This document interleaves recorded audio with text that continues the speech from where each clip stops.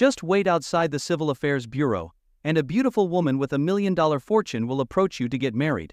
When I walked out of the Civil Affairs Bureau, holding our wedding photo in my left hand and the hand of my goddess-like wife in my right, my ex-girlfriend and her family, standing at the entrance, widened their eyes in surprise. A couple of hours before. Initially, I came here to marry my girlfriend of 3 years, Sue Luting. Standing in front of the Civil Affairs Bureau in my suit, holding a bouquet of flowers, I couldn't believe today was finally the day I would marry Sue Luting. Just then, a Volkswagen pulled up beside me. Out stepped 2 men and 2 women, Sue Luting's family. I eagerly greeted her parents and handed the flowers to Sue Luting, who looked stunning as always. She had been a beauty since our university days, known for both her looks and virtue. In our 3 years of dating, we had only held hands and kissed, saving more intimate moments for our wedding night. I felt like I had found a treasure in her. I suggested that her parents wait with brother at a nearby cafe, while Sue Luting and I went inside to get the marriage certificate. However, just as we were about to enter, her mother, Zhao Zhengxia, stopped us. She sternly demanded an additional 200,000 yuan as a bride price, despite the 188,000 yuan I had already paid.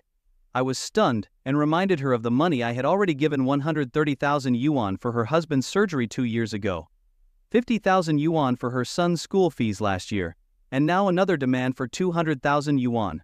Zhao Zhengxia insisted that those payments were voluntary, and that if I wanted to marry her daughter, I needed to pay more. She emphasized Sue Luting's desirability as a top teacher pursued by many, suggesting that 200,000 yuan was a reasonable request. Frustration washed over me as I realized how deeply I had been entangled in their financial demands. Despite all I had done for her family, they were still demanding more. I declared that I wouldn't give another cent, recognizing that every time I helped, it was never enough. Zhao Zhengxia continued to press for the money, arguing that feelings needed financial support. Seeing no end to their demands, I coldly stated that Sue Luting could marry whoever she wanted, it had nothing to do with me anymore. My initial hope for a happy family was shattered, realizing that Sue Luting's family was a black hole. As I walked away, a mechanical voice sounded in my mind: ding. Congratulations to the host for refusing the freeloading family. The sign-in system is now activated. Stunned. I recognize the potential of this system, often the catalyst for protagonists in novels to rise to greatness. I decided to activate it. Ding. Sign-in complete. Location XH District, Shanghai Civil Affairs Bureau. Ding. First time sign-in. Activating 10-star reward. Ding. Reward marriage with top beauty Yi Qingqing in Shanghai. The name Yi Qingqing surfaced in my mind, reminding me of a childhood friend with whom I used to play house. We had lost contact after my father's job transfer, but now, the reward was marriage with a top beauty named Yi Qingqing. What a coincidence! I was focused on the sign-in system when Sue Luting approached me, her eyes red. She still had feelings for me, but her family was her priority. Gently freeing myself from her grasp, I realized I had spent too much on her family already. Having only been out of college for 3 years, I had no money left. It was time to break up. Today's events pushed me to this decision, knowing it would avoid future trouble. As I firmly stated my decision, Sue Luting began to panic. Her mother, Zhao Zhengxia, quickly tried to convince her that I was worthless, reinforcing their belief that I couldn't provide a decent life. Su Jun, her brother, chimed in, echoing their sentiments. Listening to them, I could see Sue Luting starting to calm down, maybe thinking I would cool down and come back to her. After all, 3 years of feelings couldn't just end over 200,000 yuan, could they? As they were about to drive away, a black Lamborghini roared up, catching everyone's attention. Brother Su Jun excitedly watched the sleek car, dreaming of such luxury. Zhao Zhengxia saw an opportunity forming, thinking if her daughter could marry a rich man, the whole family would benefit. The Lamborghini stopped right in front of us, its glossy surface shining in the sunlight. The scissor door opened, revealing a pair of long, snow-white legs. A stunning short-haired girl emerged, more beautiful than any celebrity. I was amazed. I had seen beautiful women before, but never someone this rich and stunning. After stepping out of the sleek Lamborghini, Yi Qingqing's eyes immediately found me.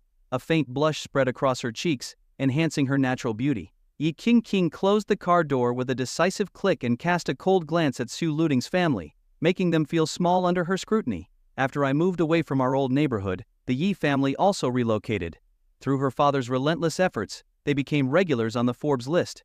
As the sole daughter of the Yi Group's chairman, Yi Qingqing was sent abroad to study advanced management. Upon her return, she launched her own company and became a renowned businesswoman in Shanghai.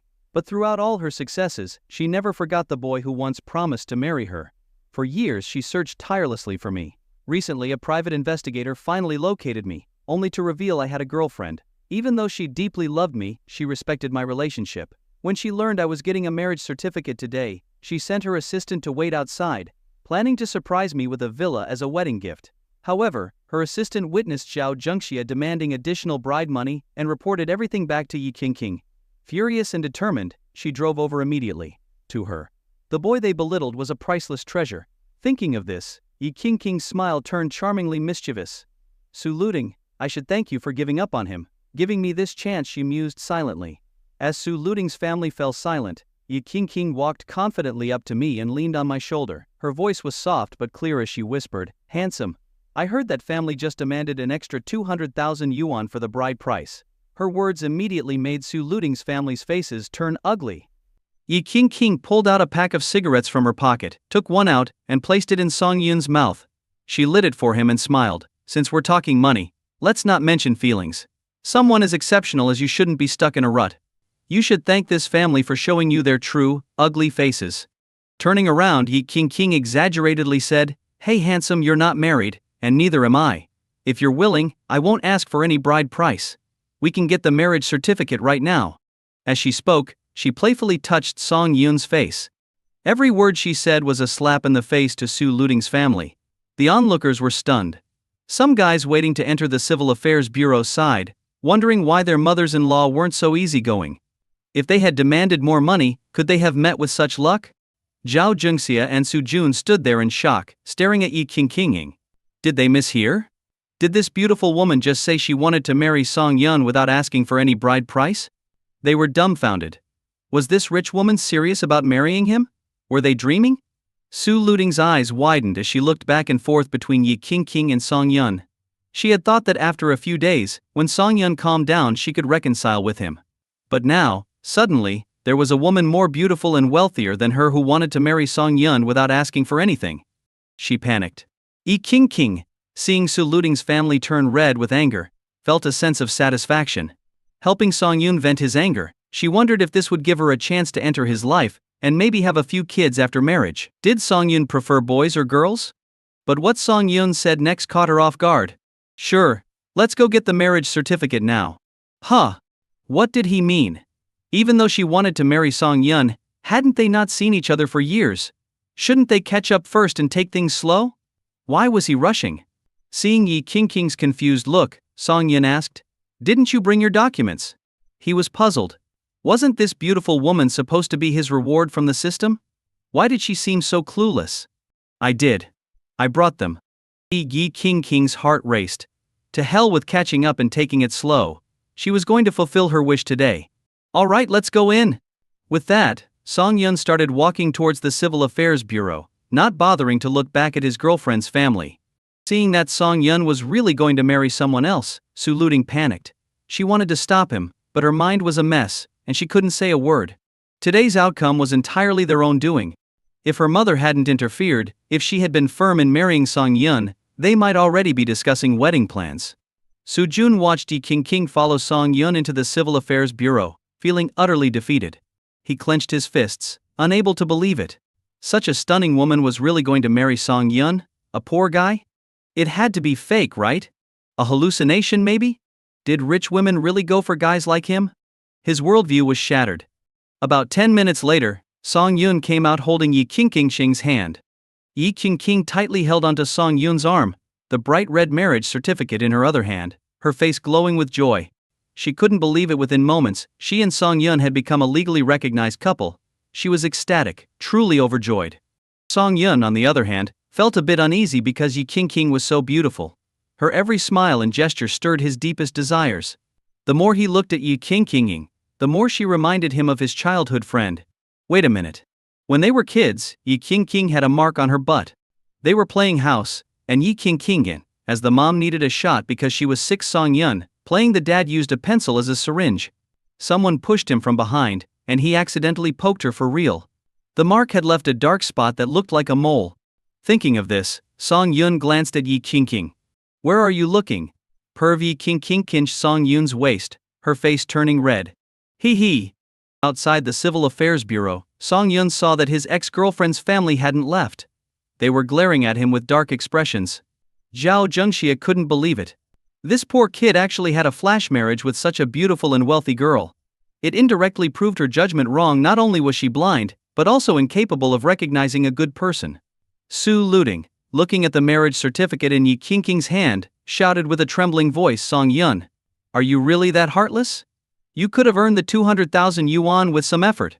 Why marry a random woman? Song Yun stared into Su Luding's eyes and said slowly, I can support a woman, but I can't support her entire family. Sorry, we are never getting back together. He walked past Su Luding and approached Zhao Zhengxia. I'll forget about the medical bills and Su Jun's tuition, but the 188,000 yuan bride price, every penny of it needs to be returned. Zhao Zhengxia had assumed she had Song Yun cornered, so she had already spent the bride price. She didn't expect Song Yun to end their relationship so decisively. Now, where was she supposed to get the money? Su Jun protested. You wasted 3 years of my sister's youth, and still have the nerve to ask for money back. Hearing her son, Zhao Zhengxia's eyes lit up. Yes, her daughter had wasted 3 years with this poor guy. They couldn't end up with nothing. Song Yun was about to speak when Yi Qingqing stepped forward. Holding Song Yun's hand, she coldly said to Zhao Zhengxia and her son, there is no such thing as a youth compensation fee in our law. The 188,000 yuan was bride money. Now that the marriage didn't happen, you need to return it in full. If you don't, I will hire a professional lawyer and sue your entire family for fraud. In front of Song Yun, Yi Qingqing could be a sweet, playful girl. But to others, Yi Qingqing was a formidable businesswoman. Hearing the threat of a lawsuit, Zhao Zhengxia panicked. After hesitating for a while, she stammered, it's just 188,000 yuan. Do you have to be so aggressive? I'll return it in a few days, okay? Within 3 days. If I don't see the money, expect a court summons, Yi Qingqing said, pulling Song Yun towards the Lamborghini. The car's roar filled the air as they drove away. Watching them leave, Zhao Zhengxia collapsed to the ground, her spirits crushed. How was she going to gather the money in 3 days? Su Luding also crouched down, crying uncontrollably. This day would be remembered by the Xu family forever. On the other side, sitting in the passenger seat, Song Yun closed his eyes to rest. The system rewarded him with a beginner's 5 draw based on his recent actions. Start the draw. Ding, congratulations, you have received 200,000 yuan in cash. Song Yun's phone screen lit up. A legal overseas gambling company had transferred 200,000 yuan to him. Ding, congratulations, Yi Qingqing's affection for you has increased by 10 points. Ding, congratulations, you have received a beauty enhancement serum. This serum has no side effects and will significantly improve your facial features after injection. Ding, congratulations, you have hit the jackpot and received a 5-star reward, a karma card. This card allows you to check the good or evil nature of a person's actions. If judged as evil, the target will experience a month of bad luck. If judged as good, the target will receive different levels of rewards. Note this card can be used 3 times a month. Ding, congratulations, you have received a property card. This card allows you to purchase any property, without limits on location or price. E-Karma card? A smile played on Song Yun's lips as he immediately used it on Zhao Zhengxia. The system is determining, please wait. Ding, determined as evil. Target Zhao Zhengxia will experience a month of bad luck. Prices will always go up when she shops, she will trip every time she goes out, and she will lose every time she plays cards. Song Yun detested Zhao Zhengxia to the core. Her greed and mean-spirited nature defined her. Whether it was demanding extra bride money at the last minute or being ungrateful, she did it all without a second thought. Song Yun had been wondering how to punish her lightly. But the system handed him the perfect tool. With this, his ruined mood lifted instantly. Opening his eyes, Song Yun looked at Yi Qingqing, who was focused on driving, and sighed. If it weren't for Zhao Zhengxia's interference, he would have gotten the marriage certificate with Su Luding and gone for a celebratory meal by now. But now he was relieved it didn't happen. If they had married, life would have been much harder. Yi Qingqing, feeling Song Yun's gaze, blushed and wondered if tonight was the night she would be with him. You can drop me off at the next corner. Song Yun pointed to the intersection ahead. You're not coming home to meet my parents? Yi Qingqing asked in surprise. She had planned to bring him home after getting the certificate to discuss wedding details with her parents. Song Yun's response puzzled her. Song Yun was taken aback. Wasn't the plan for her to help him look cool and then they'd go their separate ways? What was happening now? Did she take this seriously? Holy crap. Was this beautiful woman really his wife now? Did this mean the wedding night was near, and he could lose his virginity? This was intense. I'm a bit nervous about meeting your parents right after getting married. Can you give me a few days to adjust? Oh. Alright. I was hoping we could spend the night together, Yi King said, disappointed. Cough cough. This unexpectedly bold wife was something else. He wondered if the system might reward him with a physical enhancement serum. Song Yun opened the car door and got out as it pulled over to the side of the road. Leaning out of the passenger seat, Yi King called out, Song Yun, when I'm not around, you can't talk to pretty girls, okay? Also, I added you on WeChat. Make sure to post about me on your moments and introduce me to your friends. Alright, I'm leaving now. I'll come find you tomorrow. Bye-bye. Pouting, Yi King drove off, clearly not happy about leaving. The people who had been admiring the Lamborghini were now staring at Song Yun in disbelief. It's common to see guys using Lamborghinis to pick up girls, but seeing a guy getting picked up by a girl in a Lamborghini, and then having her reluctantly say goodbye, now that's rare. Is this guy some kind of dating guru? Feeling awkward under their gazes, Song Yun quickly walked away. Meanwhile, back at Su Luting's home, her family was trying to comfort her in her bedroom. She looked pale and lost, like she was in a trance. Stop thinking about that jerk. He's suing us after hooking up with a rich woman. A man like that is garbage. I'll find you a rich guy to piss him off. Zhao Zhengxia tried to console her daughter, but Su Luting wasn't listening. Forget it, just get some sleep. You'll feel better after some rest. Zhao Zhengxia sighed and left the room. After talking to her husband, she went out to find someone to borrow money from. As she was going down the stairs, a dog suddenly ran up, startling her. She lost her balance and fell down the stairs. Thud, thud, thud. She tumbled down several steps and lay on the floor, unable to get up. The karma card had started to take effect. Ow! Whose dog is this? Zhao Zhengxia groaned in pain, clutching her leg. She was soon found and taken to the hospital by the Su family. After the examination, it was revealed that Zhao Zhengxia had a broken right leg, a fractured left hand, and minor rib fractures. The doctor was shocked by the extent of her injuries from a simple fall. How high could those stairs be? What he didn't know was that the karma card magnified even small misfortunes several times. Lying in the hospital bed, Zhao Zhengxia was tightly wrapped in bandages. Any slight movement caused her great pain. It's all Song Yun's fault. If he had just given us the 200,000 yuan, I wouldn't be suffering like this. Ow, it hurts. Mom, that guy just got lucky. Mark my words, he'll be back to being a loser soon enough, Su Jun said, his eyes filled with hatred and jealousy. Why did Yi King, a beautiful woman, marry a poor guy like Song Yun while he, a promising college student, was still single? As they cursed Song Yun, the doctor walked in. Here is the bill for the surgery. Who will be paying it? Su Jun took the bill and, seeing the amount, quickly tossed it aside in shock. Su's father, hunched over, picked it up and checked it carefully. As the head of the family, he used to have a say in his daughter's marriage, but since he was diagnosed with cancer 2 years ago, his health had deteriorated, and he had turned a blind eye to his wife's actions. Sigh. There goes another 80,000 yuan, Su's father sighed. What? 80,000? Zhao Zhengxia exclaimed. They already owed Song Yun 188,000 yuan for the bride price, and now they had lost another 80,000. What were they going to do?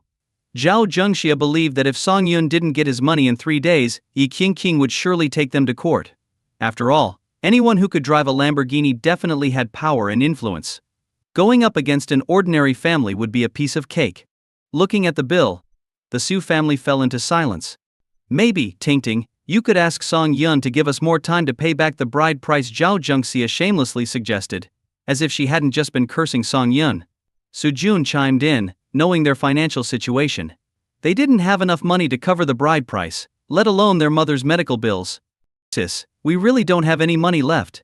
I haven't graduated yet, and Dad's too sick to work. If we need to come up with the money, we might have to sell the house. Do you really want to see our family like this? Seeing the hopeful look in her mother's eyes, Su Luting bitterly took out her phone and called Song Yun. Beep. Beep. Beep. After several tense moments, Su Luting put down her phone. He's not picking up. Try a voice message on WeChat, Su Jun suggested. She sent a voice message, but it was immediately marked with a red exclamation point. He blocked me.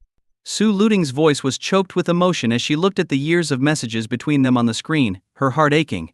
Try calling him with another phone. Zhao Zhengxia borrowed a phone from a nearby patient and called Song Yun. Hello, who is this? Song Yun's voice came through. Hello Song Yun, this is Tingting's mom, Zhao Zhengxia said softly. Song Yun was puzzled. Why were they still bothering him after everything was over? Fearing he would hang up, Zhao Zhengxia quickly explained everything and promised to pay back all the bride price within a year. Hearing this, Song Yun realized the karma card was working. When I paid the 188,000 yuan bride price, you said not a penny less. Now, I'm giving you your own words back, Song Yun said coldly.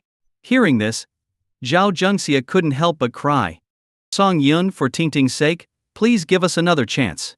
You know our situation. Junjun is still in school, Tingting's father is disabled, and the whole family depends on Tingting's salary. Please, I'm begging you, spare us. Song Yun responded calmly. I've calculated the total 130,000 yuan for medical bills, 50,000 for Sujun's tuition, 188,000 for the bride price. That's nearly 400,000 yuan, not counting the gifts and holiday money. Now, I'm only asking for the bride price back. Is that too much? As for Tingting's sake, I've done enough. If I don't see the money in 3 days, see you in court. With that, Song Yun hung up. On the other end, Zhao Zhengxia felt her heart sink. Seeing the hopeful look in Sujun's eyes, she broke down in tears. Why is my life so miserable? My husband is useless, my daughter's boyfriend is blind, and now we're in this mess. Oh, why doesn't heaven just take me away? Her crying attracted the attention of patients in the corridor. Among them was a man in a suit with a gold Rolex on his wrist. Seeing Zhao Zhengxia lying in the hospital bed, his eyes lit up. Zhengxia. The man pushed through the crowd and closed the door to the hospital room before speaking. Who are you? Zhao Zhengxia wiped her tears, seeing a man in front of her dressed in expensive clothes with perfectly styled hair, looking every bit like a successful person. She couldn't remember knowing anyone like him. I'm your high school classmate, Xiang Denghui. Hearing his introduction, Zhao Zhengxia's eyes lit up. Xiang Denghui. I remember you. We even sat next to each other. Zhao Zhengxia was surprised to see an old classmate here. They weren't particularly close back in high school, and hadn't kept in touch after graduation. It had been over 20 years since they last saw each other. Seeing Xiang Denghui's expensive attire, Zhao Zhengxia sighed inwardly, thinking if she had known he'd become so successful, she would have stayed in touch. What she didn't know was that Xiang Denghui, who looked like a successful businessman, was actually a professional scammer. Even the Rolex on his wrist and his branded clothes were rented.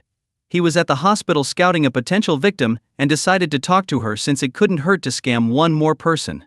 Ji, what's wrong? Is your injury serious? Hearing her old classmate's concern, Zhao Zhengxia started pouring out her troubles, painting Song Yun as a villain. After hearing the whole story, Xiang Denghui expressed his sympathy. Zhao Zhengxia eyed Xiang Denghui's attire, wanting to ask for money but feeling embarrassed. After all, it had been over 20 years since they last met, and it felt inappropriate to bring up money right away. Ji, I have a project to attend to soon, so I must go. I wish you a speedy recovery. With that, Xiang Denghui stood to leave but was stopped by Su Jun. Uncle Xiang, you haven't seen my mother in so long. Please stay and catch up. Let me get some fruit for you. Su Jun was thinking about how to use this social connection. It would be a waste not to take advantage of his mother's old classmate. Returning with the fruit, Su Jun cheerfully asked, Uncle Xiang, what are you working on now? I'm graduating next year. Is your company hiring? Xiang Denghui waved his hand apologetically. Sorry, the company is in a tough spot right now and is planning layoffs. Hearing this, Su Jun's enthusiasm faded a bit. But if I complete my current project, that might change. Oh? Can you tell me about it? Su Jun was intrigued. He thought it might be better to gather useful information from influential people, rather than just working for someone else after graduation. This project needs a lot of funding. I've invested millions myself. Your family has a small business, it's better not to get involved. The more Xiang Denghui refused, the more Su Jun thought it was a promising opportunity. Who would share a money-making project unless it was really profitable? Uncle Xiang, you know our family situation. Please have some compassion and let us in on it. Even if we only get a small part, I, Su Jun, will be grateful forever. Well, Xiang Denghui pretended to hesitate, though he was actually thrilled inside. Are you worried about the amount? We can mortgage our house to get some money and redeem it later. I'll think about it. Seeing Xiang Denghui hesitate, Zhao Zhengxia quickly said, Old classmate, you have to help me. If this continues, I'll have to jump off a building. Sigh, I wanted to keep this to myself, but since you were my high school crush, I'll let you in on it. This project, if handled well, will return at least tenfold. The gullible Su family was eager to give him money. If only there were more people like them, he thought, he might already be a billionaire. After 2 days, Xiong Denghui decided it was time to reel them in.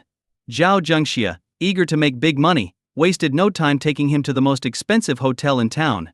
They ordered abalone, bird's nest soup, and Mao Tai liquor, and as they drank, Xiong Denghui pretended to get tipsy. Su Jun kept asking about the project, and Xiong Denghui, red-faced and slurring, revealed everything.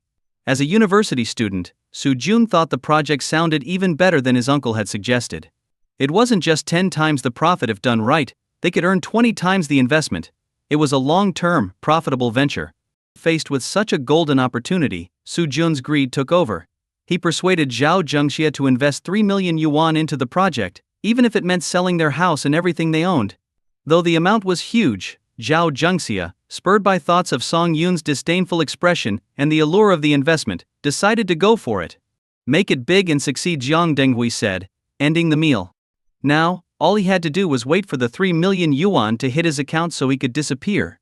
Outside the hotel, Xiong Denghui waved, and a Rolls-Royce pulled up. A driver in a suit opened the rear door professionally, holding his hand over the top to protect it. Seeing such a high-end car, Su Jun was convinced that Uncle Xiong was a hidden billionaire. With a swagger, Xiong Denghui got into the car. As soon as the door closed, his drunken demeanor vanished, and he relaxed with his feet up. "Boss, today's car rental is 5,000 yuan. Will you pay by card or cash?" the driver asked. "Hey, card," Xiong Denghui laughed. Unbeknownst to the Su family, even the car was rented by Xiong Denghui. "Jun, do you think this project is reliable?" Zhao Zhengxia asked worriedly as they sat in a taxi. "Mom, you can insult me, but don't insult my expertise. I studied finance in college. This project is highly feasible and incredibly profitable. If we invest this money, our family can buy a villa and drive luxury cars by the end of the year. Alright, I trust you. Let's take the risk. Besides, my old classmate doesn't seem like a scammer." "Exactly, we've had bad luck for too long. It's time our fortunes changed." Determined, the mother and son, despite Su's father's objections, took the house deed to the bank to apply for a loan. With the help of some connections, they managed to get the money by the end of the day. 330,000 yuan. This hefty sum not only allowed Zhao Zhengxia to repay the bride price to that ungrateful Song Yun, but also to make an investment. Instantly, Zhao Zhengxia felt a weight lifted off her shoulders. At home, Song Yun checked his phone and found a transfer of 200,000 yuan. Soon after, he received a message from Su Jun. "Here's some extra money for you, you poor wretch. Stop bad-mouthing us behind our backs." Song Yun ignored Su Jun's taunts but couldn't help wondering how the Su family had come up with so much money so quickly. They didn't have any wealthy relatives. In Shanghai, at the VIP rooftop restaurant of the Hilton. This wasn't a place where fake socialites could pool their money to dine. Only truly wealthy and high-class women with substantial assets could become members here. At a window seat, Yi Qingqing rested her chin on her hands, her eyes filled with happiness. Across from her sat a long-haired woman, equally attractive and well-built. "Sweetie, you're married now? Are you serious?" the woman asked in disbelief. "Are you sure you're not feverish? We agreed to stay single until the end of the world, and now you've gone and gotten married without me. Do you even consider me your best friend?" "I just happened to meet someone. I couldn't let those bad people bully Brother Song, so I acted on impulse," Yi Qingqing explained. The woman, Li Shishi, came from a renowned energy family with assets in the billions. She and Yi Qingqing had known each other since childhood. Their friendship wasn't like those superficial bonds with others, they were genuinely close. Stirring her coffee, Li Shishi finally said, "My silly friend, I can't understand what you're thinking. It's not about whether you're married, but that you married a stranger you hadn't seen in years. It's just, he's not a stranger, he's Brother Song." Alright. But does your Brother Song even remember you?" Li Shishi lit a cigarette and leaned back in her chair. "Do you know what he's been through? Do you understand what he really wants?" I don't know.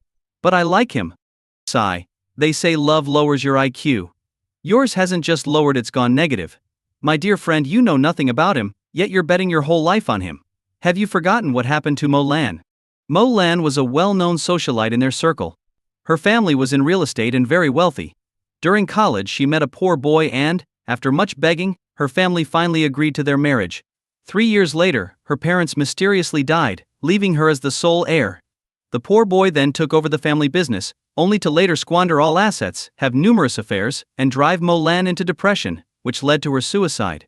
"I just want you to be happy, and not end up in a tragedy. Okay, Li Shishi extinguished her cigarette and sighed. It's different, Shishi. Believe me. Brother Song isn't like that scoundrel. When I drove my luxury car to get our marriage certificate, Brother Song showed no interest. If he's pretending, then I'll admit I'm wrong. Hearing her friend's conviction, Li Shishi became intrigued by Song Yun. These past few days, Song Yun had no time to contact Yi Qingqing because he discovered that signing in at various locations gave him different rewards. Signing in on the bed, he received a deep dream card, allowing him to enter others' dreams or create his own dream world. Amazingly, with this card he could lucid dream, never getting lost in the dream. Signing in at a KTV, he gained a professional singer's voice. Signing in at a bookstore, he acquired the peak writing skills of a top 10 global author. Even signing in at the bathroom, he was rewarded with a healthy digestive system. Delighted, Song Yun spent his days wandering around different places, enjoying the rewards. Meanwhile, Zhao Zhengxia and her family solemnly placed a bank card with 3 million yuan in front of Xiang Denghuai. Old classmate, whether my family thrives or starves depends on you, Zhao Zhengxia said, her eyes lingering on the card. She had never seen so much money in her life, minus 3 million yuan, enough to live comfortably forever. Leaning back, Xiang Denghuai glanced dismissively at the card and waved his hand. Don't worry. I'm only giving you this opportunity because we're old classmates. You should know, countless people want to invest in my project, but I turn them all down. Do you know why? Why, Uncle Xiang? Wouldn't taking in more funds benefit the project? Su Jun asked curiously. Hey, truly profitable projects are treasures to big players. Have you seen Jack Massachusetts give away Taobao shares to random investors? You're young and don't understand the intricacies. But now that you've given me the money, I'll make sure to deliver. As a seasoned scammer, Yang Dinghui spun his lies effortlessly, making them seem believable. He pocketed the card and smiled. Congratulations, Xie Ji, on becoming a future billionaire. I'll ensure you get a part of the first wave of returns. By then, this 3 million will look like nothing compared to the returns. Seeing Xiang Denghui treat money with such disdain, Su Jun and Zhao Zhengxia exchanged glances, convinced they had made the right choice. To someone like Xiang Denghui, 3 million was probably just a day's profit. After saying goodbye, Yang Denghui got into his rented Rolls-Royce and headed to the airport. With 3 million in hand, it was time to disappear. Ha ha ha, I can't believe how stupid Zhao Zhengxia is. Her son Su Jun is just as clueless, thinking he knows everything. I've struck gold. Xiang Denghui didn't care about the fate of Zhao Zhengxia's family. He had long abandoned any semblance of a conscience. If a relative had money and he could scam them, he wouldn't hesitate. Meanwhile, Su Jun and Zhao Zhengxia were daydreaming about how much profit they would get from Xiang Denghui in a month. Thinking about the Lamborghini he saw at the Civil Affairs Bureau, Su Jun felt reinvigorated. Driving a sports car really was the way to live. Zhao Zhengxia also felt relieved. The money was invested. Now they just had to wait for the dividends. Once they paid off the house loan, they could sell the old house and move into a villa. Life was going to be great. Back at home, Su Jun lay on his bed, his vanity keeping him restless. He took out his phone and posted on social media. Thanks for the invite. Just got off the plane. Here's what it feels like to achieve financial freedom while still in college. Within minutes, his message inbox exploded with questions from classmates, compliments after hearing the truth, cautious inquiries from teachers, and attention from girls who usually ignored him. This surge of attention filled the young man with an intoxicating sense of vanity. Brother Su Jun, let's go out to eat sometime. Hearing the sweet, flirtatious voice from his dream girl, Su Jun felt his bones melt. Sure. Next time I'll take you to the fanciest restaurant in Shanghai, and then we can. Brother Su Jun, you're so naughty, but I like it. Hee Xiaoyi. I'm planning to visit the Lamborghini dealership in a month to pick up a car. Want to come with me to check it out this week? On the other side of the screen, Xiaoji's eyes lit up. It seemed this guy really had money now if he was talking about buying a sports car. I wonder how the suspension on those sports cars is. Su Jun swallowed hard. His dream girl was flirting with him. Asking about the suspension, did she want to test it out? Meanwhile, Yi Qingqing dragged Li Shishi to a cafe near Song Yun's place. The cafe was right across from his apartment complex, so if he left his house, she would see him. Sitting inside, Yi Qingqing was annoyed. What was Brother Song so busy with that he didn't contact his newlywed? It was infuriating. Everyone in the cafe couldn't take their eyes off the two women. Holy crap. These two are stunning. With perfect features and amazing bodies, they were absolute knockouts. Seeing one woman like this on the street would be a blessing, but two in a small cafe. Unbelievable. A young man gulped. His girlfriend, who was about to scold him, felt too insecure to get mad after seeing the two beauties. She couldn't compete. Yi Qingqing stared out at Song Yun's apartment building, while Li Shishi sighed at her friend's lovesick expression. She couldn't understand what made Song Yun so attractive to Yi Qingqing. Just as she was pondering this, Yi Qingqing excitedly pointed outside. Peeking out, Li Shishi saw no one. Was her friend hallucinating from missing her husband too much? Ding. The cafe door opened, and Li Shishi instinctively turned to look. She hadn't seen Song Yun's photo but thought the guy who just walked in was incredibly handsome. I've been running around so much these days, I almost forgot about this cafe. I wonder what reward I'll get for signing in here. Ding. Congratulations, host, for signing in at the cafe. You have gained 5 charm. Hearing the system's mechanical voice, Song Yun felt a surge of confidence. Every move he made seemed to have a magnetic pull. Ding. Ding. Host's stats have exceeded normal levels in 3 categories. Activating the data panel. Normal baseline for humans is 10. Speed 8. Strength 9. Intelligence 11. Endurance 15. Charm 16. King. Look at that handsome guy at the door. I really want to get his number. Li Shishi pulled on Yi Qingqing's arm, stars in her eyes. Yi Qingqing looked in the direction her friend was pointing. Wasn't that her husband, Song Yun? She was wondering where he had gone, and here he was. Brother Song Yun. Yi Qingqing waved her arms excitedly. Song Yun Li Shishi was stunned. Before she could process it, her usually aloof friend ran towards Song Yun like an excited fangirl. Song Yun paused when he heard Yi Qingqing's voice. He looked in the direction of the voice and saw Yi Qingqing. Today she was dressed particularly beautifully, her black dress accentuating her stunning figure. As she ran towards him, Song Yun wasn't sure how to address her. Call her wife? They weren't that familiar yet. Call her beauty? But they were already legally married. What should he say? Ahem. Husband. Where have you been these days? I missed you so much. Yi Qingqing didn't care about the formalities. To her, once they were married, Song Yun was her official husband, recognized by the state. Wife, what are you doing here? Since she was so straightforward, Song Yun naturally went along with it. But hearing this, Yi Qingqing was stunned. Brother Song Yun actually called her wife. She was thrilled. As this exchange happened, every man in the cafe was staring daggers at Song Yun. Wife? This bastard called the goddess wife? What's going on? Was their romance over before it even started? With everyone glaring at him, Yi Qingqing shyly moved to Song Yun's side. I called you. But you didn't answer, so I had to come find you myself. Everyone in the cafe was dumbfounded. What was happening? What the hell? Was this beautiful girl really married? Do I still have a chance? And to top it off, this bastard dared not to answer the goddess's calls. Unforgivable. If my wife looked like that, I wouldn't even go to work. I'd spend all my time making her happy. And here you are, making your gorgeous wife come find you. Are you even a man? Damn. It's like some have it all, and some have nothing. But as they processed this, thinking that at least their own wives loved them, they noticed their wives were staring dreamily at Song Yun.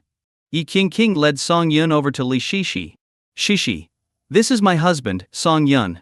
Li Shishi took a sip of her coffee to hide her embarrassment.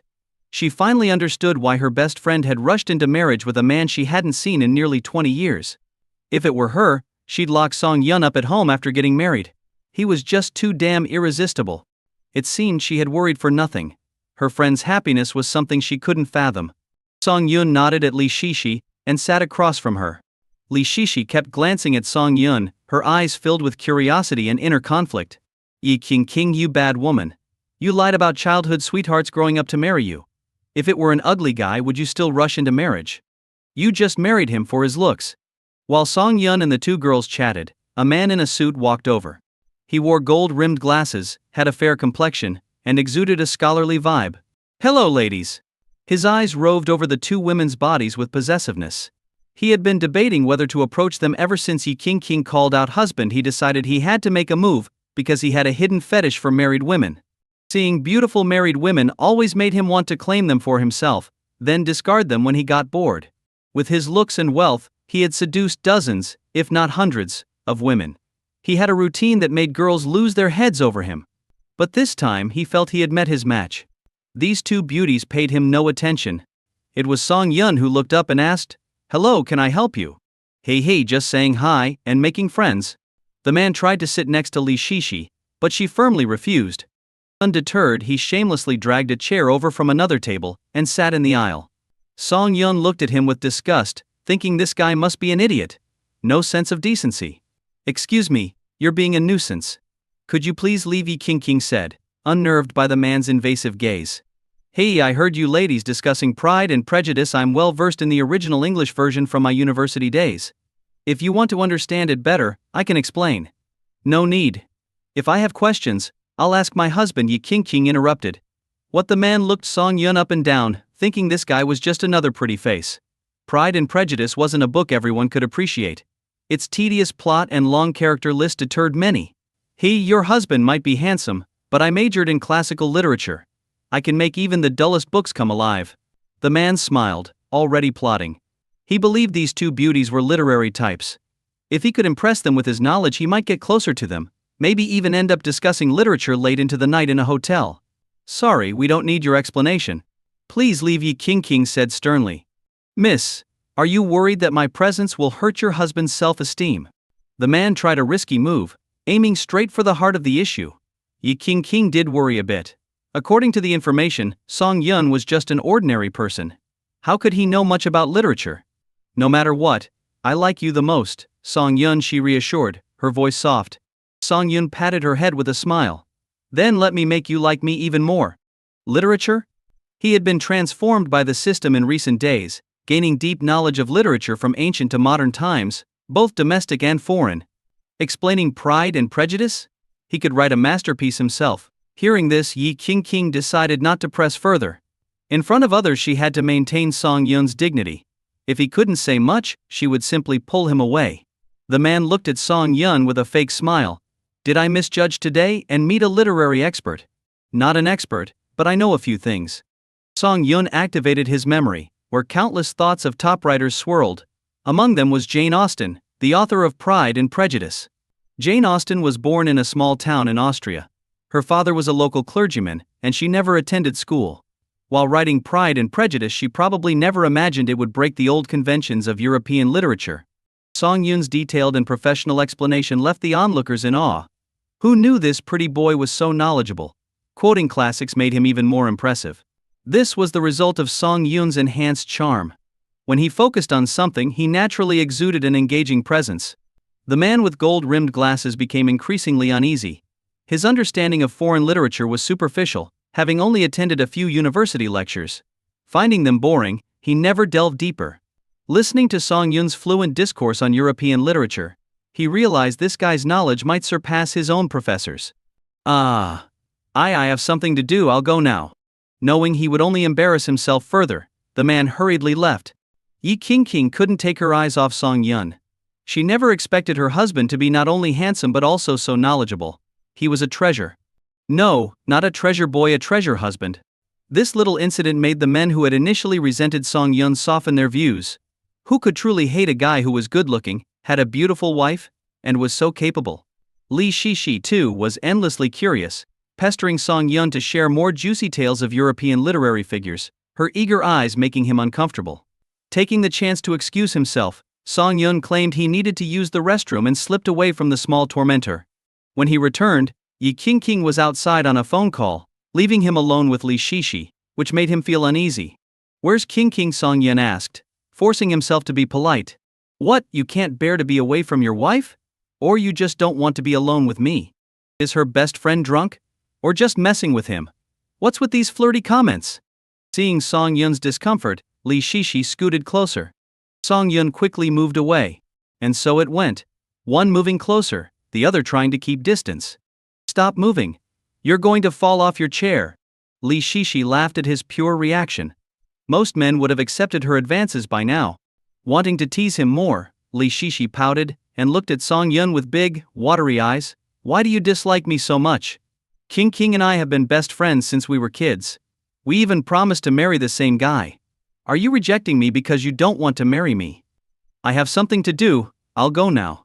If King comes back, let her know for me." Song Yun, panicking, made a quick escape. Watching Song Yun rush out of the coffee shop, Li Shishi covered her mouth, laughing. This man was really amusing. She couldn't help but tease him whenever she saw him. Honestly, if he weren't her best friend's boyfriend, she might not be able to resist making a move on him herself. About 10 minutes later, Yi Qingqing finished her call and returned, seeing Li Shishi laughing at the table. Curious, she asked, "Where's Song Yun?" "He left, said he had something to do, haha." Li Shishi couldn't hold back anymore and told Yi Qingqing about what she did and her thoughts. Yi Qingqing looked at her best friend, laughing so hard she could barely breathe, and felt quite helpless. That evening, Song Yun had just come out of the shower when he received a message from Yi Qingqing. "I'm thinking of buying a sports car soon. Will you come with me to look at some?" "Sure.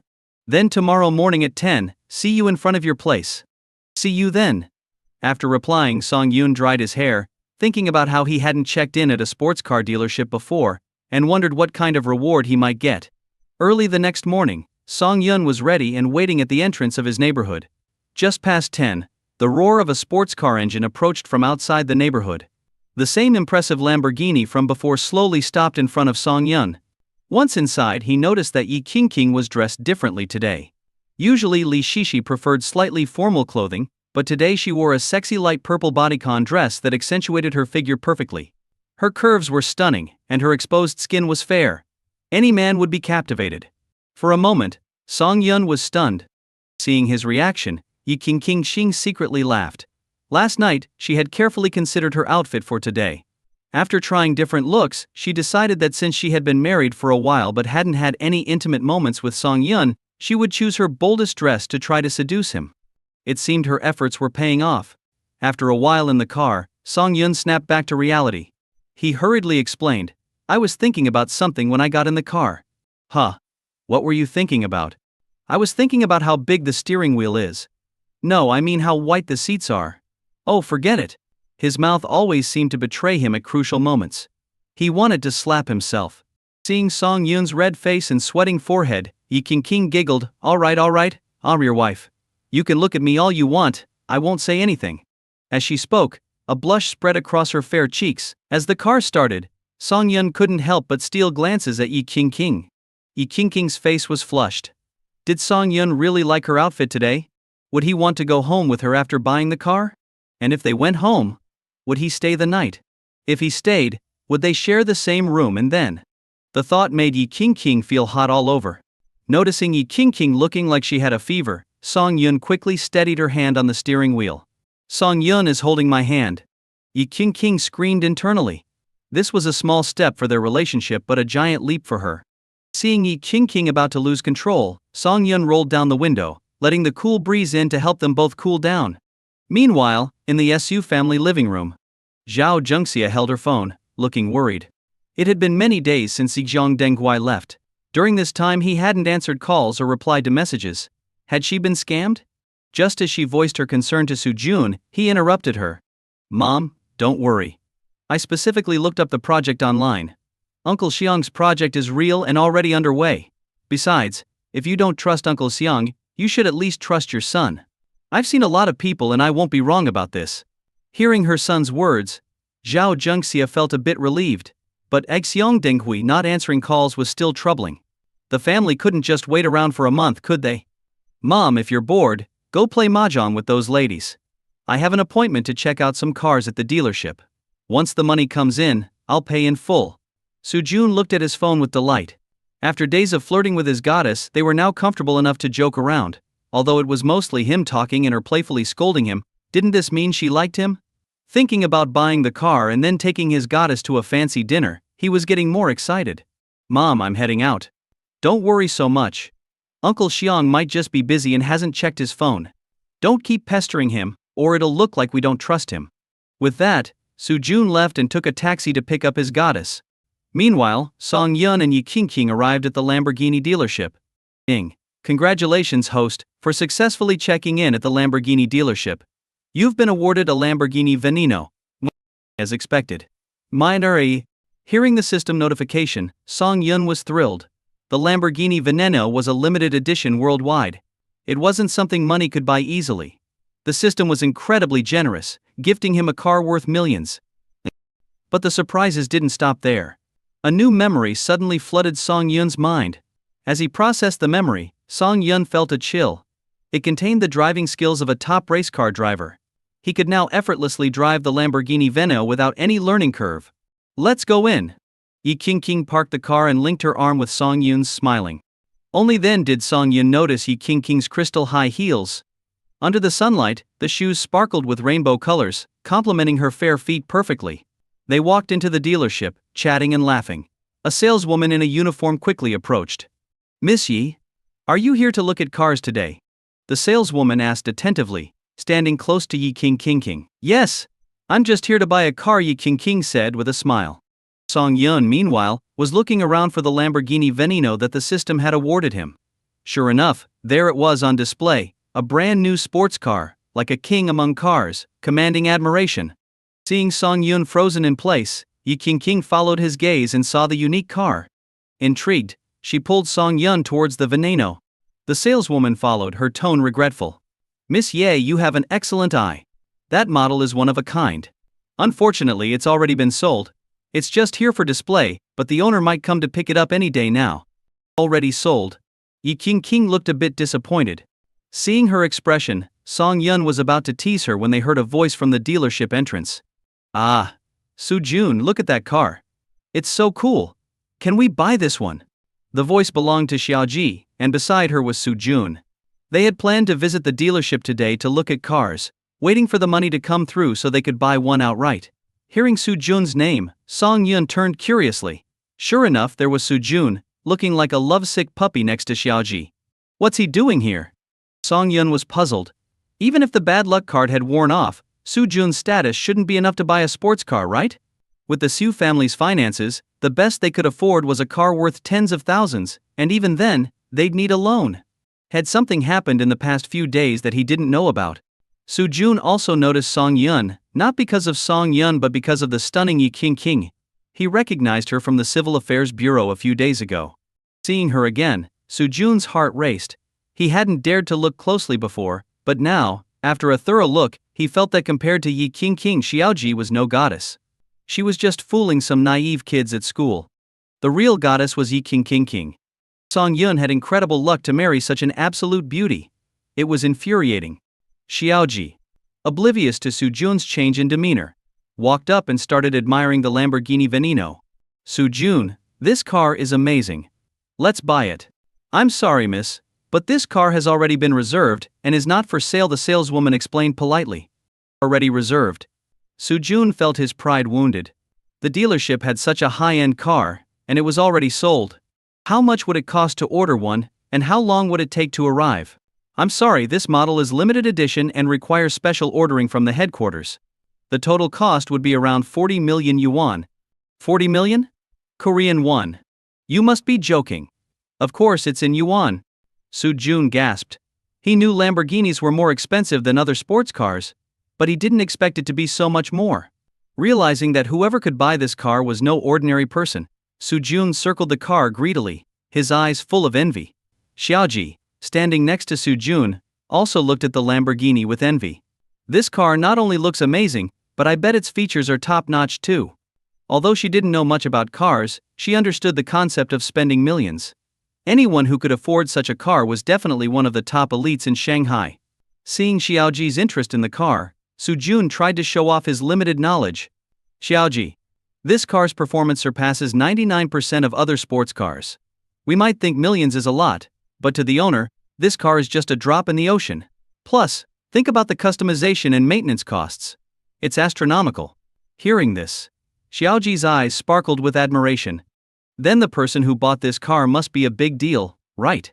Hey, I'd say they have assets worth at least billions. Watching the two of them go back and forth, Song Yun chuckled. He turned to the saleswoman and said, "Excuse me, could you get the keys for this car?" As soon as Song Yun spoke, everyone looked at him in disbelief. Su Jun glared at him with disdain and said, "Didn't you hear what the saleswoman said? This car already has an owner. You, a pretty boy living off a rich woman, think you can have this car? Dream on." The saleswoman also chimed in, "Sir, we cannot give this car to a third party, so I'm sorry. I suggest you look at other models." Satisfied, Su Jun nodded, thinking that a pretty boy like Song Yun couldn't possibly have any real capabilities. Even the goddess next to him couldn't match the owner of this car. Song Yun shook his head, a bit exasperated, and said to the saleswoman, "My name is Song Yun. I believe the owner's name should be on record." The system had taken care of all the details, so all Song Yun had to do was confirm his identity. Before the saleswoman could respond, Soo-jun jumped in, pointing at Song Yun and shouting, "Who are you pretending to be? People might think you're important, but you're just a leech. Trying to scam money from your sugar mama. Disgraceful. As a man, I despise you." His outburst caused a change in everyone's expressions. Yi King was about to speak up but was stopped by Song Yun. Song Yun looked at the stunned saleswoman and asked gently, "Didn't headquarters inform you of the owner's details?" "And no, you're Mr. Song Yun." The saleswoman covered her mouth in shock. What was it with rich people pretending to be ordinary? And this handsome guy dressed so plainly. It was hard to believe he was the owner. "Please provide your identification." She respectfully took Song Yun's ID and carefully matched it with the information from headquarters. After confirming it, she returned the ID with both hands. "Mr. Song, it's confirmed. I'll get the keys for you right away." A few minutes later, the saleswoman returned with 2 keys, running back in a hurry. "Mr. Song, here are the keys to your car. One is the main key, and the other is a spare. If you lose them, you can contact the Shanghai Lamborghini dealership for 24-hour emergency assistance." Soo-jun was dumbfounded at the saleswoman's respectful demeanor. What just happened? Was this car really Song Yun's? Just a few days ago, wasn't he a broke guy who couldn't afford the dowry? How could he own a Lamborghini Veneno? And such a high-end car needed to be custom-ordered. This meant Song Yun had bought the car even before breaking up with his sister? Impossible. Absolutely impossible. Soo-jun couldn't accept the reality that Song Yun was actually a wealthy big shot. He shook his head, filled with bitterness. If only his mother hadn't demanded more dowry money, could he have benefited from this connection? Xia Ji, standing next to Soo-jun, gazed at Song Yun with longing eyes.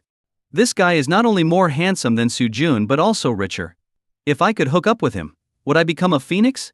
Yi King's eyes sparkled as she looked at Song Yun, her thoughts in turmoil. So, her Song Yun was actually rich. It didn't seem like it, and the information from the detective indicated he was just an ordinary guy. Was there something she didn't know? Ignoring everyone's stares, Song Yun took the keys and handed them to Yi King as if this multi-million-dollar car was nothing to him. Seeing Song Yun's nonchalant expression, Soo-jun's confidence crumbled. Just moments ago, he was bragging about the car, only to have it blow up in his face. He felt his head getting hot, his vision blurring. No. Getting humiliated like this, Soo-jun might have endured it in the past. But now, things were different. He was rich too. With the dividends from Uncle Seong's project, he'd get over 50 million. In that case, spending 40 million on a car wasn't a big deal. Calming himself, Soo-jun turned to the saleswoman and waved grandly. "Get me the specs for a car just as luxurious as this one. I'm buying it." Meanwhile, in the Su family's neighborhood mahjong room, Zhao Zhengxia was boasting to her friends about her imminent fortune. Seeing the envious looks from her friends made Zhao Zhengxia feel utterly triumphant.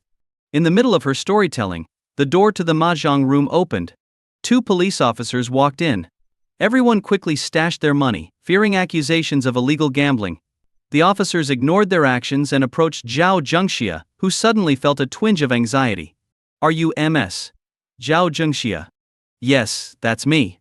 What's going on?" Zhao Zhengxia asked cautiously. "Do you recognize this person?"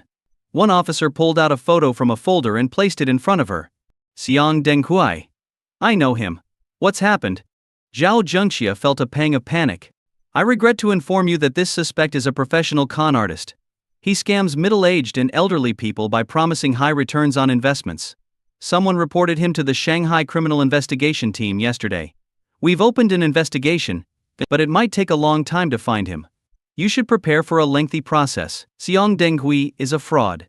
These words kept echoing in Zhao Zhengxia's mind. She tried to stay composed, finding it hard to believe. But the evidence the police provided pulled her back to reality. Her 3 million yuan was gone. She had barely gotten her hands on the money before giving it to Xiang Denghui, and now this was the outcome.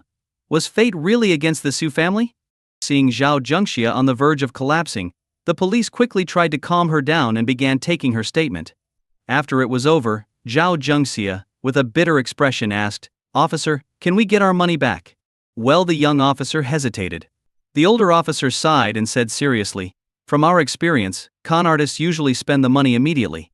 They know they can't hold on to it for long. So, it's very likely that Jiang Denghui has already spent your money. Bang. Zhao Jungxia collapsed onto the mahjong table beside her. 3 million yuan, a lifetime savings, all gone. Gone. The money was from a mortgage on her house. If she couldn't pay the bank back, what would happen to her home? Thinking of the monthly loan payments, Zhao Jungxia couldn't hold back her tears and cried. The two officers had seen this many times. They looked at each other, leaving only Zhao Jungxia's sobs in the room. How could you trust a stranger with such a large sum of money? The young officer began, but the older officer interrupted. This was the time to comfort, not to criticize. He patted Zhao Jungxia on the shoulder and said gently, "If we catch Yang Denghui, he'll be sentenced to over 30 years in prison. It's the only good outcome here." 30 years in prison? Even if he got a life sentence, what difference would it make? Her money was still gone. Thinking about the bank loan payments, Zhao Jungxia felt a rush of pain in her chest and fainted. But as soon as she hit the ground, the pain from her previous injuries jolted her awake. She could only lie there, sobbing in agony. Meanwhile, at the Lamborghini dealership, Su Jun was meticulously choosing the features for his car, finally settling on a customized model worth 30 million yuan. Seeing Su Jun's smug expression, Song Yun asked curiously, "Did you win the lottery? Even winning first prize wouldn't give you this much money. Who do you think you're looking down on? Let me tell you, without you bringing bad luck, our family is doing great. We've even got a project that's like a golden goose. 3 million, even 3 billion, will be nothing to me in 6 months." Seeing Su Jun's confident attitude, the saleswoman was ecstatic. If this deal went through, she could afford a down payment on a house in Shanghai. Even if you have a project, you don't have the money yet. There are many scammers out there who can swindle a lot with just empty promises. I hope you didn't run into one. Hearing this, Su Jun was furious. He pointed at Song Yun and sneered, "Not everyone is like you. The world isn't that bad." He pulled out his phone to call Jiang Denghui. Since he had already invested, it wouldn't be a problem to get some early dividends, right? Beep beep beep. "The number you dialed is not available. Please try again later." No answer? Su Jun frowned and called again. After several attempts, with sweat on his forehead, Su Jun started to panic. What was going on? Why wasn't anyone answering? Before he had paid, his calls were always answered immediately by a secretary. What had changed now? After trying to reach Uncle Xiong for a while, Su Jun decided he needed to complain and get his incompetent secretary fired. But minutes passed, and still, no one answered. Everyone around started getting impatient, and even Xiaoji showed signs of annoyance. "Wait a sec, I'll call my mom and see what's up." Su Jun wiped the sweat from his forehead and shakily dialed Zhao Jungxia's number. It connected. "Mom, can you call Uncle Xiong for me? I can't get through." But instead of his mother's familiar voice, a male voice answered after some rustling hello. "This is Officer Wang from the Economic Crimes Unit of the Shanghai Criminal Investigation Team. Are you MS, Zhao's son?" What? Su Jun was confused. Why was the police involved? Trying to stay calm, he stepped away and spoke quietly. "Did my mom do something wrong?" "It's like this." The officer explained the situation with Yang Denghui, and added, "Your mother seems injured and isn't moving. We've called for an ambulance. You should go to the Shanghai Third People's Hospital." The call ended, and Su Jun was left with a busy signal. He panicked. He had calculated all the potential profits but never considered that Yang Denghui, who seemed so reliable, could be a con artist. His mind raced, and he felt dizzy, collapsing to the floor. A fraud. Uncle Xiong is a fraud. 3 million yuan gone. Even if he threw 3 million coins into the Huangpu River, he'd at least hear a splash. But now, there was nothing left. That 3 million was from a mortgage on their house, with monthly interest and principal payments. Thinking of this, Su Jun nearly fainted. From a distance, Xiaoji saw Su Jun sitting on the ground. She walked over, frowning, and asked, "What's wrong? Are you still getting the car?" Hearing this, Su Jun couldn't hold back his tears and cried out, "It's gone, all gone. I have no money. 3 million. I might never earn that in my lifetime, and now it's just gone." Xiaoji frowned, feeling more embarrassed than sympathetic. She glanced disdainfully at Su Jun, then turned to Song Yun with a flirtatious smile. "Hey handsome, mind adding me on WeChat? Maybe we can grab a drink sometime." Hearing his goddess abandon him, and turned to Song Yun, Su Jun cried even harder. "Sorry, my husband doesn't add strangers," Yu Qingqing said, stepping in with her hands on her hips. "And he has high standards. If you're not good looking, you're not on his menu. Xiaoji wanted to retort, but, seeing Yi Qingqing's stunning face and incredible figure, felt outmatched. But with no other choice, she pinned her hopes on Song Yun, looking at him with pleading eyes, hoping he wouldn't embarrass her further. But Song Yun just frowned at Su Jun's hunched back, ignoring Xiaoji. Damn, Xiaoji stomped off angrily in her high heels. Passing Su Jun, she kicked him and snapped, "Idiot. You embarrassed me today. Just wait until I make sure you're socially dead back at school." Ding. This use of the justice and punishment card is complete. After continuous bad luck, the following results have occurred. Song Yun looked at the program panel showing the Su family's current situation and was shocked. He originally thought the system would just give Zhao Zhengxia a minor injury. However, it went above and beyond. Zhao Zhengxia ended up with dozens of fractures, and because she listened to Su Jun's deceit, the Su family sold their house and lost 3 million yuan. 3 million yuan. That's a lifetime of savings for most people. For Zhao Zhengxia, who was obsessed with money, it was a fatal blow. Back when Song Yun was dating Su Luting, Zhao Zhengxia often took money from him, and even Su Jun's dates were on Song Yun's dime. They treated him like a walking ATM. If Zhao Zhengxia had even considered Song Yun's feelings or appreciated his hard work, it might have been different. But her greed was insatiable, as if she wanted to drain every penny from him. Now, not only did she lose all the money she squeezed out of Song Yun, but she also couldn't keep her own savings. Who knows if poor Su Luting will have to bear the heavy burden of the mortgage because of her mother and brother's greed. But this wasn't Song Yun's problem anymore. None of this had anything to do with him now. He got into his car and left with Yi Qingqing, leaving behind a stunned saleswoman and a weeping Su Jun. As they sat in the Lamborghini Veneno, Yi Qingqing curiously observed the man beside her. "I never expected my Song Yun to be a hidden millionaire. If owning a Veneno didn't make someone a millionaire, then maybe only owning a private jet would." Song Yun, meanwhile, was getting accustomed to the memories of a race car driver in his head. He shrugged and smiled. "I'm really not that rich. Would you believe this is my first time driving a sports car?" "I don't believe you at all." Yi Qingqing rolled her eyes. She felt the car moving smoothly without any bumps or discomfort, a skill only a seasoned driver would have. "Believe it or not," Song Yun said with a helpless grin. Dummy Yi Qingqing stared at Song Yun's focused face and couldn't resist giving him a quick kiss on the cheek. The sudden kiss startled Song Yun, making him pull over to the side of the road. After kissing him, Yi Qingqing retreated to her seat, turning her face away, too shy to look at him. Song Yun touched his cheek, feeling the lingering warmth of the kiss. "Oh, you! You dared to steal a kiss from me!" Song Yun pretended to be angry. "I'm sorry. I just..." Yi Qingqing started to apologize, but Song Yun cut her off with a deep kiss. Peef? Yi Qingqing's eyes widened at first, but soon she began to enjoy the moment. Song Yun's kiss was warm, and her heart raced. After a while, Song Yun finally returned to his seat. Yi Qingqing's lipstick was smudged, but she didn't care. Her heart was pounding in her chest. She sneaked a glance at Song Yun and noticed the lipstick mark on his lips, which made her giggle. She took a handkerchief from her bag, dampened it, and gently wiped his lips. "Song Yun, you're such a big dummy, not gentle at all." Yi Qingqing's words were filled with playful charm, making Song Yun's hair stand on end. "Oh, so you dare to call me out? Let's go home right now, and I'll show you what being not gentle really means." Song Yun floored the gas pedal, speeding towards home. He was incredibly excited. His wife was simply too stunning. Even after seeing so many beautiful women in Japanese movies, he had zero resistance against Yi Qingqing's allure. He couldn't take it anymore. He had to take this little enchantress home and deal with her right away. Yi Qingqing, sitting in the passenger seat, blushed. Did Song Yun just say they were going home? For that? They soon arrived at Song Yun's place. This apartment was one he rented right after college.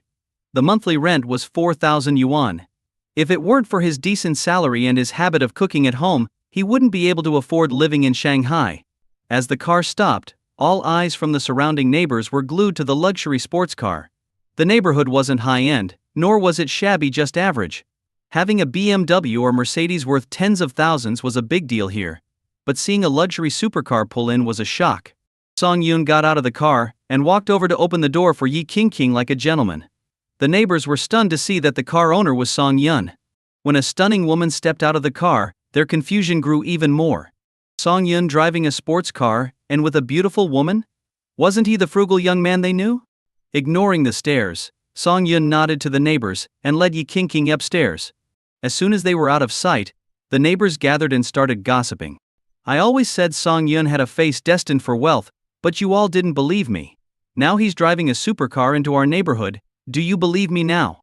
You say that about everyone. But seriously, could Song Yun be the son of some rich family? Look at that car, it must be worth millions. He's probably a rich kid experiencing life among us. We missed our chance to cozy up to him. I was thinking of introducing my niece to him, but seeing his girlfriend now, I'm glad I didn't. My niece would have been so embarrassed. The old ladies gossiped endlessly, their eyes filled with envy and jealousy. Meanwhile, Song Yun and Yi King had taken the elevator up and entered his apartment. As soon as the door closed, Song Yun leaned in and kissed Yi King's neck. She shivered as if electrified, her face turning bright red. But she quickly snapped out of it, pushing Song Yun away in a panic. We can't. We haven't even met each other's parents yet.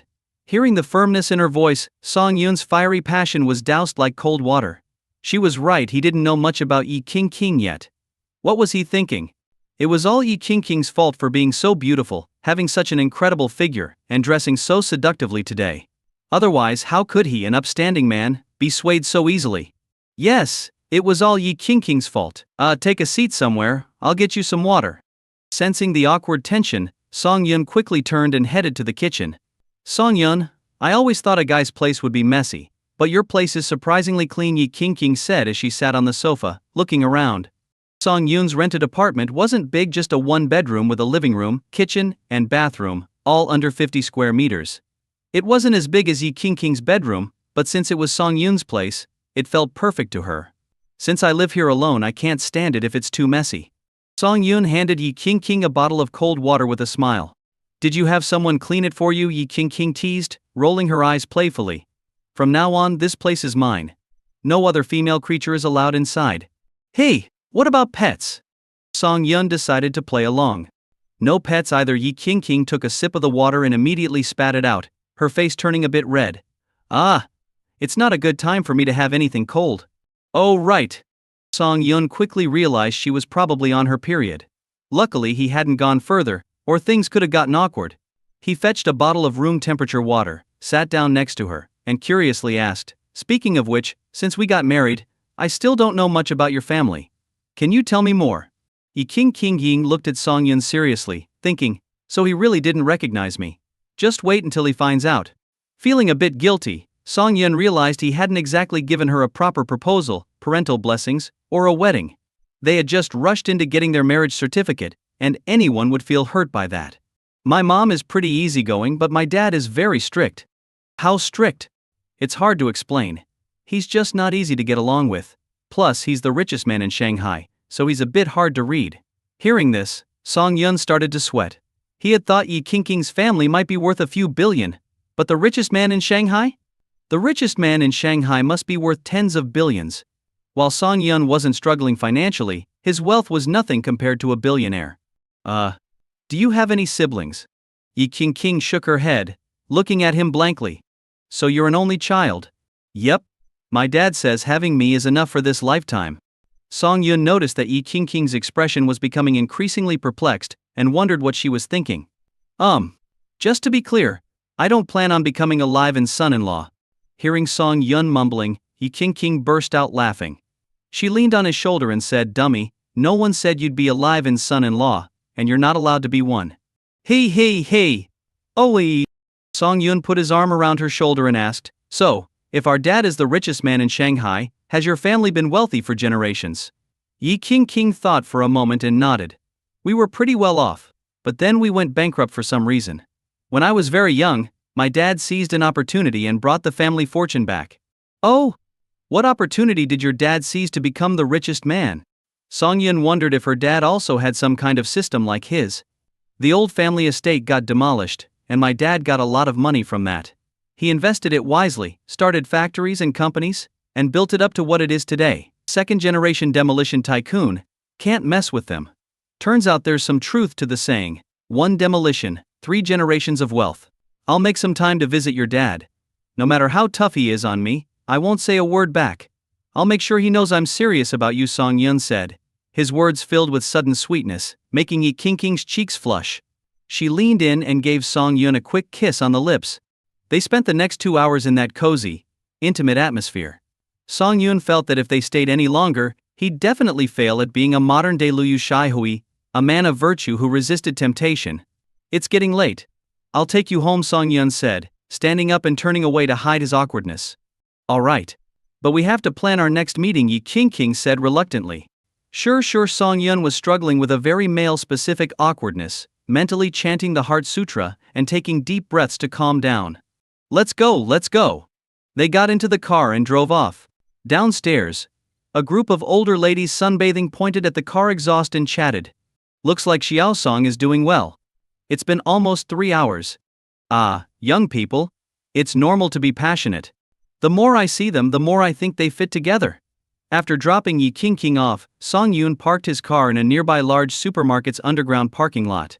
He couldn't risk leaving a multi-million-dollar car in the neighborhood, where some mischievous kid might scratch it. Lying in bed, staring at the ceiling, Song Yun thought about how his life had changed since he got the system. Everything had become so much smoother. But what if he hadn't gotten the system? What if he had compromised at the Civil Affairs Bureau? He couldn't bear to think about it. Song Yun felt even more grateful for his current life. The next day, Yi Qingqing went to Li Shishi's house. She walked into the bedroom and pulled back the heavy curtains. Sunlight streamed in, and Li Shishi, waking up groggily, sat up and adjusted her fallen shoulder strap. What time is it? I was up all night watching shows. Let me sleep a bit more. I was with Song Yun yesterday. Yi Qingqing excitedly jumped onto the bed and made a gesture of excitement. Li Shishi's still waking brain stalled for a moment. She gaped at Yi Qingqing in shock. Wait, you guys just met a few days ago. Sure, Song Yun is handsome and smart, but isn't this too fast? Hey, I just couldn't help it. You silly girl. Li Shishi playfully poked Yi Qingqing's forehead. She glanced at Yi Qingqing's legs and gasped, how could you be so reckless?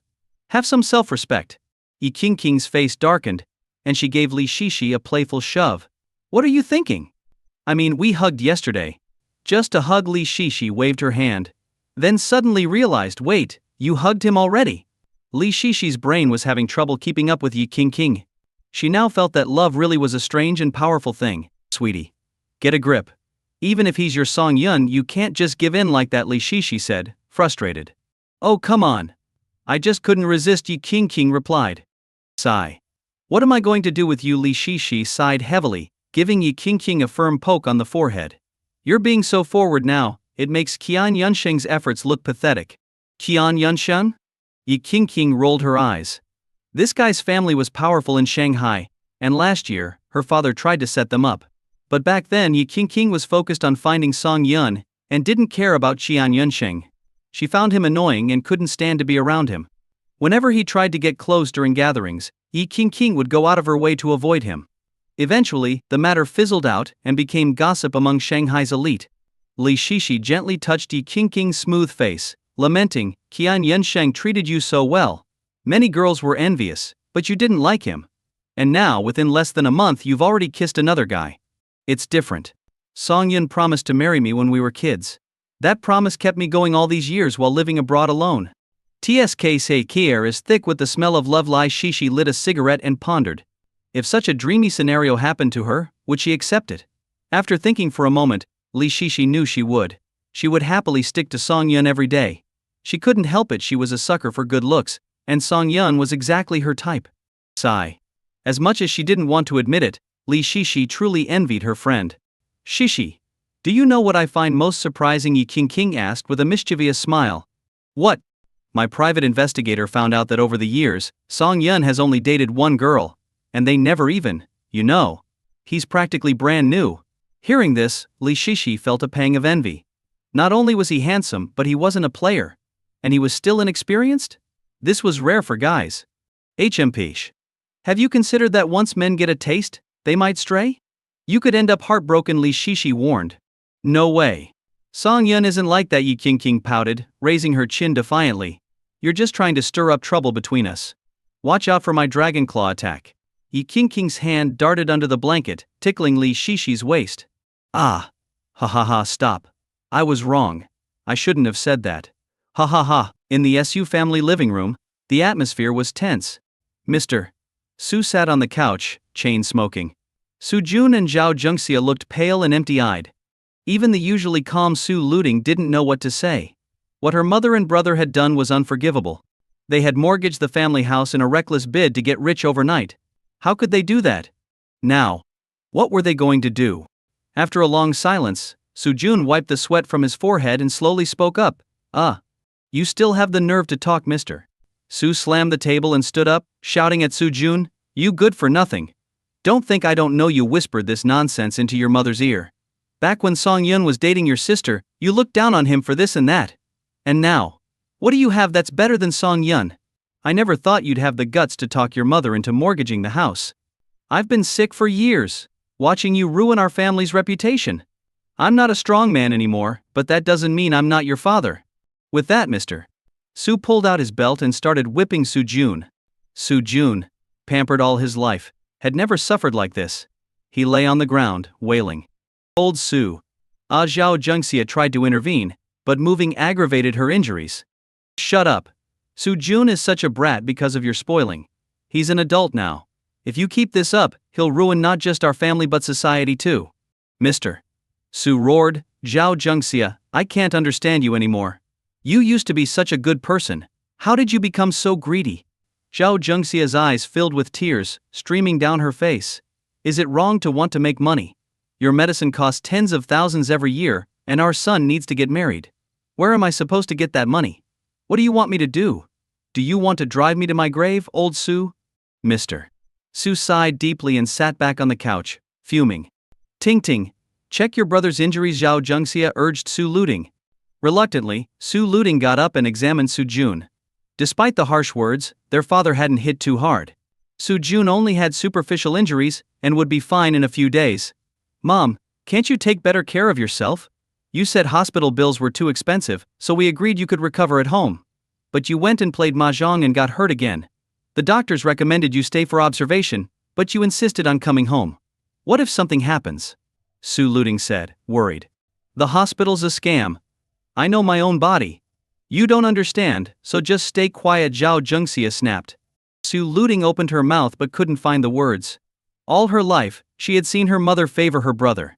Soo-jun always got the best food first. Now, despite being grown, he still didn't care for their parents, and had caused a huge problem. What were they going to do? "Well, the house is mortgaged. We can rent a place. We won't starve, mister." Soo sighed. "As long as the family is safe." I still owe 50 to 60,000 in online loans," Soo-jun muttered from the floor. "What? You live and eat here for free. Where did all your money go, mister?" Soo demanded, eyes wide with rage. "I thought if I had money, I should get a girlfriend. So I bought her a bag." "Oh Dad, please stop. If you keep hitting me, I'll really die." Soo-jun rolled on the floor, begging for mercy. In his desperation he blurted out, I have a solution." "Mister." Soo paused, looking at his son with suspicion. "Speak. Do you expect me to beg you to talk?" "Well, it won't solve everything, but there's someone who can help us out of this mess. If he agrees to help, our family will be back to normal in no time," Soo-jun shouted. "Who, mister?" Soo asked. "Song-yun," Soo-jun replied. "Song-yun." The family exchanged confused looks. How could Song-yun, a poor guy, possibly help them clear a debt of over 3 million yuan? Zhao Jungxia shook her head bitterly. "It's unlikely. Even if Song-yun is dating a rich woman, she's not stupid. She wouldn't just give him that kind of money. Besides, why would Song-yun help us? It's a miracle if he isn't glad to see us suffer," she added. Soo Luting felt a wave of sadness. Once a happy couple, Song-yun and she had fallen apart over a mere 200,000 yuan dowry. Now, they were in this mess, and she didn't know what to do. "Dad, Mom, sis. You've all been fooled by Song-yun," Soo-jun exclaimed, seeing his father's belt raised again. "What do you mean, mister?" Soo demanded. "Song-yun is actually very wealthy. Seriously, you have to believe me. He's a super rich second-generation heir. His net worth is at least a few billion," Soo-jun insisted. "What? A few billion?" Zhao Jungxia and Soo Luting were both shocked. How could Song-yun, who always dressed in cheap clothes, be worth billions? It sounded absurd. "Jun, don't lie to your mother. If you're just trying to avoid getting beaten, I can't help you," Zhao Jungxia said sternly. "I'm not lying. I saw him at the Lamborghini dealership yesterday. He bought a Lamborghini Veneno on the spot, worth tens of millions. These high-end cars aren't even available in stock. They need to be custom ordered from the headquarters. This means he had that kind of money months ago but kept it hidden from us, Su Jun explained. This. Zhao Jungxia was stunned. If what Su Jun said was true, then Song Yun had always been wealthy but chose to hide it. Su Luding couldn't believe it either. How could this be? Even though she and Song Yun never had a physical relationship, they were together every day. Song Yun's bank account never had more than 100,000 yuan. How could he have ordered a supercar months ago? Seeing his family deep in thought, Su Jun slowly got up from the floor, sat on the couch, and lowered his voice. I've heard that rich people like to play this game. They pretend to be ordinary people to experience life. It's all an act.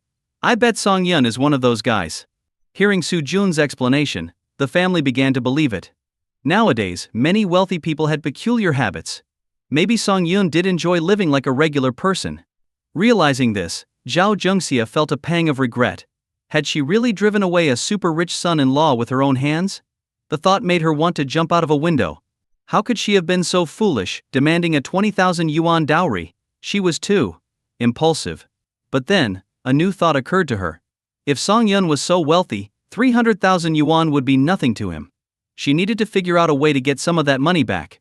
Meanwhile, Song Yun lay in bed, sneezing repeatedly. He had no idea that someone was talking about him behind his back. He was feeling a bit worried. With his limited assets, how could he possibly go to the richest family in Shanghai and shamelessly declare, "I love your daughter, please let us be together"? Such words would only deceive fools. If he put himself in the father's shoes, and his daughter brought a man like him home, and that man had the audacity to make such a claim, he'd definitely have the guy's legs broken and thrown out. It would be impossible to trust anything coming from such a man's mouth. But now, wasn't he playing the role of that con artist? Thinking about this, Song Yun became even more troubled. Right. I've checked into so many places but haven't checked into a bank yet. Song Yun slapped the bed and sat up, excitedly pumping his fist in the air. Damn, he got a sports car worth tens of millions just by going to a car dealership. If he went to a bank, wouldn't he get assets worth billions? Without wasting any time, he got dressed and went down to the bank lobby. Ding. The system has detected the host is in a bank. Would you like to check in? Yes. Ding. Congratulations to the host for successfully checking in. Reward 50 million, safely transferred through foreign asset remittance into the host's account. Only 50 million? Song Yun felt instantly deflated. Having this 50 million or not made no difference. He sat at the bank counter, sighing deeply in frustration. Meanwhile, the asset manager noticed this lost sheep early on. Feigning nonchalance, he sat next to Song Yun and casually asked, "What's wrong, young man? Why the sigh?" I'm stressed out. Is it because of money?" Song Yun turned to look at the man in a suit, cautiously asking, "What's it to you?" Hey, in a bank, 99% of the time people sigh because of money. Do you know why people don't have money? The asset manager asked with a smile. Why? Because they don't know how to manage it.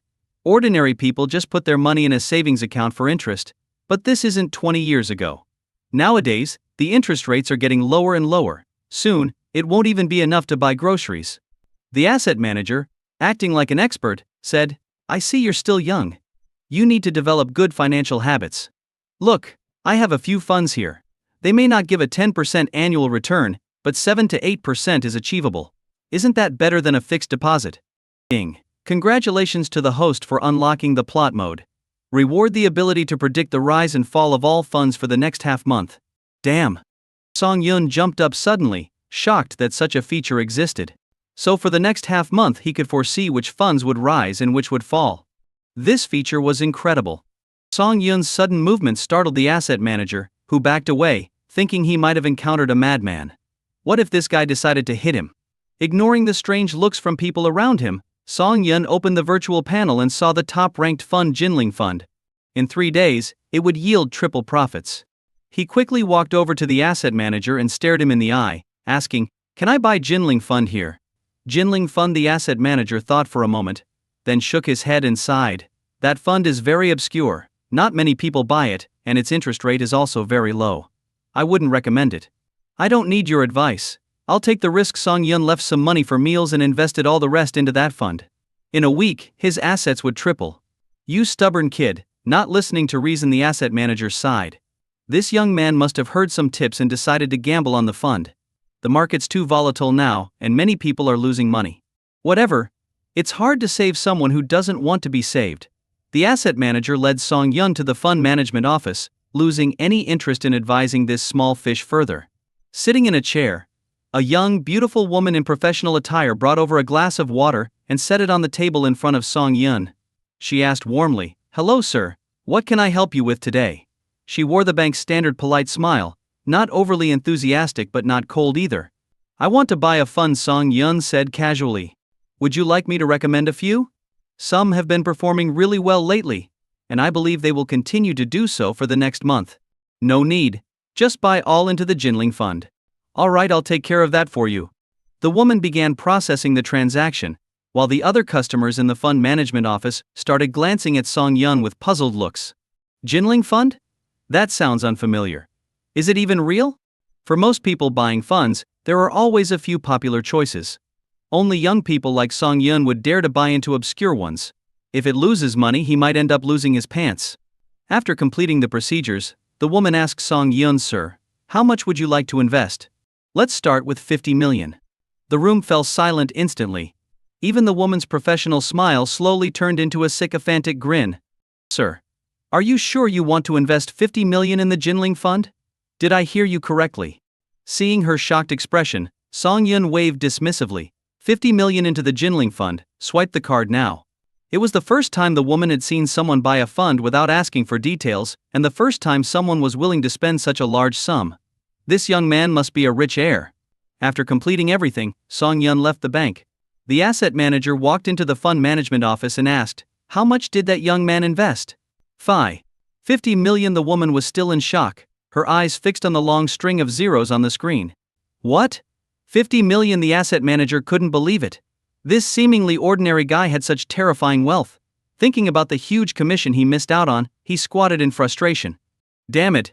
Serves me right for looking down on people." Song Yun left the bank and realized he had been so busy checking in that he hadn't even washed up. He hurried home and went straight to the bathroom to freshen up. Ring, ring, ring, ring. Without checking who it was, Song Yun answered the call. "Hello, who's this?" he mumbled with a toothbrush in his mouth. "It's me, Sin bro." The caller was Jia Shin, Song Yun's college roommate. They had been very close during their university days. The two of them chatted for a while. Song Yun turned off the water, wrapped a towel around himself, and came out of the bathroom. He grabbed a bottle of water and chugged it down. "By the way, Shin bro, aren't you into funds now? I just bought one today too." "Oh, so you're interested in this stuff now. Which one did you buy?" Jia Shin asked curiously. He didn't know that Song Yun had broken up with Su Luting. In his mind, Song Yun's money always went to Su's family, so he wouldn't have extra cash for other investments. Jinling fund. D? There was the sound of papers rustling on the other end, followed by Jia Xin's voice. "Hold on, let me check." After a moment of silence, Jia Xin's exaggerated voice came through. "Bro, you're seriously my brother? Out of all the popular funds, you go for the obscure one. Are you afraid of not losing enough money? Tell me who convinced you to buy it. That person is a scammer." "Song Yun, I'm not trying to discourage you, but even I can't predict the market right now. How dare you jump in so casually? How much did you invest?" Song Yun rubbed his ear, almost deafened by Jia Xin's outburst. "I invested 50 million. "What the heck? 50 million? Did you rob a mint?" Jia Xin yelled in excitement. After calming down, he grabbed the phone and shouted, "Quick, listen to your bro. Sell the Jinling fund now. Those people are just out to scam you. If you want to invest, I'll recommend some good ones for free." Sell. Selling wasn't an option. Not this week, not ever. His plan to get rich depended on it. Besides, those good funds Jia Xing mentioned only yield about 13%. The one he bought? It yields 300%. If he sold now, that would be foolish. "Come on, just listen to me for once. Please. If you sell now, you won't lose much. But if you hold on, your 50 million will be gone." Jia Xin pleaded patiently. He had been playing the market since college and knew how deep the waters ran. One wrong move, and the investment could swallow everything. Jia Xin was also surprised that Song Yun had managed to amass 50 million in just a few years after graduation.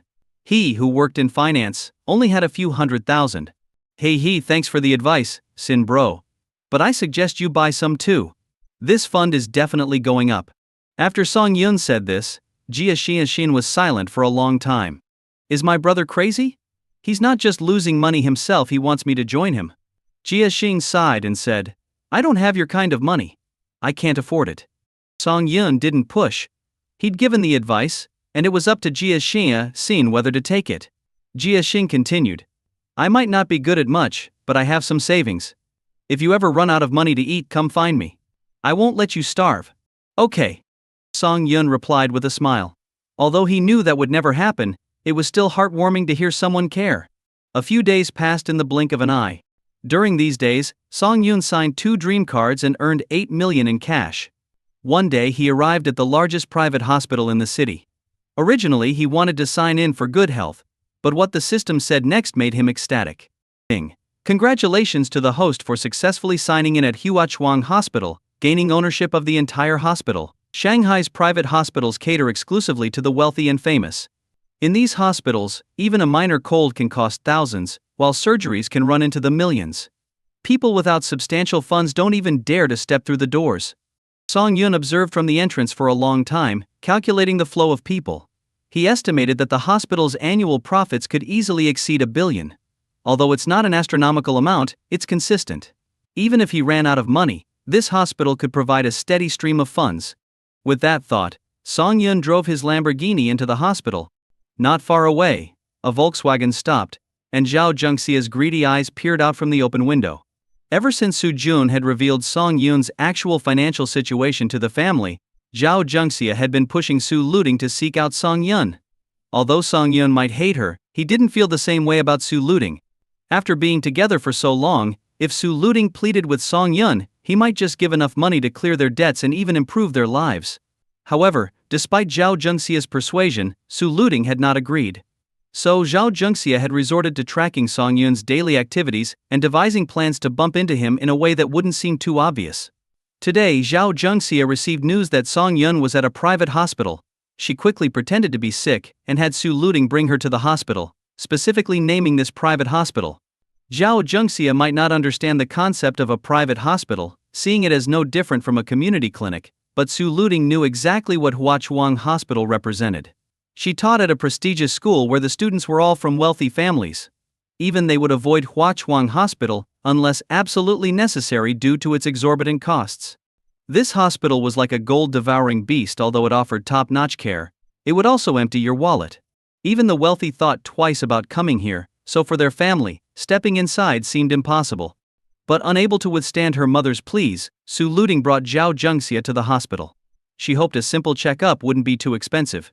As long as they avoided any extensive treatments, her few thousand yuan might suffice.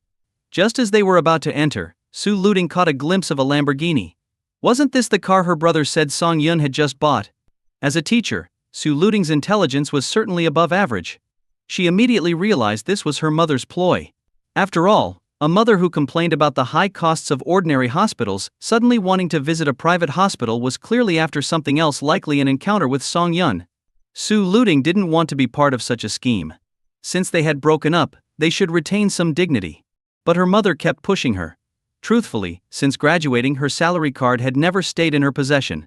Every month, her salary was immediately taken by her mother. Out of respect for her mother's hard work, Su Luding had tolerated it. But now, seeing her mother shamelessly cling to Song Yun after discovering he was wealthy, did she really think Song Yun was a fool? Mom, be honest with me. Is Song Yun inside the hospital? Su Luding asked, her face reflecting her internal conflict. What are you talking about? Are you out of your mind? We're here to get me checked out, Zhao Zhengxia said, feigning innocence as she tried to pull her daughter towards the entrance. But for the first time, Su Luding resisted. Zhao Zhengxia sighed and admitted, You've always been smart, too smart to fool. Yes, Song Yun is inside the hospital. I wanted to create a chance encounter so you two could talk. Mom. I said I don't want to. Can't you respect my wishes? Su Luding pleaded. Can't you think about our family's financial situation? We've lost the house. Your brother still owes money on his loans. Are we all supposed to starve? Your brother is over 20 now, he'll be of marriageable age soon. Do you want him to be single forever? Their argument grew more heated, attracting the attention of nearby nurses. Su Luding squatted in distress. If only her mother hadn't spoiled her brother so much. Now, even after all this, her mother still expected her to fix everything. Was she the only one who could save the family? Did her mother care only about her brother and not her? Oh my back! Zhao Zhengxia groaned dramatically, slowly lying down on the ground, feigning intense pain. Oh, my poor life. Looting, if you don't help, we'll have no choice but to jump into the Huangpu River. Help your mother one last time, beg Song Yun for help. He'll surely listen to you. Seeing her mother's pitiful state, Su Looting reluctantly approached to check on her. Zhao Zhengxia took the opportunity to grab her daughter's hand and cried even harder. My poor daughter, how did our family end up like this? If we can't pay the bank, I really have no choice but to die. But can you bear to see your brother, so young, burdened with such debt? As she cried, blood trickled from her mouth. Her injuries were indeed severe. She had never properly rested after the initial treatment, and now her weakened body couldn't handle the stress. I think the lady is seriously hurt. We should take her inside, suggested a security guard sympathetically. If something happens to her, it'll be bad for the hospital's reputation. But then, Song Yun arrived and declared, this hospital is open to everyone, except them. Song Yun had heard the commotion from inside the hospital and came out, worried it was a medical dispute. Seeing Zhao Zhengxia's theatrics, he was filled with disgust. He couldn't stand this family and usually avoided them. There was no way he'd let them into the hospital. If Zhao Zhengxia caused trouble inside, it could shut the place down. Get up. There's nothing wrong with you, Song Yun said coldly. You're not coming in. Zhao Zhengxia looked up, recognizing Song Yun's voice. She tried to feign more pain, but Song Yun was unfazed. Song Yun, please. We're desperate, she pleaded. Desperate? You're just desperate for money, Song Yun retorted. And I'm not falling for it. Leave, now. Realizing that Song Yun wouldn't budge, Zhao Zhengxia's tears turned to fury. But she was too weak to argue. She lay there, defeated, while the security guards looked on, unsure of what to do next. When Song Yun appeared, everyone's eyes turned to him. Zhao Zhengxia, lying on the ground, immediately brightened up. The pained expression on her face vanished. Why had she come here today? To find Song Yun, of course. She had finally caught him. As Zhao Zhengxia struggled to get up and pull Su Looting into the hospital, the security guard stepped in to stop her.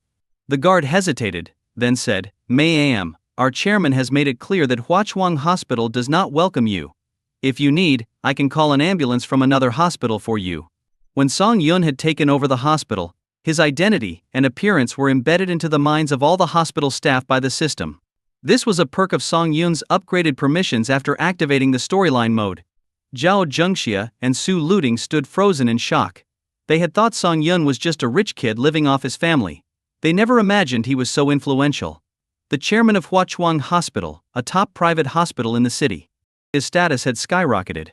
A hospital was the perfect place to build connections, and Huachuang catered to high-end clients.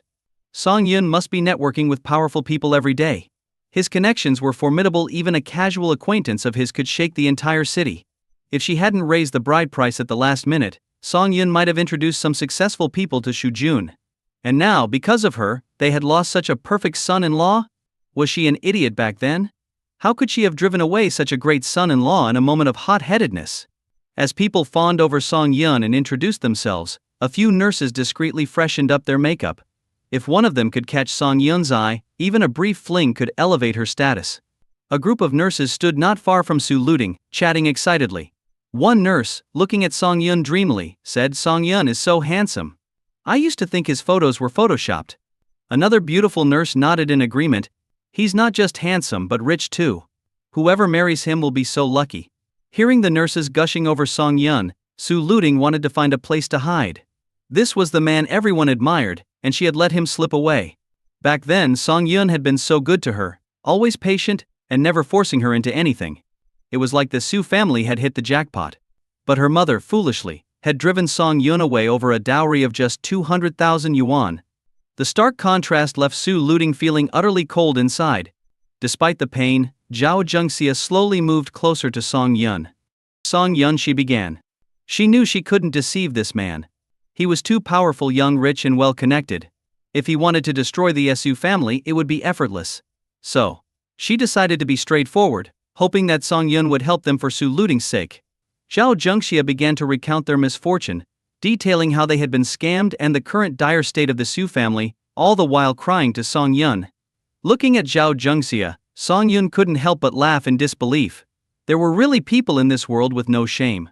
She had humiliated him at the Civil Affairs Bureau, making him lose face. Now she had the nerve to ask him for 3 million? Hell, was he her parent? Why should he pamper her? Song Yun, please, for the sake of Tingting, help us. I swear this will be the last time. 3 million is nothing to you. But the love between you and Tingting is priceless. Stop. What right do you have to say that? Priceless love?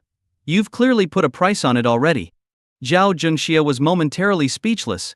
Song Yun, I admit I was wrong before. I apologize sincerely and hope you can forgive me. If not, I'll kneel and beg you.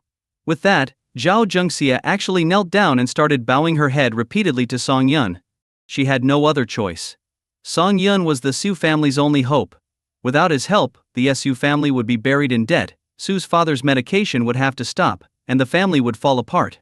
Seeing Zhao Zhengxia resorting to moral blackmail in front of everyone, Song Yun was furious. Why should I forgive you just because you apologize? Why should I accept it just because you kneel? Do you really think bowing to me will earn you 3 million? Why? You people treated me like dirt before, and now you come crawling back. Disgusting. Zhao Zhengxia's face turned awkward. But there was no other way.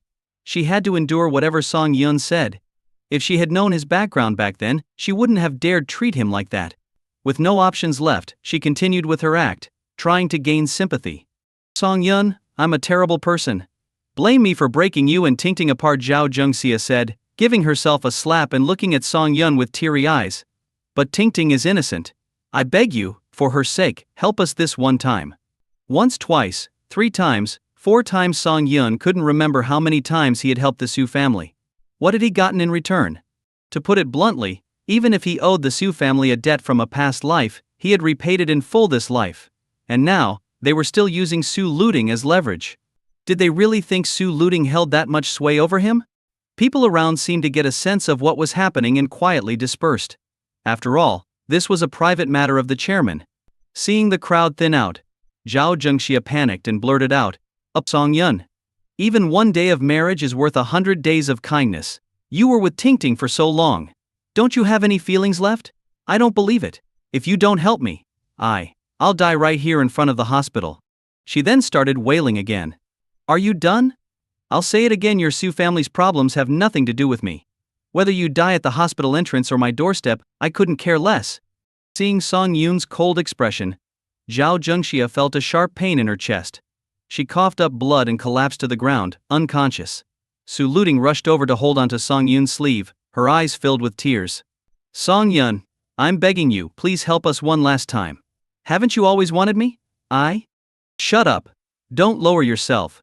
If you've held your ground this long, don't give up now. Giving in halfway only cheapens you, Song Yun said coldly. He then instructed the guards not to admit Zhao Zhengxia without his permission, and anyone who disobeyed would be fired. With that, Song Yun got into his car and drove away. 5 days later, Song Yun watched as the Jinling Fund continued to soar on his phone. He checked the system's control panel and realized that this peak was the highest it would reach before it started to decline. Sell. Mael. Song Yun sold all his holdings in the Jinling Fund, immediately realizing a profit that tripled his initial investment, totaling 150 million yuan. As the funds flowed into his account, Song Yun understood why so many people were drawn to investing in funds or the stock market. The rush of making money this way was incredibly satisfying. With over 200 million yuan in liquid assets, Song Yun felt confident. He was now wealthier than many medium-sized company owners in Shanghai, who often had most of their net worth tied up in assets rather than cash. Feeling financially secure, Song Yun felt ready to meet Yi Qingqing's father.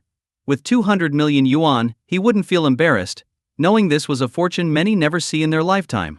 Meanwhile, Jia Xing was out drinking with colleagues. As they got progressively drunker, one colleague began speaking mysteriously. Do you guys know? There's been a wild stock recently. In their industry, a wild stock referred to a fund that unexpectedly skyrocketed, leading small investors to significant gains. Another colleague, intrigued, asked, "Stop teasing us and spill the beans. We know we're not supposed to share tips at work. But come on." The colleague took a swig of beer and, slightly tipsy, revealed, "It's the Jinling Fund. This obscure fund has tripled in value in just 3 days. What? The Jinling Fund? That fund was practically unknown." The group erupted in conversation. Man, we're just not meant to make big money. If I'd bought some of that, I could have bought a new car this year. Jinling Fund. Jia Xin scratched his head, the name sounding familiar. But the alcohol clouded his thoughts. Don't tell us you bought some, a colleague joked. If you did, you're buying drinks tonight. No way, I've only heard about it. It was so obscure, why would I buy it? Wait, Am I the idiot for not buying it? Jia Xing laughed. He lit a cigarette. And a memory flashed through his mind. Jinling Fund. Damn it. It's the Jinling Fund. Jia Xing jumped up, eyes wide with realization. His colleagues looked at him curiously, wondering if he really had bought some. Jia Xin, cigarette in hand, stood there remembering. It was Song Yun who had mentioned this fund. When Song Yun suggested he buy some, Jia Xin had dismissed it because it seemed like a poor investment. But now, it had tripled in value. 3 times. If he had listened to Song Yun and invested 500,000 yuan, he'd have 2 million now. That money could have been a down payment on a house in Shanghai. He felt like an idiot for missing out on such a windfall. Overcome with regret, Jia Xin wished he could slap himself. He had let his confidence lead him to miss a golden opportunity. Damn it. The more he thought about it, the more he regretted it. Suddenly he remembered the amount Song Yun had invested. He quickly grabbed his phone and ran outside to call him. What's up with Jia Xin? Why is he acting so secretive? He's probably just drunk. Forget about him, let's keep drinking. Jia Xin stumbled out the door, found a quiet spot, and shakily dialed his phone. Beep, beep, beep. The endless ringing was driving him crazy. Finally, someone answered. A groggy voice came through. Hello, what's up, Sin? Song Yun. That Jinling Fund you told me about went nuts. Did you buy any? Yeah, I bought some, but I already sold it, Song Yun replied sleepily. Jia Xin collapsed to the ground, trembling with excitement. He nervously asked, Sold? How much did you make? Not much. Just around 150 million yuan. Gulp. Jia Xin swallowed hard. Song Yun made over 150 million yuan in just a few days. And Song Yun was so low-key about it. He even sounded like he had just woken up. How could he sleep with that much money? Why wasn't he out celebrating or at least worried about his fortune? Jia Xin chatted with Song Yun for a bit, checking the time and realizing it was late. Song Yun said, Sin, do you need anything else? If not, I'm going back to sleep. Song, could you give me a tip? What fund should I buy next? I'll let you know if I hear anything. Don't worry, I'll make sure you get a piece of the action. As Song Yun went back to sleep, Jia Xin was thrilled. This opportunity could change his life. The next day, Song Yun stretched and got ready to start his day. He had planned to meet Yi Qingqing, but she had an emergency meeting and had to cancel. With his plans suddenly free, Song Yun decided to go for a drive. He drove to the busiest street in Shanghai. After parking in an underground lot, he wandered around. Not far away, he spotted a newly opened bookstore. It was 2 stories tall. The first floor sold books, while the second floor had a cafe where customers could read and enjoy a coffee. Song Yun liked this concept. It combined learning with relaxation. He borrowed a book and headed to the second floor, settling into a comfy sofa. He leisurely flipped through the book. Congratulations. You've gained 10 charisma for studying diligently. Keep it up. To strangers, Song Yun looked radiant, bathed in sunlight as he read. He seemed so peaceful and approachable. Girls sitting nearby noticed the change. Although they had initially found him attractive, his newfound aura made them fall for him completely. An hour later, Song Yun stretched lazily, finishing the last sip of his coffee. It was time to leave. As soon as he stood up, all the girls around him stood up too. They followed Song Yun out of the bookstore, and suddenly a dozen people left, leaving the second floor half empty. The remaining guys, who had hoped to chat up some artsy girls, were disappointed to see all the pretty ones had gone, so they left too. The girls following Song Yun were all nudging each other, too shy to be the first to ask for his contact information. They followed him all the way to the underground parking lot, where they watched him get into a Lamborghini and drive away. The girls couldn't help but marvel. These days, all the good-looking guys are rich too. Sigh. I've never seen a man more handsome than him in my life. I wonder if I'll ever meet someone like that again. I'm in love. This is my dream guy, tall, handsome, and rich. Oh God, please give me a boyfriend like him. Are you only looking at his looks? Come on, girls. That car is the real deal. From what I know, it's a Lamborghini Veneno. Worth millions. Oh my God, I'm in love. With that car, my dream guy just got even more perfect in my eyes. Agreed. Agreed. Agreed. Meanwhile, Song Yun was driving around the city, his eyes catching a glimpse of a municipal building. He thought about signing in there. But just as he had the thought, the system chimed in, ding. To ensure the host's safety, the system prohibits signing in at municipal buildings. If you enter, the sign-in button will be disabled. Well, no choice then. The system was a good patriot. After cruising through the bustling areas of the city for a while, Song Yun drove back home. On the other side of town, Yi King sat in her office, looking troubled. These past few days had been insanely busy. She had been running around non-stop with no time to meet Song Yun. The reason was simple: her company was about to go public. When she first returned to China to start her business, her father secretly invested millions. Even if she failed, he would have her back. But once Yi King entered the business world, she thrived, launching dozens of profitable projects. From an initial valuation of 50 million, her company's value had skyrocketed to an estimated 2 billion. Now, even without relying on her family, Yi King had made a name for herself in Shanghai. Yet, despite her success, she felt overwhelmed.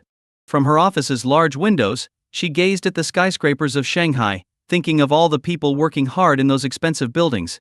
It made her feel the weight of responsibility even more. Sigh, what am I going to do? This is driving me crazy. Yi King anxiously ran her hands through her hair. Her company had numerous projects, from internet ventures to physical businesses, spanning many industries. But the most profitable sector was real estate. This time she had her eye on a piece of land with several major corporate bosses. Winning that bid would double her company's valuation, but her funding was tight at this critical moment. First, an investment project failed, losing over 40 million. Then, a project manager quit, causing unrest in the department, making it hard for them to work properly. These accumulated issues made her feel exhausted. What should I do? I need 100 million to buy that land and cover the other project costs. After doing the math, Yi King lay on the sofa, sighing repeatedly. It seemed there was no choice but to turn to her father. Only he had enough cash to save her company from its gradual decline. Deep down, she hated the idea of taking money from her father. If she did, all her success would ultimately be attributed to him. But there was no other way. Yi King had to accept her fate. Jasmine. Yi King called out toward the door. Soon, a woman in professional attire holding a folder walked in. This was her father's specially assigned personal assistant for Yi King, providing support in her work. Sigh. Yi King opened her mouth but hesitated to ask her father for that money. With 100 million, the company could completely transform and double its value after going public. However, the downside was the potential criticism. Without the 100 million, she'd be desperately borrowing money from everywhere. Though she understood the pros and cons in her mind, when it came time to ask, she still hesitated. Sigh.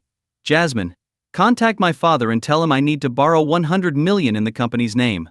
Hearing this, Jasmine was momentarily stunned. Miss, why do you need so much money? I want to strengthen our company's foundation before going public, so our stock price will rise accordingly, Yi King explained. But miss, your personal fund account has over 100 million. Jasmine looked at Yi King strangely. As the president's trusted aide, she knew that this young woman didn't rely on her family's power. Now, with enough funds, what project could possibly force her to borrow money from her family? How much? Yi King hadn't checked her fund account recently, and she was clearly surprised when she heard the amount.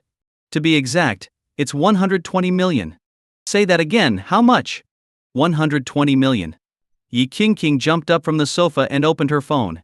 When she saw the string of zeros in her fund account, her heart began to race. Seeing Yi King's strange expression, Jasmine grew even more curious and asked, Miss, didn't you know that the fund you bought recently skyrocketed? No, Yi King shook her head blankly. The Jinling fund you purchased a few days ago has tripled in just a few days. Jasmine sighed, and gave Yi King a detailed report on the recent fund market. After understanding the whole situation, Yi King suddenly remembered that a few days ago, Song Yun had specifically asked her to invest in the Jinling fund, saying it would soon see a boom. At the time she didn't take it seriously. But since it was Song Yun's first request, she allocated 40 million to buy the Jinling fund. And now, this fund had become her lifeline. Brother Song Yun was amazing. He was her savior. At this moment, Yi King's emotions were extremely complicated. She had casually bought the fund out of a sense of loyalty, and it had unexpectedly tripled in value. The most amazing thing was that Song Yun had managed to identify this obscure, niche fund among many others days ago. It was almost as if he had foreseen the future. No investor in the world could predict the market like this, investing heavily in a previously unnoticed fund. It seemed that her husband's mysterious aura had gained a few more layers. Thinking of this, Yi King felt a surge of joy. After all, who wouldn't want their husband to be outstanding? The more impressive Song Yun appeared, the deeper her love for him grew. On the other side, Song Yun was at home, idly scrolling through videos. He wondered what Yi King was up to, as she hadn't contacted him in days. He wasn't sure if she had bought the Jinling fund he recommended. To be honest, Song Yun was starting to miss her a bit. The next day, Song Yun drove his Lamborghini Veneno to visit Yi King's company. On the way, he passed by his old university. Song Yun parked his car by the roadside and watched the students coming and going at the campus gate, a hint of envy in his eyes. He had once been one of them, enjoying a pure college romance with Su Luting, untouched by money. Their college life was generally warm and sweet. But everything changed after graduation. The hardships of society and family blows made Song Yun realize that love was not as simple as he once thought. If Yi King hadn't appeared in time, he might have become a drifter by now. Song Yun envied these energetic college students, not knowing they were equally envious of him sitting in his car. Since there were only a few Lamborghini Veneos in the world, its appearance attracted countless student gazes. A few female students even took selfies at the rear of the car. At this moment, someone knocked on the car window. Curious, Song Yun rolled down the window and was surprised to see the person bending over outside. Holy crap, Yezi. Song Yun got out of the car and hugged the man in front of him. Yezi shyly scratched the back of his head and smiled. So it really is you. I thought I was seeing things. Yezi was Song Yun's college roommate, and they had always kept in touch online. Ha ha ha, all these years, and you're still the same. Blushing like a girl when you get shy, Song Yun patted Yezi's chest. Despite Yezi's frequent blushing, he was actually a big guy standing 1.8 meters tall. This stark contrast had initially thrown Song Yun off in college, making him briefly suspect Yezi was gay. Song bro, you've only gotten more handsome. If our female classmates saw you now, they'd probably chase you all the way home.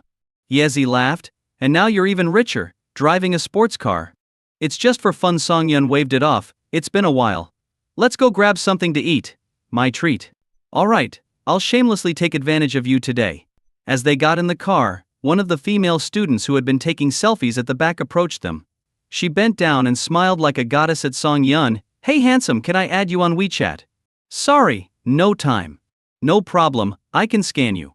Seeing her persistent eyes and other bystanders eager to do the same, Song Yun shook his head, closed the window, and drove off. Inside the car, Yezi looked around at the luxurious interior, touching everything with eyes full of envy. Lamborghini. This is a luxury car. I would have to save up for 20 years without eating or drinking to afford it. Song bro, this car must cost at least 3 or 4 million, right? Hearing this, Song Yun just smiled without replying. Song bro, did you get the top configuration when you bought it? Hey, you could say that. A moment later, Yezi discreetly pulled out his phone and started searching Lamborghini top configuration price. What he saw stunned him. Lamborghini Veneno, a limited edition. His jaw dropped. This wasn't just any sports car. It was a limited edition Veneno.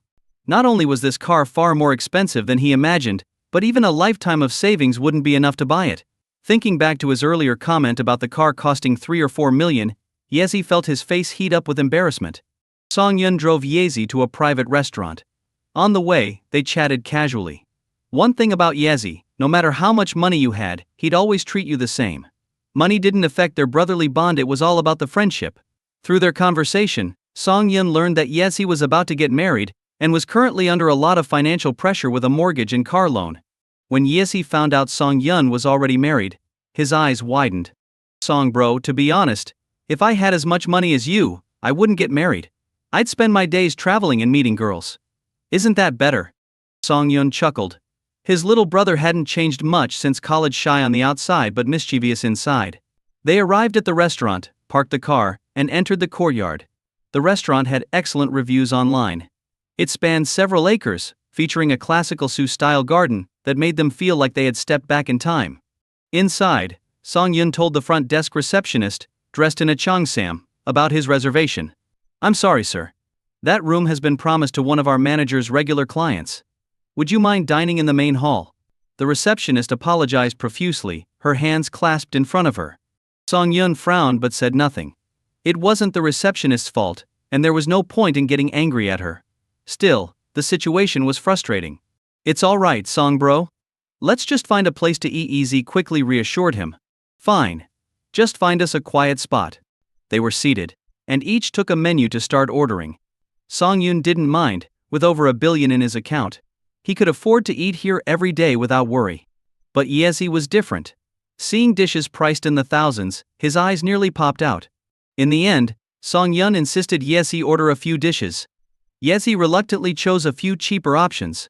Meanwhile, at the entrance of the private restaurant, a stunning woman in a sexy dress walked in, laughing and chatting with a group of friends. "I've been here before. The chef's style dishes are quite authentic. You guys have to try them." A stunning girl with a killer figure entered. It was none other than Yi Qingqing's best friend, Li Shishi. Alongside her were other wealthy heirs from top-tier families in the city. As they walked in, the receptionist in a cheongsam approached them. "Hello, are you here to dine? Unfortunately, we don't have any private rooms available. Would the main hall be all right?" Hearing they'd have to eat in the main hall, the group immediately frowned. Even at a 5-star hotel, the manager would treat them with utmost care.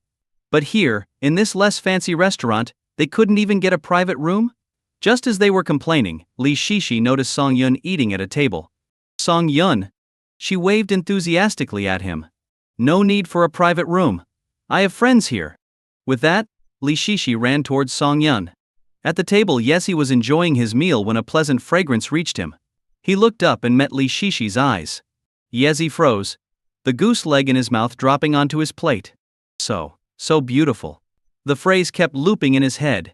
Indeed, in terms of looks, Li Shishi could rival Yi Qingqing. Her natural elegance made many men worship her as a goddess. Song Yun glanced up at Li Shishi with a helpless expression. He still remembered the incident at the cafe last time. "Can I sit next to you?" Silence means consent. Li Shi plopped down beside Song Yun and waved at her friends. "This table's full. You guys get another one." Seeing Li Shishi unceremoniously asking the waiter for another set of dishes, Song Yun could only shake his head and sigh. If she wasn't Yi Qingqing's best friend, he would have asked her to leave long ago. As Li Shishi sat down, her friends at the other table kept glancing over at Song Yun. They were curious about the kind of man who could tame this wild beauty. After all, Li Shishi was infamous in their circle for her bad temper. Except for her best friend Yi Qingqing, she'd openly call out anyone who crossed her, often leaving them embarrassed. Most people who didn't get along with Li Shishi would go out of their way to avoid her. Now, seeing a man who could make Li Shishi act so well behaved intrigued them. First impression, handsome. Second impression, charismatic. Third impression, extremely handsome. No wonder he could win over the little witch. Turns out, having a good-looking face really lets you do whatever you want. On the other side, Yezi felt extremely uncomfortable with the sudden presence of a beautiful woman across from him. Even eating became a slow, meticulous process. "Song bro, who is this?" Yezi quietly asked Song Yun. But the table was small, and even a whisper could be heard. Li Shishi, feeling playful, grabbed Song Yun's arm and leaned her head on his shoulder, smiling. "Hi, I'm Song Yun's wife."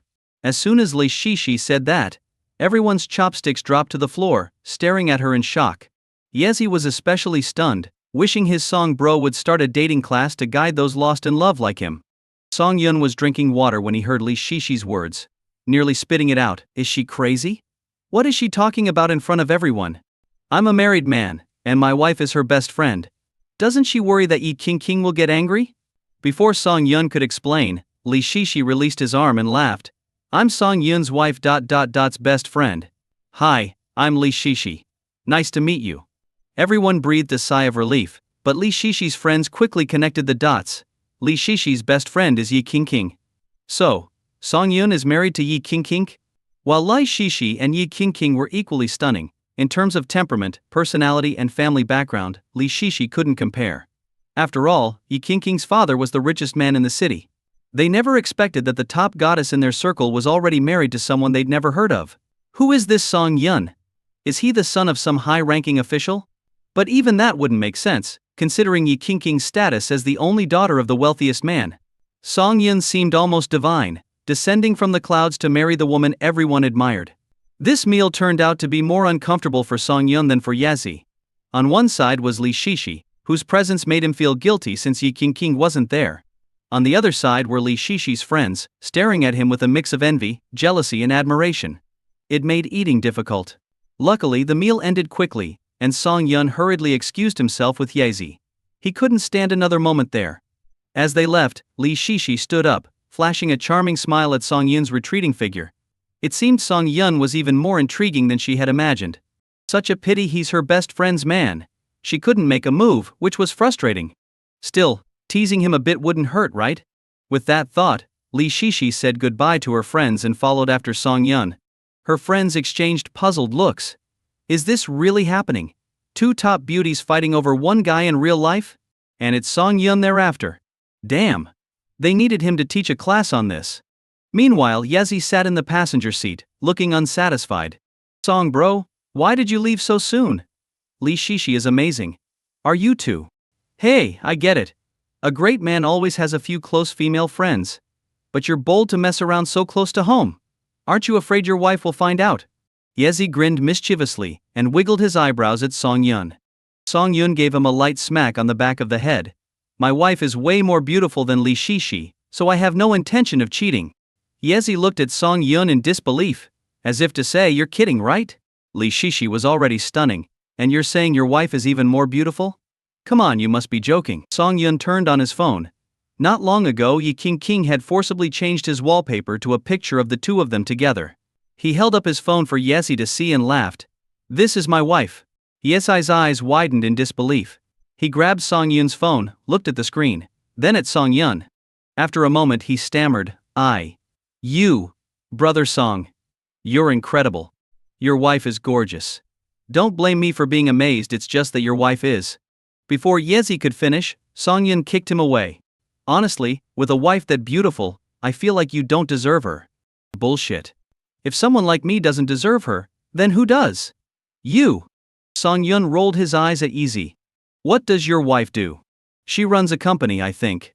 Wow, brother Song, you're amazing. I finally understand how you could afford a sports car just a few years after graduation. You married a rich woman. Yezi clung to Song Yun's leg, wailing. People passing by on the street saw the two men grappling and stopped out of curiosity, craning their necks to get a better look. Do you think they're having a forbidden romance? A bespectacled girl with a vivid imagination giggled at the sight of Song Yun and Yezi. I don't think so. I mean, look at their build, her friend mumbled. But doesn't that make it even more exciting? Look at the standing guy, he's obviously the cool, dominant type. And the guy on the ground crying, isn't he just the perfect contrast? That's what makes it interesting. Listening to their conversation about him, Song Yun was both amused and annoyed. Look, he's laughing. He must be enjoying the role reversal, one of the girls exclaimed. Song Yun stood frozen, unsure whether to laugh or cry. It seemed everything he did was interpreted with a deeper meaning by these girls. He couldn't afford to be seen like this. Having just shaken off the label of a loser, he didn't want to be tagged as gay. It didn't sound right. He kicked Yezi aside and angrily got into the car. With only Yezi left to face the crowd, he blushed and climbed into the passenger seat. Brother Song. Kati. Shut up. Song Yun slammed the steering wheel, floored the gas pedal, and sped away from the scene. Wow, they just left. I didn't expect the cool guy to be rich. Incredible. I need to tell my friends about this, the bespectacled girl marveled as she watched the sports car drive away. Brother Song, please forgive me this time. I didn't know it would. If you don't want my hands to shake and cause an accident, you'd better shut up, Song Yun shouted, slapping the steering wheel. Some of our university classmates stayed in the city after graduation. They're planning a reunion soon. Will you go? Yezi asked cautiously. Who's organizing it? They. Our class monitor, Sun Lei. Sure, I'm free anyway. Where do you need to go? I'll drop you off. Song Yun followed Yezi's directions and arrived at an office building. I'm off, brother Song. I'll let you know when the reunion is scheduled, Yezi said, waving goodbye before rushing into the building. Unlike Song Yun, who had married into wealth, Yezi still needed to work to support his family. Finally free of his troublesome friend, Song Yun drove aimlessly until he found himself on the commercial street. He remembered the bookstore he had visited last time, which seemed like a good place to kill some time. Parking his car, he entered the bookstore, grabbed a book, and went up to the second floor. Unbeknownst to him, Li Shishi had been following him all along. Seeing Song Yun head upstairs, she picked up a manga and quietly followed. She found him lounging on a sofa, absorbed in his book. What's going on? Song Yun was already very handsome, but there was something about seeing him reading that made his aura even more captivating. The sunlight streaming in gave him a glowing halo, making him irresistibly attractive. Completely unaware, Song Yun was engrossed in his book until a subtle fragrance caught his attention. Unlike Yi King's sweet scent, this fragrance had a refreshing quality, reminiscent of a cool breeze on a hot summer day, He looked up to find Li Shishi crouched beside the sofa, staring at him curiously. You again? Song Yun sighed in resignation. Was he really so attractive that every woman who saw him fell head over heels? Our last conversation wasn't finished. You know, that suggestion was King King's idea, Li Shishi teased. Shut up, Song Yun retorted, putting down his book and leaning back on the sofa.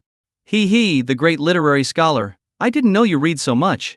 You're like a teacher, Li Shishi said, sitting down next to him. Mr. Song, what subject do you teach? Can I join your late-night study sessions? If he weren't afraid she'd follow him home, he'd have left already. Say one more thing like that, and I'm out of here, Song Yun warned. Really? I don't believe you. Without another word, Song Yun grabbed his book and walked off. Watching him leave, Li Shishi chuckled to herself. This man was too amusing to not tease. But seriously, could Song Yun really be such a gentleman? Li Shishi prided herself on her allure and refused to believe that any man could resist her charms. If he did, it just meant she wasn't trying hard enough. Song Yun left the bookstore, relieved that Li Shishi hadn't followed him. He quickly got into his car and drove home. After a shower, he lay on his bed in a bathrobe, casually chatting with Yi King. Song Yun noticed that Yi King seemed to admire him even more than before. What was going on? Could it be true that absence makes the heart grow fonder? After a while, Yi King had to prepare for a land auction, so they ended the call. President Mr. Zhou is here. He wants to discuss the land issue with you. Do you want to meet him? Jasmine asked, knocking on the door. HMPF. These people are like sharks smelling blood, all wanting a piece of the pie. But does anyone think they can take a bite out of Yi King's cake? Yi King's expression hardened. Prepare the conference room. Let's see what he has to say. A few days later, Yezi informed Song Yun about the class reunion. On the day of the reunion, Song Yun and Yezi arrived at the location specified by their class monitor, Sun Lei. When they arrived, they found themselves at a villa complex. Song Yun tried to drive in, but the security guard stopped them, saying that only residents could enter with their vehicles. With no other choice, Song Yun parked his car nearby. After parking, Song Yun and Yezi walked into the villa complex. Seeing the luxurious villas, Song Yun wondered what it would be like to check in here. With this thought, he quickly decided to sign in. Congratulations, host. You have signed in at Huashu Villa Complex and received Villa 83 as a reward. The market value of this villa is 90 million. Hearing the system's mechanical voice, Song Yun was overjoyed. He never expected that attending a reunion would come with such a pleasant surprise. A 90 million yuan villa was a mansion, even in a big city like this. He made a mental note to check out Villa 83 later. From now on, he would be a proud homeowner with a car. Since Song Yun didn't know the exact location of the reunion, he followed Yezi. They arrived at the meeting place, and Song Yun looked up to see the address Villa 83. The class reunion was being held at his new place? Song Yun was stunned by the coincidence. The system really had a knack for tying rewards to real-life events. Amazing. What Song Yun didn't know was that Sun Lei originally had no plans to host the reunion here. One night, while drinking with his cousin who worked in real estate, Sun Lei heard about a villa that had been on the market for years but remained unoccupied. Some wealthy investor had bought it and left it empty. Hearing this, Sun Lei had an idea. This villa wasn't being used, so why not borrow it for a day? It would show off his connections and make the reunion more interesting, especially with the girls. He pestered his cousin, begging to use the villa for a day. After much pleading and paying 5,000 yuan, his cousin finally agreed. But Sun Lei didn't know that the villa now belonged to Song Yun. Standing there in a daze, Song Yun was nudged by Yezi, who asked, Brother Song, why are you daydreaming? This villa is worth just 2 of your cars. Maybe if you ask your wife nicely, she'll buy you one. Get lost, Song Yun replied, annoyed. Laughing and joking, they knocked on the villa's door. A man in a casual suit with gelled hair opened it. This was their class monitor, Sun Lei. Seeing him, Yezi greeted him enthusiastically, and Sun Lei smiled and nodded in return. Yezi, Song Yun, long time no see. Come on in. Following Sun Lei inside, Song Yun was surprised to find that most of their university classmates were already there, including many familiar faces. When everyone saw Song Yun, they greeted him with smiles, and a few of his close college friends started teasing him. Song the handsome, long time no see. Did you come alone today, Song Yun? Why not share a room with our class beauty? The class beauty they were referring to was Jia Yingxing. Back in college she almost ended up with Song Yun, but due to some reasons, Song Yun got together with Su Luting instead. Since then, every time Xi Yingxin saw Song Yun, she wasn't very friendly. Hearing the teasing, Xi Yingxin just looked down with a slight blush, not arguing back. Song Yun pretended not to hear their teasing and greeted everyone one by one. Yezi, standing beside him, looked a bit disappointed. If she had known, she wouldn't have come with Song Yun. Now, all the attention was on him, and she felt like she was invisible. After chatting and joking for a while, Song Yun looked at the familiar faces and said, "Since graduating from college, we haven't seen each other much. It's great to get together thanks to our class monitor." Looking at his classmates, Song Yun felt a sense of warmth. Even though some had changed physically due to life's challenges, the friendship they shared from their school days remained strong. A chubby, out-of-shape classmate patted Song Yun on the shoulder and laughed, "Song the handsome, you haven't aged a bit. In fact, you look even better. How are the rest of us supposed to live? Look at me, I used to be one of the handsome guys in school, and now I'm left with a beer belly. It's killing me." A stylishly dressed girl nodded in agreement. "That's true. Song Yun seems to be aging in reverse. If we were still in school, the younger girls would be asking for his number." Standing next to Song Yun, a guy with acne scars smirked and said, "You guys came late, so we've already assigned rooms for tonight. There's only one room left for you and Xi Yingxin. Maybe you can share it to stay warm." Before Song Yun could respond, Yezi glared and asked, "I came with Brother Song. Where am I supposed to stay?" "Hey, you can stay with me. I guarantee you'll wake up refreshed," another guy said, pulling Yezi closer. Seeing his classmates joking around, Song Yun shook his head and smiled. "Let's not joke like that. Xi Yingxin is a lady, and these jokes can go too far." Not far away, Xi Yingxin, who had been listening, felt a sudden emptiness in her heart. Meanwhile, Sun Lei, standing among the group, was seething with anger. He had liked Xi Yingxin since college and organized this reunion just to see her again. But all his efforts seemed to benefit Song Yun instead. Seeing Xi Yingxin's blushing face only made Sun Lei more furious. After all this time, she still had feelings for Song Yun? Damn it, I can't stand this, he thought. Alright, everyone is here. Let's move on to the next activity. Come on, let's get ready for the barbecue dinner. Sun Lei changed the subject, leading everyone through the villa to the backyard. The backyard, included with the villa, was a beautifully landscaped area of about 3 or 4 acres. Leading the way, Sun Lei joked, "Everyone, keep up, or you'll get lost. This villa is huge, and it's easy to get lost if you don't know the layout." Hearing this, everyone laughed and followed him. "Also, I'd suggest everyone be careful not to mess up the place tonight," Sun Lei advised everyone. "This villa is worth 90 million. I had to pull some serious strings to borrow it for the night. So please don't break anything." Hearing that the villa was worth 90 million, everyone was visibly shocked. They had initially thought it might be worth 10 to 20 million at most, but 90 million was on a whole other level, comparable to the most luxurious properties in the city. They looked around, marveling at the opulence. It was clear that owning such luxury was out of reach for most of them. Man, property prices in this city are insane. A villa like this would be a fraction of the price back home. Who can even afford to live in such a fancy place without worrying about it? Only the big shots can live here. Their social power is beyond our imagination. Still, we should thank Sun Lei for his efforts in getting us a taste of the high life. With that, everyone started praising Sun Lei, making him feel even more pleased with himself, as if the villa were his own. Meanwhile, Song Yun wandered off from the group, taking a closer look around. He wanted to see his new villa up close. Although he had the layout from the system, nothing compared to seeing it in person. Noticing Song Yun straying, Sun Lei became anxious. It wasn't that he cared about Song Yun getting lost, he would actually love that, but he was worried about the expensive decorations and furniture. If anything got damaged, he would be in big trouble with his cousin. "Song Yun, don't wander off. I'm serious, this place is really expensive. You could end up owing thousands for breaking something." Song Yun turned and gave Sun Lei an exasperated look. It was his own villa, what was there to worry about? Seeing that Song Yun wasn't coming back, Sun Lei had a devious idea. "Alright, you can look around if you want, but you have to take responsibility for anything you break. Deal?" Song Yun, not wanting to waste time arguing, nodded and continued exploring. "This villa is mine," he thought. "I can do whatever I want with it. Who cares if I break something? It's my property. No one's going to come after me for damages." Seeing Song Yun agree, a sly grin appeared on Sun Lei's face. He was sure Song Yun would get lost or break something soon enough.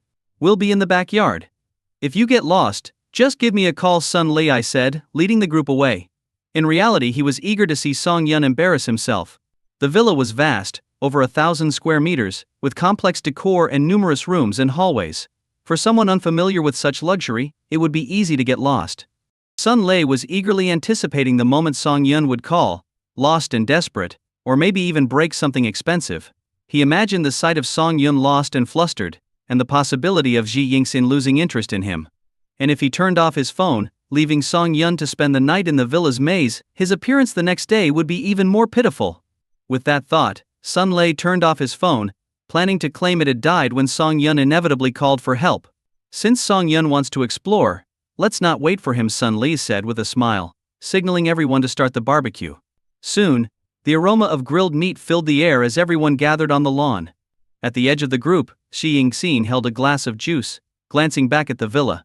She wondered how Song Yun was doing, hoping he hadn't broken anything expensive. Just then, Sun Lei, holding a beer, approached her with a grin. "Xiaoxin, why aren't you joining everyone for the barbecue?" "Sorry, I'm on a diet," she replied nonchalantly. "Hey, you're already so slim, if you lose any more weight, it won't be fair to the other girls," Sun Lei joked. "I noticed you keep looking at the villa. What's so interesting over there?" "Nothing, I'm just waiting for Song Yun to come out." "Damn it. Again with Song Yun. He's not even here, and you're still thinking about him. Look at me, a real live person right in front of you. Why can't you notice me?" The more Sun Lei thought about it, the more he felt a burning anger in his chest. "Stop looking. Song Yun is probably lost inside the villa by now," Sun Lei said irritably. Ji Yingxin looked at him in confusion. "Then why don't you go get him? This villa is huge, he might be in trouble." Seeing her so concerned about Song Yun only fueled Sun Lei's anger. "He didn't call me for help. Maybe he doesn't need me to get him. Go get his rival? No way. He'd rather die first." As Ji Yingxin anxiously pondered how to rescue Song Yun, they suddenly heard his voice from nearby. "Hey, everyone's already eating," Song Yun laughed as he walked up, grabbing a piece of barbecue and eating happily. "Brother Song, why did it take you so long to come out? Try my cooking. Eat more. You're so thin. Even I, a girl, feel ashamed in front of you." Listening to everyone's comments, Sun Lei's face turned sour. Damn it. Song Yun managed to find his way out? How did he do it? When Sun Lei first came here, he got lost for over an hour and needed his cousin to rescue him. But none of that mattered.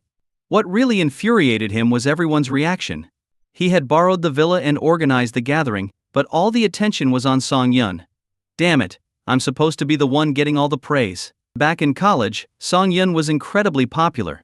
Not just within his own class or department, but throughout the entire college. Everyone enjoyed interacting with him. Sun Lei always envied Song Yun's social skills. Now that they had graduated, everyone seemed more focused on money and success. Sun Lei prided himself on his achievements, thinking he had done very well for himself. But to his frustration, whenever they met up, everyone still gravitated towards Song Yun. Sun Lei was so angry he almost crushed his beer bottle, while the others continued to laugh and joke around. "Song Yun, tell me how you managed to stay in shape and look the same as when you first started college." "Brother Song, remember when we snuck out to go online, and your down jacket got caught on a hook, making feathers fly everywhere? Someone from the dorm had to bring you a new one.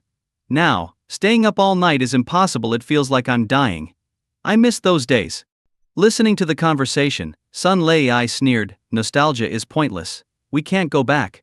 What's important now is looking ahead, striving for success, and seeing who ends up the most successful and makes the most money, right?" No one responded, and an awkward silence fell over the group. Everyone had been dealing with the pressures of work, getting bossed around, and constantly micromanaged. This gathering was meant to relax and reminisce about their college days. Sun Lei's comments brought everyone back to harsh reality. Most of them came from modest backgrounds, with no family influence to help them thrive in a big city like Shanghai. Sun Lei, however, seemed determined to hit a sore spot. Seeing the silence, Sun Lei pressed on, "Song Yun, what have you been up to since graduation? We're all adults now, it doesn't hurt to share. Maybe one day we might need each other's help." By now, Sun Lei was losing his composure, anger clouding his judgment.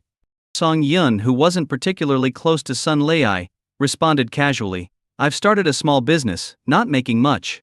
Hearing this, a look of disdain crept across Sun Lei's face. A small business? Maybe a convenience store or something equally insignificant. If it were a startup or a major project, he'd boast about running a company. If he worked for a big corporation, he'd mention it was a top-ranked firm. But a small business? Who knows what that means? Oh, a small business? That's nice. At least you have the freedom. It's impressive to be entrepreneurial at your age, Sun Lei said condescendingly, trying to sound like a mentor to everyone. Song Yun squinted at Sun Lei. What's his problem? His comments had been passive-aggressive all evening, and now he was targeting him directly. Sensing the growing tension, someone stepped in to lighten the mood. All right, Song Yun has shared about himself. Now, how about you, class monitor? Tell us about your job. Yeah, class monitor, you organized this reunion. Let us in on your success story. With the attention now on him, Sun Lei felt gratified. Hey, I'm not doing much. Just holding a position in a company owned by my family. I make a few $100,000 a year, nothing special, he said, pretending to be modest while actually feeling very proud. Earning hundreds of thousands a year is a level many people can't reach in their entire lives, and here he was in his 20s achieving it. Who wouldn't brag about such youthful success? Listening to Sun Lei, the other classmates showed no expression, but deep down, they were filled with envy. The scene was silent for a long time until one male classmate came over with a drink, clinked glasses with Sun Lei, and said with a smile, class monitor, I can see you're the most successful among us. Help us out when you can. Here's to you. Once someone took the lead, everyone else dropped their pretenses and began toasting Sun Lei. Everyone had the same thought. Since Sun Lei was doing so well, it would be good to have his support if they ever needed help. Sun Lei didn't refuse anyone, drinking one glass after another. Quickly, the situation shifted. The classmates who were initially laughing and joking with Song Yun now surrounded Sun Lei. After all, society is very realistic. The one who makes money and has connections holds the real power. Seeing everyone flattering Sun Lei, Yi Zi muttered disdainfully, earning hundreds of thousands. That's nothing. The car Brother Song drives is worth several years of your salary. However, since no one knew about Song Yun's current situation, they decided it was safer to flatter Sun Lei for now. After dinner, Sun Lei led the group back to the villa. They gathered in the hall to play games, with everyone focusing on Sun Lei. Sun Lei was basking in the praise and attention, enjoying the moment. This feels amazing. Finally, he was experiencing the kind of admiration Song Yun once enjoyed. Late into the night, everyone was tired, and Sun Lei stood up to assign rooms. He looked at the floor plan and placed the attractive girls in the guest bedrooms, his close friends in the spacious guest rooms, and those close to Song Yun in the regular guest rooms. Now, only he and Song Yun were left without rooms. Sun Lei smirked inwardly. There was only one master bedroom left, which he planned to take for himself. As for Song Yun, he could sleep on the couch. But just then, Song Yun walked straight towards the master bedroom. Song Yun didn't care about the room assignments. He knew this was his house, and he wasn't about to let anyone else take the master bedroom. Hey, what are you doing? That's the master bedroom, Sun Lei yelled, panicking. He had saved that room for himself, never having stayed in such a nice place before. If he didn't enjoy it now, who knew when he'd get another chance? Song Yun turned to look at Sun Lei, anger rising in his eyes. This guy had been a nuisance all night, from his tone to his actions, constantly trying to provoke him. Song Yun couldn't figure out what he had done to deserve this. Seeing the anger in Song Yun's eyes, Sun Lei hesitated for a moment, but quickly remembered how everyone had been surrounding him just moments ago. So what if you were popular in college, Song Yun? Look at you now. We've all graduated and entered the real world. Without money or power, being handsome doesn't mean anything, Sun Lei sneered. When we were assigning rooms earlier, you didn't say anything. Now you're causing trouble. Don't you think that's a bit shameless? Sun Lei glared at Song Yun. If you don't want to sleep on the couch, fine, call a cab and go home. But I should warn you, it's not easy to get a cab around here at night. Are you out of your mind? I think you should be the one to leave. Song Yun walked up to Sun Lei, staring him down. The tension between the two was palpable, and no one dared to intervene. After all, they were all comfortably settled in their rooms, but sleeping on the couch was another story, an outright insult. Considering that Sun Lei had rented the villa and his background, many decided it was best to stay out of it for now. Song Yun, you should face reality. If I were you, I'd just make do with the couch for one night. It's not like you can't sleep there, Sun Lei said smugly. Hearing this, others chimed in. Just make do for one night, Song Yun. This area is full of wealthy people. It's hard to get a cab here. Yeah, it's just one night. We'll be gone by tomorrow. Brother Song, since Sun Lei arranged this place, we don't really have a say. Sun Lei felt triumphant. Wasn't Song Yun the big man on campus? always surrounded by admirers? Well, look at him now. Song Yun looked around at everyone, his tone icy. So because Sun Lei arranged this place, he has the right to decide who stays where. Exactly, Sun Lei replied confidently. Song Yun shook his head, lit a cigarette, and said, "But what if I told you this villa is mine? Sun Lei, it's one thing to show off, but you crossed the line messing with me. You can leave now." His words stunned everyone into silence. Those who had been persuading Song Yun were left speechless. Even Yi Zi was shocked. Damn! This villa belonged to Brother Song. Earlier that afternoon she had joked about asking her wealthy friend to help Song Yun, only to find out later that he had already bought the place. Damn! The joke was on her. Yi Zi looked at Sun Lei, feeling a bit sorry for him. But aside from Yi Zi, most people were skeptical. This villa was worth 90 million. Had Song Yun robbed a bank after graduating? Sun Lei was momentarily stunned, but then burst into laughter. Song Yun, if you beg me, I might find a maid's room for you to experience living in a mansion. But claiming this place is yours? That's just shameless. Ignoring Sun Lei, Song Yun took out his phone and called the real estate agent provided by the system. Seeing Song Yun actually making a call, Sun Lei laughed even harder. Song Yun, save your breath. You're just a nobody trying to act big. Now you're stuck in a lie. That's why you shouldn't pretend to be something you're not. It'll only get you in trouble. The phone rang a few times before someone answered. Hello, who is this? Hello, this is Song Yun, the owner of Villa 83 at Hua Shou, Song Yun said calmly. There was a brief silence on the other end, followed by the sound of rustling as someone hurriedly got dressed. Hello, Mr. Song. What can I do for you this late? The voice on the other end was urgent. It's not so much in order, but I came back today and found that you've rented out my villa. Impossible. Mr. Song, there must be some misunderstanding. We've always had someone managing your villa, and no one is allowed to stay there. I'll come over right now. Please just give me a few minutes to handle this. The real estate agent broke out in a cold sweat. One moment he had been with his lover, the next, he was terrified by Song Yun's words. The owner of Villa 83 had always been a mystery. Ever since buying it, he had never stayed even a single night. It was as if this $90 million villa was just a shack in the countryside. But precisely because of this, the agents were extra cautious. They had no idea how powerful this mysterious owner could be, and any mistake could be disastrous for them. The agent's heart was pounding. He had no idea what Song Yun intended, but if he was angry, none of the agents could escape the company's punishment. If Song Yun was furious about this, it could be even worse. He had the right to demand a full refund and claim 3 times the property's market value as compensation.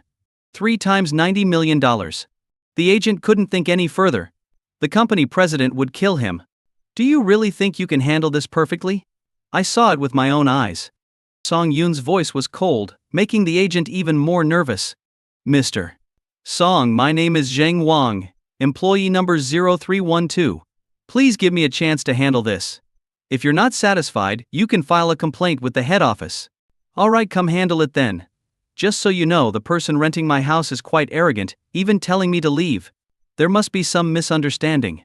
Please wait a moment, I'm on my way. After Song Yun hung up, Zheng Wang's veins bulged on his forehead. Damn it! Which idiot set him up? Not only did they rent out Villa 83, but they also insulted the owner and told him to leave. If he found out who it was, he would definitely make that idiot pay. As Zheng Wang drove, he called every senior executive in the company, explaining the situation.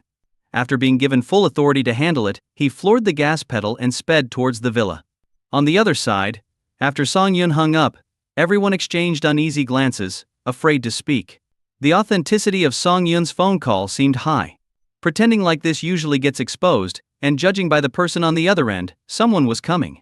So, was that call real? Thinking about this, everyone's heart started racing. $90 million.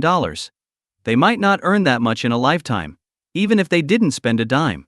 But if Song Yun really owned the villa, his net worth must be in the billions. Sun Lei felt uneasy. But then he thought, how could it be such a coincidence? The villa he borrowed from his cousin happened to belong to Song Yun. The odds were too small, even smaller than winning the lottery. Thinking this, he calmed down and said sarcastically, Song Yun, don't just bring anyone to fool us. My cousin is a real estate agent for these villas. Do you want me to call him to confirm? With that, Sun Lei took out his phone and dialed his cousin's number. Everyone watched eagerly as the busy tone echoed in the villa. Ring. Ring the call was answered, but the background noise was loud, like a nightclub. Cousin, can I ask you, who owns the villa you rented to me? Sun Lei asked carefully.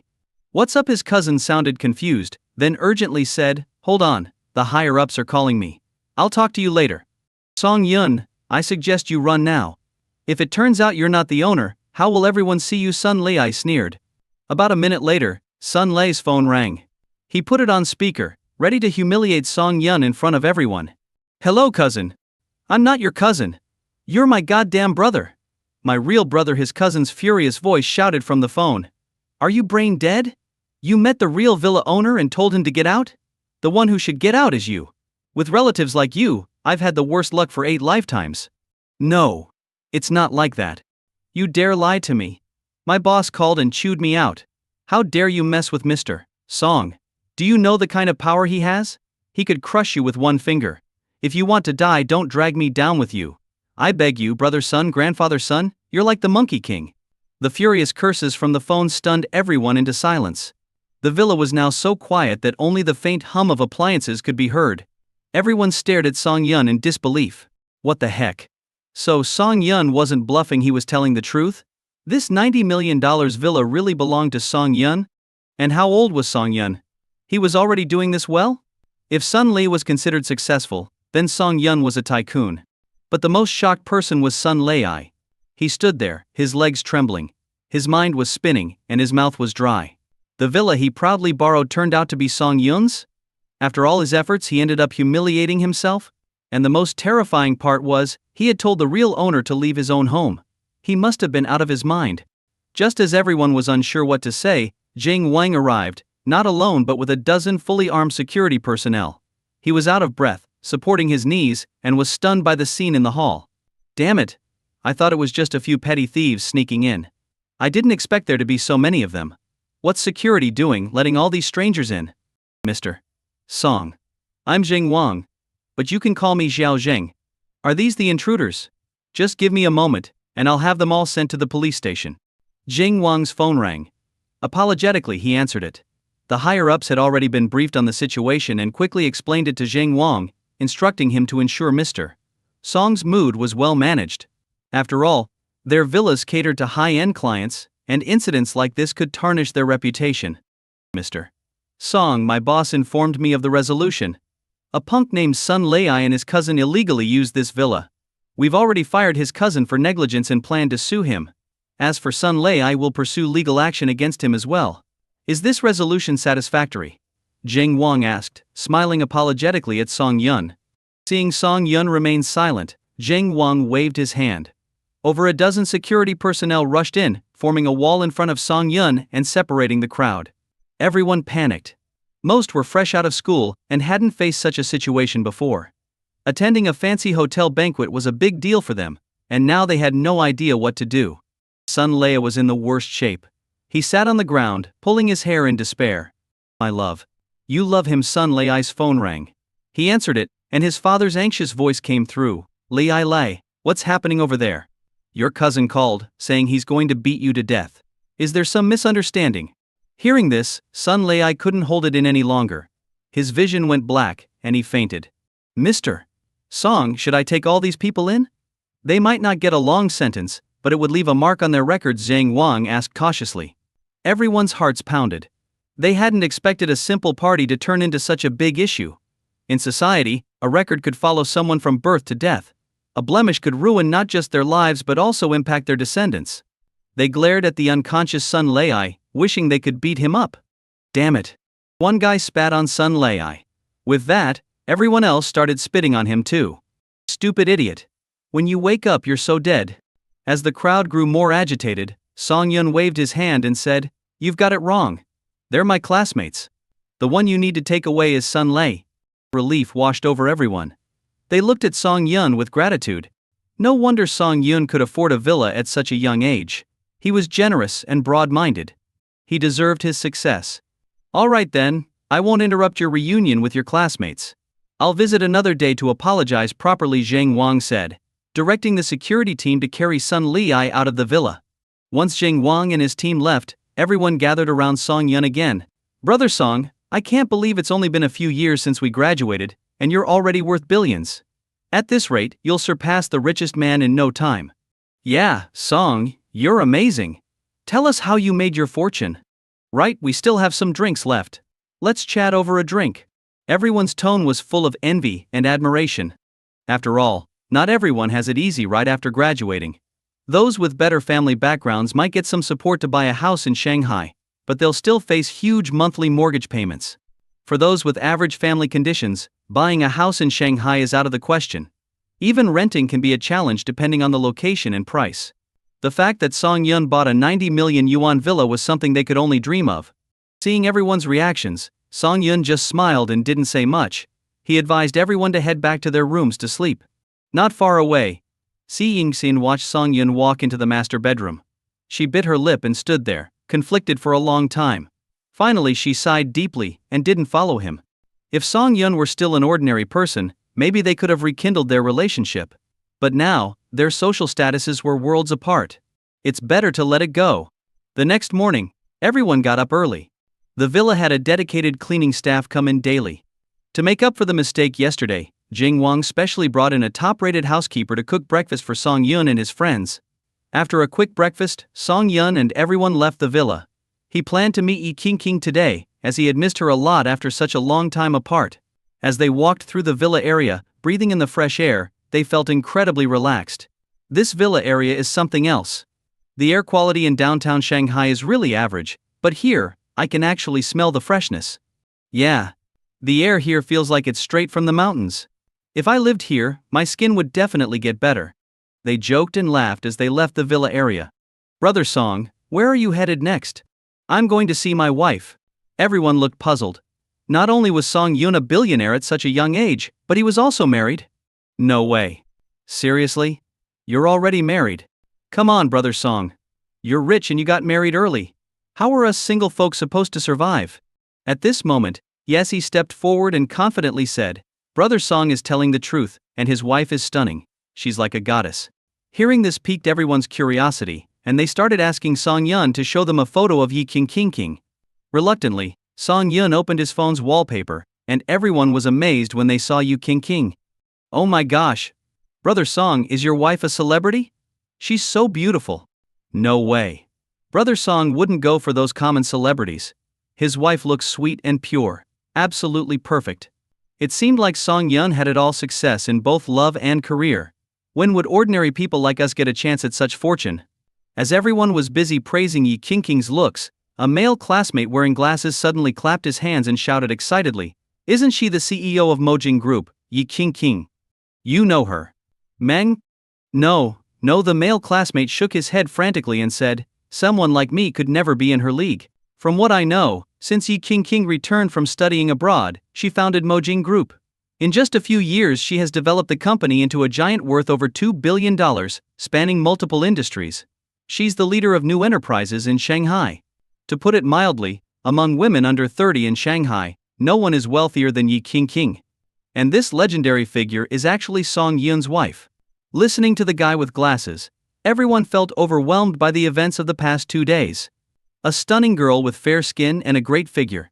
And she's the CEO of Mojing Group. And she's married to Song Yun. What defines a winner in life? What does it mean to be the protagonist of your own story? Song Yun exemplified these concepts perfectly. Seeing the gossip-filled eyes of his classmates, Song Yun smiled and shook his head. He didn't want to share too much about his personal life. He took out his car keys and pressed the button on his Lamborghini Veneno. Guys, I have some things to take care of. Let's catch up next time. With a nod to everyone, Song Yun got into his car and drove off. Seeing Song Yun's ride, a car enthusiast quickly pulled out his phone to look up the model.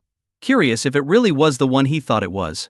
After a quick search, one of the guys suddenly screamed, Holy crap!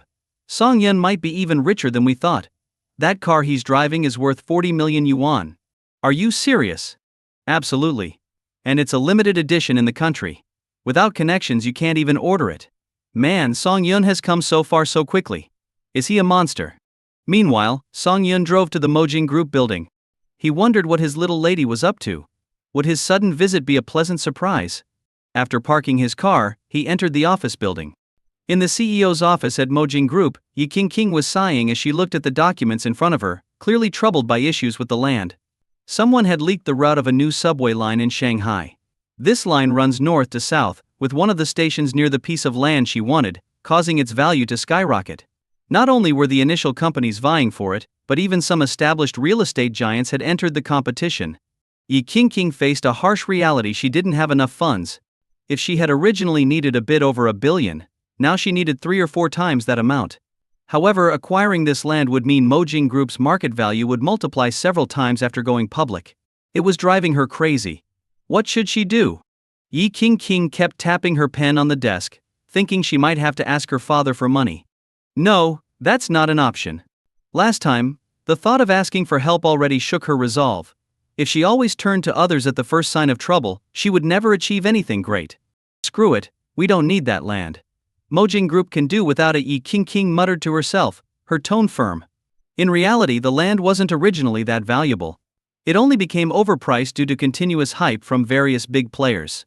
As a young company, Mojing Group couldn't compete with them. Having made up her mind, Yi Qingqing felt a weight lift off her shoulders. Hello, sir, do you have an appointment? As Song Yun was about to enter Mojing Group, the receptionist stopped him. An appointment? Can't I go in just because Yi Qingqing is my wife? The receptionist rolled her eyes at this. The CEO is your wife? Why don't you say this company is yours too? Such a handsome guy, but a bit delusional, she thought. I'm sorry, sir, but if you don't have an appointment, I can't let you in, she said politely. Song Yun didn't want to argue with her. Company rules are rules, and she was just doing her job. He pulled out his phone and called Yi Qingqing. After explaining the situation, Yi Qingqing cheered on the phone and quickly came down to meet him.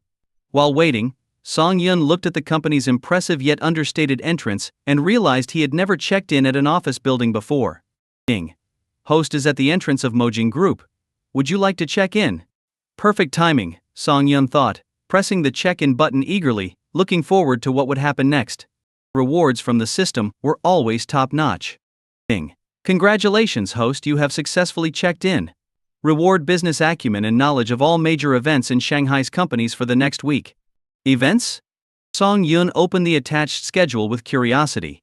It clearly listed all major business events in Shanghai for the next week, as well as the growth trajectories of specific companies. After a quick glance, he realized that even an average person with this information could make enough money to buy a house in Shanghai. But Song Yun was looking for bigger opportunities. After a detailed search, he found what he was looking for. In 3 days, a piece of land in Shanghai will be auctioned off for 5 billion yuan, but its actual value is inflated. The winning company's finances will suffer, losing 4 billion yuan. In the end, the company will have to cut its losses, and its market value will plummet. Meanwhile, another piece of land, overlooked by most, will later become highly valuable due to future developments. The company that buys this land will see its market value triple.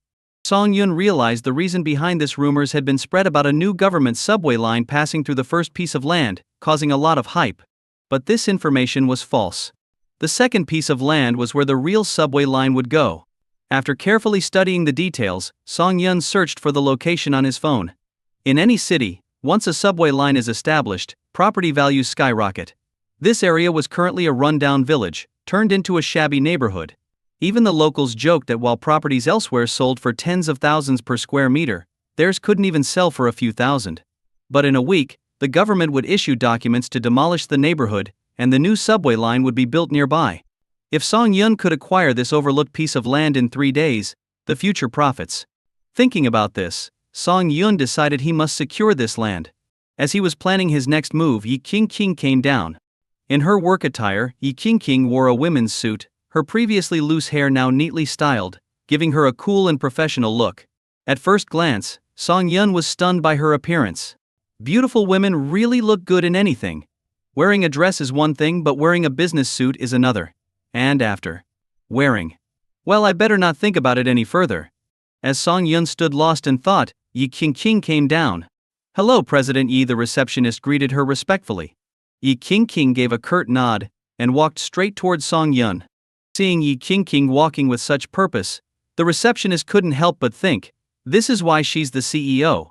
Always moving with speed, never wasting a second. But just as she was marveling, she saw President Yi throw herself into a man's arms, rubbing her cheek against his. Brother Song Yun? You heartless man, why did it take you so long to come see me? If I didn't come looking for you, would you never visit me? I missed you so much. Hearing this, the receptionist, who was busy with her work, slowed down a bit and listened more intently. Brother Song-yun, did you miss me? If it weren't for my busy work, I'd stick to you every day he. What the heck? Was this the same cold and aloof CEO? How could she sound so playful? While satisfying her curiosity, the receptionist's world was crumbling. One moment she was inspired to emulate President Yi in everything, and the next she realized Yi King had a sweet love life all along. Her job was just to give them an excuse to be together. Feeling lonely and confused, the receptionist wanted to cry. Unable to resist her curiosity, she looked up at Yi King. She saw Yi King's face full of a shy, girlish charm, a stark contrast to her usual decisive demeanor. And most importantly, President Yi was in a man's arms. And that man had just told her that Yi King was his wife. No way. Could it be true? Am I going to get fired? After a while, in a daze, the receptionist watched as Yi King clung to Song-yun's arm and took the exclusive elevator for the CEO. They used the CEO's private passage and entered the office. As soon as the door closed, Song-yun eagerly kissed her. After a long kiss, Yi King's face turned red. She bit her lip lightly, took a wet wipe from the desk, and carefully wiped the lipstick off Song-yun's lips. You bully. Always teasing me. Because you're my wife. Song-yun hugged her tightly, and seeing her adorable expression, he couldn't help but kiss her several more times. At that moment, someone knocked on the office door. Yi King instinctively shouted, "Come in." No. Wait, don't come in. But it was too late. Jasmine had already opened the door. Seeing the two tightly embracing, Jasmine's eyes widened, her fingers pointed at them, and then she awkwardly backed out and quickly closed the door. A moment later, Yi King's cold voice came from inside the office, "Come in." Jasmine entered with her head down, placed the documents on the desk without saying a word. Yi King carefully reviewed the documents, her expression changing as she read. Gritting her teeth, she said, "Are they crazy? They've raised the land price to 430 million. Sure, this land is tempting, but aren't they afraid of overextending themselves and breaking their funding chain?" Yi King shied in frustration, realizing she had no choice but to give up. These old real estate companies were raising the stakes recklessly, as if they wouldn't stop until they got the land. Seeing Yi King's distressed look, Song-yun glanced at the documents and noticed they were bidding on a notoriously loss-making piece of land. "Did you hear something about a new government subway line passing through here?" Song-yun asked curiously. "Brother Song-yun, I didn't know you were into this stuff." "Yes, there's a rumor floating around, making it hard for new companies like ours to compete with the big players. Have you considered that this news might be fake?" Song-yun was puzzled. People at their level might not all be geniuses, but they certainly weren't fools. Would they really bet everything on an unverified rumor? Yi King froze at his words. Right. They didn't even know if the rumor was true. Everyone in the industry had heard it and assumed others had verified it. But if every company thought this way? Seeing Yi King's dawning realization, Song-yun smiled and said, "A plot worth just over 100 million now going for 3 or 4 times that amount? High risk, low reward. Leaving was the right move. Sir, watch your tone. This is a major auction in Shanghai. There shouldn't be any foul play." Jasmine adjusted her glasses, looking displeased at Song-yun. Seeing her trusted assistant misunderstanding Song-yun, Yi King quickly stepped in. "Jasmine, this is my husband." Jasmine was stunned, her expression blank. "Husband? Miss? Does your father know about this?" Jasmine was in shock. Her boss had gotten married, and she didn't even get an invitation. She felt deeply hurt. Yi King stammered, blushing. "We just got married and haven't told my dad yet. You better not snitch, or I'll fire you." Jasmine sighed, realizing this was a secret marriage. She might be the first to know. What had this guy done to make the boss keep it a secret from everyone and get a license so quickly? With the misunderstanding cleared, Yi King introduced Song-yun to Jasmine. Jasmine realized Song-yun wasn't some wealthy heir but an ordinary guy. She wondered if he'd passed the family test. Back to business. "I don't necessarily need this land. The company plans to go public soon, and I need to boost our market value. Brother Song-yun, do you have any suggestions?" Song-yun thought for a moment before saying, "Everyone's fighting over this land, which used to be an old industrial area. The residents are mostly retired factory workers who won't move easily. The relocation costs will be astronomical. Plus, dealing with a few stubborn holdouts could take a lot of time and money. It's not worth it." Hearing his explanation, Yi King started to see the land in a new light. The value of land depends on development, But if relocation is obstructed, indefinite delays can drag down the company. Even Jasmine, a professional, nodded in agreement. She thought, so my boss isn't just a fool for good looks. The guy she chose does have some real skills. Sir, according to your idea, will that piece of land appreciate in value? Jasmine asked seriously. Yi King looked at Song Yun with starry eyes, realizing her husband was so knowledgeable and kept surprising her. He was truly a treasure. Song Yun looked through the files of all the lands up for auction, then pointed to a specific plot. This one is definitely worth buying. Yi King and Jasmine followed his finger and fell silent. They knew the plot Song Yun was talking about. It was not only far from the city center but also in a chaotic area that used to be a village within the city. Property prices there had never gone up, and they saw no need to develop such an unpopular piece of land. Brother Song Yun, can you explain why we should buy this land? Yi King asked. This land may be near the outskirts, but it has a natural advantage: it's cheap. Moreover, the residents often joke about the low property prices, which means they'd be eager for someone to develop it. Also, have you ever studied the construction patterns of Shanghai's subway lines? If you look closely, you'll find a predictable pattern. Hearing this, Yi King's face changed slightly. She asked Jasmine to fetch the construction timelines and orientations of all the subway lines in Shanghai. Jasmine, being a professional, quickly laid out a map on the office table, with all the lines marked. Song Yun pointed at each line, explaining their deeper implications. When he drew a new line on the map, Yi King and Jasmine were stunned. According to Song Yun's logic, the new line would pass right through that unpopular piece of land. This is too much information, I need a moment. Jasmine rubbed her temples. Although she didn't want to admit it, what Song Yun said made a lot of sense. The government develops land to boost the economy. The popular plot might appreciate in the future. But in real estate, long cycles and slow returns can bankrupt a company. I trust Brother Song Yun. I'll lead the effort to buy this land, Yi King said firmly after a moment of silence. Though it's an unpopular plot, it still required nearly 100 million, plus relocation costs and other investments, bringing the total to around 200 million. Jasmine was anxious. Miss, shouldn't we think this through a bit more? Jasmine, do you remember the fund I invested in that skyrocketed? Jasmine nodded. Of course, that was an amazing investment. No, it was just a small investment based on Brother Song Yun's advice, but it brought me substantial returns. I believe Brother Song Yun's judgment will be accurate again. After all, Brother Song Yun has the capability. Jasmine was stunned by Yi King's words. She never expected that Song Yun had predicted the surge of a niche fund. This foresight proved that Song Yun was far from being a useless pretty boy. He could easily hold a key position in any major investment firm. Sitting on the sofa, Song Yun smiled and asked, King, do you want to get involved with this land? If you don't, I'll go ahead and take it. Yi King trusted Song Yun completely, but all her funds were tied up in the bidding for a prime plot. The bank had already frozen her account for the auction, which meant all her money was temporarily inaccessible. If she won the bid, the money would be deducted immediately. If not, the funds would be unfrozen within 24 hours. At the moment, Magic Crystal Group only had a few tens of millions available, specifically set aside for emergencies. Brother Song Yun, I really want to buy it, but I don't have enough money, Yi King murmured, biting her lip. No worries. Calculate how much liquid cash you have, and I'll cover the rest. Song Yun's casual remark left Jasmine staring at him in astonishment. This guy didn't look like he had more than $500 on him, so where did he get the confidence to play with billion-dollar projects? Yi King's eyes lit up at his words. Last time it was Brother Song Yun who suggested the fund, so he must have invested too. But how much did he invest? Thinking of this, Yi King sat beside Song Yun, hugged him, and asked coyly, honey, how much did you make from that fund? Song Yun blushed from the sudden closeness. Not much, just 50 million. Before he could finish, Yi King screamed, 50 million. Brother Song Yun, where did you get so much money? I saved it up. It's not like someone gave it to me, Song Yun chuckled. 50 million. So your investment made 150 million. Yi King stared at Song Yun in shock. She never expected her husband to have more money at his disposal than she did. What other secrets was Brother Song Yun hiding? She would dig them out eventually. Jasmine, go find the CFO and see how much money we can use.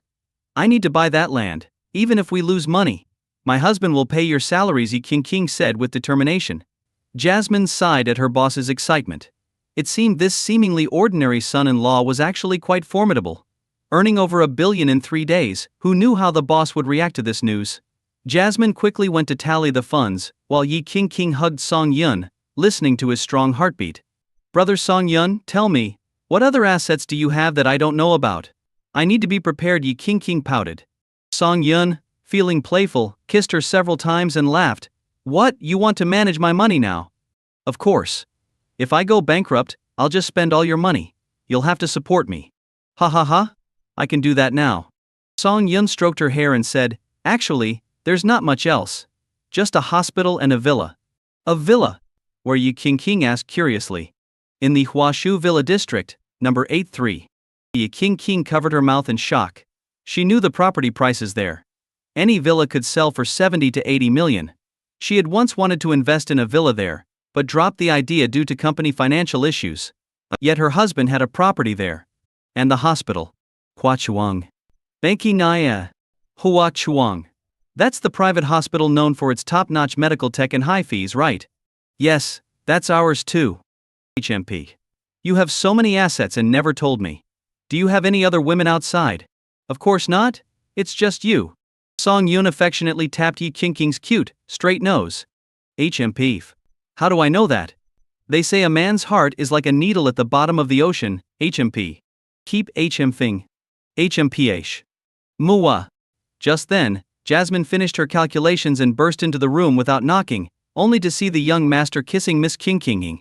Embarrassed, she wanted to disappear. She couldn't believe she had stumbled upon this scene twice in one day.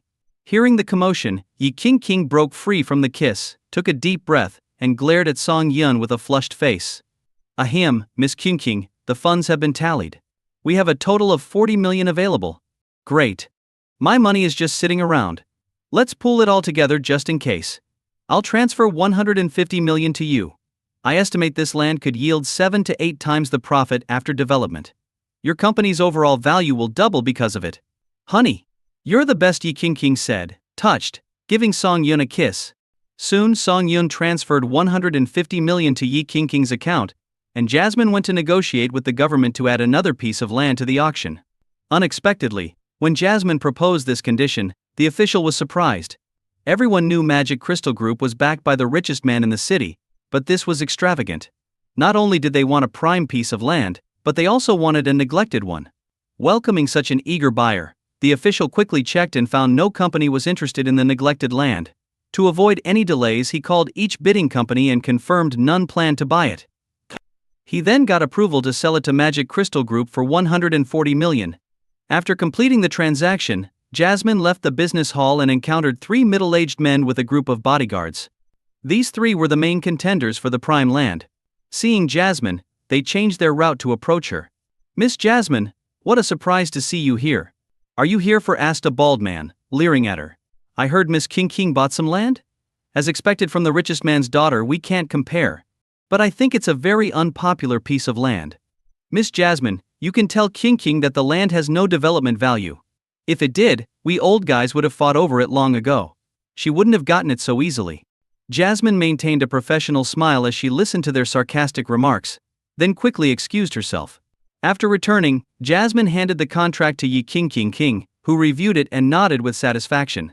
If everything went as Brother Song Yun said, this land could multiply in value even if they did nothing with it. Selling it off later would be an excellent option.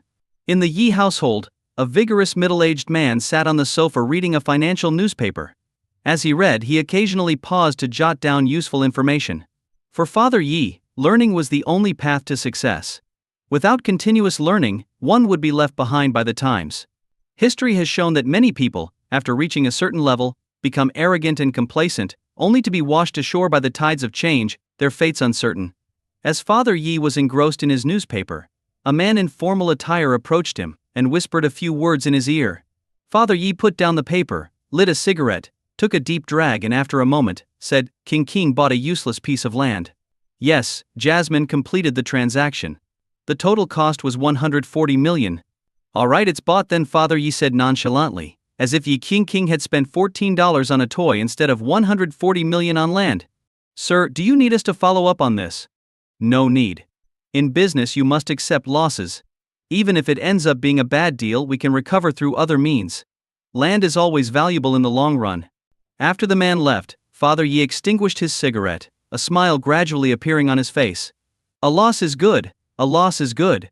Now no one can say the Yi family only takes in profits without any losses. This way, we don't have to worry about being targeted as fat cats. My daughter's action of buying that land has given us a good reputation and reduced some pressure.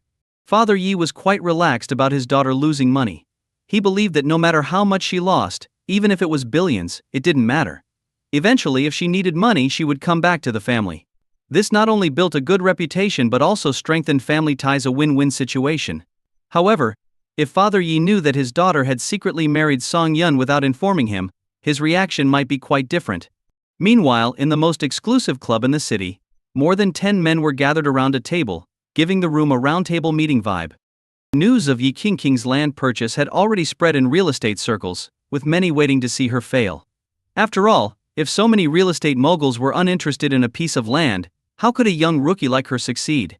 At the meeting, an elderly man raised his wine glass and smiled at the group. Zhou Chen, with Yi Qingqing out of the running, it looks like the most sought-after land will be yours. This elder, the owner of the club and the most senior person present, was signaling everyone to back off, indicating that Zhou Chen was the clear favorite for the land. Zhou Chen clinked glasses with the elder and smiled. Mr. Wu, you give me too much credit. Everyone is competing for this land and it all comes down to money. Whoever has the most will win. But this time, my family has prepared 800 million. What price do you all plan to bid? This blatant threat made everyone who had their eyes on the land feel a chill. The price of the land had already reached 500 million. If it continued to rise and Zhou Chen, that sly fox, suddenly backed out, they'd be left holding the bag. Besides, Zhou Chen had made it clear, I'm prepared to spend 800 million on this land. If you can match it, go ahead, if not, step aside. This put a lot of pressure on those with tight budgets, causing some to consider backing off. Haha, let's not talk about this at our gathering today. Speaking of Yi Qingqing, she doesn't seem to have inherited her father's business acumen. She doesn't really understand the business world. After all, she's just a young girl. Maybe the growth of Magic Crystal Group over the years was all guided by that old man behind the scenes, Mr. Wu said, trying to ease the tension and steer the conversation back to Yi Qingqing. In my opinion, Yi Qingqing is just a pretty face. She started a company just to boost her credentials so she could find a good husband in the future. Exactly. She spent 140 million on a useless piece of land, which is a prime example of wastefulness. Makes my daughter spending on bags seem like nothing, ha ha ha. The group shared their disdain for the new kid on the block, convinced that without her powerful father, Yi Qingqing would have been eaten alive. Hey, at least Yi Qingqing has some self-awareness. She didn't continue borrowing money to bid on that prime land. If she had, her company's stock would have plummeted after going public, Zhou Chen remarked casually while sipping his wine. The crowd instinctively agreed, but then they realized that while Yi Qingqing had avoided one pitfall, she had fallen into another. It seemed her reputation was highly inflated. On the other side of town, Song Yun and Yi Qingqing finished their business. Relieved, Yi Qingqing pestered Song Yun to take her somewhere nice to eat. With no other choice, Song Yun took her to a hole-in-the-wall restaurant they frequented during their university days. This eatery near the university was a bit shabby but known for its cheap and delicious food. Rumor had it that the owner was once a head chef at a 5-star restaurant but ended up here after a heartbreak. Song Yun and Yi Qingqing found a seat and ordered a few dishes. Yi Qingqing was puzzled about why Song Yun brought her here, and he joked that he had given her all his money, so they could only afford simple meals. Yi Qingqing knew he was kidding and was curious about the place. It was her first time here, and she didn't mind. She was actually quite intrigued, looking around with interest. When the food arrived, Yi Qingqing took a bite and her eyes widened. This is so good. If they package this up, it could sell for hundreds per dish. You little money grubber, even eating can't shut you up. As they were about to finish their meal, a face suddenly appeared between them. Brother Song. It really is you, a guy named Yazi said excitedly. Song Yun was surprised. What are you doing here? Don't ask. The rent is cheap around the university, so I rented a place nearby. I come here for dinner every night after work, Yazi said, sitting next to Song Yun. He then noticed Yi Qingqing. His eyes widened, and he pointed back and forth between Song Yun and Yi Qingqing. Is this your wife? She's even more beautiful than in the photos. Yi Qingqing looked stunning in photos, but in real life she was even more striking. Her figure was incredible, and she had an indescribable aura. When Yi Qingqing heard Song Yun's friend call her sister-in-law, she realized that Song Yun must have talked about her to his friends. This made her very happy. Hey brother Song, why are you eating here? Sure, the food is good, but it doesn't match your status, Yezi asked curiously. I'm just an ordinary guy, Song Yun replied with a smile. The main reason is that I'm broke. Yezi looked at Song Yun like he was crazy. A billionaire living in a $90 million villa, driving a $40 million sports car, claiming to be broke? Yeah, right. Brother Song, you're messing with me. Even a fraction of your wealth could feed a family for a lifetime. Song Yun smiled and said, seriously, I'm out of money. I just invested over $100 million in my wife's company. Now I don't have a penny to my name. Over $100 million? Get out of here, you rich dog. After joking around, Yezi packed up the food and left, saying he had to leave before he got too jealous of their relationship.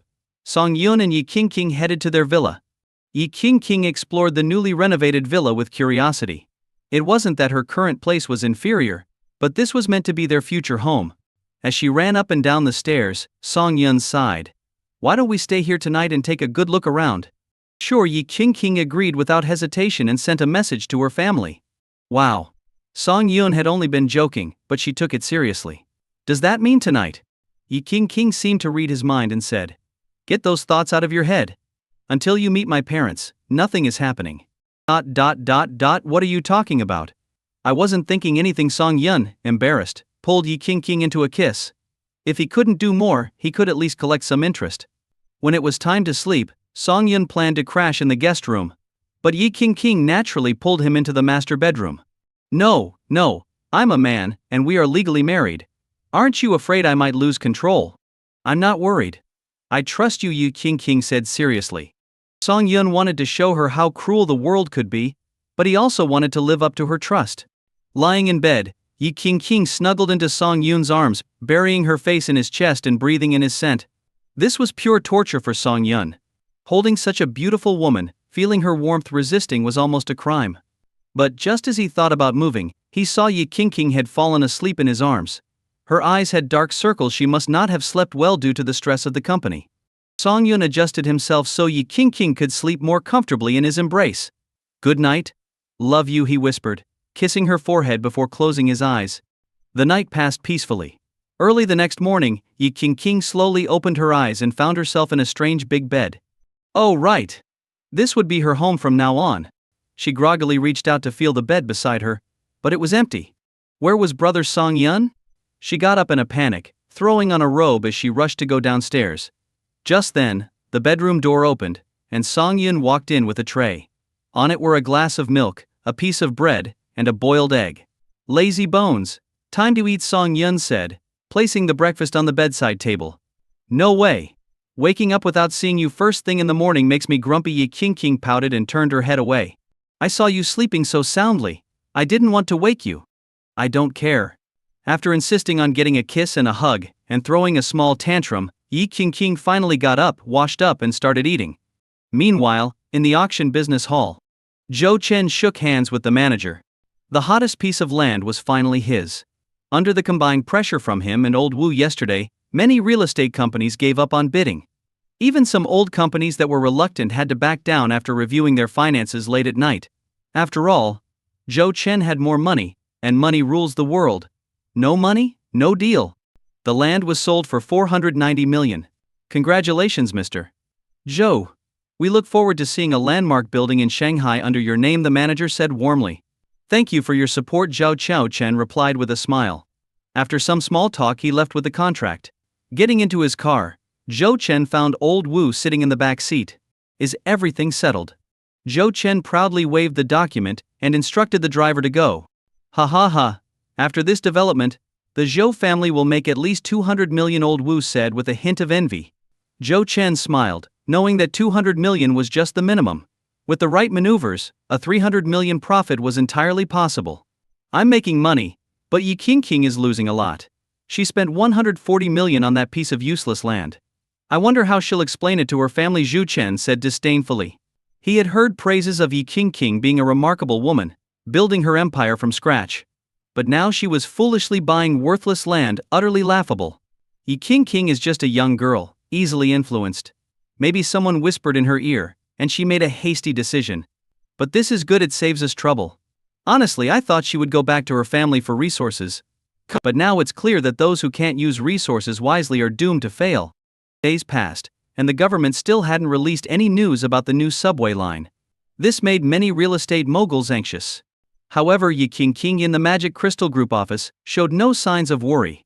Her daily routine was simple: go to work, handle documents, wait for brother Song Yun to pick her up, go home, and sleep in his arms. Simple and warm. Even if she lived like this for hundreds of years, Yi Qingqing would never get tired of it. Song Yun wasn't idle either. He was constantly signing deals and filling his coffers. He didn't have a huge fortune yet, but he had accumulated a few tens of millions in some functional cards, making him even more prepared to handle any situation. One morning, Zhou Chen was sitting at home, leisurely eating breakfast with a newspaper in hand. He had picked up this habit while studying abroad at a relative's house in the UK. Just as he cut a piece of bacon and elegantly put it in his mouth, his secretary burst in, flustered. "You're always so careless. You need to be more composed," Zhou Chen scolded. Mr. Zhou. The new subway line in Shanghai. It's been announced." The secretary was out of breath from running. Hearing this, Zhou Chen jumped up excitedly. Really? His heart raced with joy. The land he had just bought would soon skyrocket in value. A new subway line would not only improve transportation but also cause property prices to soar. Where is the subway line going to be? The secretary opened a map of Shanghai and drew a straight line with a red marker. Seeing the line, Zhou Chen's heart sank. He grabbed the secretary by the collar, his eyes red with anger. "Where did you get this information?" "The government has issued a document. The subway construction will start soon." The secretary hung his head, bracing for his boss's wrath. Zhou Chen shoved the secretary aside and stared furiously at the map. The land he bought was valuable, but not that valuable. He had bet heavily on the subway line passing through it, convincing his family to increase their investment. But now, it was all wrong. The information had been both right and wrong. What to do? How could he recover from this? Suddenly he had an idea. With the new subway line he could buy another piece of land before the news spread widely. He followed the red line the secretary had drawn, searching for available land. Finally he found one, the only one. His heart sank further when he saw it was the same piece of unpopular land Yi Qingqing had bought. It was over. He had invested so much money and could end up losing it all, while Yi Qingqing's gamble had paid off. Her land's value had multiplied several times over. After the official announcement, the commercial district in Shanghai was abuzz. Initially, the real estate tycoons dismissed Yi Qingqing's purchase, considering it too far from the city center with a mixed population. But now, that piece of land was the golden egg of Shanghai, the only one. If Yi Qingqing decided to sell, it could easily fetch 700 to 800 million. Meanwhile, at the Yi family residence, Father Yi had been in a gloomy mood since hearing the news. His secretary, puzzled, wondered why the master wasn't happy. After all, the young lady had made a perfect investment and earned a fortune. What the secretary didn't know was that Father Yi had already gathered the funds, waiting for Yi Qingqing to come back and discuss the matter. He had hoped to enjoy his daughter's admiration and affection. But now, it was all ruined. How could his daughter be so capable? She had turned a sure-lost piece of land into a gold mine. "Master, why do you look so unhappy?" the secretary asked cautiously. "Ah, Xiao Qian, can you help me come up with a plan to fail in my investment and lose some money?" Father Yi sighed deeply. The secretary was baffled. Was the master so happy that he lost his mind? Since when did losing money become a goal? Seeing the secretary's confusion, Father Yi sighed again. None of them understood him. Forget it, he thought. He'd just focus on building more Hope primary schools. Meanwhile, the happiest people were those in the Magic Crystal Group. In the general manager's office, Molly answered call after call. "Hello, Mr. Yin?" "I'm sorry, Mr. Su offered 9 billion, but we didn't sell the land." "Yes, please discuss with your company executives and decide on a final price." "Hello, Mr. Li? You're offering 11 billion? I'll note that down and report to our president." "All right, goodbye, Mr. Li." After hanging up countless calls, Molly finally breathed a sigh of relief. When handling the land purchase, many mocked her. Now, with the land's value skyrocketing, those same people had to beg her for a chance to meet the young lady. The satisfaction of this reversal was immense. As she basked in this feeling, the door opened. Song Yun and Yi Qingqing walked in. The official document had just arrived, and Song Yun's investment of 1.5 billion had increased several times over. His wallet was finally going to be full. Following him, Yi Qingqing clung to Song Yun, asking for a hug. She adored her brother Song Yun now, amazed by his foresight. The line he casually drew matched almost perfectly with the city's planned route. "Molly, what's the highest offer so far?" Yi Qingqing asked, sitting on the sofa. 11 billion. Do you want to sell or should our group develop it ourselves? Molly replied respectfully, though she couldn't help but glance at Song Yun. She was astonished at his abilities. First, he'd doubled his investment, and now the land was equally profitable. The young lady was fortunate to have married him. Brother Song Yun, you're the largest shareholder of this land.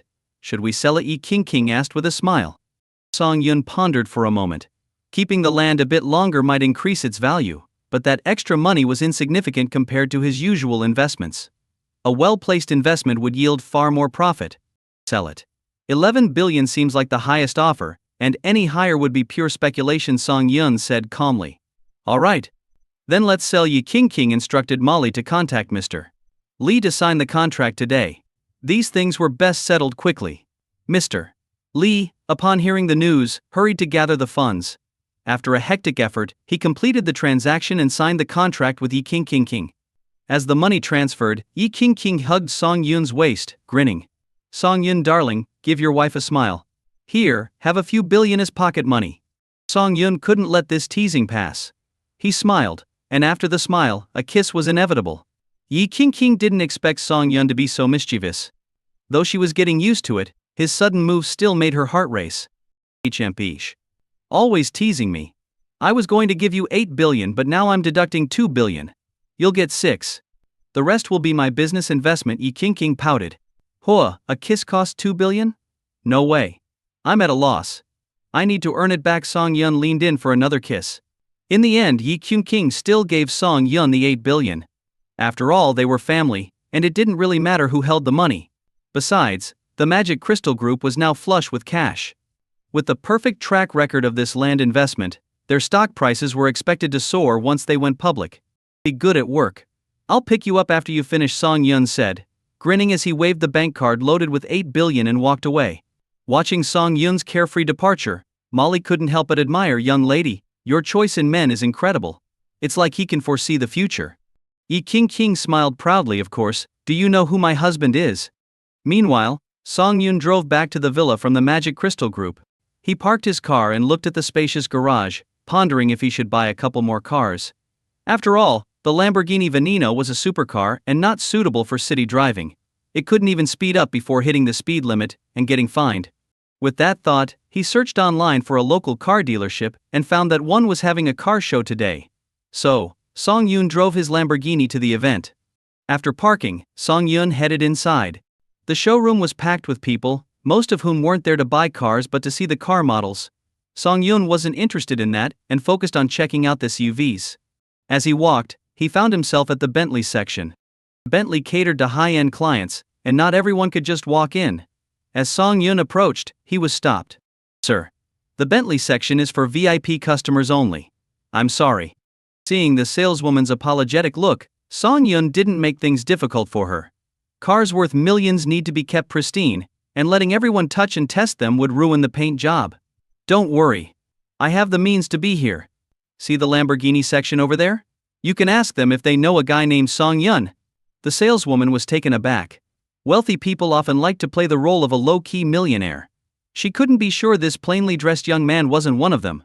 Asking wouldn't hurt, so she asked Song Yun to wait a moment and quickly went to the Lamborghini showroom. When she confirmed that Song Yun was indeed the wealthy buyer of the Lamborghini Veneno, she broke out in a cold sweat. Luckily, her attitude earlier was polite. Otherwise, if he had complained, she might have been fired. Mr. Song, please follow me. I'll show you the models you're interested in. The saleswoman returned with a perfect smile and led Song Yun into the showroom. After a tour, Song Yun felt Bentleys were more suited for wealthy middle-aged men who usually had drivers. It didn't quite fit his style. After the saleswoman's polite farewell, Song Yun left the Bentley showroom. Ping. Host detected at a car dealership event. Would you like to check in? Check in. Song Yun hadn't expected to trigger the system here. Ping. Host has completed the check-in and is awarded a storyline mode. The storyline will commence shortly. Other system functions will be locked until completion. Completing the storyline will yield substantial rewards. Hearing the system's robotic voice, Song Yun was stunned. What? Starting a storyline now? Locking other functions? As he stood there in a daze, someone bumped into him from behind. He turned around to see a young car model sitting on the ground, rubbing her ankle in pain. Song Yun looked at her 7-inch high heels and winced just imagining the pain. This chapter is not over. Click next page to continue reading. He reached out to help the model up, but when she looked up, Song Yun froze. The model, too, sat there with her mouth agape. Song Yun recognized her. This girl had almost become his child bride. After Song Yun moved out of the old neighborhood, he had no suitable playmates in the new environment. One day, by chance, his father's comrade visited with his daughter. In just one meeting, Song Yun and the girl became close friends. But as they grew older, they lost contact. He never expected to run into her here today. From what Song Yun knew, his father's comrade had become a police officer after leaving the military, and the girl had grown up in a well-off family. Why was she working as a car model now? Brother Song Yun, the young model, blushed, looking down. She had met Song Yun countless times in her dreams, but their first real-life reunion in years happened here. Yuan Cien? What are you doing here?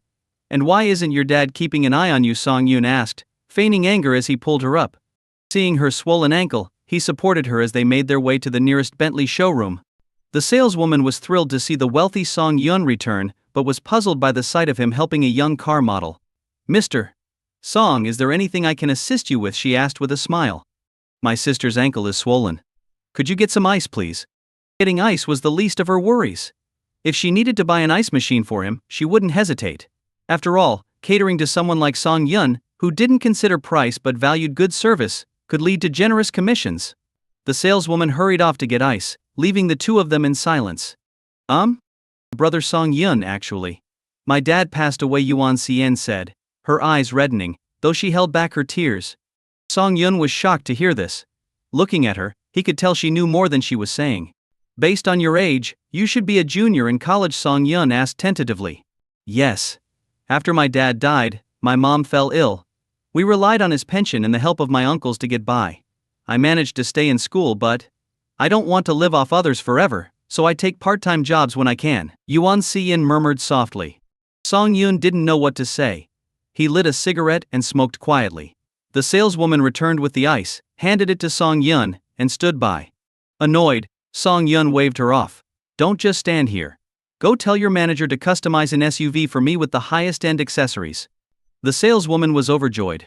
Custom Bentleys were different from stock models. A stock Bentley might sell for 7 to 8 million, but a custom model could easily go for over 10 million. Realizing Song Yun had more to discuss, she quickly left them alone. Brother Song Yun, are you really that rich now? Yuan Cien asked with a playful wink while pressing ice against her swollen ankle. Ever since she was little, Yuan Cien had a special affection for Song Yun, because he was the only one who stood up for her whenever she was bullied. To her, Song Yun was the best brother in the world, no one else came close. When she saw Song Yun's wealthy appearance, she asked in jest without any greed in her eyes. She genuinely wished him well, whether he was doing well or not.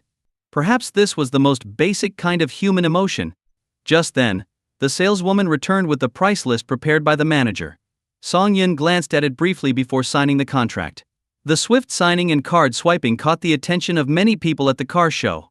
This guy was something else, buying a car without a second thought.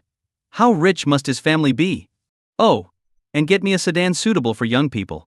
I don't care about the looks, just make sure it's safe, Song Yun said to the saleswoman. The saleswoman hesitated for a moment before softly suggesting, Mr. Song, if you're looking for a car with a high safety rating, I think Volvo would be a good choice. She had two reasons for recommending a different brand. First, Song Yun's priority was safety. If he had an accident and the car didn't meet safety expectations, it would reflect poorly on her. Second, she had already secured a big sale today, so leaving a good impression on Song Yun was crucial. Long-term business was far more valuable than short-term profit. Song Yun was surprised by her recommendation and nodded in approval, handing her his business card. He planned to check out the Volvo exhibit but noticed Yuan Cien couldn't walk properly. Apologetically, he asked the saleswoman, could you please help me purchase one? Of course. Do you have a specific model in mind? Anything that's safe will do. The saleswoman took his card and headed to the Volvo exhibit. Soon, she returned with pictures of several models. Song Yun handed them to Yuan Cien and asked her which one she liked. After much deliberation, Yuan Cien chose a sedan priced at over 600,000 yuan. With the paperwork done, Song Yun drove the new car with Yuan Cien in tow. In the car, Song Yun draped his jacket over Yuan Cien. Do you realize how risky being a car model is?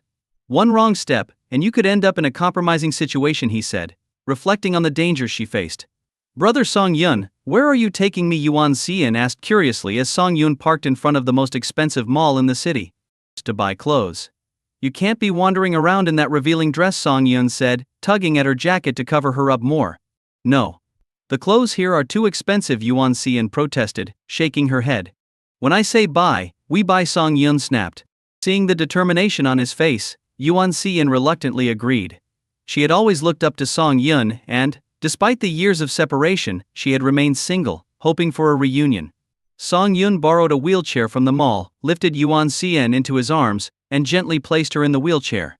Yuan Xian's face turned bright red from this close interaction, almost as if she was about to blush.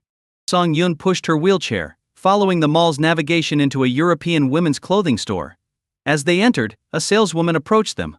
She carefully examined Yuan Xian, who was seated in the wheelchair, and immediately recognized that, despite the dress looking nice, it was actually a cheap piece from an online store. However, Song Yun was a different story. Although his clothes didn't have a brand name, the quality and design were impeccable, clearly the work of a famous designer. Such an outfit couldn't cost less than hundreds of thousands. In reality, Song Yun had no idea how expensive his clothes were. Ever since Yi King moved into his villa, she had filled his wardrobe, and he wore them simply because they were comfortable. The saleswoman gave Song Yun a genuine smile. Hello, we have some new arrivals in our store. I'm sure this young lady would look fantastic in them. Song Yun nodded and said calmly, I don't mind. The important thing is that she likes them. Please take my sister to see your clothes. If she likes something, just wrap it up. But it must be suitable for a college student, nothing too revealing. With that, Song Yun handed the wheelchair to the saleswoman and went to the men's waiting area to flip through a magazine. Honestly, he never wasted time shopping for clothes. He would spend a few minutes looking, and within 10 minutes, he'd have a complete outfit. But shopping with girls was different. They'd go from one store to another, compare options, and often end up not buying anything. He never understood this waste of time. Meanwhile, the saleswoman brought out all the new arrivals for Yuan Xian to choose from. Yuan Xian selected a dress. The saleswoman helped her into the fitting room, and when she emerged, she looked stunning. Her entire aura seemed to have elevated several levels.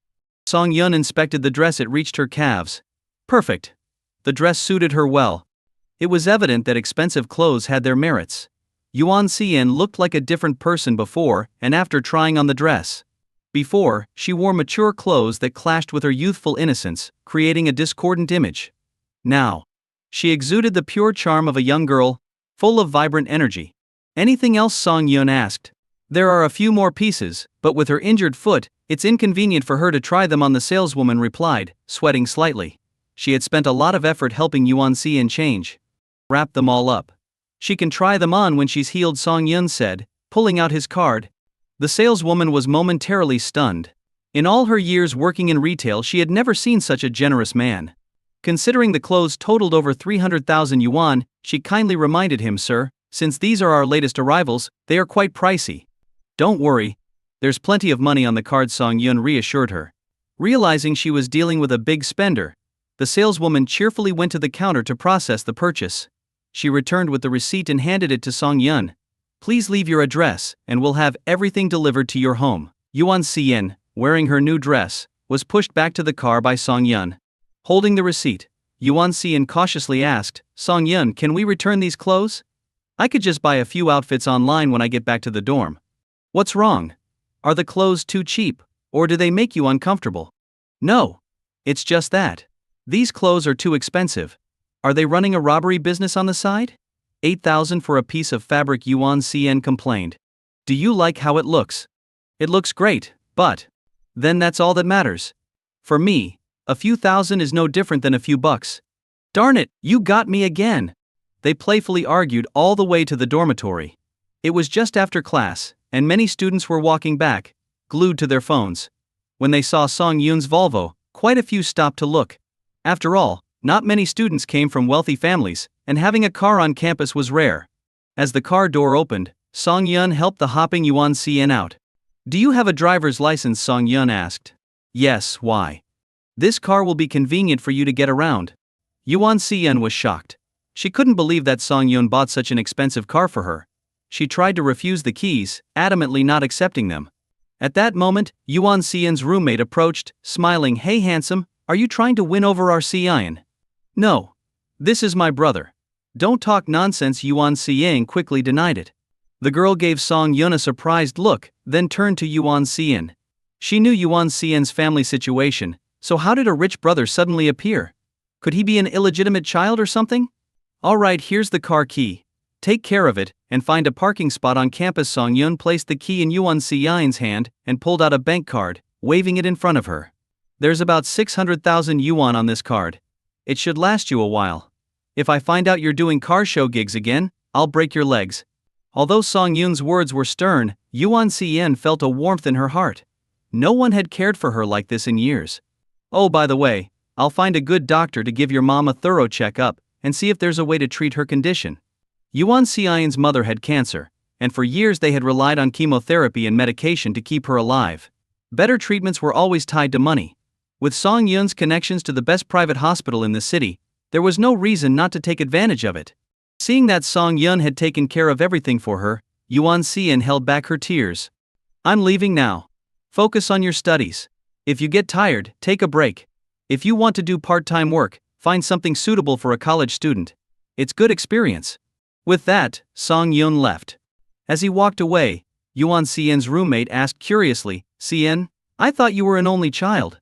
How did you suddenly get such a rich brother?"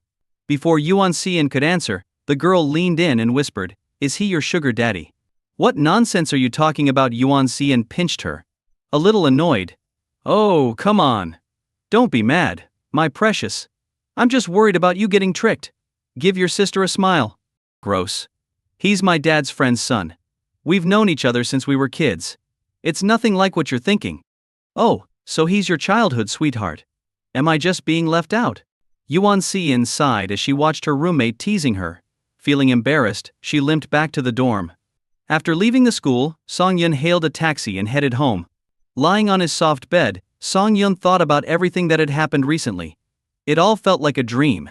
He had gained a system, married a beautiful wife, made billions, and now had a house and a car. He was a bona fide new age millionaire. But then Song Yun began to ponder. Everything the system had arranged and everyone he had encountered were people he knew from his past. But what about Yi King?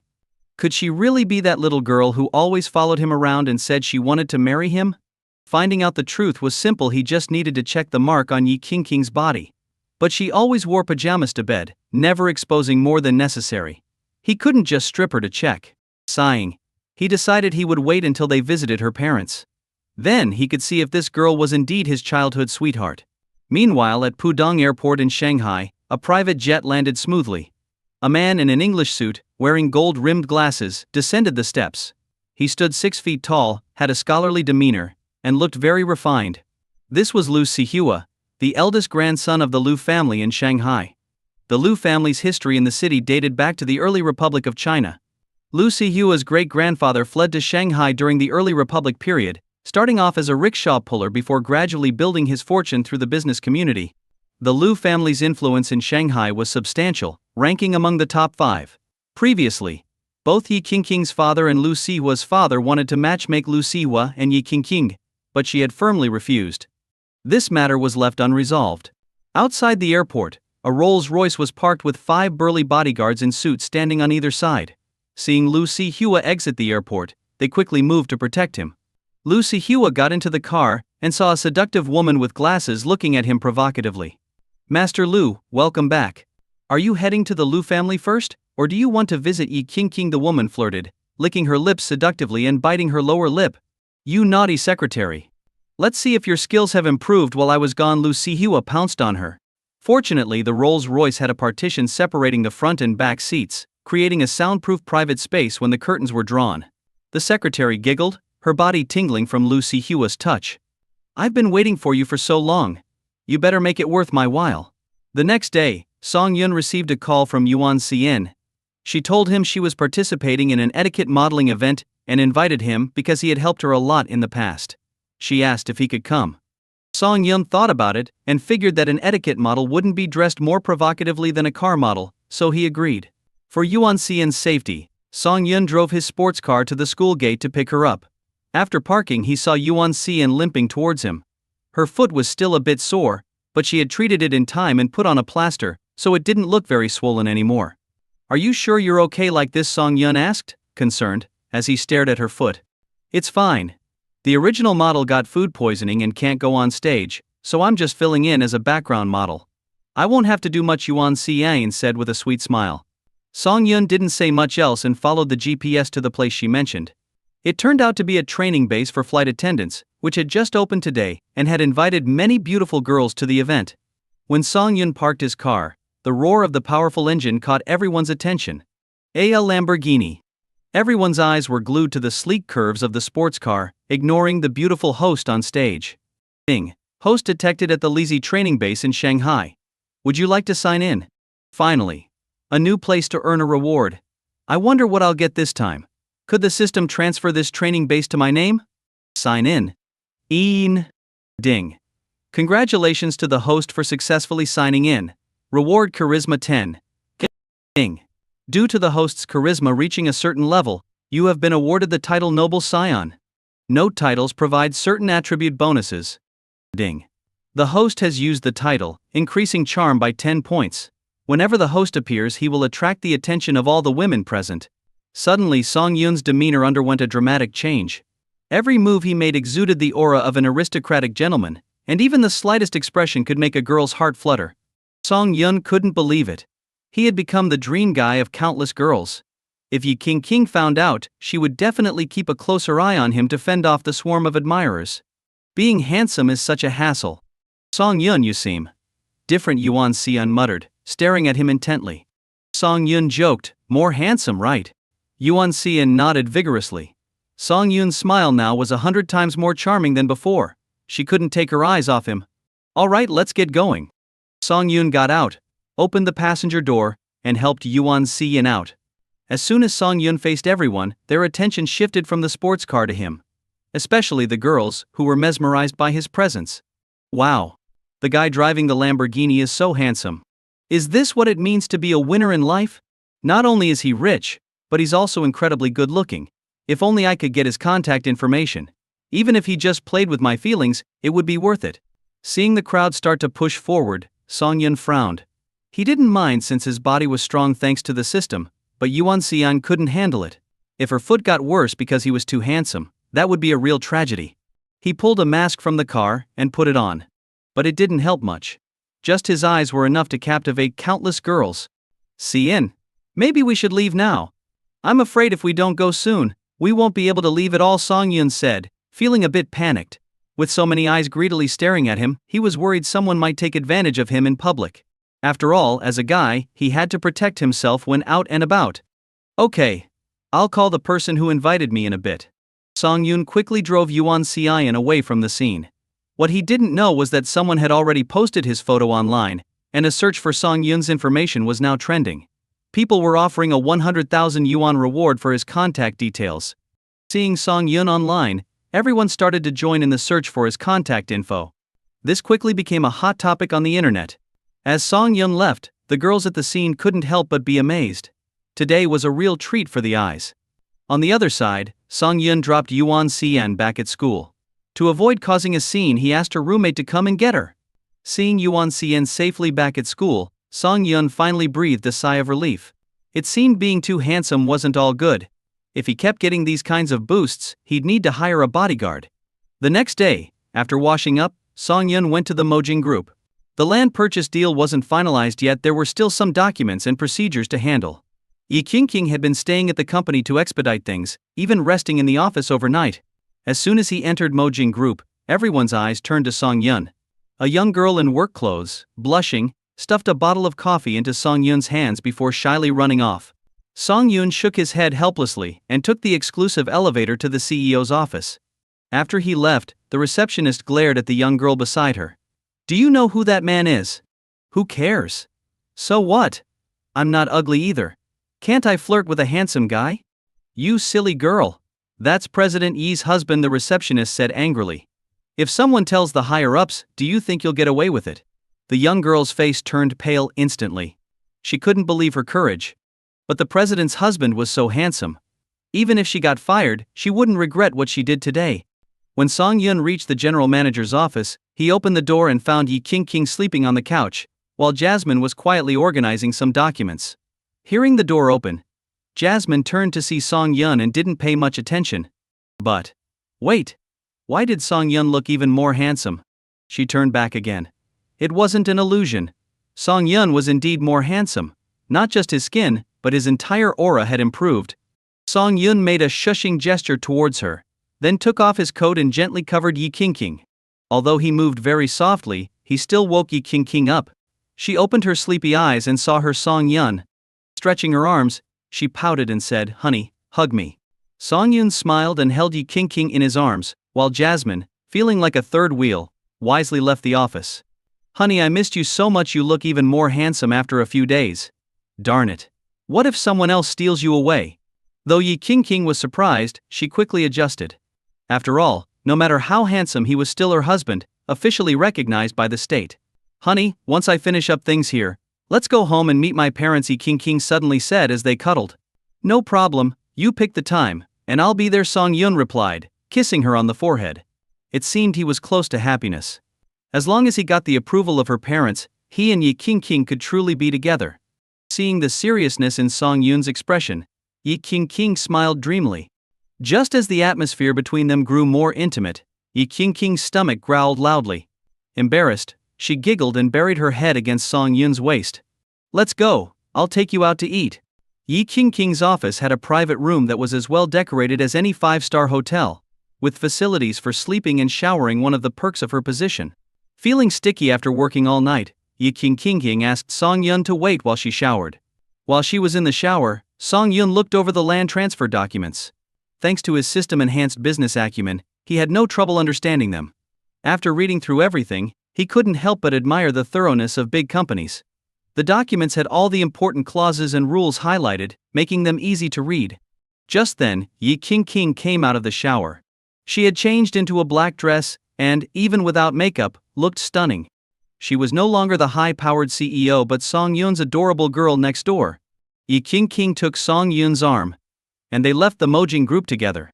"What do you want to eat?" Song Yun asked as they got in the car, attentively fastening her seatbelt.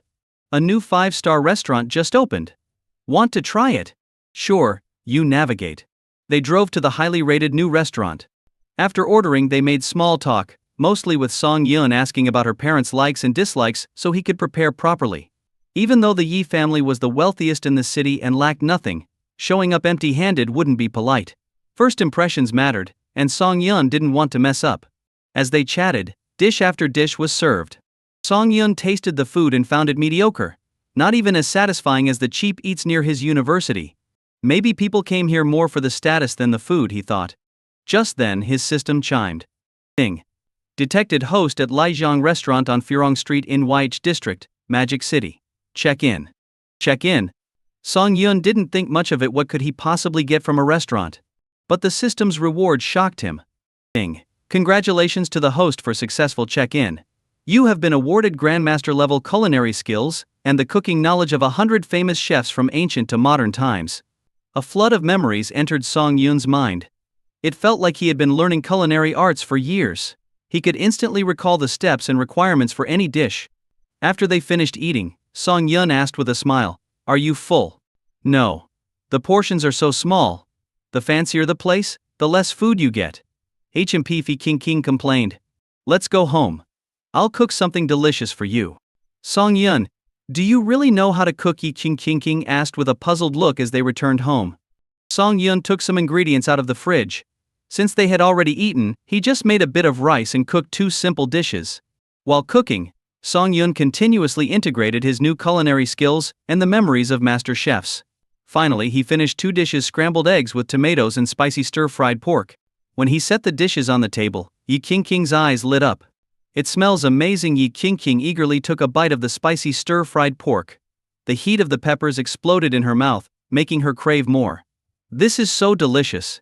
I can't believe you've been hiding this talent from me," she complained, her mouth full of food. "Eat as much as you like," Song Yun laughed, pouring some of the tomato egg sauce over his rice. The moment he tasted it, he realized this was real food, nothing like what he'd had before. They devoured everything, not leaving a single drop. Leaning back with a satisfied belly, Yi Qingqing said, "Now I understand why you didn't cook for me before. You were afraid I'd never stop eating and get fat." "That's not true. Don't make things up." Song Yun couldn't exactly tell her he just gained these cooking skills today. "No need to explain, I get it. If I keep eating like this, I'll definitely gain weight. So, do you still want to eat my cooking?" "Of course. Why not? My husband cooks so well, I should be happy. From now on, you're in charge of all our meals," Yi Qingqing teased, pouting playfully. "Sure, no problem." They spent the whole day in the villa, and Yi Qingqing had another meal cooked by Song Yun in the evening. After dinner, Yi Qingqing decided to go home. With the meeting between their families coming up, she needed to talk to her parents first. Song Yun drove her home and then returned alone to the villa. The next day, Song Yun visited the hospital to discuss Yuan Xi's mother's condition with the doctors. After explaining the situation, the doctors wanted to see Yuan Xie herself, as she knew more details about her mother's illness. So, Song Yun called Yuan Xie and arranged to meet her at the school gate. Driving his sports car to the school, he attracted a lot of attention. It was the weekend, and students were bustling about, some with their partners and others planning gaming sessions.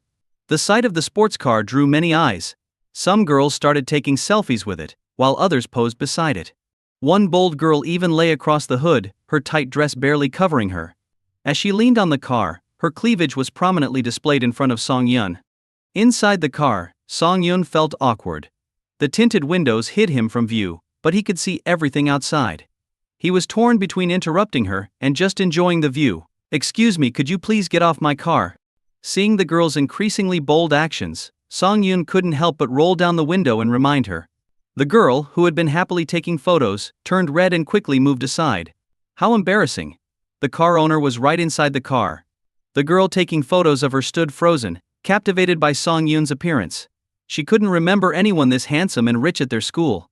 A buzz went through the crowd, and many girls, forgetting their shyness, rushed to ask Song Yun for his contact information, but he turned them all down. Just then Yuan Xie appeared. Song Yun quickly grabbed her and they drove off. In the crowd, a figure quietly watched the car drive away. Yuan Xie's roommate. Song Yun took Yuan Xie directly to the dean's office. After some routine questions, the doctors assured them that the treatment was no problem at all. Being a private hospital, they could also provide the most comfortable care for her mother's recovery. When Yuan Xie asked about the cost, the dean glanced at Song Yun with a bit of confusion. Song Yun cleared his throat and said, "Don't worry about the cost. Just let Auntie stay here and rest easy." They scheduled a time to bring Yuan Xi's mother in for a comprehensive checkup and to develop a detailed treatment plan. After leaving the hospital, Song Yun noticed a change in Yuan Xi's expression. Though she had been smiling before, it seemed like a weight had been lifted off her shoulders, making her look radiant. Song Yun dropped Yuan Xie back at school.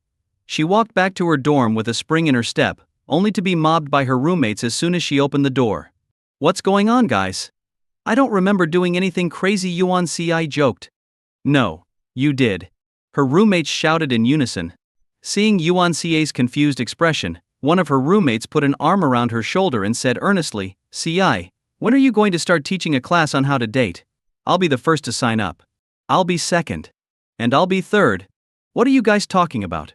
I have no idea what you mean." "Don't play dumb. That super handsome guy with the sports car outside the school, he's your boyfriend, right?" Yuan Xie was speechless. Waving her hands, she said, "He's just a brother I've known since we were kids. We recently reconnected." "Oh, childhood sweethearts.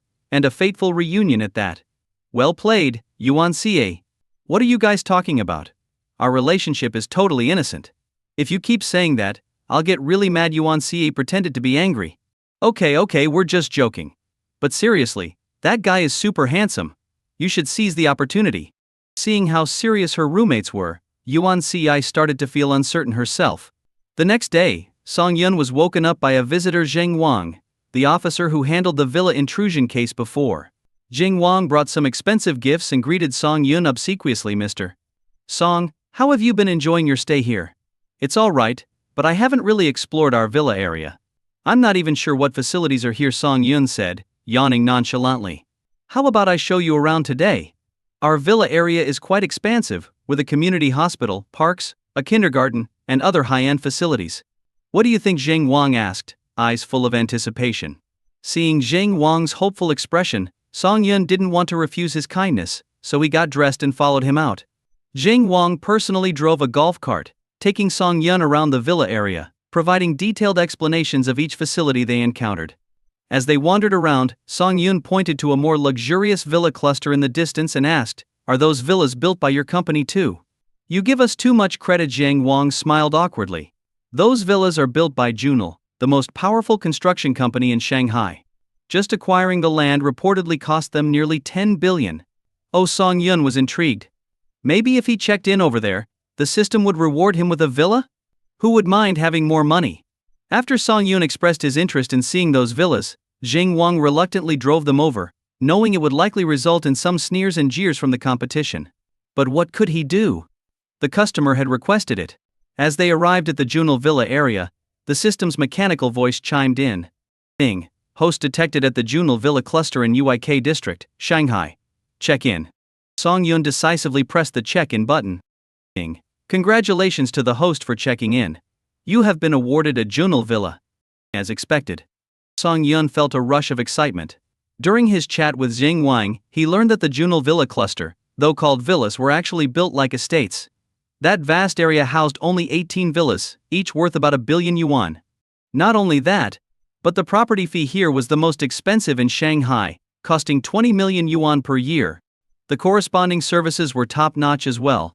Since Song Yun and Jing Wang had been standing at the villa area entrance for a while, a security guard approached them out of curiosity and asked, "Are you here to see someone?" "No, I'm the owner here," Song Yun replied. He walked up to the gate's verification area and pressed his fingerprint. Instantly, the grand gate opened like a castle. "Welcome home, owner of Villa 6. The security guard quickly let them through, while Jing Wang stood there, his brain momentarily frozen, dumbstruck. He had thought Song Yun was just a rich kid from a wealthy family. But now it seemed, rich didn't even begin to cover it. Jing Wang followed closely behind Song Yun like a little sidekick as they entered the Junel Villa area. Once inside, Song Yun noticed that each home had high walls and large courtyards. Locking the gate meant having a private kingdom. Given the large area, each household had a small electric cart provided by the property to transport guests to the main gate. Arriving at Villa 6, Song Yun pressed his fingerprint at the gate, and the fully automated gate slowly opened. Inside was an entirely different world. The villa covered about 5,000 to 6,000 square meters, with half of it dedicated to landscaping, essentially providing a private garden for the owner to enjoy. Additionally, it featured an outdoor swimming pool, sauna, tennis court, and an open-air patio, all fully equipped. Inside the house, there was an indoor elevator, and the level of luxury in the decor far surpassed where Song Yun currently lived. Jing Wang, wide-eyed with amazement, followed Song Yun around and finally sighed. "Mr. Song, you've truly put a lot of thought into this place. Just from a quick professional assessment, I'd say the decoration alone cost around 200 million. You really know how to live well." After getting acquainted with his new villa, Song Yun decided that this place would be where he and Yi Qingqing would truly begin their life together as a married couple. Leaving the villa with a still enchanted Jing Wang, Song Yun noticed a middle-aged man stepping out of the villa opposite theirs. The man looked like an ordinary, friendly neighbor, but his face carried a calmness that only comes with age. "Hello," Song Yun greeted him with a smile and a nod. "Are you the new resident of Villa 6? The man gave Song Yun a curious once-over. In his mind, there weren't many young people in Shanghai, or even all of China, with this kind of wealth. "Yes, today was just a visit to check out the house." "Impressive, being so young and already owning such a property. May I ask about your family background?" "We're just ordinary folks," Song Yun replied with a chuckle. The man was momentarily taken aback, then patted Song Yun on the shoulder. This young man, despite his wealth, wasn't arrogant or boastful. He seemed like a decent guy. Finding a promising young person was rare, so the middle-aged man invited Song Yun to a cafe in the community. Song Yun agreed happily, and Jing Wang left them. Entering the cafe, the man ordered a cup of black coffee, no milk, no sugar. The bitter aroma spread as the coffee was served, and once accustomed to it, one could even smell a hint of richness. This intrigued Song Yun, so he ordered a cup as well. The coffee beans here are selected from around the world, and it's prepared by renowned baristas. "It's worth a try," the man said, gesturing for Song Yun to take a sip. Song Yun barely touched his lips to the coffee. Bitter. Extremely bitter.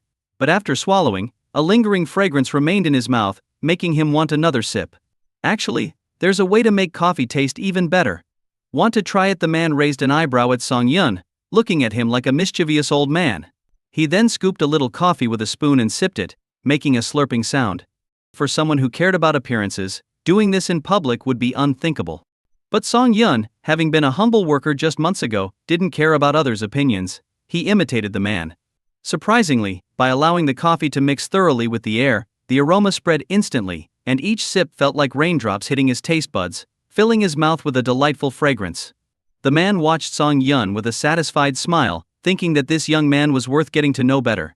"After sitting here for so long, I still don't know your name," Song Yun asked curiously, putting down his coffee cup. "Just call me Uncle Yi," he replied warmly. Indeed, this man was Yi Qingqing's father. "Uncle Yi, how long have you been living here?" Father Yi waved his hand dismissively. "This is just one of my investment properties. My home isn't here.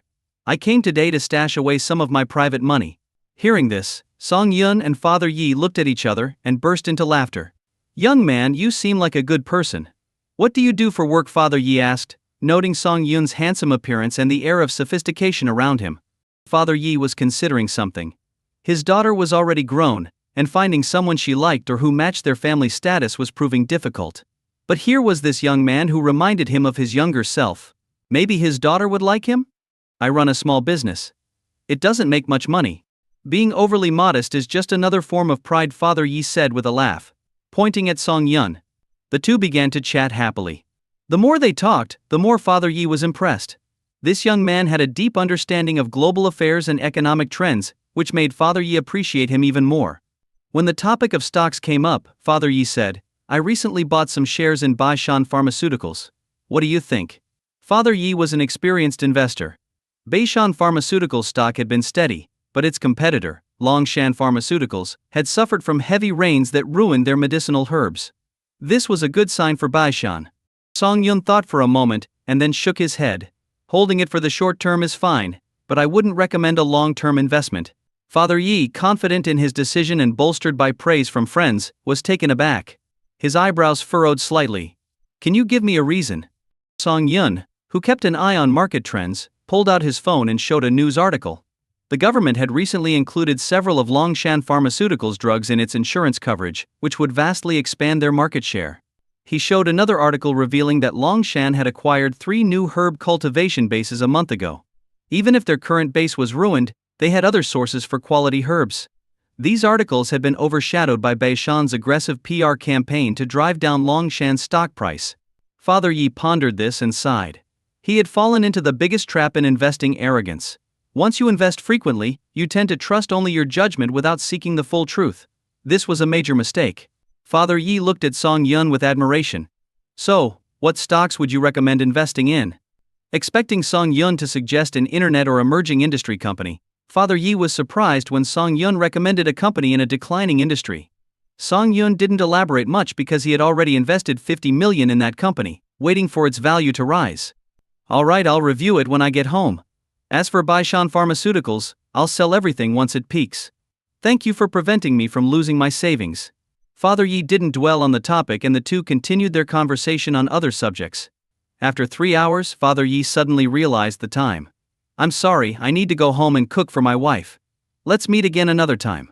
"Sure," Song Yun replied. This conversation was enlightening for both of them. Song Yun realized that Uncle Yi was truly knowledgeable, and it was no wonder he could afford a villa in Junle. Father Yi had been closely watching the stock he bought. Sure enough, after 2 days of hype across the internet, Baishan Pharmaceuticals' stock price soared. He chose the highest point to sell all his shares, making a 4-fold profit from this short-term investment. Relaxing at home with a cup of tea, he felt a sense of satisfaction as he looked at his bank account. At that moment, an old friend dropped by. Father Yi welcomed him warmly, and after a few cups of tea, he shared his stock market experience. His friend, regretful for not following Father Yi's investment in Baishan Pharmaceuticals, urged him to include him in any future opportunities. After agreeing, Father Yi began recounting his meeting with Song Yun at the cafe. When he mentioned the stock from a declining industry that Song Yun had recommended, his friend's expression changed. Father Yi, always perceptive, especially with old friends, noticed immediately. "Did you buy that stock? Old Yi, have you not been keeping up with the market? The Tianjian stock that young man mentioned is steadily climbing." Father Yi was stunned. He had thought such stocks were lucky if they didn't fall, let alone rise. I've been focused on Beishan Pharmaceuticals and haven't had time to look at anything else. Tell me, why is Tianjin stock rising? His friend sighed, pulling out his phone to show a new government policy. The state was now heavily supporting that industry and offering tax reductions, turning Tianjin, a leading company, into a hot commodity overnight. Many investment firms were buying in. Father Yi scratched his head awkwardly. Just then, his phone rang. It was the head of his company's investment department, excitedly exclaiming, "Mr. Yi, how did you know Beishan Pharmaceuticals would drop and sell everything in time? The stock has fallen back to its original level, and it's expected to drop further by the end of the day." Father Yi took a deep breath and hung up, opening the document his employee had sent. It turned out that Longshan Pharmaceuticals had held a press conference today, condemning their competitors' unethical tactics and announcing that several of their drugs had been added to the national insurance list. They had also acquired 3 new herb cultivation bases, ensuring a steady supply of ingredients. This put Beishan Pharmaceuticals in a difficult position. Father Yi pondered deeply. Song Yun seemed to have an uncanny ability to predict market trends accurately. Was he somehow able to foresee the future? His old friend, seeing him deep in thought, didn't disturb him and quietly informed Father Yi's assistant before leaving. "I need to visit Song Yun again. Such a commercial genius shouldn't be wasted." Meanwhile, unaware of these developments, Song Yun was planning to take Yi Qingqing to a newly opened Jiangsu cuisine restaurant. When they arrived, only one parking spot was left. Song Yun smoothly maneuvered his car into the space. Next to him, a Mustang Shelby was also eyeing the spot. The driver of the Mustang, a man dressed in rock-style clothing, turned to the girl in the passenger seat and said, "That car is really asking for it. Last time someone tried to take my spot, I rammed them. You're so cool, big bro. I wonder if we'll have some fun today watching you show off your skills," she replied with admiration. The man snapped his head to the side, shifted gears, and floored the gas pedal, slamming on the brakes immediately after. The rear tires spun wildly, sending up a cloud of acrid smoke. But then he noticed the emblem on Song Yun's car and quickly stopped. "What's wrong, bro? Hit him. Hit him," the girl in the passenger seat egged him on excitedly. "Hit your damn self. If I hit that car, even selling you wouldn't cover the cost." The man wiped the cold sweat from his forehead.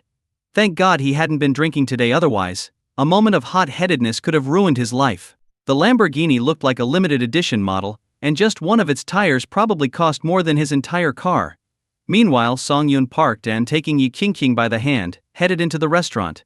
Passing by the Mustang, he waved to clear the smell from his nose.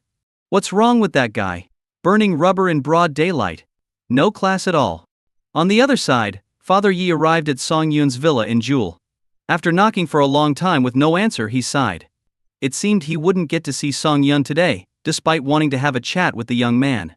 For several days, Father Yi stopped by around noon and evening, making his wife suspect he was having an affair. But despite his persistent visits, he didn't catch sight of Song Yun. On the 5th day, while Father Yi was making his usual noon visit, a Lamborghini Veneno pulled up next to him. The window rolled down, revealing Song Yun's face. "Uncle Yi, long time no see." Father Yi felt a rush of excitement, quickly followed by frustration. Out there, countless people lined up daily to see him, and he had to decide whether to meet them. Yet this brat had been giving him the cold shoulder every day. "What's up, Uncle Yi? Did Auntie find your stash of secret money?" Song Yun joked as he parked and got out. "Go on, you don't know what you're talking about," Father Yi grumbled. "Ha ha ha. Don't be fooled by my age. I'm married too, you know." Song Yun laughed, inviting Father Yi into the villa. Song Yun had come to add some makeup items and a vanity to the master bedroom. Running into Uncle Yi at the door was a surprise. Song Yun liked Father Yi and felt good about him. They sat in the villa's garden pavilion, enjoying the shade. Song Yun called the property management and requested 2 professional tea masters to come over. They sipped tea and chatted like old friends. "Song Yun, did you know Beishan Pharmaceutical stock has dropped? I didn't even need to check. It was inevitable." "Uncle Yi, did you sell your stock?" Song Yun took a sip of tea, praising its quality, his demeanor showing he had expected the rise and fall all along. Father Yi was taken aback. Was this young man always this confident? Was he never afraid of making a mistake? But Song Yun's calm and serene expression said it all. Father Yi silently praised Song Yun, realizing the young man was truly talented, not just lucky. After this conversation, Father Yi grew increasingly fond of Song Yun. If Song Yun weren't already married, he would have loved to match his daughter with him. The two of them continued chatting over tea, losing track of time and how many times the tea was refilled. Just when Father Yi was fully engrossed in their discussion, his phone rang. Seeing the name wife on the screen and realizing the time, he quickly answered. "Where are you, you old geezer? Not even a word about not coming home for dinner." The piercing voice on the other end made Father Yi smile apologetically at Song Yun. He lowered his voice and said, "Honey, I'm discussing business outside. I'll be home right away, right away. HMPF. Don't bother coming back. There's no dinner for you." With that, she hung up. Father Yi smiled awkwardly. His wife had stuck by him through thick and thin, even supporting the family when he was unemployed. A wife like that, even if a bit tough, was worth it. "Maybe you should head home, uncle?" Auntie seems Song Yun suggested cautiously. "You young guys don't get it. You can't spoil women. The more you do, the more outrageous they get," Father Yi retorted, trying to sound tough. The conversation lapsed into silence. After a while, Father Yi finished his tea, smacked his lips and stood up. "Well, I've got some things to take care of. Let's catch up another time." "Take care, uncle." "Should I get a driver from the property to take you home?" Song Yun asked, suppressing a laugh. This uncle was quite endearing, terrified of his wife but pretending to be macho outside. They must have a loving relationship. "No need. I brought my own driver," Father Yi mumbled, and then turned to leave. Song Yun stood up and stretched, feeling a bit stiff from sitting all day. Turning to the tea master standing nearby in a kippao, he said apologetically, "Sorry, we got carried away with our conversation and forgot about you. Here's what we'll do: go tell your manager that as compensation, I'll add a $5,000 tip to your original pay. Charge it to my account." Hearing this, the tea master was overjoyed. Despite her aching legs, she gave Song Yun a traditional bow, quickly tidied up the tea set, and left. Watching the lights come on in his smart home, Song Yun couldn't help but marvel at the perks of wealth. But he still didn't stay at the villa in Jewel. It was too big, and he couldn't sleep well without someone around. 2 days later, Yi Qingqing finally finished her tasks. To celebrate, Song Yun brought her to Huashu Villa and personally cooked a sumptuous dinner. Yi Qingqing ate heartily, barely stopping to speak. "My dad always brags about his cooking. I'll have to show him what real cooking is." Song Yun chuckled. "I wouldn't dare compare myself to your dad. But recently I met an interesting uncle. He's very knowledgeable and totally under his wife's thumb." "Oh? Tell me more." Yi Qingqing's eyes sparkled with curiosity. Song Yun recounted his encounters with the uncle, but Yi Qingqing only latched onto the part where the uncle wanted to introduce his daughter to Song Yun. "HMPsh. Let me tell you, men who are eager to marry off their daughters usually have unattractive ones. My dad isn't rushing to marry me off, so don't be fooled, got it?" Song Yun affectionately kissed Yi Qingqing and said with a smile, "Don't worry. That uncle never brought it up again after knowing I was married." After dinner, Yi Qingqing took it upon herself to do the dishes. Though it didn't go smoothly, she broke 2 plates. Muttering about the poor quality of the plates, she pouted and showed Song Yun a small cut on her hand, asking him to blow on it. Yi Qingqing's cute, childish demeanor made her the most adorable creature in the world. That night as they went to bed, Song Yun found it hard to sleep. After all, next to him was his beautiful and stunning wife. Even the slightest touch from her sent shivers down his spine. Just as Song Yun was trying to calm his mind, Yi Qingqing rolled over, hugged him, and draped her leg over his stomach.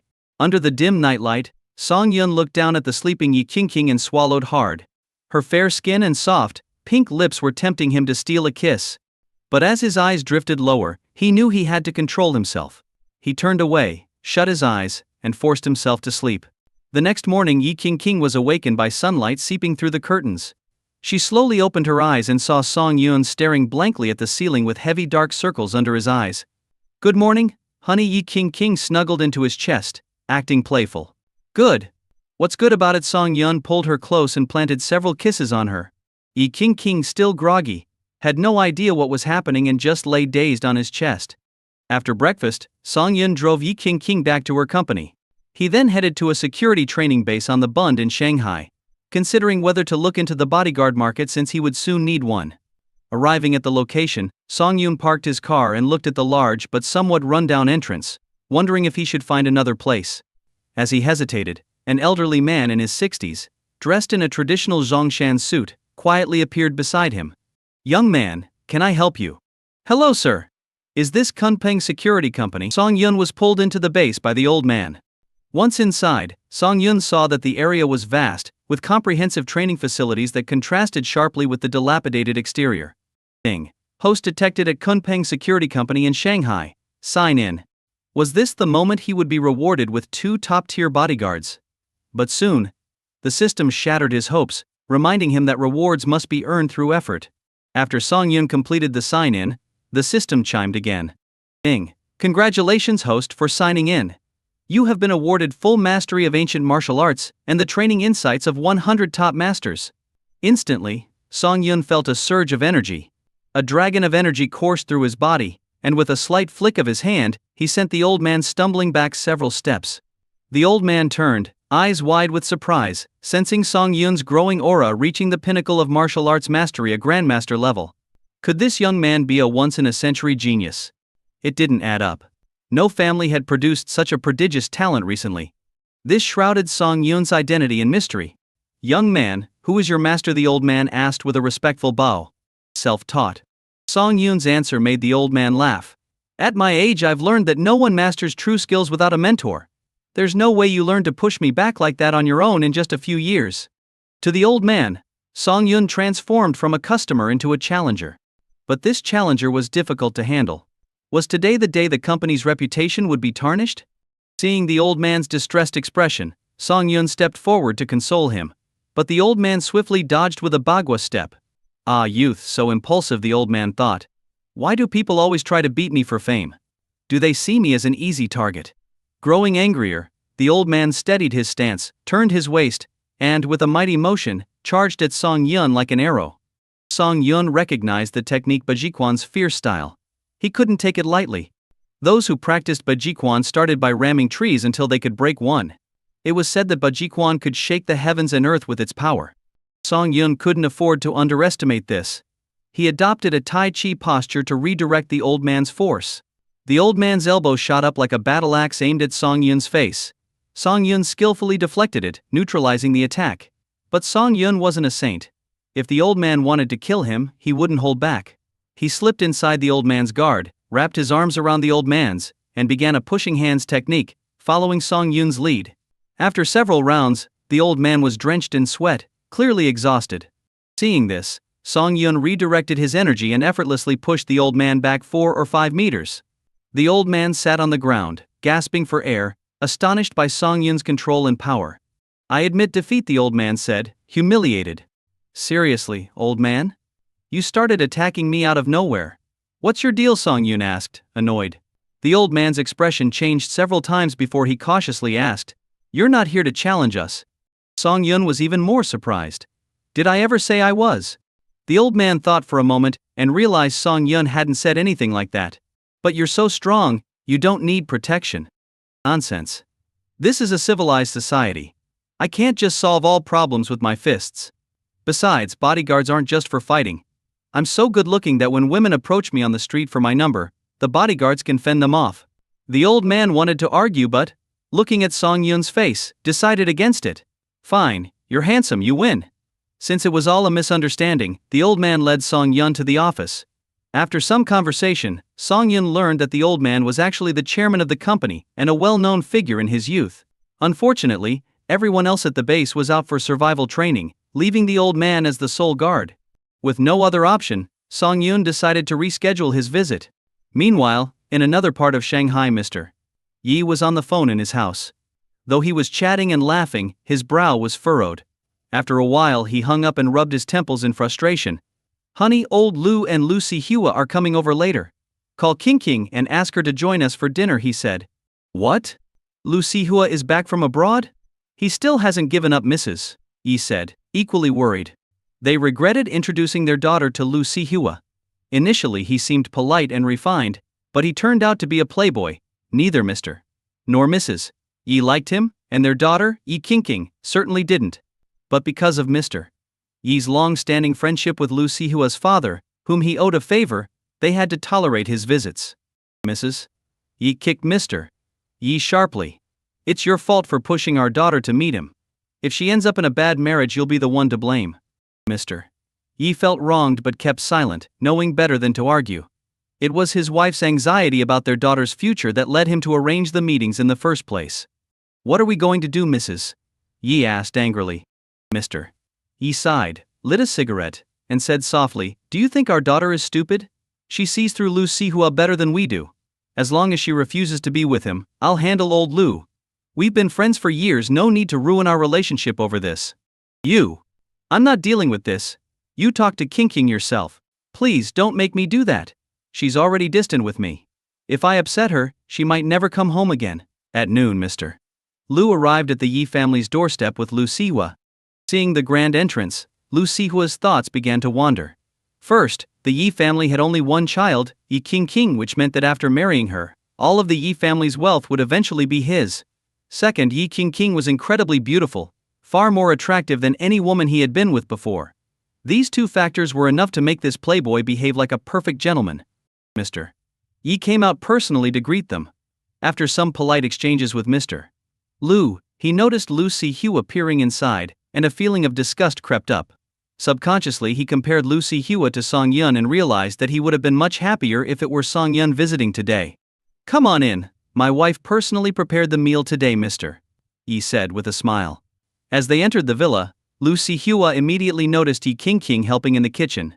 Seeing her graceful figure, a wave of desire surged through him. Meanwhile, Mr. and Mrs. Lu were whispering to each other. King is quite the girl.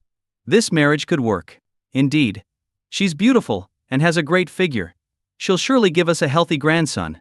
They exchanged a knowing glance, deciding it was time to bring up the proposal to Mr.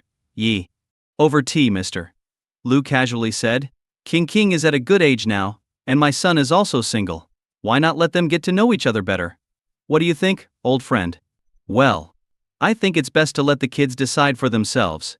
King, what do you think, Mr. Yi passed the decision to his daughter. Yi King stepped out of the kitchen, glancing at the love-struck Lu Sihua with disdain. I have no such plans. To be blunt, Lu Sihua is not good enough for me. Her words immediately changed the atmosphere. Mr. and Mrs. Lu's faces darkened. No parent wants their child to be belittled. Mr. Yi quickly intervened to ease the tension, suggesting they start the meal. As they gathered at the dining table, Mr. Yi sat at the head, with Mr. Lu opposite him. Mrs. Yi and Mrs. Lu sat facing each other while Yi King and Lu Sihua were also opposite each other. Lu Sihua kept gazing at Yi King with infatuation, while she ate her meal indifferently. Old Yi, I won't hide it anymore. I have a mission coming here today, Mr. Lu said after several rounds of drinks, slightly inebriated. You know the strength of our Lu family in Shanghai. If our families unite, we could dominate everything here. I believe that after the marriage, not only in Shanghai but across China, and even the world, our families would be among the elite. Mr. Lu passionately painted a grand future, trying to persuade Mr. Yi. Of course, his true motive was clear. If Yi King married into the Lu family, her future children would carry the Lu name, and eventually, all of the Yi family's wealth would transfer to the Lu family. This was why Mr. Lu was so eager to push for this marriage. After hearing this, Lu Sihua stood up with his wine glass. Uncle Yi, I promise you, if I marry King, I will treat her well and make her the happiest woman in the world. With that, he downed his glass of red wine in one gulp. Lu Sihua was feeling extremely excited. His father had already laid out the stakes, and he had just added the finishing touch. To him, this deal was practically sealed. Staring at Yi King's angelic face, Lu Sihua couldn't help but react. He couldn't blame himself, she was a goddess. However, Yi King sensed the lust in Lu Sihua's eyes, and felt a surge of anger. She stood up and said, Uncle Lu, I don't think so. We are all from prominent families now. If we want to advance further, we should do more good deeds and build our reputation. Top families aren't made just with money. So, don't bring this up again. I won't agree to it. Her words brought silence to the room. Lu Sihua's face darkened as he glared at Yi King, though he didn't speak. In his mind, he had slapped her countless times. This little tramp dared to reject his proposal. Did she think just because she was pretty, she could do whatever she wanted? Well, we can discuss this later, Mr. Yi jumped in to smooth things over, raising his glass to toast with Mr. Lu. Mrs. Lu seemed like she wanted to say something, but Mr. Lu squeezed her hand, and she remained silent. Times have indeed changed, Mr. Lu reminisced. When we were young, marriages were decided by parents. I didn't even see Sihua's mother until our wedding night. Mr. Lu seemed to be lost in memories. Now young people want to date before talking about marriage. I've been too hasty, old Yi. I apologize. He then downed a full glass of baijiu and continued. How about this? Let's not talk about marriage. Let's just let them be friends. Tomorrow, let's see Hua and King go to the amusement park together and see if they get along. If it doesn't work out, I won't bring it up again. Mr. Lu had made his move skillfully, leaving Mr. Yi little choice. It was just a day out, not a marriage proposal. Refusing would seem impolite. Mr. Yi sighed and said, King, what do you think about? No way. Yi King interrupted before he could finish. Standing up, she said. Uncle Lu, let's be clear. There's no chance for me and Lu Sihua, ever. You and Auntie should look for another girl. Yi King was a girl with strong loyalty. She was already registered as married to Song Yun and would not go out with another man. Her words finally ignited the Lu family's anger. Mr. Lu finished his drink and slammed his glass on the table. Even Mr. Yi was puzzled by his daughter's behavior. It was clear that this was just a polite gesture, and she could have declined later. King, don't be ridiculous. It's just a day out. There's no need to make everyone uncomfortable, Mr. Yi said, frowning. Watching her father so resolute, Yi King sat in her seat, her hands fidgeting. After a while her expression hardened, and she spoke up, I'm sorry, but I'm already married. Her words shocked everyone in the room. Lu Sihua looked at Yi King in disbelief. The goddess he loved had silently gotten married. Who was the scoundrel that married his goddess? But the most shocked of all were Yi King's parents. Their daughter was married? No way, it couldn't be true. They, her parents, didn't even know about it. Yi's father quickly made a phone call. When the person on the other end confirmed that Yi King's household registration indicated she was married, Yi's father almost fainted. He had spoiled his daughter since she was little. If she married someone good it was one thing, but if she married a scoundrel, the Yi family's reputation would be ruined. Thinking about it, a man who could secretly convince his daughter to marry him couldn't be a good person. His daughter had been deceived. She wouldn't even be able to marry someone like Song Yun now, and even Lu Sihua was out of the question. Oh daughter, how could you be so foolish? Tell me, who is the man you married? Yi's father was genuinely angry. As the wealthiest man in the city, he didn't even know his daughter was married. This would be a huge joke if it got out. At this moment, he really wanted to tear apart the scumbag who tricked his daughter. Mr. Lu, sitting nearby, watched the argument unfold at the dinner table and lost any interest in having his son marry into the Yi family. Yi King had never seen her father so furious before. In her memory he was always gentle and refined. What was happening now? Unfilial daughter. Tell me who that man is. Yi's father slammed the table as he stood up. Seeing her father's anger, Yi King was even more reluctant to mention Song Yun's name. Yi's father calmed down a bit and asked the butler to escort the Lu family out, as this had become a family matter. After the Lu family left, Yi's father sat gloomily on the sofa smoking, while Yi's mother carefully soothed him. Yi King stood aside. Her mother gave her a look of disappointment. Seeing this, Yi King put on a pitiful expression, her tears welling up. She slowly walked to her father, knelt at his feet, and looked up at him with tearful eyes. Dad. Though still angry, her father couldn't resist her pitiful look. He stubbed out his cigarette, and let out a heavy sigh. Do you still have any respect for me and your mother? All these years we gave you everything you wanted, and now you dare to hide something as important as your marriage from us? Yi King. What were you thinking? Despite the harsh tone, there was a hint of softness in Yi's father's voice. Daddy. Yi King clung to her father's arm, pouting. Do you think I'm that irresponsible? Something urgent came up, and I had no choice but to get married quickly. Otherwise I would have introduced him to you first. Dad! I'm telling the truth. Yi's mother stepped in to defuse the situation, gently patting Yi's father's back. King, your father and I aren't old-fashioned. Since you're married now, tell us about this man. And, dear, she added, turning to her husband, didn't you recently mention meeting a promising young man? Why can't our daughter meet someone similar? I trust our daughter's judgment just as I trusted mine when I was young. This flattery eased Yi's father's mood. Yi's mother was right. When they first married, her family didn't approve either. It wasn't until he became successful that they came around. Daddy, Mom's right. When she married you, you had nothing. Look at you now. You're the richest man in the city. Who would dare say anything against you? I inherited Mom's good judgment and will find you a perfect son-in-law, Yi King said sweetly. HMP, fine. I won't investigate further. Bring him here the day after tomorrow.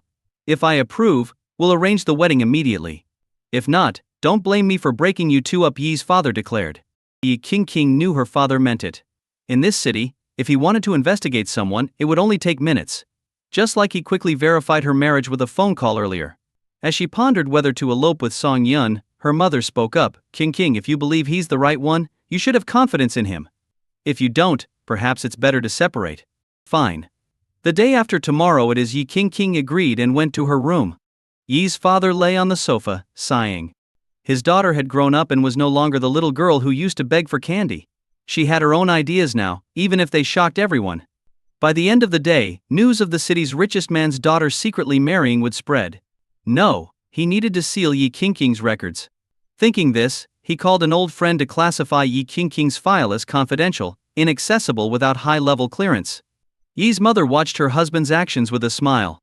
Though she scolded King for being unfilial, she was still fiercely protective. Meanwhile, King returned to her room and messaged Song Yun, telling him her father wanted to meet him the day after tomorrow. Song Yun was nervous. After all, Yi's father was the richest man in the city, accustomed to dealing with international figures. Could he measure up? Despite his worries, Song Yun decided to go. His financial standing wasn't bad now, not necessarily inferior to those rich kids. 2 days later, King woke Song Yun up early and sent him the address. Yi's parents sat in the hall, leisurely drinking tea. Yi's father had decided he would break them up no matter what. Seeing her parents, King felt anxious, hoping Song Yun could pass this test. Gang, go greet our guest at the door. If he can't get past you, don't let him in. Yi's father coldly instructed his bodyguard. Gang had been protecting Yi's father for over 10 years. He was a retired Special Forces soldier and had successfully thwarted numerous threats during this time. It's no exaggeration to say Gang was Yi's father's right-hand man. Gang walked out of the villa and stood at the gate. Not long after, a sports car pulled up. Having spent so much time around Yi's father, Gang knew this car was worth a fortune. Hello, sir. The Yi residence is not accepting visitors today, Gang politely said, stopping the car. Song Yun got out and smiled at the man blocking his way. Hello, it's nice to meet you. I'm Song Yun, King's husband. Gang took off his sunglasses, shocked. After a moment he slowly said, It's you. You know me. Of course, Gang knew him. As Yi's father's bodyguard, he followed him everywhere, either openly or secretly. Recently, when Yi's father went to Junal, Gang had been there too, albeit in the shadows. Seeing Yi's father and Song Yun having a pleasant conversation, Gang realized this young man was no ordinary person. But he never expected that this man was the husband of the eldest miss. What a coincidence. Gang immediately stepped aside and patted Song Yun's shoulder. Little brother, I'll go inform them. Wait here for a moment. I'm sure the master will be pleased to see you. Song Yun thanked him gratefully. Gang jogged back into the house. At that moment King looked a bit haggard. She hadn't slept well since last night, genuinely fearing her father might give Song Yun a hard time. Gang approached Yi's father and whispered, Master, the young master. No, that person has arrived. Yi's father looked puzzled. What's going on? How did his bodyguard come back and change the way he addressed the man? Speak. What's that man like? Yi's father angrily slammed the table. Gang quickly gestured for him to lower his voice. Master, I don't dare say much, but I'm sure you'll like this son-in-law. He wasn't kidding. There weren't many people in the city who could chat with Yi's father, and even fewer young men he approved of. But for someone he both liked and enjoyed talking to, that was only Song Yun. Yi's father, frustrated by his bodyguard's cryptic remarks, felt even more resentment toward the unseen man. Damn it, his bodyguard had just gone out for a bit and came back a traitor. This guy must be really good at charming people. Yi's father stood up, trying to calm himself. I'll go for a walk. If he leaves before I get back, this marriage is off. Gang was stunned by this. He was about to clarify Song Yun's identity when he saw Yi's father, with a pipe in his mouth, walk out. Yi's father wandered aimlessly around the garden before finally arriving at the gate. He wanted to see who this person was that had stolen his precious daughter's heart. As he reached the gate, he saw Song Yun sitting on the hood of his sports car. Song Yun, Yi's father, jogged over to him. At that moment, Song Yun was texting Yi King on WeChat, thinking about how his father-in-law was making things difficult for him. In this day and age, did he really need to prove his sincerity like this? Standing at the gate for a whole day wouldn't magically make him a better person. Uncle, what are you doing here? Song Yun looked up, feeling a bit relieved. I live nearby. But what about you? Why are you here? Yi's father asked, borrowing a lighter from Song Yun to light his pipe. Don't get me started, it's a mess. I'm trying to get into my wife's house, but my father-in-law is giving me a hard time. Can you believe that? Song Yun sighed. Yi's father nodded, feeling sympathetic.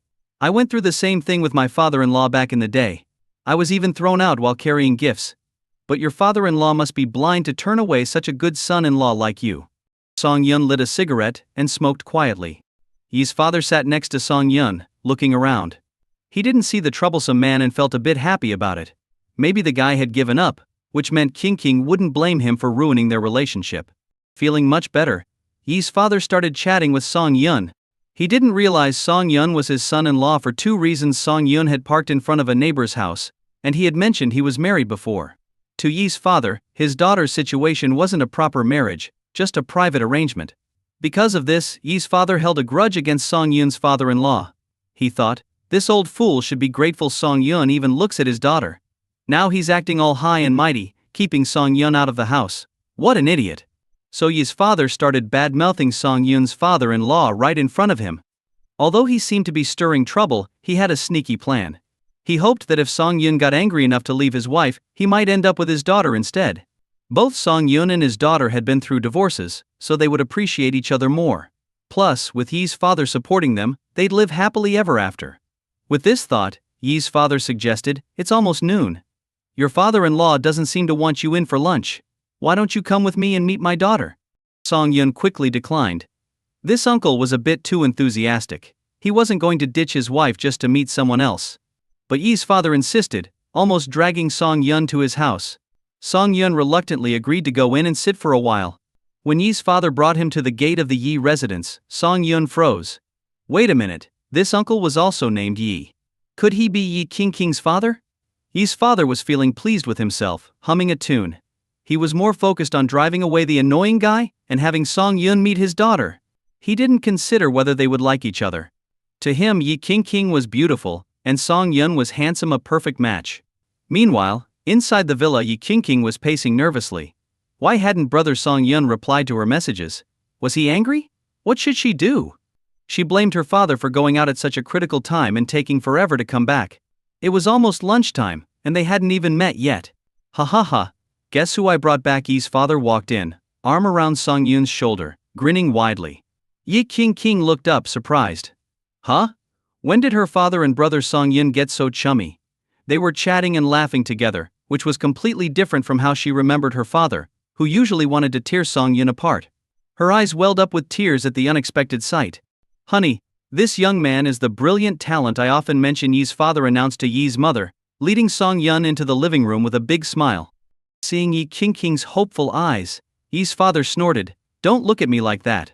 That fake husband of yours has vanished. I never understood what you saw in him. From now on you'll never see him again. It's either him or me. Yi King was stunned. What was going on? Her dad seemed a bit off. Song Yun gave Yi King a subtle look, but she couldn't figure out what had happened. Yi's father, with a heartfelt tone, said, King, it's not that I don't want you to get married, but you should marry a good man. Look at Song Yun. He's handsome, successful, and a perfect match for you. Turning to Song Yun, he added, let's not beat around the bush. What do you think of my daughter? Isn't she beautiful? You should just tell your father-in-law to go to hell and be with my King. You two would be great together. Yi King was even more confused. Wait, wasn't her father-in-law Song Yun's father-in-law? Why was he insulting himself? What on earth was happening? However, it seemed her dad didn't recognize Song Yun as her husband and didn't know they were married. Song Yun had mentioned meeting an enthusiastic uncle who wanted to introduce his daughter. Could it be her dad? Was she criticizing herself all along? Yi King felt like she was losing it. If she had known her dad and Song Yun were so close, she wouldn't have hidden it. Song Yun, be a man and tell me. Do you like my daughter or not? Yi's father pressed anxiously.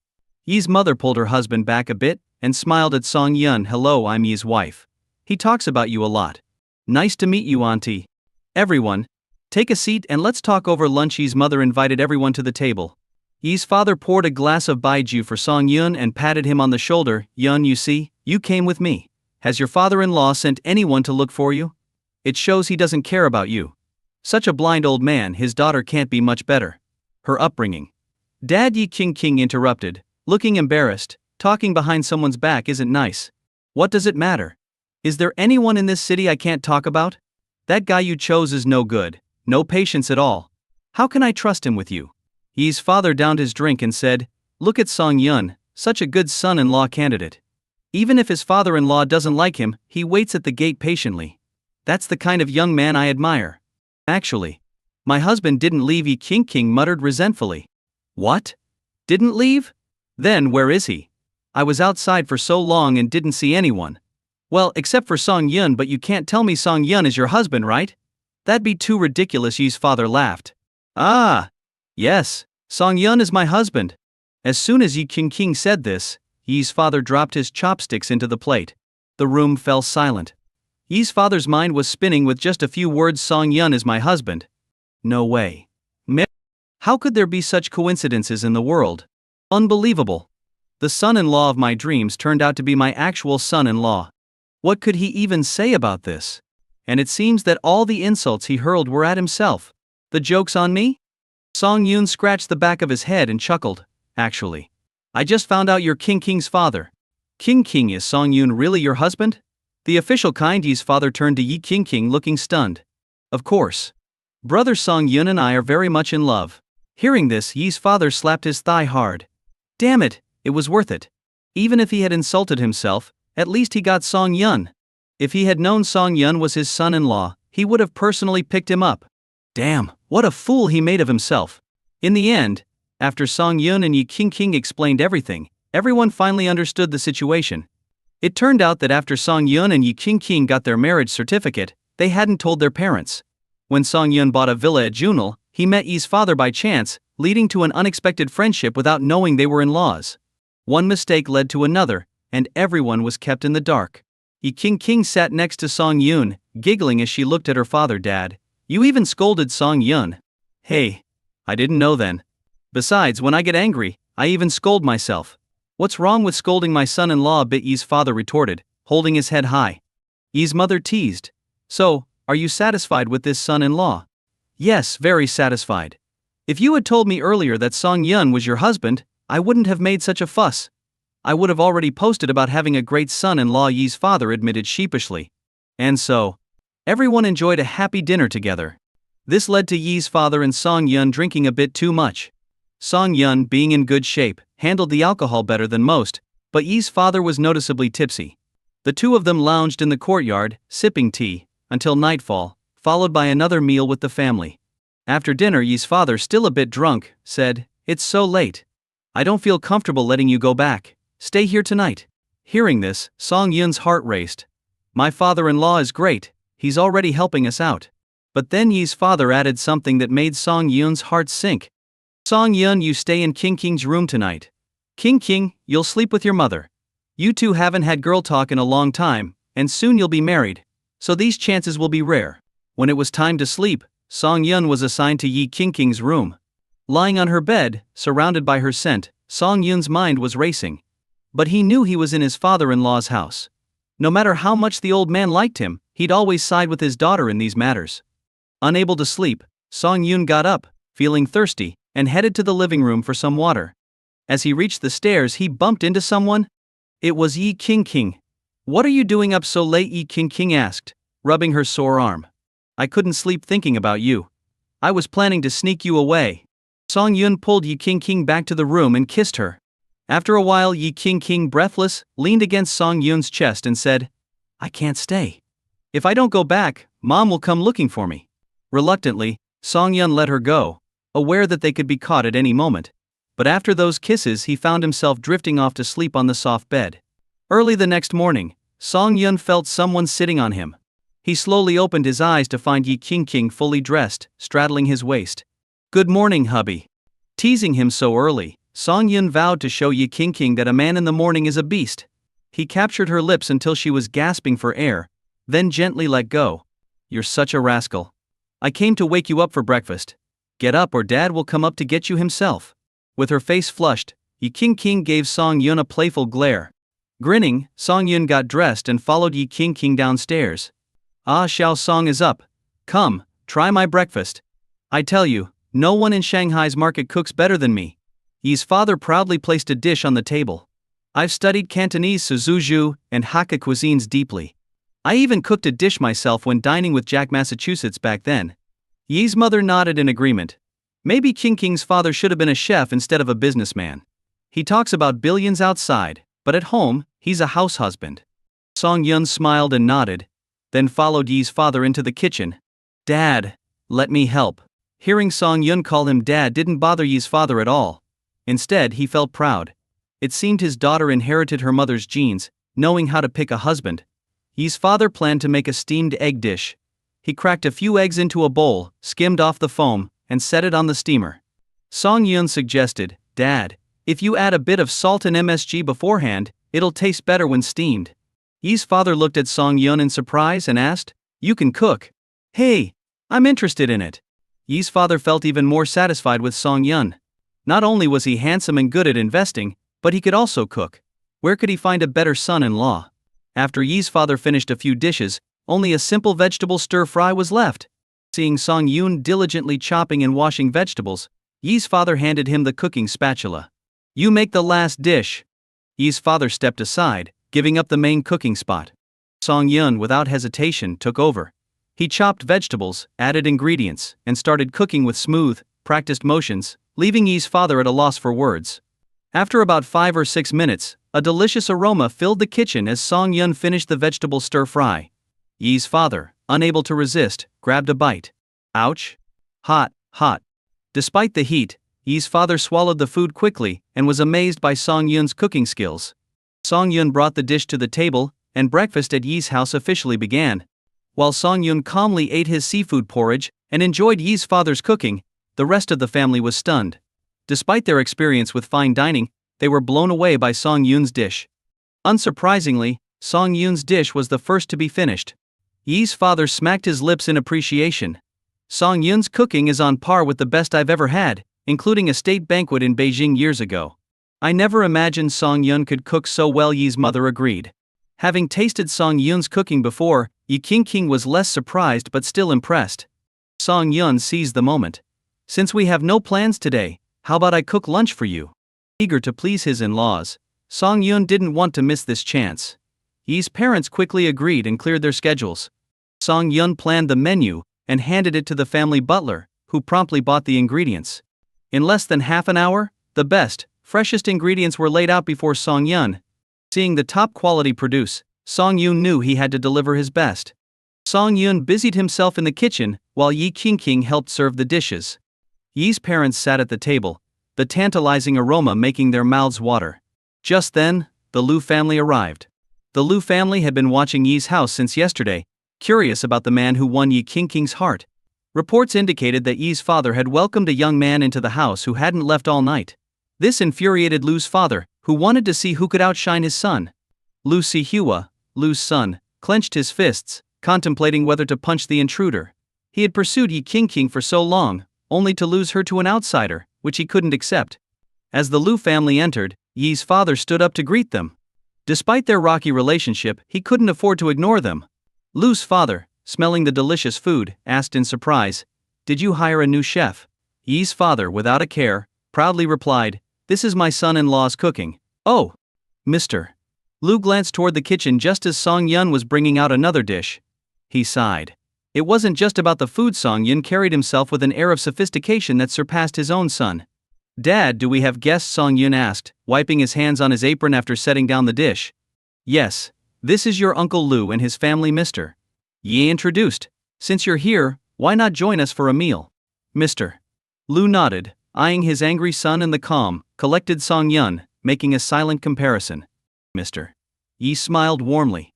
Come on everyone, let's raise a glass to thank Song Yun for this wonderful meal. A cook? What's the big deal? Lu Sihua muttered under his breath, clearly unhappy with Song Yun being the center of attention. The Yi family knew Lu Sihua was upset. He had pursued Yi Qingqing for years, only to lose her to someone else. Song Yun, unaware of the history, simply sensed hostility from Lu Sihua. Hey, do we know each other? Song Yun asked. No, but I just don't like you, Lu Sihua replied, causing an awkward silence. Mr. Yi slowly put down his glass, irritated by Lu Sihua's rudeness. Trying to ease the tension, Mr. Lu raised his glass. Old Yi, let me toast you. It looks like you found a great son-in-law. I'm happy for you, old friend. Mr. Yi couldn't refuse such a gesture. He clinked glasses with Mr. Lu, and they both downed their drinks. Lu Sihua poured himself a glass of liquor, his fingers gripping the glass tightly. Growing more resentful, he filled a larger glass to the brim. I apologize for my earlier words. Let me toast you, Lu Sihua said, raising his glass. Everyone knew he was trying to challenge Song Yun. Lu Sihua was known for his drinking prowess. Every year, many who challenged him ended up passed out under the table. Mr. Yi was getting genuinely angry, he thought. This brat, out of respect for your father, I've held back. Can't you just eat quietly? Before Mr. Yi could speak, Song Yun filled his own glass to the brim. Bottoms up, he said, tilting his head back and downing the liquor. Song Yun wasn't worried about drinking. His physical condition was far superior to the average person, allowing him to process alcohol quickly. Plus, he had a sobriety card he'd received a while back, just in case. Lu Sihua watched Song Yun drink without hesitation, thinking, drink all you want. Let's see who handles it better. He followed suit and downed his own glass. As he shook his head to clear the alcohol fog, Song Yun refilled his glass. Little brother, since it's our first meeting, let me toast you. Without waiting for a response, Song Yun downed another glass. Lu Sihua, feeling the effects but not wanting to back down, drank his glass too. Come on, we need 3 shots for our first meeting. Here's another one, Song Yun said, downing yet another glass. Lu Sihua watched Song Yun drink like it was water. He was starting to feel intimidated, and the alcohol was hitting him hard. But he had started this challenge and couldn't back down now. After 3 cups, Lu Sihua quickly ate some food to settle the alcohol churning in his stomach. Song Yun, without taking a bite, filled Lu Sihua's glass again. I feel like we have a connection. How about another drink? Lu Sihua, chewing his food, clenched his right fist under the table. Song Yun, drinking like this is bad for your health. Eat something, mister. He chided, but secretly admired Song Yun's drinking ability. Yeah, eat something first, mister. Lu echoed, knowing his son's limits. Lu Sihua might hold his own over a long evening of drinking, but Song Yun's rapid-fire approach left him defenseless. Seeing this, Song Yun put down his glass and leisurely ate the food Yi King had served him. After 10 minutes, Lu Sihua started to recover but didn't dare drink directly from the glass anymore. He filled a small cup with liquor, raised it, and said, I feel a connection between us. Let's have another drink. Song Yun accepted without hesitation, downing it in one gulp. 6 for good luck. We've had 4, so let's do the last 2 together. Song Yun poured 2 more drinks and gulped them down. Lu Sihua followed suit. 6 for good luck. Now let's go for 7. Seeing Song Yun's persistence, Lu Sihua couldn't hold back. He refused to believe his drinking ability was inferior to Song Yun's. He was convinced Song Yun was just pretending to be calm. They continued with 8, 9, and 10 rounds, each with symbolic toasts. After the 10th round, Lu Sihua's speech was slurred. Who are you really? He asked, barely coherent. I'm just an ordinary person, Song Yun replied, still composed, smiling as he ate. Thud. Before Lu Sihua could finish, he slumped under the table. The dinner couldn't continue. Mister. Lu sighed and took his son home. To him, challenging Song Yun relentlessly was foolish. Song Yun had drunk so much without showing any signs of intoxication, his hands steady as he picked up food. Song Yun's strategy had been to drink fiercely, causing Lu Sihua to overreach and face the consequences. Mister. Lu grew angrier, looking at his passed-out son in the backseat, and slapped him hard. Meanwhile, Song Yun and Mr. Yi continued sipping their drinks. Mr. Yi felt very pleased. Song Yun's open strategy was brilliantly executed. Plus, Song Yun's cooking matched Mr. Yi's taste perfectly, making him appreciate Song Yun even more. Although the beginning of the meal was rocky, it ended well. After the meal, Song Yun and Mr. Yi drank tea and chatted. Mr.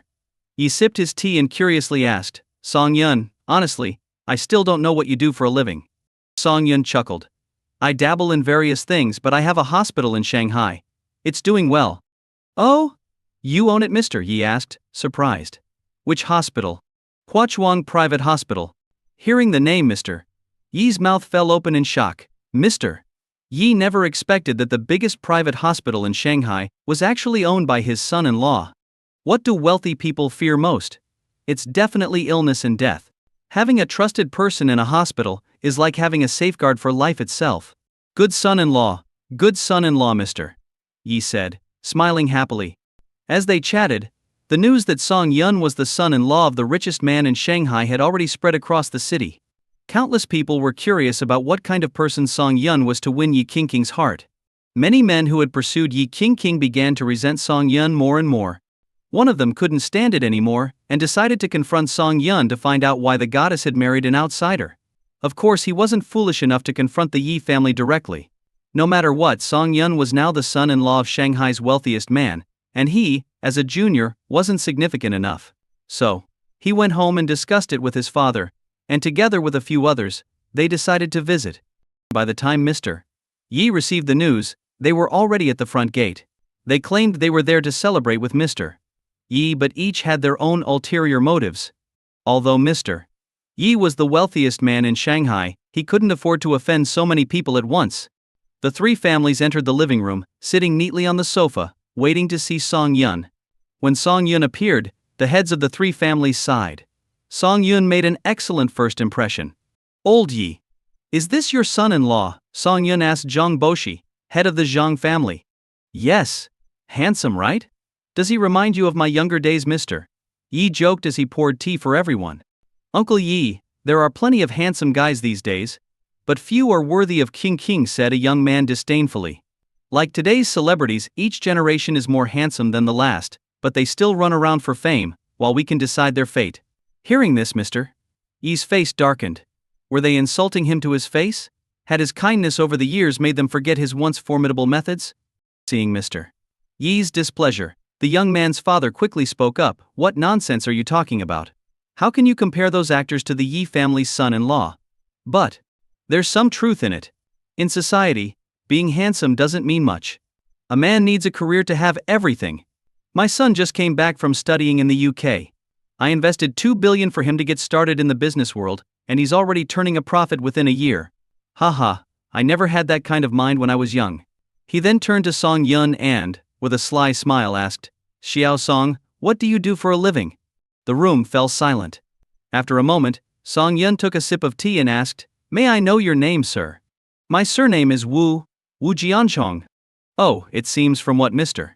Wu says. I'm just a pretty face living off the Yi family." Before Song Yun could finish, Wu Jianzhong interrupted, "Xiao Song, I didn't mean it that way. How could you misunderstand? I simply meant that a man should focus on his career. Don't twist my words." Song Yun shook his head with a smile and continued, "And how do you know I don't have my own business?" Wu Jianchong looked Song Yun up and down, genuinely surprised. He couldn't recall any young talent named Song Yun in the business world. "Then tell your Uncle Wu. What do you do?" "Investments, and a few physical businesses," Song Yun replied calmly, clearly unimpressed by these people. "Investments? You understand investments?" Wu Jianchong shook his head, thinking this young man was bragging. Did he play around with a few $1,000s and call it investing? In their eyes, anything under 10 million was just child's play. "Out of respect for old Yi, I won't question you much about investments. So tell me, what physical businesses do you run?" "Huachuang Private Hospital." Song Yun's tone carried a hint of irritation. He had been having a good day, but some people just had to come and stir trouble. If he didn't show his strength, they would really think he was a pushover. "Haha, young man, don't lie. I know the director of your hospital. If I call and they don't know you, it'll be quite embarrassing," Wu Jianchong said, as he took out his phone and dialed the hospital director. Everyone knew Huachuang Private Hospital was renowned. Its overall medical standards were internationally aligned, and its surgical procedures surpassed many top hospitals. Some doctors even paid their own way to train at Huachuang. Such a prestigious hospital was on the radar of these influential people. While everyone waited to see Song Yun humiliated, the call went through. Wu Jianchong didn't want to offend Mr. Yi completely, so he didn't put the call on speakerphone. But after a few questions, when he received the director's affirmative response, his heart sank. This young man was indeed the chairman of Huachuang Private Hospital. This meant they had just offended the best group of doctors in Shanghai. Realizing this, Wu Jianzhong didn't bother questioning Song Yun further. He hung up and left hastily with his son. As they watched Wu Jianzhong leave, the remaining two families were stunned. What was going on? They had planned to give Song Yun a hard time and show off their family's power, hoping Yi Qingqing might reconsider. But things were clearly not going as planned. Wu Jianzhong's sudden departure left the other two families at a loss for words. It seemed Song Yun held a significant position at Huachuang Hospital. Just as the two families hesitated about whether to leave, Wu Jianchong returned with a heap of gifts, though this time without his overseas educated son. Chairman Song, it's an honor to meet you. I never expected it to be you. You're truly accomplished at such a young age. Wu Jianzong placed the high-end gifts on the ground with a fawning smile. In his eyes, Song Yun was now an equal, if not superior, holding their lifeline. Offending such a person was the last thing he wanted, otherwise, they might not have a place to go for medical treatment if they fell ill. Old Wu, what's this? The other two families were even more confused. Chairman Song? Did Song Yun own a company? Wu Jianzong laughed and said, I came today to congratulate Mr. Yi on gaining such an excellent son-in-law. I prepared these gifts earlier but forgot them in the car. It seems I'm getting old and forgetful. Mr. Ye, seeing this, was happy to let him save face. After all, maintaining good relations was always better than making enemies. Let me introduce you all. This is Song Yun, the chairman of Hua Chuang Private Hospital. Wu Jianzong's words left the other two families in stunned silence. They had no idea Song Yun held such a significant position. What a disaster. Offending doctors was the last thing they wanted. The two families came empty-handed, and now they regretted not bringing any gifts. It seemed Wu Jianzong had been smart to prepare gifts in advance. While Wu Jianzong was flattering Mr. Yi, the other two families quickly texted their subordinates to buy some gifts. Within 10 minutes, both groups entered Yi's house, each carrying a variety of high-end gifts. Looking at the pile of gift boxes, Mr. Yi was at a loss. He instructed his bodyguards to move them into the storage room. Now, it seemed like Wu Jianzhong's gifts, which had initially seemed generous, were actually quite modest in comparison. Wu Jianzong forced a smile, though inwardly, he was furious at the other two families. The three families had a tense conversation afterward. They had come as allies but left with resentment and suspicion, each feeling betrayed by the others. After everyone had left, Mr. Yi looked at Song Yun with increasing fondness. How did he manage to find such a great son-in-law? Reflecting on his life, Mr. Yi thought about how his family's old house was demolished, leading to a windfall from rising property values. Now, his daughter had found a perfect husband. He felt like the protagonist in a novel. Mr. Yi put his arm around Song Yun's shoulder and said with a smile, Song Yun, they say a son-in-law is half a son. Consider yourself my son. Your father-in-law may lack many things, but money isn't one of them. If you ever need anything, just ask. I can easily manage 10 or 20 billion. Hearing his father-in-law's offer, Song Yun smiled but remained silent. A year ago, even $1 million would have been a fortune to him. But now, his net worth was in the billions, and with the system's help, he believed he would soon be the richest man in Shanghai. Due to the day's events, Song Yun stayed another night at the Yi house. The next morning he dropped Yi Qingqing off at her company before leaving. With nothing else to do, Song Yun decided to return to his villa. The past 2 days at the Yi house had been restless. Imagine being in a room filled with the scent of women, but unable to do anything about it. It was maddening.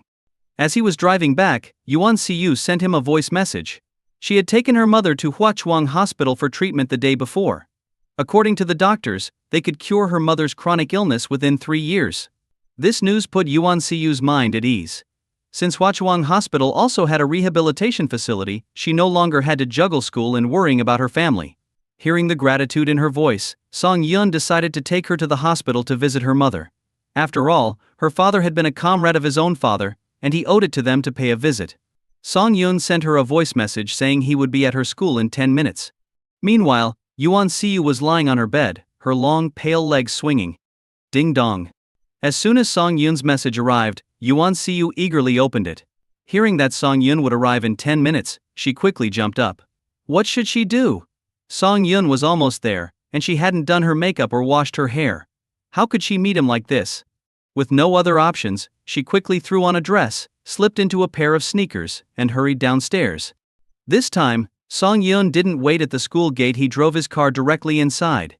When he reached the dormitory building, he noticed a fiery red Ferrari parked ahead.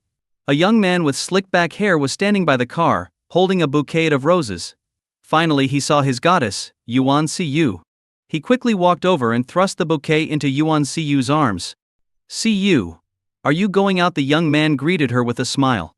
He often hung around here, hoping to catch Yuan Siyu's attention, but she always ignored his advances, leaving him frustrated. Yuan Siyu put the large bouquet on the ground, and finally saw who had given it to her. Han Guoshi? Haven't I told you to stop bothering me? Yuan Siyu was a bit annoyed. This guy was from the neighboring class and, thanks to his family's wealth, had led a wild lifestyle since the start of college. He had even gotten a few girls pregnant, but his money always managed to cover it up. Who knows what got into him? But he started seeing Yuan Siyu as his next target. He began by giving her chocolates and stuffed animals, but after being rejected, he moved on to flowers and makeup. Each time, Yuan Siyu had to go through a lot of trouble to return these unwanted gifts.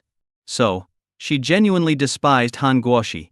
But Han Guoshi's persistence was unlike any other. He flashed a charming smile and said, "Siyu, this is my new car. Want to go for a ride?" Before Yuan Siyu could respond, her roommates came out of the building. Seeing Han Guoshi, they all wore expressions of disgust. "Han Guoshi, I advise you to have some self-respect. Everyone knows what kind of person you are. If you want to chase after our Siyu, try in your next life. A prodigal son turning over a new leaf is worth more than gold. I swear to heaven, I will only love Yuan Siyu in this life. If I break this promise, may I be struck by lightning."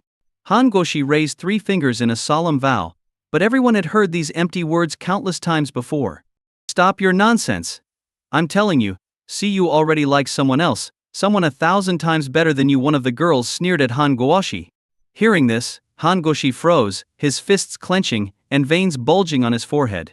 In his mind, the girl he liked could only belong to him. If someone tried to take her away, he would drown them in money. That's how he had won over his previous girlfriends. But after dating them, he grew bored and wouldn't allow them to interact with other guys, often resorting to violence if they did. His family had always used money to cover up these incidents. "Tell me, who do you like? Wan Kao? Malai? Or Jin Wei?" Han Guoshi asked through gritted teeth, scaring the girls. "Speak up," I said. "Speak," Han Guoshi shouted. As his anger peaked, a car horn sounded from behind. He turned around to see a limited edition Lamborghini slowly approaching. It seemed his car was blocking the way. In front of the Lamborghini Veneno, the Ferrari looked like a toy. That car is driven by Siyu's childhood friend, and the guy inside is the one she likes. "If you're so tough, why don't you go pick a fight with him? Let's see if he doesn't break your legs," shouted one of Yuan Siyu's roommates who had met Song Yun before. As the sports car approached, Han Guoshi's heart began to race. He was scared. His Ferrari, which cost him 3 million, probably wasn't worth even a fraction of that Lamborghini. Someone who could afford such a car had to be a big deal. Crushing someone like him would be effortless for a super rich kid like that. He wouldn't even need to lift a finger. A single word to his allies could bankrupt Han Guoshi's family. Han Guoshi was a scumbag, but he wasn't stupid. He'd seen how true heirs of wealth could ruin lives in half an hour. Now, he was genuinely frightened. Song Yun parked the car and got out. Despite his simple attire, he exuded an air of nobility that Han Guoshi had never seen before. Song Yun walked toward Han Guoshi, each step echoing in Han Guoshi's chest. He stood before Han Guoshi, looking down at him. Though Han Guoshi was only half a head shorter, the pressure from Song Yun was like a mountain, making him feel incredibly small. Han Guoshi lowered his head, his legs visibly trembling. He didn't dare to meet Song Yun's eyes, a stark contrast to his earlier arrogance. "Who is he?" Song Yun asked calmly. "Just someone who keeps bothering me." Yuan Siyu stepped forward and stood beside Song Yun. "I reject him every time, but he still keeps sending me things. It's really annoying." Hearing this, Han Guoshi almost collapsed.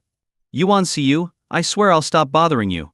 Please don't mention me in front of this big shot." Han Guoshi feared those with higher status than himself, especially someone like Song Yun, who seemed untouchable. He regretted everything now. In a campus full of gold diggers, why did he have to go after a pure girl like Yuan Siyu? If he had known Yuan Siyu had such a powerful backer, he wouldn't have dared to mess with her. Song Yun looked down at Han Guoshi. Noticing his gaze, Han Guoshi glanced up slightly but quickly looked down again. This guy's eyes are terrifying. What was he thinking? Was he planning how to get rid of me? "Please, I'm still young. I don't want to die. Take care of yourself," Song Yun said nonchalantly. Hearing this, Han Guoshi nearly fell to his knees in gratitude. He felt lucky to have met a kind-hearted big shot. What amazing luck. Just as he was feeling relieved, Song Yun spoke again. "If I see you bothering Siyu again, you know what will happen." He patted Han Guoshi's shoulder. Han Guoshi almost collapsed in fear. After making a series of desperate promises, he fled. Watching this, Yuan Siyu's roommates and the girls in the dormitory were drooling. How handsome can he be? This is straight out of a romance novel. Is this what they call a dominant CEO? Not only is he good looking, but he's also a perfect gentleman. Oh my god, even if he were a player, we'd gladly fall for him over and over again. Is this what they call a hero saving the damsel in distress? Will I ever experience something like this in my life? If I hadn't seen it with my own eyes, I would have thought this was a scene from a TV show. Hey handsome, do you have any brothers? Introduce us please. Yuan Siyu's roommate surrounded Song Yun, and he found himself at the center of their attention. How long has it been since I graduated? Are college girls always this forward now? Why didn't this happen when I was in school? Alright, we have to go now, Yuan Siyu said, pulling Song Yun's hand as they escaped the growing crowd of girls. Once in the car, Song Yun quickly started the engine and drove off. Song Yun, don't get the wrong idea about my roommates.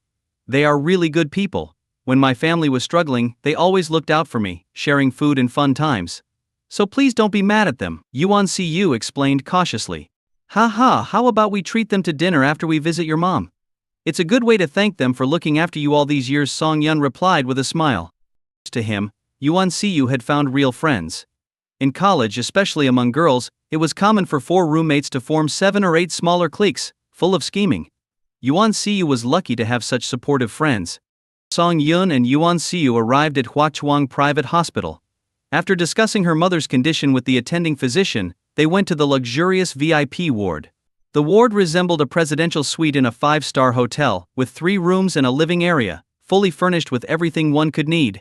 Seeing Yuan Siyu's mother lying in bed receiving IV fluids, Song Yun felt a pang of sadness. The woman in his memory was elegant and full of intellectual beauty, but now she was frail, with dry hair, looking like a woman in her 60s. Auntie, I came to see you, Song Yun said softly, sitting in a chair next to the bed. Who are you, Mrs.? Yuan's clouded eyes scanned Song Yun's face before she excitedly exclaimed, You're that rascal from the Song family, Song Yun, right? As a kid, Song Yun was a little troublemaker, always up to no good. Song Yun smiled and nodded, holding her hand. You still have some decency left, remembering to visit me. It's been so many years. Tears welled up in Mrs. Yuan's eyes. Back then, her husband was still alive, and their family was happy. But those days were long gone. Seeing her distress and the rising medical indicators, Song Yun quickly tried to calm her down. Auntie, all the hardships are over. From now on you can just enjoy life. Sigh. I don't care about myself. If I die, so be it. But Siyu is still young. I don't know how she managed to get me in here. This is Huachuang Private Hospital. Even many high-ranking officials can't get a room like this. I just worry she's doing too much for me. Auntie, I own this hospital. Rest assured, I've arranged everything for you, Song Yun reassured her. After visiting Yuan Siyu's mother, Song Yun called Yi Qingqing. Since most of his cars were sports cars, they wouldn't be able to fit all of Yuan Siyu's roommates if he took them out for dinner. Without a second thought, Yi Qingqing sent a driver with her luxury car to provide full service. About 10 minutes later, a stretched Rolls-Royce pulled up in front of the hospital's inpatient building. Song Yun and a stunned Yuan Siyu got into the car. The car's interior was spacious, with a partition between the front and back compartments that provided excellent soundproofing. In the back compartment, there was an intercom that allowed them to give directions to the driver. This showed how much Yi Qingqing trusted Song Yun, not feeling the need to send someone to keep an eye on him. After giving the driver the destination through the intercom, Yuan Siyu called her roommates and asked them to wait at the school gate to avoid drawing too much attention by driving into the school. When her roommates heard that Song Yun was treating them to dinner, they were so excited that they rushed out without even bothering to put on makeup, changing their clothes and heading to the gate. As they waited, the stretched Rolls-Royce slowly came into view. To their surprise, the luxury car stopped right in front of them. The window rolled down, revealing Yuan Siyu's beautiful face. They excitedly got into the car, thinking Yuan Siyu's childhood friend was really impressive. Not only did he have sports cars, but also such a high-end executive car. Inside, they noticed the car had 2 rows of seats on either side. Sitting down, they found the seats incredibly comfortable, much more so than any seat they had ever experienced. After sitting for a while, one of the roommates cautiously asked, Siyu, can I take pictures in the car? Yuan Siyu looked at Song Yun. This small request was naturally allowed, as long as Song Yun wasn't in the pictures. He told them they could take as many photos as they wanted otherwise. Hearing this, the 3 girls excitedly took out their phones and started taking selfies. Song Yun didn't mind and closed his eyes to rest. 10 minutes later, after taking and editing their photos, they posted them on their social media. People say you can't see the stars during the day? I say no. The stars are reflected on the car ceiling in broad daylight. The photos showed them with the Rolls-Royce's starry ceiling, intentionally including the Rolls-Royce logo in the background. The other two girls posted similar captions, showing off subtly. As soon as they posted, their chat boxes exploded with messages. Wow. Hey, a Rolls-Royce. Goddess, take us for a ride. Is this the legendary starry ceiling? Love it, love it. Goddess, take more pictures. The starry ceiling looks amazing. Send us the original pics for bragging rights. Reading the flood of messages, the three girls smiled blissfully. Not long after, the car arrived. Song Yun had booked a private room in one of Shanghai's 5-star hotels. This place was top-notch in terms of both reputation and environment in Shanghai. Song Yun ordered a few dishes and then handed the menu to Yuan Siu's roommates. Seeing the exorbitant prices on the menu, the three girls didn't dare to order anything too expensive, opting for cheaper dishes instead. Song Yun didn't want to skimp on the meal, so he called the waiter over and ordered a few more premium dishes. When he asked if they wanted to drink, Song Yun ordered a bottle of red wine that cost over $10,000. Watching Song Yun spend money so freely, the three girls got a direct taste of what high society was like. Halfway through the meal, Song Yun noticed that Yuan Siu's roommates were still feeling uncomfortable, so he suggested leaving. Siu, make sure to treat your friends well. If you need anything, just have the waiter charge it to room 999. I'll head upstairs to rest for a bit. When you're done, you can use the card to access the room. Song Yun smiled apologetically at the three girls and went upstairs. He hadn't slept well in days, and after a busy morning he was already yawning. Moreover, Yuan Siu's roommates were too reserved around him, so leaving seemed like a good choice. After Song Yun left, the three girls immediately turned their attention to Yuan Siu. Oh my god. What was that about? Is he asking you to join him in bed? Siu, you've been hiding this well. The three girls were shocked because, in their minds, Yuan Siu was the picture of innocence. Although it's common for adult couples to be intimate, it seemed out of character for Yuan Siu. What are you thinking? Didn't you hear? Room 999. It's obviously a presidential suite with multiple rooms. How did you jump to such conclusions? Yuan Siu's face turned red as she spoke. She and Song Yun were completely innocent. Her roommates realized their mistake. They thought, of course Yuan Siu, a model student, wouldn't do such a thing. The meal lasted for about an hour before it ended. As the three girls left the restaurant, the Rolls-Royce was waiting for them, clearly arranged to take them back. Meanwhile, Yuan Siu took the room key for 999 and headed to the elevator. Entering the room, she found the spacious presidential suite. Despite its size, it didn't seem as special as expected, even less impressive than her mother's hospital room. She quietly opened the master bedroom door and found Song Yun asleep on the bed. Seeing him sleep, Yuan Siu squatted by the bed with a silly smile on her face. This was her brother, who had protected her from harm all her life. Even though they weren't related by blood, he was closer to her than any real brother could be. When Song Yun woke up, it was already 4:30 p.m. He rubbed his eyes and saw Yuan Siu sleeping by the bed. Looking at her, Song Yun smiled. The little girl who once needed his protection had grown up so much. Despite the family upheavals, she had maintained her pure heart, which was incredibly rare. This girl was so understanding that it made his heart ache. Siu, don't sleep here, you'll catch a cold. Song Yun shook Yuan Siu's arm gently to wake her. Yuan Siu groggily woke up, rubbing her eyes and yawning as she sat on the floor. Let's go home. I'll cook dinner for you. Song Yun helped her up and smiled. My cooking is amazing, much better than the 5-star hotel food we had today. Really? Yuan Siu asked curiously. To her it seemed odd that someone as wealthy as Song Yun would cook himself. Of course. Song Yun left the room with his little shadow, Yuan Siu, following closely behind. Trailing them was a couple. The guy ogled Yuan Siu and swallowed hard. She was unbelievably pure looking. His girlfriend, noticing his unworthy gaze, didn't bother to stop him. If it weren't for his money, she wouldn't have stayed with him either. Song Yun brought Yuan Siu to the Huashu villa. As she looked around the luxurious decor and spacious rooms, she couldn't help but be amazed. The more she saw, the more impressed she was by Song Yun's abilities. After all, this was Shanghai, the economic powerhouse of the country, where the price per square meter could cover a down payment for a whole house in smaller cities. Song Yun gave her a tour of the house, and finally pointed to a sunny guest room, saying, "This will be your room from now on. You can come and stay anytime you want." Wow! This room is huge. You settle in, I'll go make us some food. Song Yun went downstairs, while Yuan Siyu lay on the big bed, browsing videos on her phone. The bed was so comfortable that she gradually drifted off to sleep. Meanwhile, the villa's front door quietly opened, and Yi Qingqing peeked in, hearing Song Yun cooking in the kitchen. She carefully carried her shopping bags upstairs, planning to change into a new outfit to surprise him. As she reached the second floor, she heard a faint sound coming from the room next to the master bedroom. Curious, she opened the door and found a girl sleeping on the bed. The noise woke the girl, who rubbed her eyes and asked curiously, "Who are you?" At that moment, Song Yun, having finished cooking, came upstairs to call Yuan Siyu for dinner. "Siyu, dinner's ready." He was shocked to see Ye Qingqing, looking grim, and Yuan Siyu, completely confused. "What the hell? When did my wife get here? How did she sneak in without making a sound?" Realizing Yi Qingqing had misunderstood the situation, Song Yun felt a headache coming on.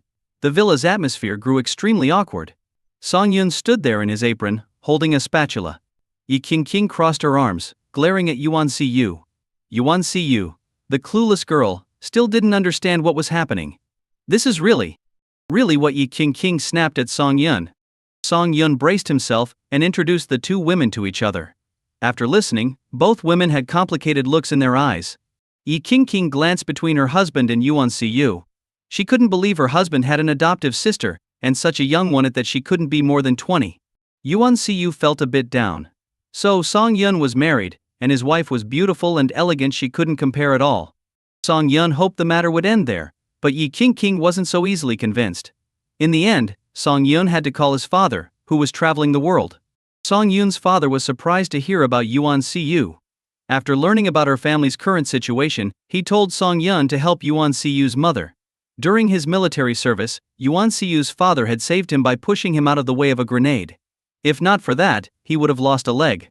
Hearing her father-in-law's firm words, Yi Qingqing finally relaxed and took Yuan Siyu downstairs. Although she seemed fine on the surface, Yi Qingqing still harbored some resentment towards Song Yun. Despite all this time, he remembered his adoptive sister but had forgotten about her. She had planned to surprise him tonight, but now it looked like she'd have to wait. The three of them sat down to eat. It was Yuan Siyu's first time tasting Song Yun's cooking, and she was amazed by the first bite, constantly praising his culinary skills. Yi Qingqing, hearing another woman compliment her husband, couldn't help but feel a twinge of jealousy. "Here, honey. Eat more." Yi Qingqing smiled as she peeled a large shrimp and placed it in Song Yun's bowl. However, her eyes still held a cold glare. "Great, she's still mad at me for not giving her a heads up. Oh well. I'll just have to make it up to her tonight." The meal was finished in just over 10 minutes, but a new problem arose. The room was too big, and Yuan Siyu was too scared to sleep alone. Song Yun had no choice but to sit upright on a stool in her room, waiting until she fell asleep before sneaking out. What he didn't know was that the moment he closed the door, Yuan Siyu opened her eyes. Meanwhile, Song Yun returned to the master bedroom, seeing Yi Qingqing Ying Yan Sum lying in bed reading in her pajamas. He gave her an awkward smile. "Did you get your good sister to sleep?" she asked coldly, making Song Yun break into a sweat. Wife Song Yun climbed into bed, hugging her with a grin. "Are you jealous?" "No." Yi Qingqing pouted. "Ah, someone's lying. And you know what happens to liars, they get punished."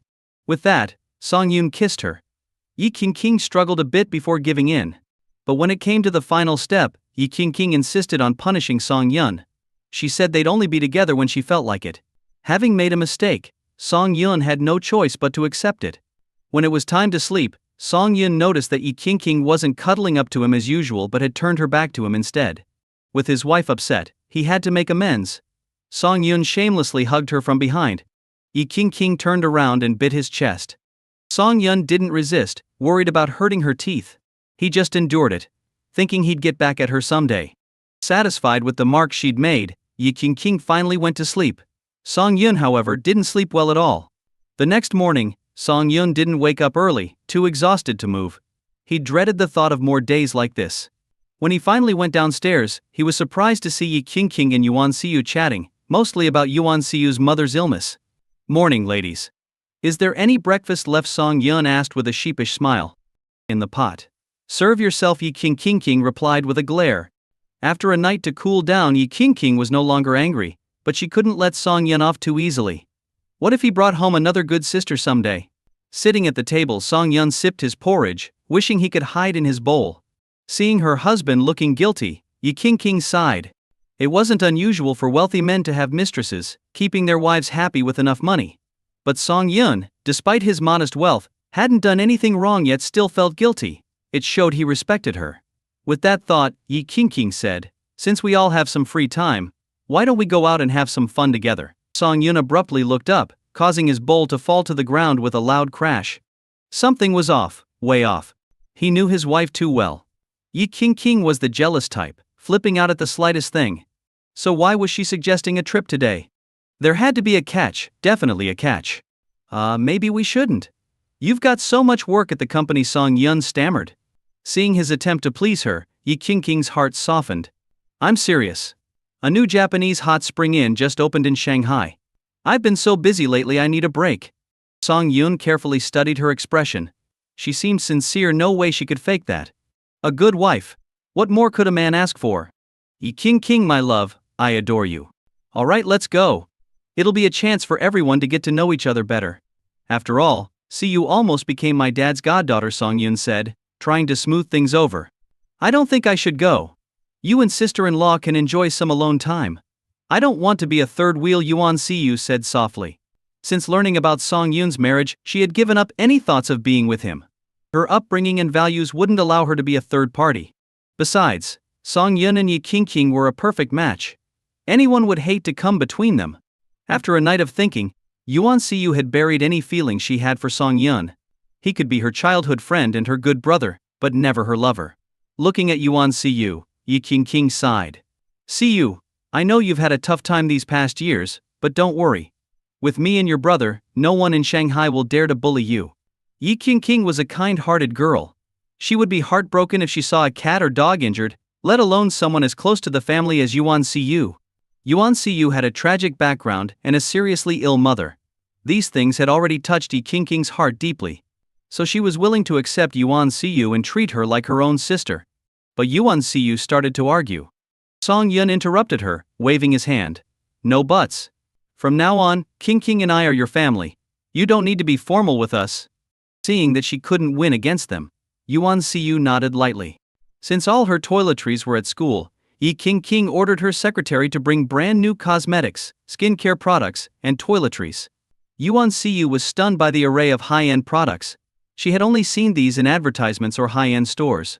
Now they were hers, leaving her overwhelmed with emotion. After packing up, they all got into Yi King's car, a Rolls-Royce. They drove over 100 kilometers to a suburb of Shanghai. There stood a vast resort, with the Japanese hot spring being its main attraction. After settling in, Song Yun sat in the lobby, sipping tea. Ding. Host detected at the Beiyu Resort in Shanghai. Would you like to check in? Check in. Ding. Host is rewarded with 24% shares of Shanshui Group. Note, Shanshui Group is a multinational company with investments in all major tourist attractions worldwide, valued at billions. Hearing this, Song Yun was stunned.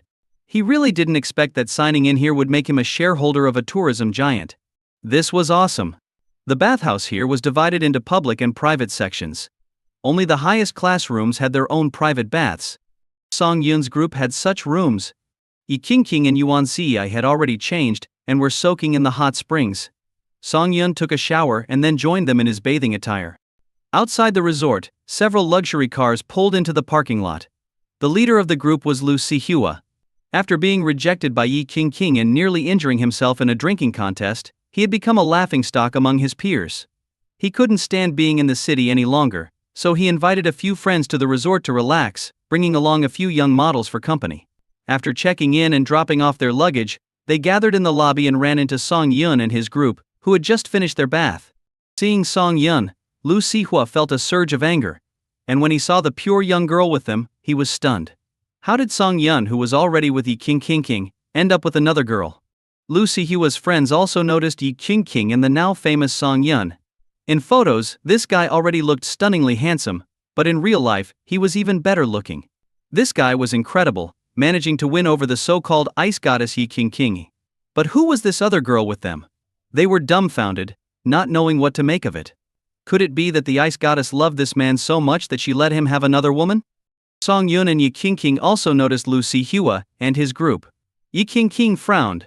Why did she keep running into him? Seeing him ruined her mood.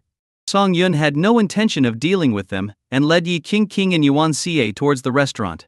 But Lu Xihua smirked and approached, looking at Yuan Xie with a mischievous grin. Wow, Song, I didn't know you were such a ladies' man. Care to share your tips? Although he said it in a mocking tone, anyone could hear the jealousy. It's one thing for a regular guy to have one stunning girlfriend, but Song Yun had two. This was too much to bear. Hearing Lu Xihua's words, Song Yun was about to speak, but Yi King cut him off. She looked at Lu Xihua with disdain. Lu Xihua, shut your filthy mouth. Do you think everyone is as despicable as you? Then she pointed at the young models with him. You should know exactly who they are. And let me warn you, stop messing around so much you might catch something. Lu Xihua's face turned pale. He did enjoy the company of these women, but having it pointed out in public was too much. Yi King's harsh tone, almost calling him a pimp, was unbearable for someone who prided himself on his gentlemanly facade. Lu Xihua was left speechless, unable to retort when he was scolded. After all, what they said was true. He had brought these young models out for his own enjoyment. The young models didn't recognize Yi King, but the implications of her words made them nervous. What are you talking about? You're even worse than us, being with two guys at once. You must be really open-minded, one of the young models couldn't help but retort. Everyone present was stunned. Did this young model want to die? She dared to publicly insult the daughter of the richest man in Shanghai. Didn't she know who she was dealing with? Lu Xihua's friends quickly distanced themselves from the young model, afraid of being associated with her.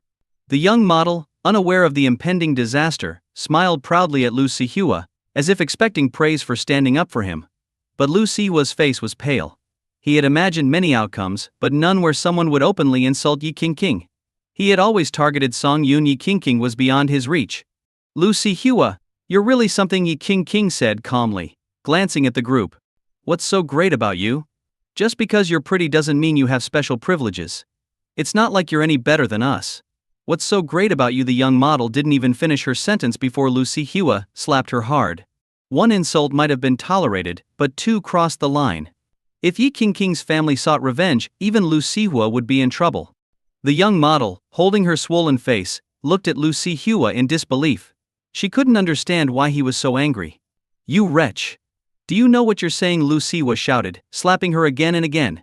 The other young models quietly stepped away, not wanting to get involved.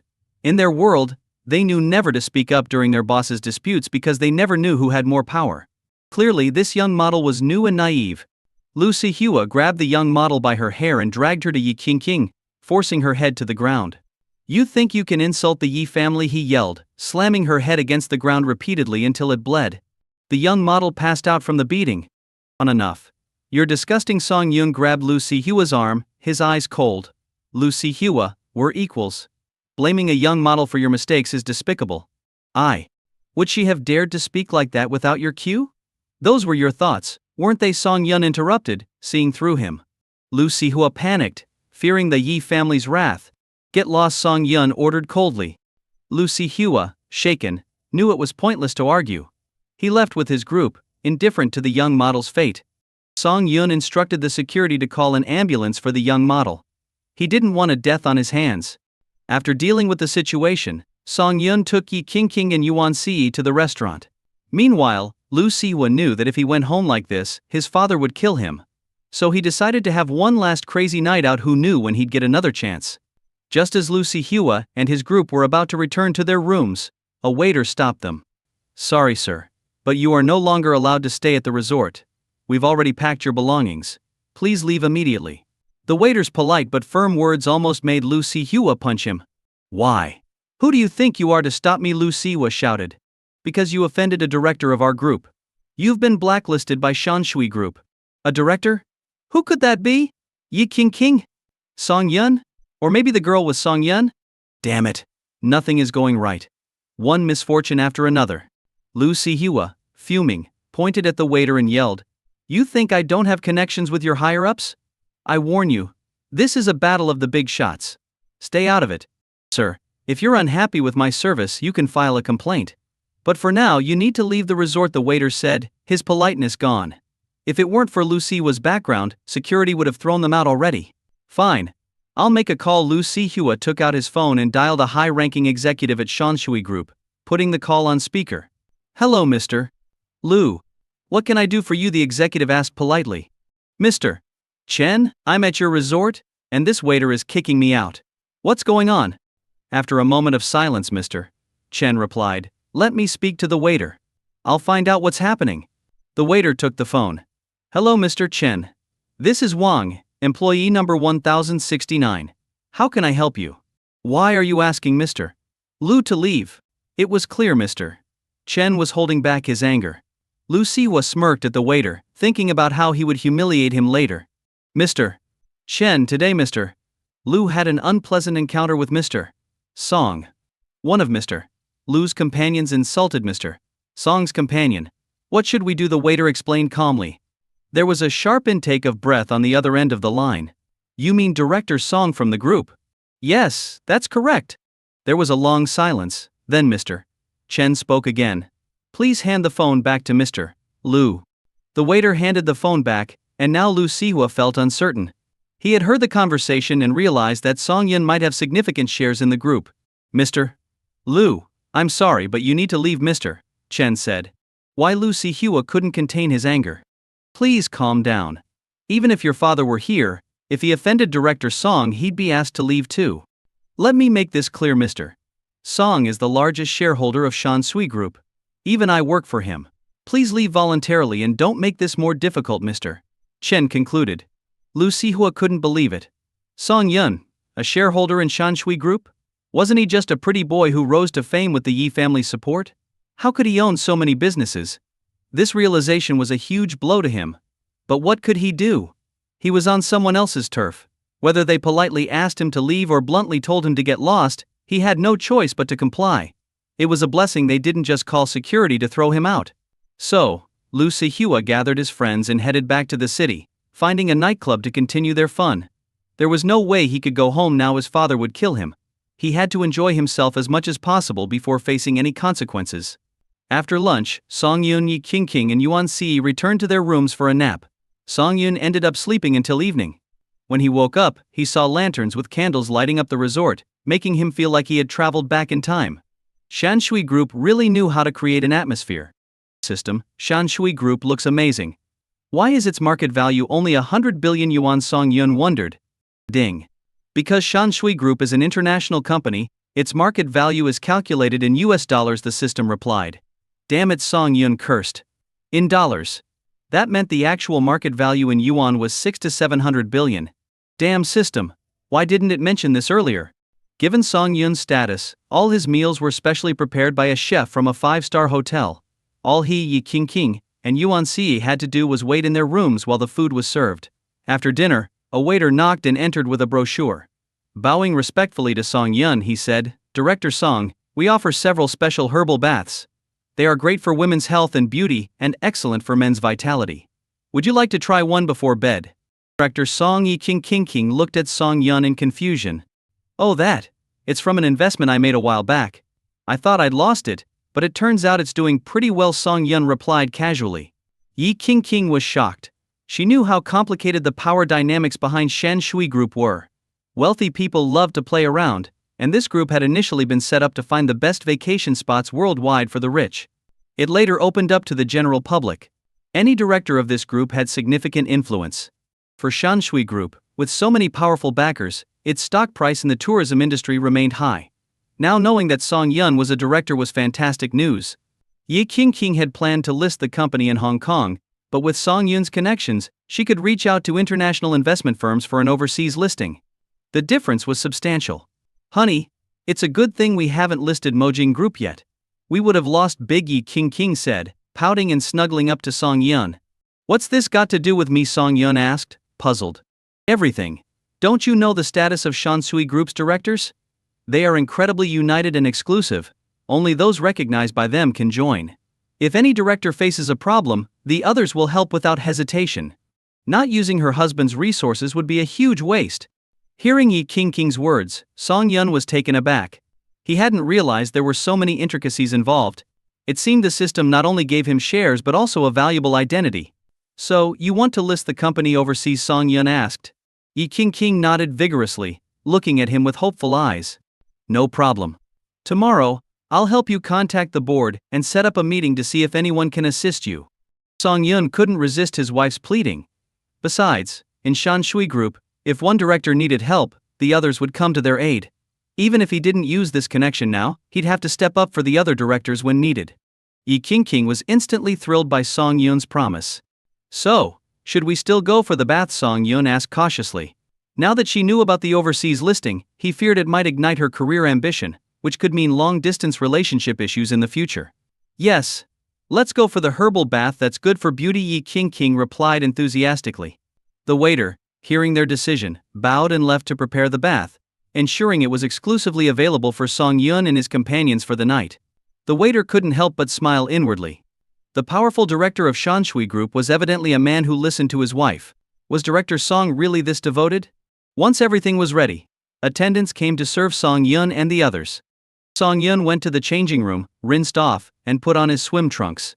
The waiter had mentioned that it was best to bathe without any clothes for maximum benefit, but with 2 women in the pool, that was impossible. He got into the pool and noticed that Yi Qingqing and Yuan Si weren't ready yet. So, he grabbed a tray floating on the water with some fruit wine and snacks, slowly enjoying them. After a while, Yi Qingqing and Yuan Si finally arrived. Yi Qingqing wore a black lace bikini, highlighting her perfect figure. Her slim waist and toned legs were on full display. Yuan Si wore a one-piece swimsuit, but even that couldn't hide her impressive figure and innocent look. You're already in the water, Yi Qingqing said as she tested the temperature and slowly got in. Yuan Si, meanwhile, was astonished by Song Yun's physique. She couldn't believe her brother kept himself in such great shape. She was a bit envious as a girl. The 3 of them put towels on their heads and relaxed in the bath, chatting leisurely. After about half an hour, Yi Qingqing and Yuan Si couldn't take it anymore. They had been indulging in the fruit wine, and now the alcohol was hitting them, their faces flushed as they got out of the pool. Song Yun swore he didn't mean to stare at Yi Qingqing's butt. It was just a glance. But he noticed a small black spot on her uncovered hip. Oh my God, Yi Qingqing was his childhood sweetheart. Realizing this, Song Yun was filled with excitement. Memories flooded his mind like a dam bursting. When I grow up, I'm definitely going to marry brother Song Yun. Alright, then we'll get married. I promise I'll give you the most romantic wedding ever. Song Yun was reminiscing about Yi Qingqing's childhood appearance. Yi Qingqing, on the other hand, looked at Song Yun standing dazed in the bath, gave him a curious nudge, and wondered if he had passed out. Logically, Song Yun's physical condition shouldn't be that weak. Song Yun snapped out of his thoughts, and seeing Yi Qingqing's cute and innocent face, he cupped her face and gave her a hard kiss. Yi Qingqing pushed Song Yun away. Her originally slightly flushed face was now completely red. What are you doing? Sister Siyu is still watching, Yi Qingqing said shyly. He, I discovered something interesting. I'll tell you tonight when it's just the 2 of us. Yuan Siyu didn't want to be a third wheel, so she greeted Song Yun and Yi Qingqing and went back to her room. Later that night, as they were about to sleep, Song Yun held the slightly tipsy Yi Qingqing. Yi Qingqing lay on Song Yun's chest, listening to his strong heartbeat, feeling an immense sense of security. By the way, you said you discovered something earlier. What is it? Yi Qingqing asked. I found a black mole on your butt. Could it be that I accidentally poked you with a pen when we were kids, and it left a mark? Song Yun asked gently. Yi Qingqing stiffened, as if she had been electrocuted. Song Yun noticed and held her tighter. I never imagined you were the little girl who used to follow me around, saying you wanted to marry me. If I hadn't seen the mark, I wouldn't have believed it. Tears welled up in Yi Qingqing's eyes as she choked. I thought you had forgotten about me. I thought I was the only one who remembered that promise. Silly girl, how could I forget you? It's just that after all these years apart, when we met again and you showed up in a sports car like a hero on a rainbow cloud, I didn't dare to recognize you. Song Yun comforted her, stroking her back. HMP. At that time I thought you had forgotten me. All these years, I kept thinking about how you were doing. I don't care, it's your fault for not recognizing me at first sight. With that, Yi Qingqing bit Song Yun's chest hard. As she bit him, Yi Qingqing started crying again. It turned out brother Song Yun hadn't forgotten her, he just couldn't believe how much her status had changed. It turned out brother Song Yun had always kept her in his heart. Thinking of this, Yi Qingqing let go and kissed Song Yun. The night passed in silence as they expressed their deepest feelings to each other. It was Yi Qingqing's first time, and it was Song Yun's first time as well. They gave each other their most sincere confession. The next day, Song Yun was awakened by the ringing of his phone. He groggily answered and asked, "Hello, who is it?" "Cousin, It's Sheng. Sheng Song Yun woke up completely, moved the phone away to check the number, then smiled and said, "Brother, what's up so early at 8 a.m.? The caller was Song Yun's uncle's son, Song Jisheng. Song Yun's father had 2 sisters and a brother, forming a very harmonious family. However, both aunts had married and moved away, only returning for a couple of days each year during the new year. Even so, the family had a very strong bond. When Song Yun got accepted into university, Uncle Song even gave him an 88,000 yuan red envelope. Later, when Song Yun was short on money while with Su looting, he would also seek help from his cousin. "Yun, how have you been lately? Your second uncle and aunt are traveling the world, and we haven't seen you for a while," Song Jisheng asked with a smile. "Have you forgotten about your relatives?" "Impossible. You are my closest family, how could I forget you all?" Song Yun replied with an embarrassed smile. Due to the many troubles brought by the Su family, he had been too exhausted to manage other relationships. After breaking up with Su looting, he immediately focused on advancing his career, so he hadn't gone back. "Well, I have a small favor to ask. I wanted to know if you're financially comfortable right now. If not, I won't mention it. I'm doing well. If you need money, just say so." Song Yun now valued relationships more than money, which to him was just a series of zeros in his bank account. "Alright, I need some money, quite a bit, actually, 150,000 yuan. But you must discuss it with Tingting. In our family, the men always discuss such matters with their wives out of respect. If it's inconvenient, I can ask other friends." The Tingting Song Jisheng mentioned was Su looting. Back then, Song Yun had brought her to a family gathering as his prospective wife, so everyone thought they were engaged. "I broke up with Tingting. The reasons are complicated and hard to explain quickly," Song Yun said as he sat up, tucking the blanket around Yi King. 150,000 yuan is no problem. When do you need it? The sooner, the better. No problem. Send me your account number, and I'll transfer it right away. Alright, since we're family, it feels awkward to say thank you. Next time you visit, let me know in advance, and we'll have a good drink together, Song Jisheng said excitedly. But from Song Yun's tone, it sounded like he had broken up with his long-term girlfriend, whom he was about to marry. What happened? After hanging up, Song Jisheng crushed the cigarette butt in an ashtray full of them. His eyes were bloodshot, his hair a mess, and his beard unkempt, looking very disheveled. He had been borrowing money all night. Except for a few close friends who gave a bit, everyone else made excuses. Now that the issue was resolved, he finally relaxed. His brain started signaling that it was time to sleep. As soon as he lay down and closed his eyes, his phone chimed. Groggily, he checked his phone and saw a message from the bank. "A deposit of 500,000 yuan has been made to your account, ending in 6,889. Your current balance is 612,511 yuan. What? 500,000 yuan? Who sent this money?" He quickly logged into his mobile banking and saw that the transfer was from Song Yun's account. Oh my god! He only asked for 150,000 yuan, but his cousin transferred 500,000 yuan. What is Yun doing now? How did he suddenly become so wealthy? Despite his shock, Song Jisheng felt deeply moved. He vowed to repay this money within 5 years, no matter what. After all, Song Yun's money wasn't just blown in by the wind. His cousin was also at the age to get married, and he needed to be prepared in case Song Yun needed the money. Song Jisheng had fallen into a deep sleep and could no longer hear any external sounds. The door to the room was opened from the outside. Uncle Song looked at his son, who was still frowning in his sleep, and let out a deep sigh. He had overheard Song Jisheng borrowing money from everyone in hushed tones the night before, but it seemed things hadn't gone well. It was all his fault for being useless. At his age, his wife was ill, and his son had to humbly ask for help. Holding back tears, Uncle Song sat by his son's side, looking at his face. It dawned on him that his son had grown up and become a man who would shoulder the family's burdens. Meanwhile, he himself had grown old. Uncle Song decided to reach out to a few comrades later to see if they could lend him some money. He gently tucked the blanket around his son and noticed that his son was still holding his phone in his sleep. He slowly extracted the phone from Song Jisheng's hand. As he was about to lock the screen, he glanced at it and saw the recent transaction. 500,000 yuan. For an ordinary family, this was an enormous sum. He had no idea who his son had borrowed it from, but he doubted his son had friends that wealthy. At that moment, Uncle Song's mind raced with thoughts of his son possibly doing something illegal to save his mother. If that were the case, he would rather beg on his knees than see his son go down the wrong path. Jisheng, wake up. Uncle Song shook his son's shoulder. Song Jisheng groggily opened his eyes and, seeing his father, mumbled, What's going on? Who transferred the 50,000 yuan to your account? I'm telling you, I'd rather figure it out myself than have you do anything illegal. Seeing his father's serious face, Song Jisheng lit a cigarette and said slowly, Dad, what are you talking about? This money is from Song Yun. I called him earlier, and he said he could lend it to me since he has some to spare. Song Yun? Uncle Song pictured Song Yun's bright face in his mind and started to cry. People are usually very shrewd. It's easy to share meals and drinks, but when it comes to money they turn their backs on you. That's why Uncle Song hadn't asked any relatives for help. There were too many family feuds over money. But Song Yun, who had only graduated a few years ago, was willing to lend such a large amount.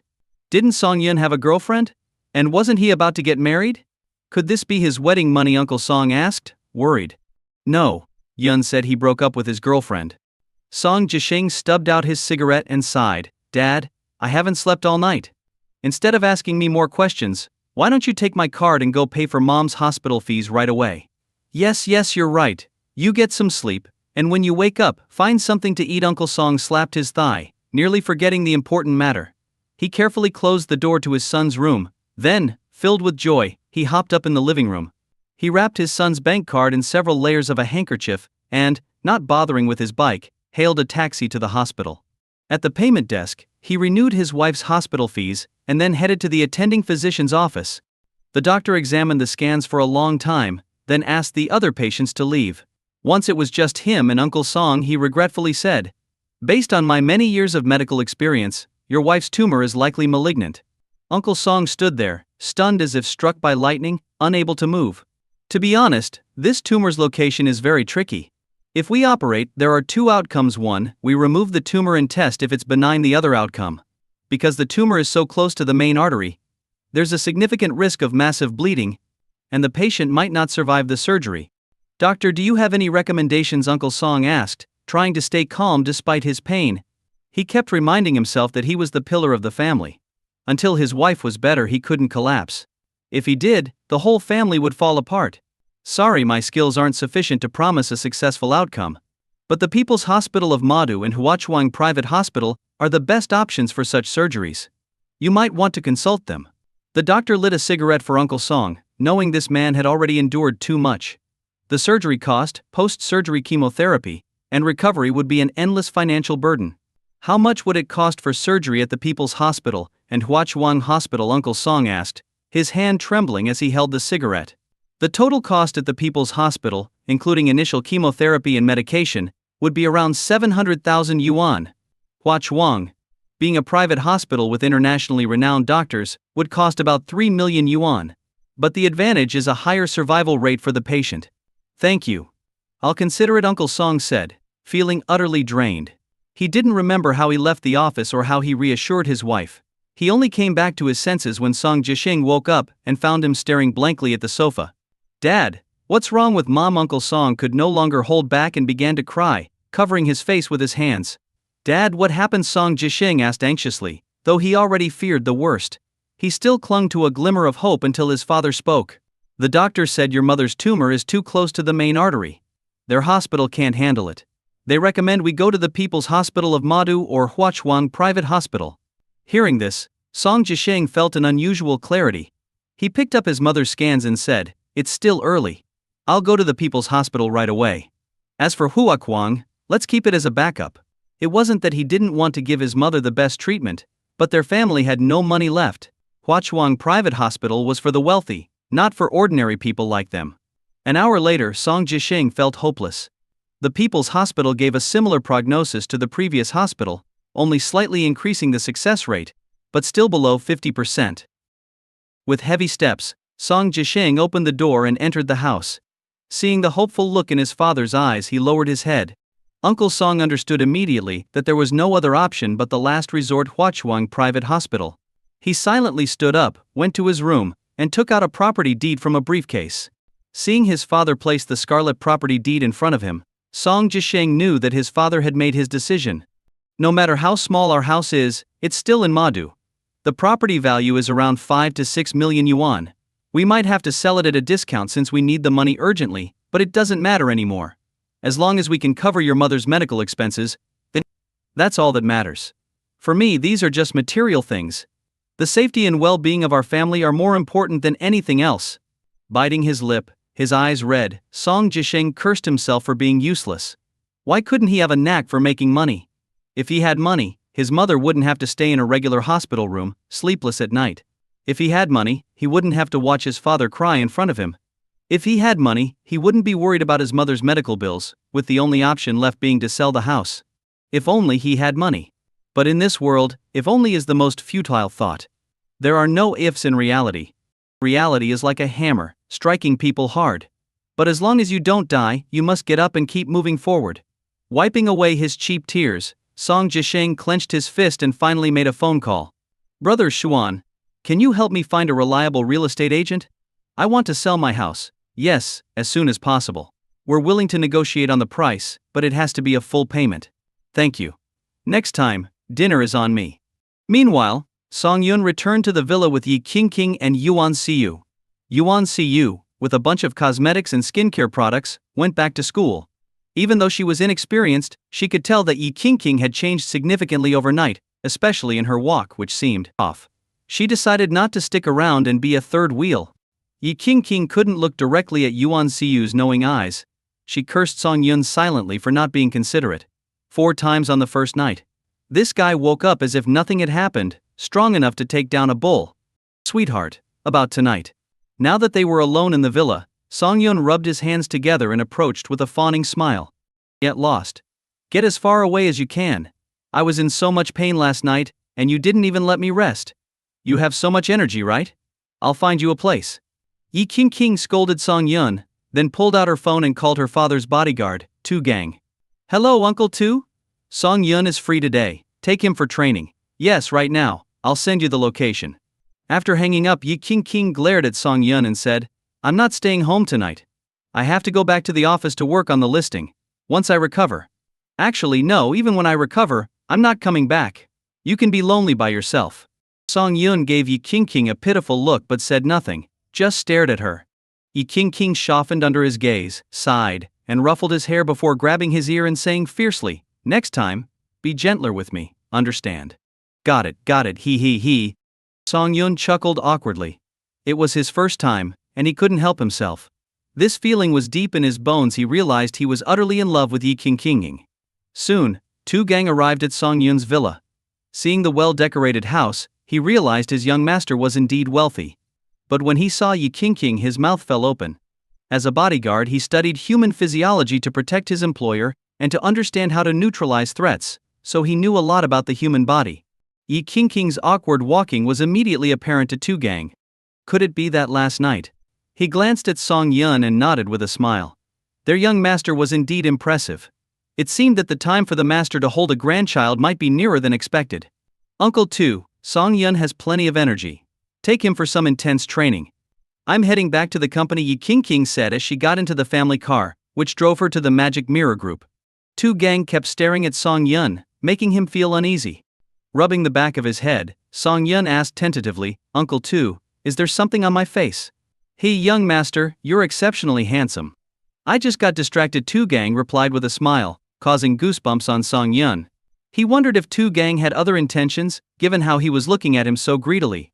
The thought made Song Yun tense up, nearly ready to throw a punch. Young master, where would you like to go for training? Oh? There are different places. Of course, it depends on whether you want to strengthen your martial arts, stamina, or learn about firearms. Wait, you can get guns? Song Yun asked in surprise, not expecting his father-in-law's bodyguard to be so capable. You misunderstood. I have a bodyguard certificate, and I can get weapons from a specialized security company when needed. The place I'm talking about is a club within the second ring of Madu, where you can play live-action CS or practice with real guns. Relieved, Song Yun knew that owning guns privately was highly illegal in China. To be honest, I've never held a gun before. Should we go there? Excited, Song Yun had always been fascinated by firearms, but never had the chance to join the military. He thought he would regret it for life, but now he could fulfill that dream. Tu Gang then took Song Yun to the club. Seeing the club's black-painted name, Song Yun felt a sharp energy emanating from it. Wei Guo Club, what a fitting name, Song Yun remarked. Tu Gang smiled and led Song Yun inside. This exclusive club required a VIP card for entry, without which security would promptly escort you out. Tu Gang, familiar with the staff, greeted them, and said to the receptionist, "This is Song Yun, the son-in-law of the Yi family. Issue him the highest level of membership." The receptionist was surprised, having heard of the Yi family's son-in-law but not expecting him to be so handsome. Whoever said looks don't matter in society? With Song Yun's looks, he could live comfortably for this life, the next, and the one after that. After verifying Song Yun's ID, the receptionist issued him a black diamond card, granting him access to all areas of the club. Detected that the host is at Wei Guo Club in Madu's second ring. Would you like to check in? The system's voice rang out, and Song Yun scratched his head in confusion. Seriously? You can check in here too? What would it give? After clicking the check-in button, the system's voice sounded again. Ding. Congratulations to the host for completing the check-in. You have been awarded Firearm Specialization, Master-Level Wilderness Survival Skills, and King-Level Counter-Surveillance Awareness. Song Yun was so excited he almost jumped. This was amazing. If the system had only rewarded him with money, Song Yun wouldn't have cared much. But these skills would stay with him for life, useful in any tricky situation. Two gangs saw Song Yun frozen in place, thinking their young master was mesmerized by the cold firearms. There was no helping it. When he first came here, he felt the same way. No man could resist these hefty weapons. Holding something that weighs more than 10 pounds felt like holding one's own destiny. "Young master, shall we practice shooting?" Song Yun snapped out of it and followed Two Gang into the soundproof room. Each compartment had a security officer waiting. From loading to reloading, these professionals handled everything. Song Yun held a FAMAS in his hands. Following the security officer's instructions, he unlocked the safety. Bang bang bang bang. Even though Song Yun was wearing earmuffs, the intense vibrations and the roar of the gunfire made him feel as if he were on a battlefield. In such moments, the only things you could trust were your comrades and the weapon in your hand. Song Yun's focus was intense. He felt the explosive power of the weapon, like a dragon in his grip. So, this is what shooting feels like. Song Yun quickly emptied the 25-round magazine, handed the weapon back to the security officer, and removed his earmuffs, letting out a long breath. That was exhilarating. He felt an incredible sense of euphoria throughout his body. Outside the compartment, Two Gang looked at the target results, deeply pondering. By all accounts, this was the young master's first time handling a firearm, yet every shot hit the bullseye. This was beyond strange. Song Yun pushed the door open, stretched his arms to shake off the numbness from the recoil, and smiled. "Uncle Two, why are you looking at me like that?" After a moment's contemplation, Two Gang tentatively asked, "Young master, have you handled these before?" Song Yun shook his head in confusion. "Uncle Two, I'm just an ordinary person. How could I have touched such illegal items?" "Impossible. Absolutely impossible." Two Gang stood up, agitated. This startled Song Yun. "Don't get worked up. Let's talk calmly. Are you sure you haven't? Think carefully. Uncle Two, have you been reading too many Special Forces novels? I'm just an ordinary person, my records are clean, and I've never traveled abroad. How could I have touched these things? Then this is really strange." Two Gang sat down, deep in thought. Song Yun, curious, leaned in and asked, "What's going on?" Two Gang silently handed over the target results to Song Yun. Taking a look, Song Yun understood why Two Gang was suspicious. Anyone would be. But how could he explain that he had a system that gave him firearm specialization skills? Telling the truth would sound less believable than claiming he was a former military elite returning to civilian life. At least the latter had some credibility. "Although I don't know why this is happening, could it be a natural talent?" Song Yun suggested gradually. "That's right." Two Gang slapped his thigh. Why couldn't their young master have an extraordinary talent and be a natural marksman? His eyes lit up as he looked at Song Yun with growing excitement. Song Yun was startled and stepped back repeatedly. "Uncle Two, don't look at me like that. You're scaring me." "Sorry, I got carried away. Try this one." Two Gang led Song Yun to another compartment and handed him an Alaska 47. This gun was known as the King of War, but its only drawback was its significant recoil, which most people couldn't handle. Song Yun took the gun. Even if he wasn't familiar with it, he had seen it in games. He braced the Alaska against his shoulder, getting used to the feel, then unlocked the safety and fired. Bang, bang, bang. The metal casings clattered to the ground like a symphony of life. After quickly emptying the 30-round magazine, Two Gang eagerly checked the results. Only 2 shots missed the target, with the rest clustered around the bullseye. He had struck gold. Two Gang was ecstatic. Their young master truly was multi-talented. Just then, a girl with 2 bodyguards knocked on the compartment door. When Tu Gang opened it and saw her, his expression changed. A striking girl with fiery red hair walked in. She frowned at Tu Gang and gave him a slight push. Despite the provocation, Tu Gang remained silent, his expression dark. Seeing him still standing at the door, the girl grew impatient. I said, Tu Gang, do you really think you're the Yi family's loyal watchdog? How dare you block my way? Miss Deng, you can say what you want, but that doesn't give you the right to trample on the Yi family's dignity. Tu Gang's tone was firm. The girl's bodyguards stepped forward, but she stopped them. Tu Gang was an assault trooper in the army. You two can't beat him. Besides, I came to Madu with my elders from the 49 cities, she said coolly. But I heard Yi King got married? And to an outsider? I want to see what kind of man won her over. Sorry, my young master is not a performer. You can't see him just because you wanted. Tu Gang refused. Hey, you think you're the master now? I'm going in, and let's see who can stop me, the girl said, striding inside. Tu Gang was in a dilemma. He couldn't physically force her out, knowing the potential repercussions. The girl knew Tu Gang wouldn't dare stop her, so she walked in and saw Song Yun's back. Song Yun was squatting, holding an empty shell casing, thinking about how to take it back as a souvenir. Hello, I'm Deng Qi from the 49 cities, she introduced herself. Song Yun looked up briefly and then looked away. A girl? Not interested. Deng Qi was puzzled. She was shocked that Yi King's husband was indeed very handsome, but even more stunned that he wasn't captivated by her beauty. Usually men were immediately drawn to her, yet this man seemed completely indifferent. Did you hear me talking? Deng Qi was a bit annoyed. She crouched next to Song Yun, her cherry lips pressed together, wondering why this man was ignoring her. Hey, could you be a bit polite, she demanded. Song Yun frowned and asked coolly, what do you want? Seeing him finally respond, Deng Qi felt inexplicably happy. She smiled. Are you Yi King's husband? Yes. A brief answer, but to Deng Qi, it was a good start. Better a short response than none. What do you do? How did you meet Yi King? These questions were quite personal. Song Yun looked at this girl, thinking she didn't seem stupid, so why was she asking so many questions right after meeting him? Seeing that Song Yun wasn't answering, Deng Qi continued boldly. Actually, King and I are good friends, but she didn't even tell me about her wedding. I'm so hurt. Can you tell me about it? Just because I don't want to talk to you doesn't mean I'm deaf. Do I need to clarify your relationship with the Yi family? Song Yun replied. Deng Qi wasn't angry at being exposed. Instead, she smiled and said, since you know, I won't hide it. Why don't you divorce Yi King and be with me? Before Song Yun could respond, her two bodyguards panicked. Miss Deng. If the old master finds out about this, we'll have to atone with our lives. Song Yun looked at the bodyguards, thinking they were ridiculously melodramatic, like something out of an ancient drama. Isn't it my business whom I marry? Deng Qi said, losing her earlier charm. Song Yun had no interest in dealing with such a spoiled girl. He turned to Tu Gang asking, Uncle Tu, can I take this with me? Tu Gang looked at Song Yun with pride. Their young master was truly loyal and devoted. His young mistress hadn't chosen the wrong man. Of course.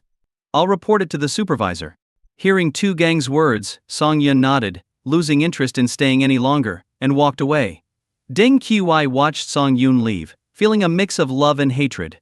Once Tu Gang was gone, she said to her bodyguards, I want all the information on that man within 30 minutes. To her, the world revolved around her. She had stooped to flatter a man, and he had rejected her. She couldn't tolerate this. Reluctantly, the bodyguards started their investigation. In the next 30 minutes, Deng Qi sat in the lounge, sipping coffee and reading a book, looking very relaxed. Half an hour later, the bodyguards approached hesitantly. Miss Deng, we only found out his name is Song Yun. We couldn't find any other information. Our access level isn't high enough, and his records are sealed. Interesting. Could Song Yun be the son of some big shot? But I don't know any big shot's son with that name. Strange. Do you want us to keep investigating? The bodyguard asked. Absolutely. I want to know who this Song Yun really is, Deng Qi declared as she got up and left the club. When she got into the car, the driver asked where she wanted to go. Deng Qi, her eyes twinkling with an idea, said, to the Magic Mirror Group. Arriving at the Magic Mirror Group, Deng Qi walked in confidently. The receptionist tried to stop her but was held back by her bodyguards. Deng Qi took the executive elevator straight to the top floor and barged into Yi King's office. At that moment, Yi King was discussing the overseas listing with Jasmine. The door was flung open, and Jasmine, annoyed, was about to scold the intruder. However, upon seeing who it was, she fell silent. "Dear sister, aren't you happy to see me?" Deng Qi said with a cheerful smile as she sat on the sofa. "It's been over a year since we last met. I missed you." "Jasmine, you can leave now," Yi Qingqing said calmly. Jasmine quickly gathered her files and left. Deng Qi was the eldest daughter of the Deng family from the 49 cities. The Deng family was powerful, and Deng Qi, being the only girl in her generation, was pampered by her entire family, including her brothers and grandfather. This upbringing had made her quite spoiled. "Deng Qi, you know you're not welcome here. Why do you keep coming? Is something wrong with your head?" Yi Qingqing tapped her temple, making her point clear. Deng Qi didn't get angry. She lounged on the sofa and asked, "I heard you got married. Why didn't you invite me to your wedding?" "My marriage has nothing to do with you," Yi Qingqing replied coldly.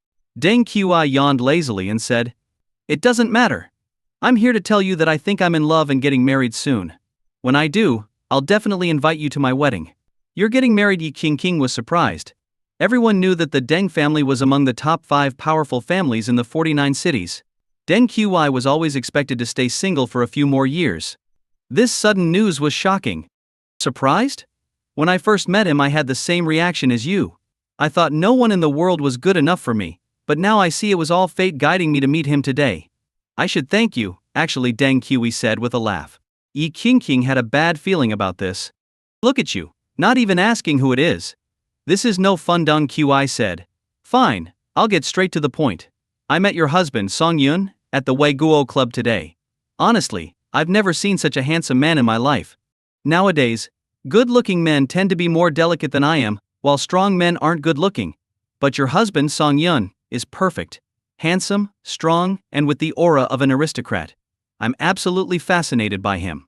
Yi Qingqing's face turned cold, her eyes filled with hostility. "Deng Qi, I warn you, stay away from my husband. Otherwise I can't predict what I might do." "Are you threatening me?" Deng Qi gave Yi Qingqing a playful look.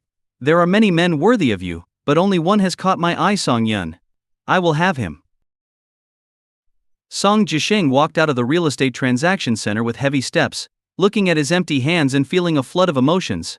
Just moments ago, the house filled with memories belonged to the Song family. Now, it was listed for sale. In Madu, having a house at birth meant a secure life. Without one, settling down could be a lifelong struggle. But for his mother's sake, giving up everything was worth it. Riding a shared bike to the hospital, Song Jisheng called his father out of the ward. He lit a cigarette for his father and said gloomily, "Everything is arranged. They said our house will be a priority listing. Good. I've come to understand something: you never know whether the future or accidents will come first. What's most important is that our family is safe and sound. Once we get the money, I'll take your mother to Huachuang for surgery. You should also find some time to relax. You've been under too much pressure, and I'm worried about you," said Uncle Song. His father's words almost brought tears to Song Jisheng's eyes. His father was the one bearing the most stress, spending days and nights in the hospital by his wife's side. As the head of the family, his mental state must be worse than anyone else's. After finishing his cigarette, Uncle Song patted his son's shoulder, put on a smile, and returned to the ward. Song Jisheng, taking small puffs of his cigarette, was scrolling through his phone when it rang. He answered an unfamiliar number. "Hello, Mr. Song? I'm a friend of Brother Xuan. He mentioned you're selling a house. Can we meet? Brother Xuan referred you." Song Jisheng silently thanked his good friend. Who knew that a drinking buddy would come through in such a critical moment? "Sure, let's set up a time. You can also check out the house. How about tomorrow morning?" "Perfect. Brother Xuan has given you the address, right? Just call me when you arrive."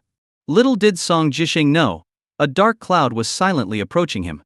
Meanwhile, at the Yi residence, Father Yi was making tea in his study, offering a cup to his guest. "Old Deng, you wouldn't believe it, but my daughter got married.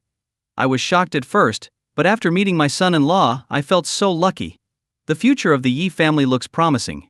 His guest was puzzled by such high praise. "Old Yi, you're known for having sharp eyes. Who's this young man that impressed you? Tell me more about him." An ordinary person, they both burst into laughter. "You sly old fox. Do you think I'd try to steal him from you?" No. It's what my son-in-law said. He's just a regular guy. It's rare to see such humble young people these days," Father Yi remarked. "Not only that, but my son-in-law is multi-talented, with experience in both investments and real industries. When I compare myself at his age, I realize I only succeeded by riding the wave of reforms. You old rascal, his friend laughed but soon sighed. Your king found a good match. But my daughter. She's driving me crazy. Every time I bring up marriage she runs to her grandfather, leaving me no way to pressure her. Young people have different thoughts than we do. Give it a few more years she'll come around, Father Yi reassured his old friend. I hope so. Excuse me, I need to take this call, his friend said as his phone rang. He saw it was from his daughter's bodyguard. After answering the call, the person on the other end spoke in a low voice. Sir, it seems Miss has taken a liking to a young man. She keeps asking us to find out more about him. Oh! His voice suddenly rose in excitement. His daughter had finally shown interest in someone. Did you find out who he is? Not yet. His identity is hidden, and our access level isn't high enough. We need your authorization. Keep investigating. Use my credentials to push this through. He hung up, feeling delighted. After all the pressure he'd put on her, his daughter was now taking the initiative. Could he be on his way to becoming a grandfather soon? The thought filled him with joy. What's going on? Look at you, grinning like a Cheshire cat, Father Yi teased. My daughter. She's taken a liking to a young man. He sipped his tea, finding it especially delicious today. They continued chatting about their daughters, indulging in their shared joy as doting fathers. Soon old Deng's phone rang again, this time from a high-ranking official in the 49 cities. He gestured to Father Yi and quickly answered. Hello, Secretary Han, what can I do for you? Old Deng. Are you investigating a young man's identity? The voice on the other end was serious. Yes, is there a problem? Stop the investigation immediately. Someone from above has intervened. The person you're looking into is classified, and his identity is sealed in the red walls. No. One Secretariat. Understood.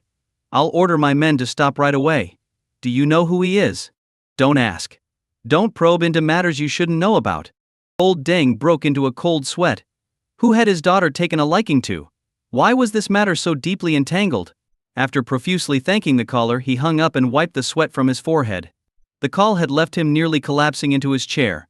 Trouble? Father Yi asked curiously. Old Deng waved his hand and said softly, the young man Kiki likes has an extraordinary background. Secretary Han himself called to warn me. Who has she fallen for? Father Yi drew a sharp breath. The boy Deng Qi liked was indeed someone formidable. I can't tell if this is good or bad. Think positively. If Qi marries this person, the Deng family will surely rise to new heights, Father Yi reassured him. Encouraged, old Deng perked up. Yes, if possible he would ensure they ended up together, for both his daughter's happiness and the family's future. Haha, I hope so. I'll be staying in Madu for a few days. I hope you don't mind the trouble, old Deng said. Of course not. We haven't seen each other in so long, we should catch up. I'll call King and arrange for our families to have dinner together. Early the next morning, Song Jisheng woke up and anxiously waited for a phone call. Around 9 a.m., the call from an unfamiliar number came. The caller said they were downstairs. Song Jisheng quickly went to meet them. The visitors were two men carrying a folder. Once inside, the men began assessing the house's value. Finally, one of the men stopped writing, handed Song Jisheng a cigarette, and said with a smile, this house is even better than I expected. If you agree, we can sign the contract now. And the price? Song Jisheng asked. I'm offering 4 million yuan. 4 million? Song Jisheng frowned. This felt like a lowball offer. Normally his house could easily go for over 5 million yuan. Even though he urgently needed the money, he couldn't accept a cut of over 1 million yuan. This price is too low, it's below my bottom line. Well, you need the money urgently, don't you? It's hard to find someone who can provide such a large amount on short notice. But I have the funds ready. Think it over. Next time, the price might change, the man said, as he closed the folder and left with his colleague without looking back. Damn it! Song Jisheng threw the cigarette butt to the ground in frustration. These weren't genuine buyers, they were probably intermediaries looking to flip the house. They were here to exploit his desperation. Taking deep breaths to calm himself, he tried to steady his nerves. About half an hour later he arrived at the hospital. Seeing his son, Uncle Song knew the discussion was over. He told his wife he was going to get some apples and stepped out with Song Jisheng.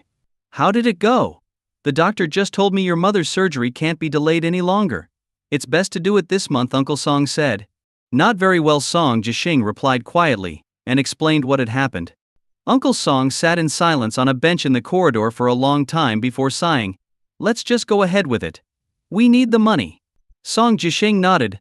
I'll contact Hua Kwang Private Hospital to arrange the transfer. I'll get the money this afternoon. In the afternoon, Song Jisheng called the buyer, but the call was immediately cut off. What's going on? Why isn't he answering? Anxious, Song Jisheng's mind raced with worry.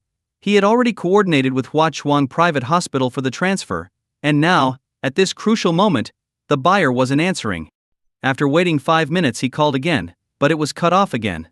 He kept calling, and the buyer kept cutting him off. After about 10 attempts, the buyer finally answered. Song Jisheng, full of things to say, realized he needed the money more desperately than the buyer needed the house. So, Mr.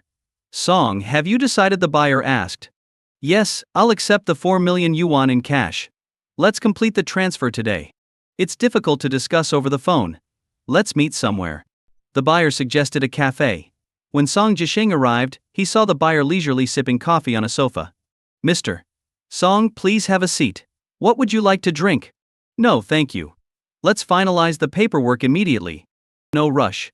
I think there might have been a misunderstanding about the price. This morning we talked about 4 million, but now I can only offer 3,800,000. Can you accept that? The man said, sipping his coffee with a smile. How much? Song Jisheng slammed the table.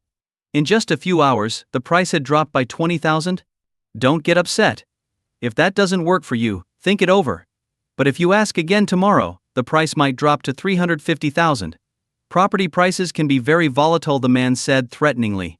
Song Jisheng seethed with anger. The man, however, felt quite smug. They were actually a group of brokers. They often encountered families in urgent need of money due to some crisis. Going through banks for loans or mortgages was time-consuming and complicated. So, they pooled their money, sometimes partnering with small loan companies to buy properties at very low prices from desperate families who had no other choice. Mr. Song, have you decided? If not, you can go home and think about it. My time is precious, the man said impatiently. Clenching his fists, Song Jisheng remained silent. Seeing this, the man felt confident. He believed that someone like Song Jisheng, who was willing to sell his house, knew that selling was better than risking his family's welfare. Just as Song Jisheng was about to negotiate again, his father called. The ambulance from Huachuang Private Hospital was on its way and would arrive in 20 minutes. Hearing this, Song Jisheng slammed the table and shouted, "Fine. It's yours." "Great, let's go over the contract," the man said, smirking. Meanwhile, at the hospital, Uncle Song and his wife got into the ambulance from Huachuang Private Hospital. After arriving at the hospital, the doctors conducted an evaluation and quoted the cost 4.3 million yuan. This was just the initial expense. The costs for subsequent chemotherapy and medication would be astronomical. Hearing the exorbitant price, Uncle Song sighed. "If everything's fine, please proceed with the payment, sir," the doctor said. But Song Jisheng hadn't completed the sale, and the money wasn't available yet. What could they do? He tentatively asked, "Doctor, can we pay the hospital fees first and settle the treatment costs tomorrow?" "I'm sorry, sir, but our hospital requires full payment up front," the doctor said regretfully. There was a reason for this policy. Huachuang Private Hospital had previously encountered situations where patients paid a small amount for hospitalization, and then the accompanying family members left, abandoning the patient.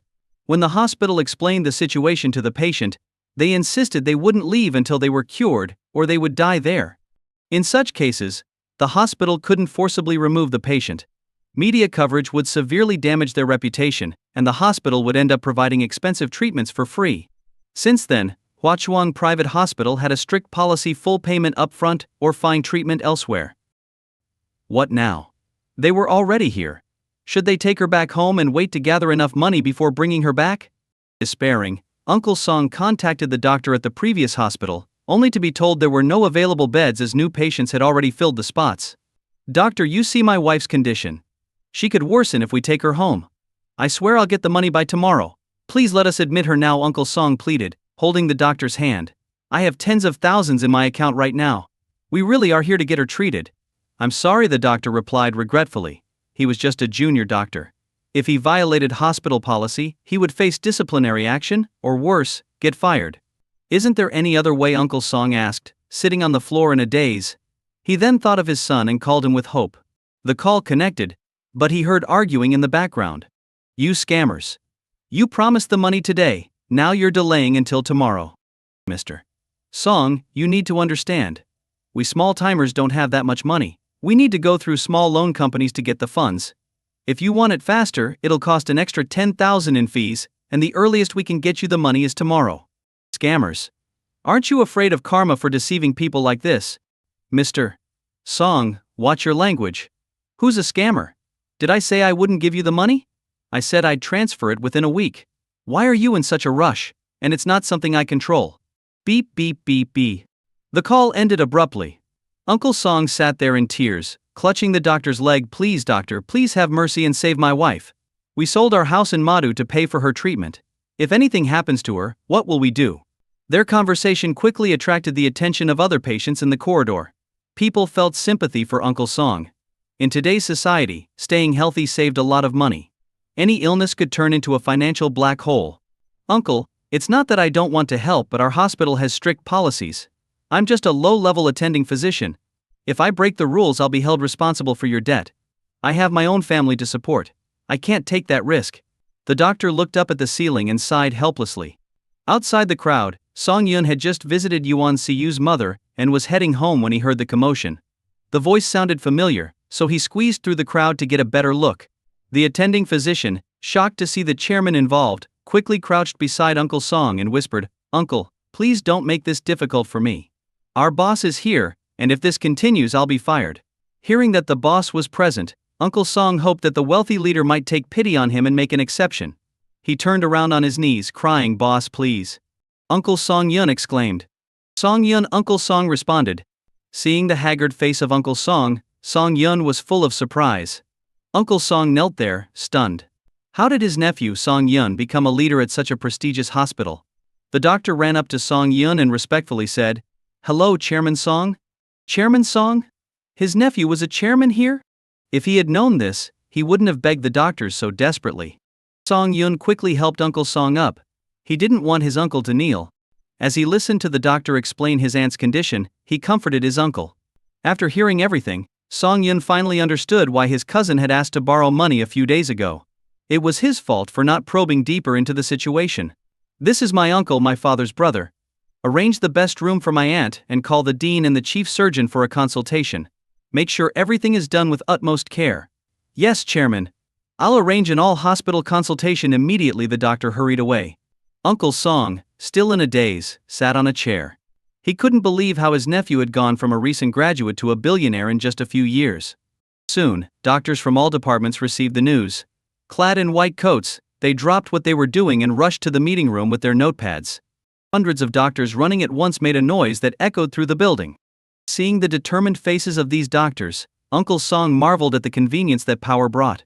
Despite his surprise, he felt immense pride. Song Yun was part of their family.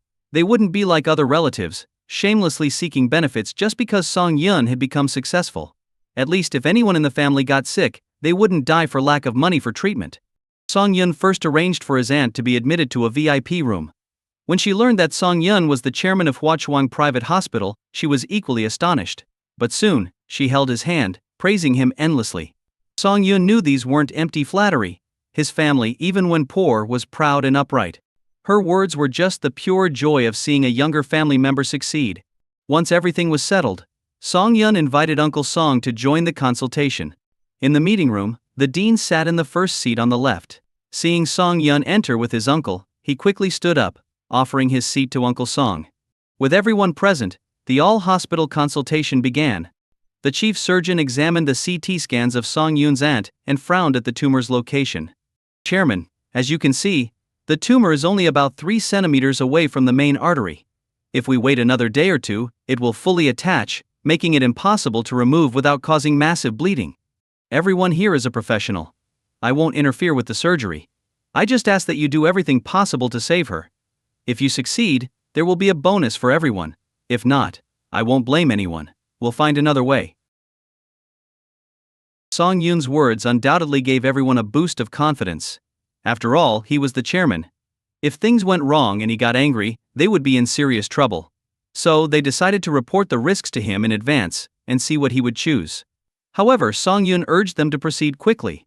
The doctors would now stay up all night to come up with the safest treatment plan. Seeing the doctors passionately debating where to start and how to proceed, Song Yun felt reassured. No matter how skilled a person is, they are still human, and life and death are sometimes beyond control.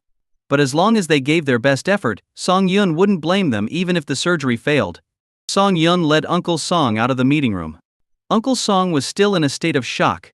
He had never seen such a grand scene, a group of doctors almost fighting over the treatment plan. As an ordinary person, he could never have imagined receiving such attention in a hospital. He remembered when he had appendicitis, the surgery was performed by an elderly doctor with a trainee, leaving him with an ugly scar. But he overheard the doctors mention using cosmetic sutures this time to avoid any scarring. It must be expensive. Uncle Song followed Song Yun to the chairman's office. Song Yun personally made a pot of tea and said, "You should have told me about this serious matter. My cousin only said he needed money but didn't mention that aunt was sick." "We didn't know you owned a hospital," Uncle Song replied, embarrassed, rubbing his head. "But now I feel relieved knowing your aunt is in good hands. My son and I can finally relax a bit. You and my cousin can stay at the hospital. The room I arranged for aunt is spacious with 3 bedrooms and 2 living rooms.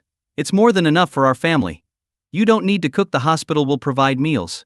Just tell the nurse what you want to eat," Song Yun said, pouring tea for Uncle Song. "Huachuang Private Hospital also handles postoperative care. Aunt can stay here for her recovery, and the hospital will provide her chemotherapy and medication. She'll receive the best treatment available in Madu." Uncle Song sipped his tea and nodded with a smile. But he felt like he was forgetting something. "Wait. Your cousin had an argument with someone while trying to sell the house." Uncle Song suddenly put his teacup down. "What?" Song Yun looked puzzled. "Since we didn't know you were the chairman of Huachuang Private Hospital, we thought treatment would be expensive, so your cousin decided to sell the house to pay for the medical bills." Song Yun was alarmed. The house was like a second home to him, filled with childhood memories. How could they sell it? Uncle Song called his son, but there was no answer. "Don't worry. Did my cousin mention who he was selling the house to?" Song Yun asked patiently. "I don't know." Uncle Song had been preoccupied with his wife's illness, and had left all the arrangements to his son. "Then we'll have to keep calling." Song Yun sighed and kept dialing until Song Jisheng finally answered. He only managed to say, "Swan Microloan Company," before the call was disconnected. Song Yun frowned. Selling the house? How did this involve a loan company? Song Yun called the Madu branch of the Shanshui Group, asking them to immediately send all background information on this company to his phone. Then, he took Uncle Song to the scene. Meanwhile, at Swan Microloan Company. "You scammers! Why are you withholding my money?" Song Jisheng shouted, banging the table in the conference room. Opposite him sat several business people in suits. "Mr. Song, please calm down. As we understand, your mother is currently in the hospital waiting for this life-saving money. At such a critical moment, can you really not spare 10,000 for the handling fee?" "That's nonsense. You're all scammers. I'm not selling the house anymore. Find someone else if you want." Song Jisheng stood up to leave. But he was quickly forced back into his seat. One of the men sneered, "Mr. Song, you don't have to sign the contract, but you'll need to pay a 10,000 yuan consultation fee." "What? You're robbers." He, if you don't want to pay, that's fine. You can sit here. We'll have someone keep you company. You can leave once you decide to sign the contract or pay the consultation fee." Song Jisheng finally realized he was caught in a scam. These people were openly robbing him. Just as he was about to give in, the conference room door opened from the outside. It was Song Yun, leaving Uncle Song waiting in the car downstairs. Seeing a young man stride in and sit at the head of the table, the business people were confused. Who was this guy, and how did he get in? "Song Yun? Why are you here?" Song Jisheng shouted anxiously. "Call the police. This company is a scam." The business people realized they were together. They exchanged glances and closed the door. "I don't care what contracts you've signed. As of now, everything is void. I'm taking him with me," Song Yun said calmly, lighting a cigarette. "Young man, don't speak too boldly. Watch your tongue." One of the business people, a burly man, looked intimidating. "I won't repeat myself. Think about how you'll spend the rest of your lives in prison," Song Yun said. Hearing this, the men burst out laughing. "We'll see about that. But right now you two need to explain why you barged into our meeting. According to our company policy, that's a 50,000 yuan fine." Song Yun frowned slightly. Song Jisheng, sitting beside Song Yun, recounted everything that had happened. Song Yun's face darkened. He couldn't believe how brazen they were. In reality, this company was backed by a security firm called Black Swan Security, a medium-sized enterprise in Madu. Coincidentally, Shanshui Group was one of their major clients. The head of the Madu branch of Shanshui Group had specifically mentioned this relationship to Song Yun. Song Yun stood up and walked straight toward them. The group also stood up, surrounding Song Yun. Let me give you some advice: avoid doing illegal things. If the law doesn't catch you, others will deal with scum like you, Song Yun said. Hearing his words, the men exchanged looks and then burst into laughter. One of them wiped tears of laughter from his eyes and said, "You're funny, kid. In Madu, someone like you wouldn't last a minute against us." "So, there's nothing to discuss?" Song Yun asked. "Discuss? My ass," one of them replied, only to be met with a fist to the face. He flipped in the air before crashing to the ground. The other business people froze for a moment, then quickly grabbed whatever they could and rushed at Song Yun. But they soon learned what a real fight was. Song Yun moved slightly, his fists landing with precision. Each punch made them feel like their bones were breaking. Dusting off his hands, Song Yun spat on the floor in disdain. "Tell Wang Qiaoyang to come to me for his money." Wang Qiaoyang was the chairman of Black Swan Security. He had initially made his fortune through demolitions and later cleaned up his act, partnering with Shanshui Group. Shanshui Group could replace Black Swan Security at any time, but if Wang Qiaoyang lost this major client, his rivals would quickly move in. Known for his arrogance, many wished for his downfall. Just then, the conference room door opened. A man peeked in and saw the business people groaning on the floor. This had never happened at Swan Microloan Company. They couldn't believe someone had the nerve to cause trouble here. The man shouted, and soon the door was locked. A group armed with steel pipes approached. Song Jisheng, who had never faced such a scene, felt nervous. But seeing Song Yun standing like a war god before him, he felt reassured. If a fight broke out, he vowed to protect his cousin since Song Yun was risking himself for their family's sake. The group rushed forward, but their numbers meant nothing here. Song Yun used his combat skills to take down half of them. The remaining attackers hesitated. It was clear that this handsome man was a human bulldozer. Anyone hit by his fists was left writhing on the floor, completely incapacitated. "Call Mr. Wang. Tell him our place is being wrecked," shouted a small leader in the group. Someone quickly called Wang Qiaoyang. "Mr. Wang, we're under attack. One guy has beaten up many of our men. Please come quickly." On the other end, Wang Qiaoyang frowned, his plans for a massage ruined. Who would dare cause trouble on his turf? It was a death wish. Though Wang Qiaoyang's temper had cooled over the years, his early reputation for brutality was still well known, making people wary of him. With the Chinese government cracking down on illegal activities, he had shifted to legitimate businesses. Learning about the lucrative microloan sector at a gathering, he had jumped at the opportunity. This business had indeed made him a lot of money, becoming a significant cash cow. Now, with his money source under threat, he was desperate. Grabbing his car keys, he headed to Swan Microloan Company. As he drove, his phone rang. Seeing the caller ID, Wang Qiaoyang felt his anger instantly doused. He answered the phone carefully. "Mr. Cheng, what can I do for you?" The caller was the head of the Madu branch of Shanshui Group. A cold voice asked, "Is that Swan Financial Company under your name?" Yes, it is." "Is there a problem?" "There's no problem. Just that the biggest shareholder of Shanshui Group, Mr. Song, asked me for all the information about that company. Seems like your company messed with Mr. Song. If he runs into any issues there, you might want to start looking for a good burial plot." The biggest shareholder of Shanshui Group? Shit. This was a big shot with the power to appoint and dismiss anyone in the group. Even the chairman would be in trouble if he crossed him. Wang Qiaoyang's hands trembled as he drove. In a shaky voice he said, "I've never met Mr. Song. Someone as important as him wouldn't have anything to do with my small financial company." But then it hit him. What was he driving to do? He got a message about someone causing trouble at his money-making business. And now, with Mr. Cheng mentioning Mr. Song might be there. Shit. He was really in deep trouble. "I get it. Mr. Cheng, please say something nice about me to Mr. Song. I'll be there in 10 minutes. Wang Qiaoyang slammed his fist on the steering wheel, cursing under his breath. If he found out who messed with his main benefactor, he wouldn't hesitate to deal with them harshly. Meanwhile, outside the conference room, Song Yun stood calmly, facing a dozen business people armed with makeshift weapons. They looked intimidating but didn't dare move, waiting for Wang Qiaoyang to arrive and handle the situation. Song Jisheng anxiously checked his phone. His mother was waiting for the money for her treatment, and now they were stuck in this mess. What should he do? As the standoff continued, someone began banging on the company's front door.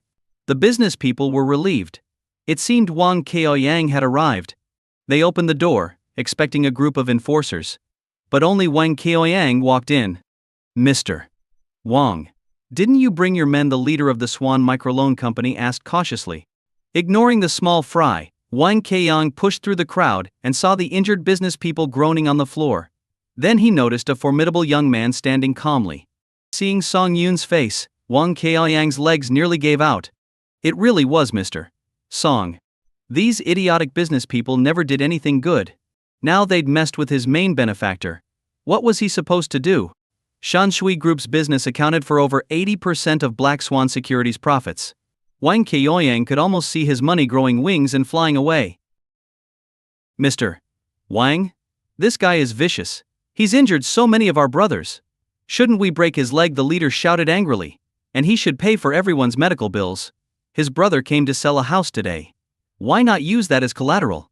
Before he could finish, a slap landed on his face. He looked up at his boss in confusion. What was happening?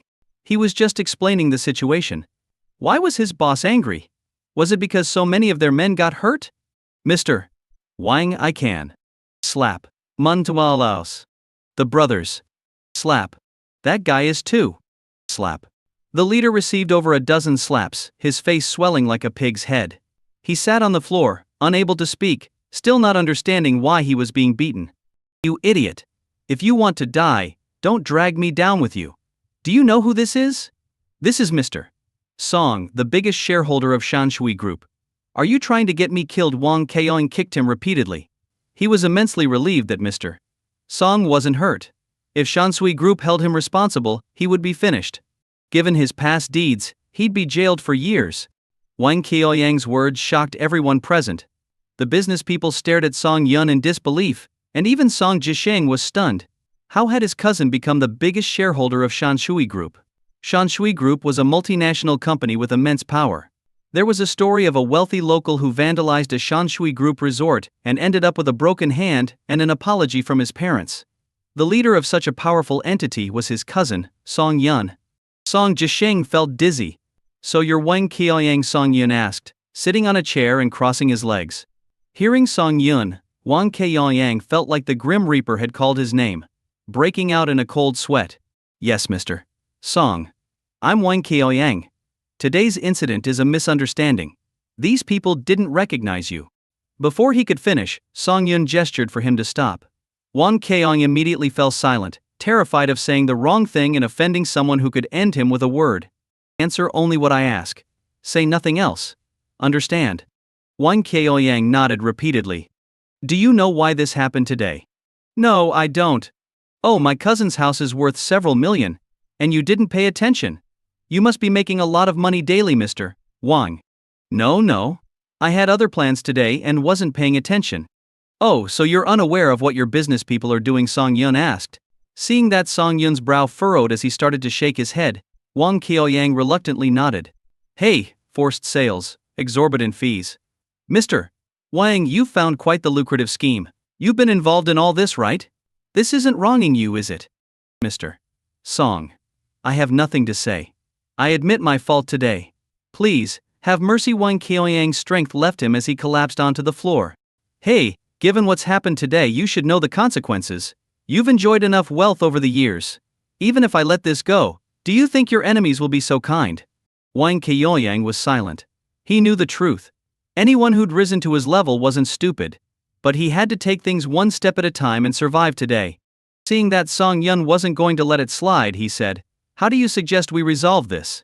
"I'll do whatever you say." Wang Kaoyang had no choice but to submit. If it had been someone else, he would have dealt with them harshly by now. "I don't have time to waste with you. Return the house, and weren't you going to charge me a consultation fee? I gave you all a lesson today.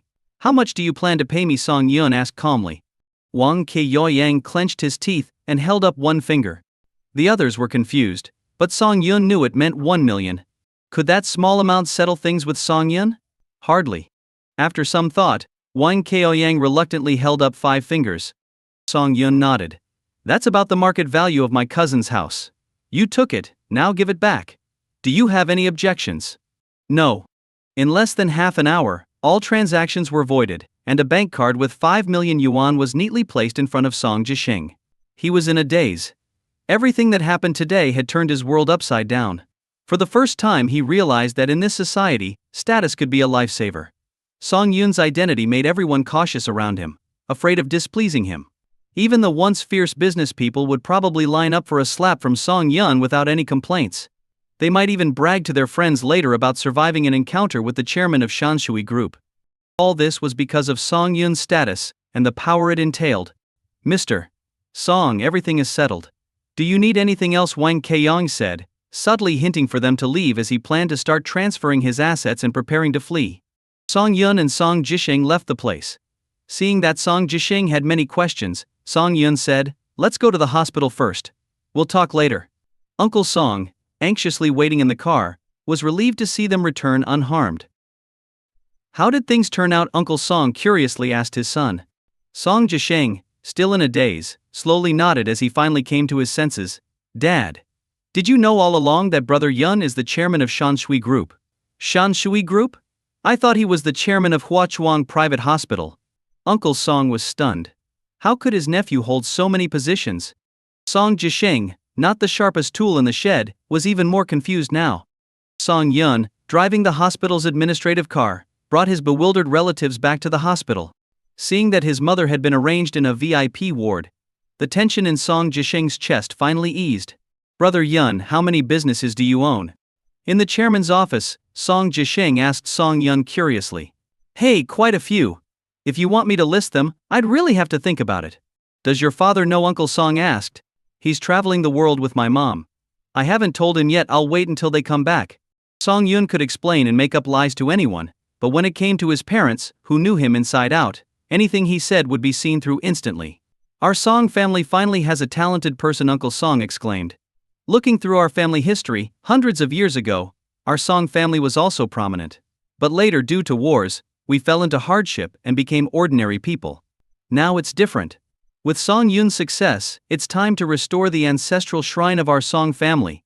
Song Yun was bewildered by Uncle Song's words. Ancestral shrine? He had never heard of it.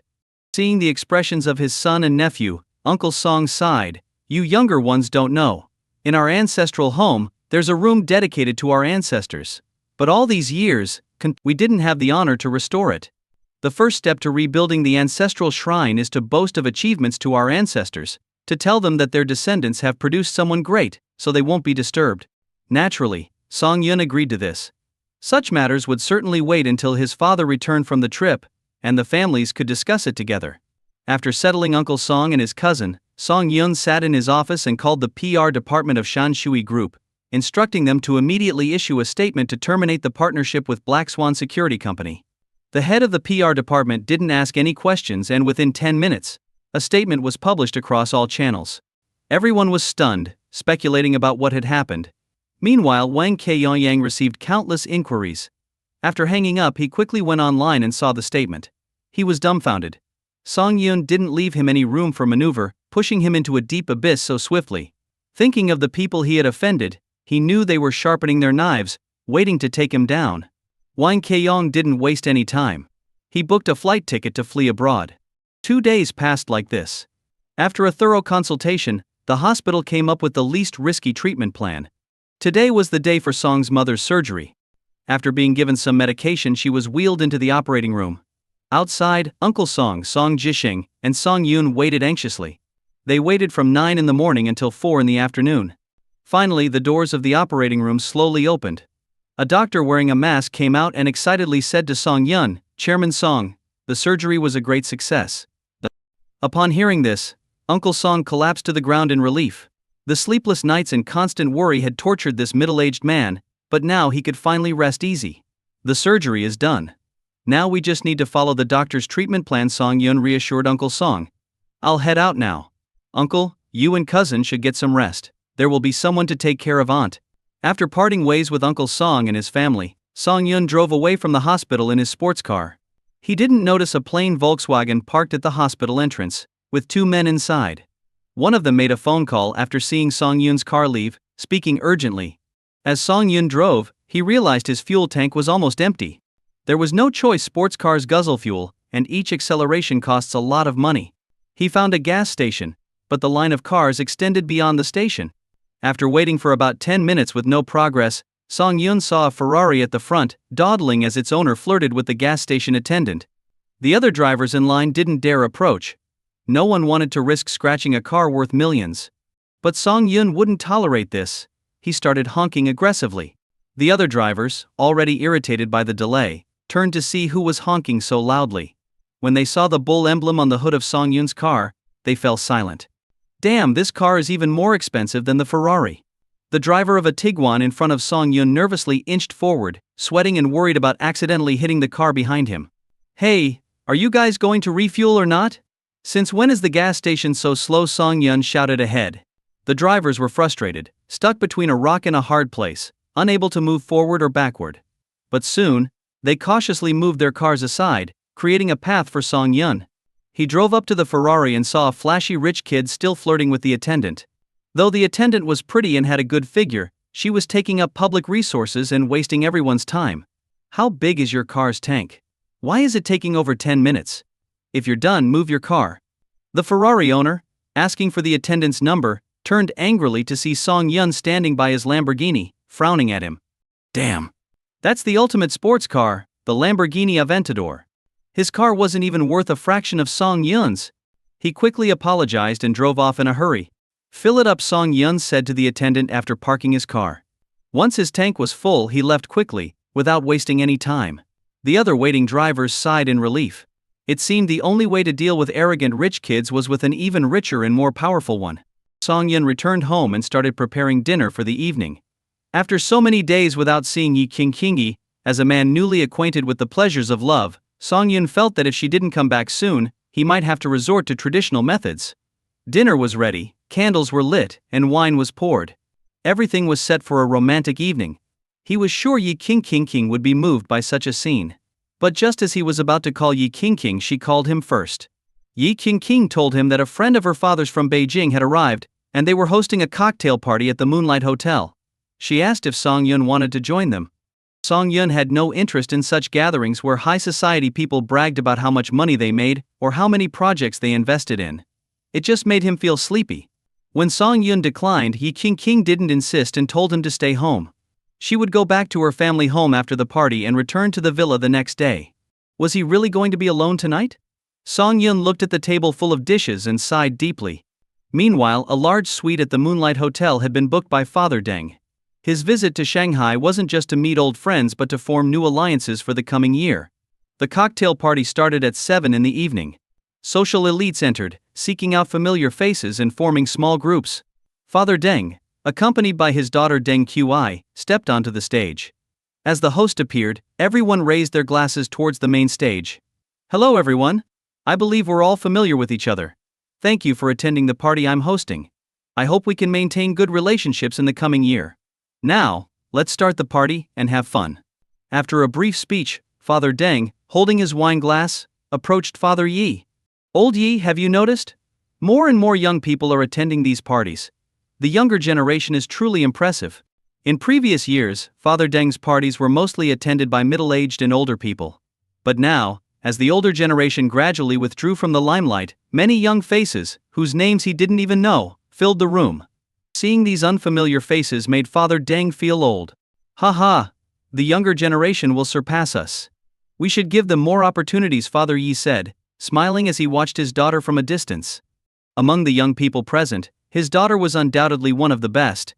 His company was about to go public abroad, and with Song-yun's support as a son-in-law, Father Yi felt that as long as his daughter didn't whimsically donate all their assets, the Yi family would certainly reach new heights under Song-yun and Yi King's leadership. As the two men chatted, many people came over to toast, mostly aiming at Father Deng. Rumors had it that Deng Qi had her eyes on a significant figure, and that they might get engaged or married. This figure's background was enough to elevate the Deng family further. With the rumors spreading and becoming more exaggerated, everyone believed that Deng Qi was about to get married. The Deng family's ambiguous attitude towards this son-in-law suggested that once Deng Qi married, the Deng family would become one of Beijing's top families. So, many people came to curry favor in advance. However, what they didn't know was that Father Deng was secretly distressed. Whether that significant figure was even interested in his daughter was uncertain, and he vividly remembered the warnings from high-ranking officials. These were not people the Deng family could afford to offend. Facing everyone's congratulatory remarks, Father Deng could only grimly drink one glass after another. Deng Qi, I heard you're getting married soon? Congratulations. In the circle of second-generation heirs not far away, many young people gathered around Deng Qi, offering their congratulations. Deng Qi originally wanted to argue but remembered that Yi Qingqing was also present, so she just went along with it.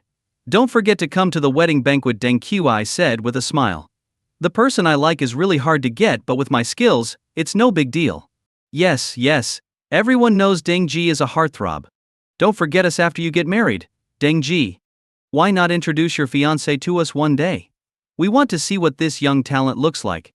This small talk eventually reached Father Deng's ears. Despite being nearly drunk, he suddenly sobered up upon hearing this. He frowned and pulled Deng Qi aside, asking quietly, which important person are you with? No one, Deng Qi replied innocently, blinking her eyes. Father Deng was almost infuriated. He had repeatedly warned Deng Qi not to brag about this matter, because he didn't fully understand the power behind the person she was pursuing. If they offended him, the Deng family would be in serious trouble. He never imagined that Deng Qi would dare to claim in public that she was with this important person. What foolishness. Qi. Before you're actually with that person, you must not mention him. This will only make him dislike you. Oh, come on. Everyone says it's easy for a girl to win over a guy. I don't believe he would hold a grudge against a young woman like me. Raised in a pampered environment, Deng Qi had long since lost any sense of fear. Seeing his daughter's nonchalant expression, Father Deng wanted to get angry but didn't know how to. After all, if this person really became his son-in-law, his status in the Deng family would greatly improve. He, too, had his vanity to satisfy. Do as you wish, but I warn you, don't investigate his background on your own. If you do, not even the Deng family can protect you. Deng Qi nodded, and returned to the circle of young people. Father Deng watched his daughter's retreating figure and sighed deeply, unsure if this was a blessing or a curse. While Father Deng was troubled, Father Yi was happily drinking with everyone. Although Song Yun wasn't present today, it didn't stop him from boasting about his son-in-law. Hearing Father Yi praise his son-in-law repeatedly, everyone started thinking, this was a remarkable person. They would definitely make an effort to get to know him better in the future. King Ji, where's your husband? Why didn't he come? Yi Qingqing was in another circle of young people. She smiled and said, he doesn't like these kinds of events. We'll have a meal together sometime, and I'll introduce him to you. Great. I heard from Shishi Ji that your husband is very handsome. I can't wait to see him. Yi Qingqing rolled her eyes playfully at Li Shishi, who was smiling beside her. She wouldn't really be angry at her best friend. Old Yi, all we hear is how great your son-in-law is, but you never let us meet him. That's not fair, one of Father Yi's friends joked, pointing at him with a smile. We've seen so many young talents in the business world, but with the way you're bragging, it sounds too good to be true. Now? That's something I don't like to hear, Father Yi replied, his eyes widening in mock anger. He had been drinking a bit, and he picked up his phone to call Song Yun. Song Yun had just finished dinner and was getting ready for bed when he saw his father-in-law's call. Song Yun, are you busy right now? If not, come over and pick up King. We've had quite a bit to drink tonight. Song Yun perked up at this. Going to pick up his wife meant he could bring her back home, right? This was an offer he couldn't refuse. He quickly agreed, threw on some clothes, and drove to the hotel. Back at the hotel, Father Yi put down the phone and, with a smug look, said to his friends, my son-in-law will be here soon. Hey, I can't wait to see him. Yes, old Yi always has high standards. We're curious to see what kind of impressive young man your son-in-law is. Haha, it seems like outstanding young talents are popping up everywhere lately. First, your King found a great husband, and then Deng Qi found an important person. Very impressive. Their conversation was loud, drawing the attention of those around them. Everyone was eager to see the man who had won over the richest family's daughter in Shanghai. About 10 minutes later, Song Yun arrived at the hotel. He handed his car to the valet and made his way up to the event. As he pushed open the door to the cocktail party, all eyes turned to him. Whoa, why are they all staring at me like that? I know I'm handsome, but this is intense. Haha, son-in-law, over here. Father Yi, slightly tipsy, waved him over.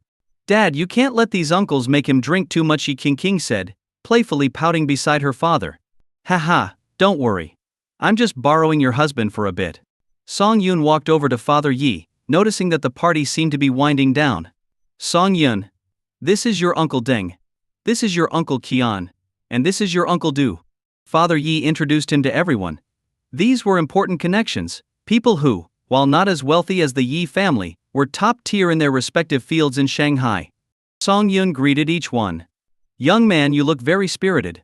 Reminds me of myself when I was younger, Uncle Deng said, smiling. Next time you come to Beijing, you must drink with your Uncle Deng. The Deng family still has some influence there. Thank you, Uncle Deng. This drink is for you, Song Yun said, downing his glass in one gulp. Uncle Deng was very impressed with the young man in front of him. He was confident and composed, not showing any of the awkwardness young people often displayed when meeting important figures. This was someone who had seen the world. Hello again, we meet once more. Deng Qi appeared out of nowhere, blinking her eyes at Song Yun with a smile. Hello, Song Yun replied, feeling a twinge of annoyance. Why was this woman everywhere he went? He, the Uncle Deng you mentioned is my father. Our family has some influence in Beijing.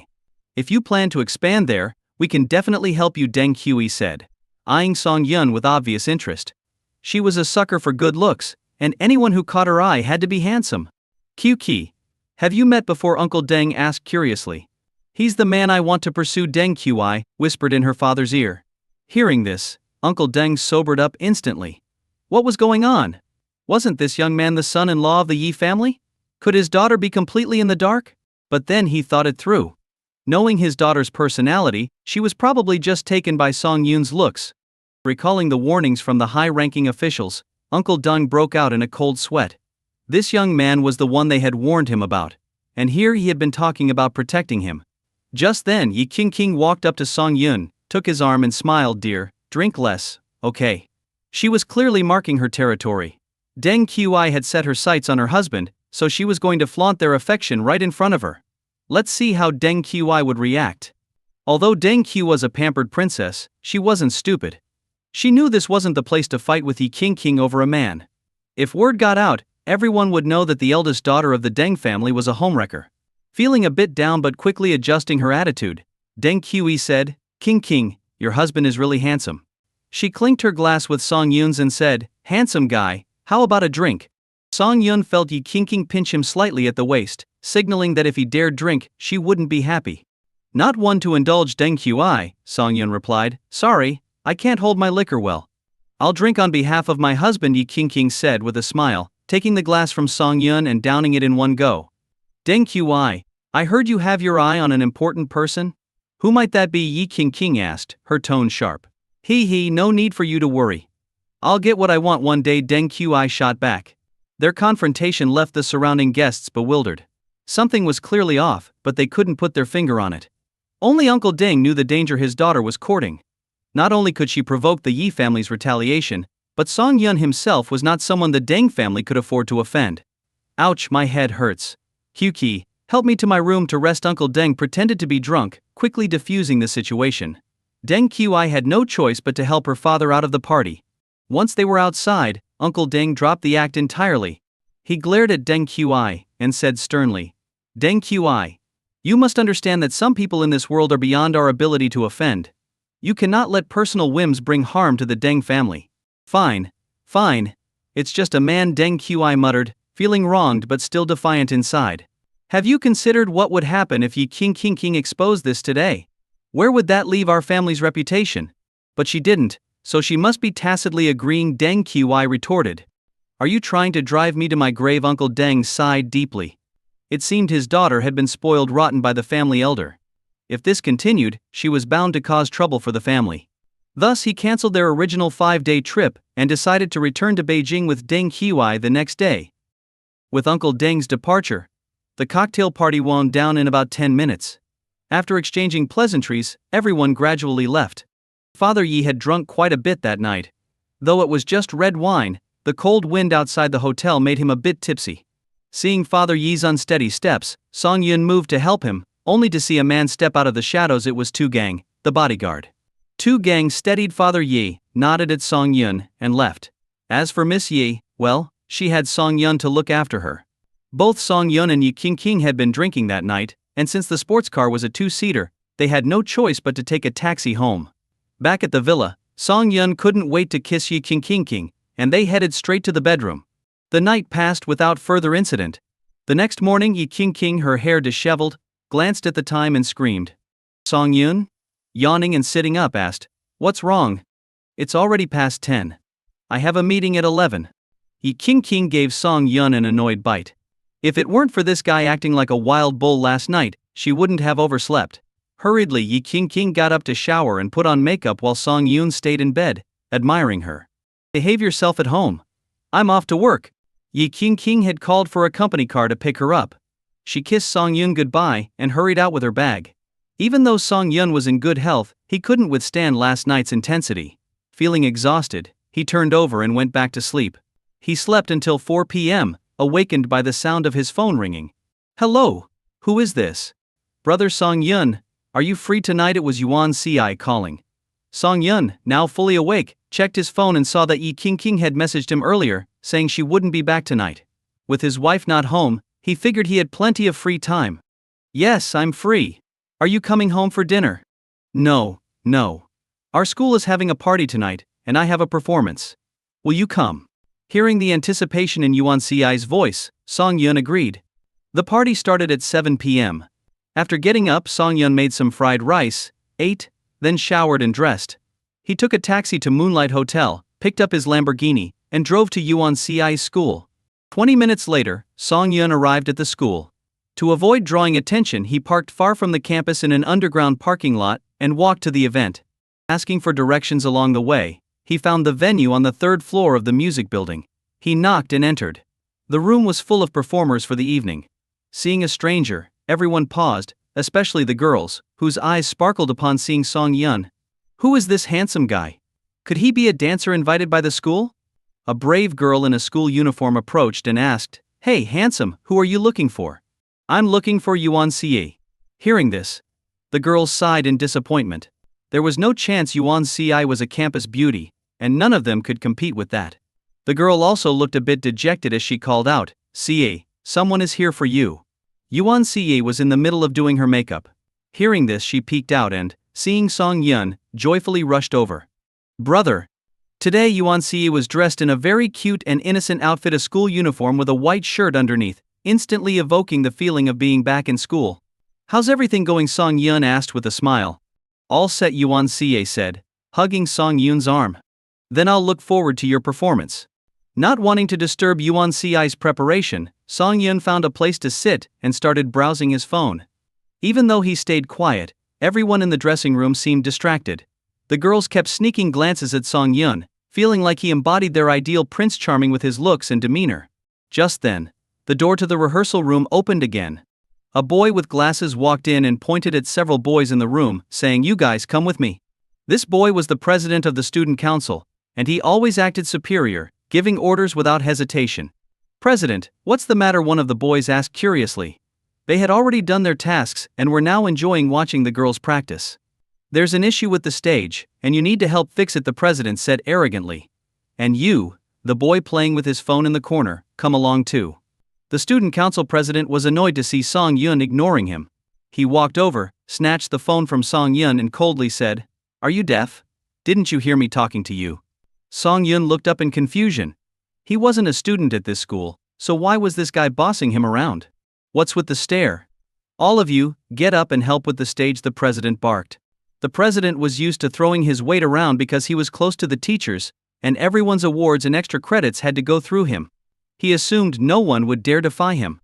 "No way. We've been moving stuff all day, and now you want us to work again? Doesn't the student council have its own members?" one boy protested. "Yeah, I saw a bunch of student council boys playing games earlier. Why not use them?" another chimed in. The president's eyes glinted with cold anger as if his authority had been challenged. "Don't want to help? Fine. Yan Hanzhong, remember their names. No scholarships for them this year." This caused an uproar. The main reason these students participated in group activities was to earn points for scholarships. With the president's threat, their efforts seemed wasted. "Screw this. Too much hassle," one boy muttered angrily, getting up to help with the stage. With the first one giving in, the rest reluctantly followed, heading to the hall with sullen faces. But Song Yun remained seated, not intimidated by this so-called student council president. Even back in his own university days, he wouldn't have tolerated such bossing around. This wasn't about serving students, it was pure exploitation. What about you? Still not moving, the president sneered, glancing smugly at Song Yun. Song Yun grabbed his phone back from the president's hand, rolled his eyes and said, "Sorry, I'm not a student here. Not from our school." The student council president squinted, sizing up Song Yun. His clothes had no brand logos, and aside from his looks, he didn't seem to have any other redeeming qualities. "Don't pretend. I might not have seen you on campus before, but if I find out which department you're from, expect to be disciplined." The president was already hostile towards Song Yun, perhaps out of his own insecurity about his appearance. Seeing a good-looking guy surrounded by many attractive female students made him even more resentful. "President, he's really not from our school. He's CI's brother." A girl in a Latin dance outfit spoke up. The president glanced at Song Yun and decided to leave it at that. His authority only extended within the university. Outside, he was nobody. Seeing the room full of attractive girls, the president decided to stay, thinking it was better than watching a bunch of guys outside. He found a comfortable spot on a couch and started ogling the girls. He was particularly interested in the dance team, admiring their flexibility and skill. He thought about asking one of them out after the show, with ulterior motives. His predatory gaze made the girls uncomfortable, causing them to hold back during practice. "What's this? You were so energetic before. Why are you holding back now?" the president snapped. "If you plan to perform like this, don't bother. Stretch your movements properly or don't dance at all. And you, practicing the violin over there, keep it down. It's annoying. I think your dance steps are wrong. Luckily, I learned professional dance as a child. Come on, lean on my shoulder, and I'll show you how it's done." The president, like a hungry man at a buffet, was no longer satisfied with just watching. He wanted to take advantage. Although the girls were annoyed, they didn't dare to stand up to him. The university was like a small society, and they feared repercussions. During Yuan Ci's singing practice, the president kept interrupting her. Song Yun, frowning, finally spoke up, "Classmate, if you're not a professional, maybe you shouldn't be making all these comments. They're about to perform, and they need encouragement, not criticism." The president looked up at Song Yun with disdain. "You're not even from our school, yet you're acting all high and mighty. This event is important for the school's reputation. If I don't correct their mistakes now, they'll embarrass themselves on stage." "But you're actually affecting us," Yuan Ce said firmly, standing by Song Yun.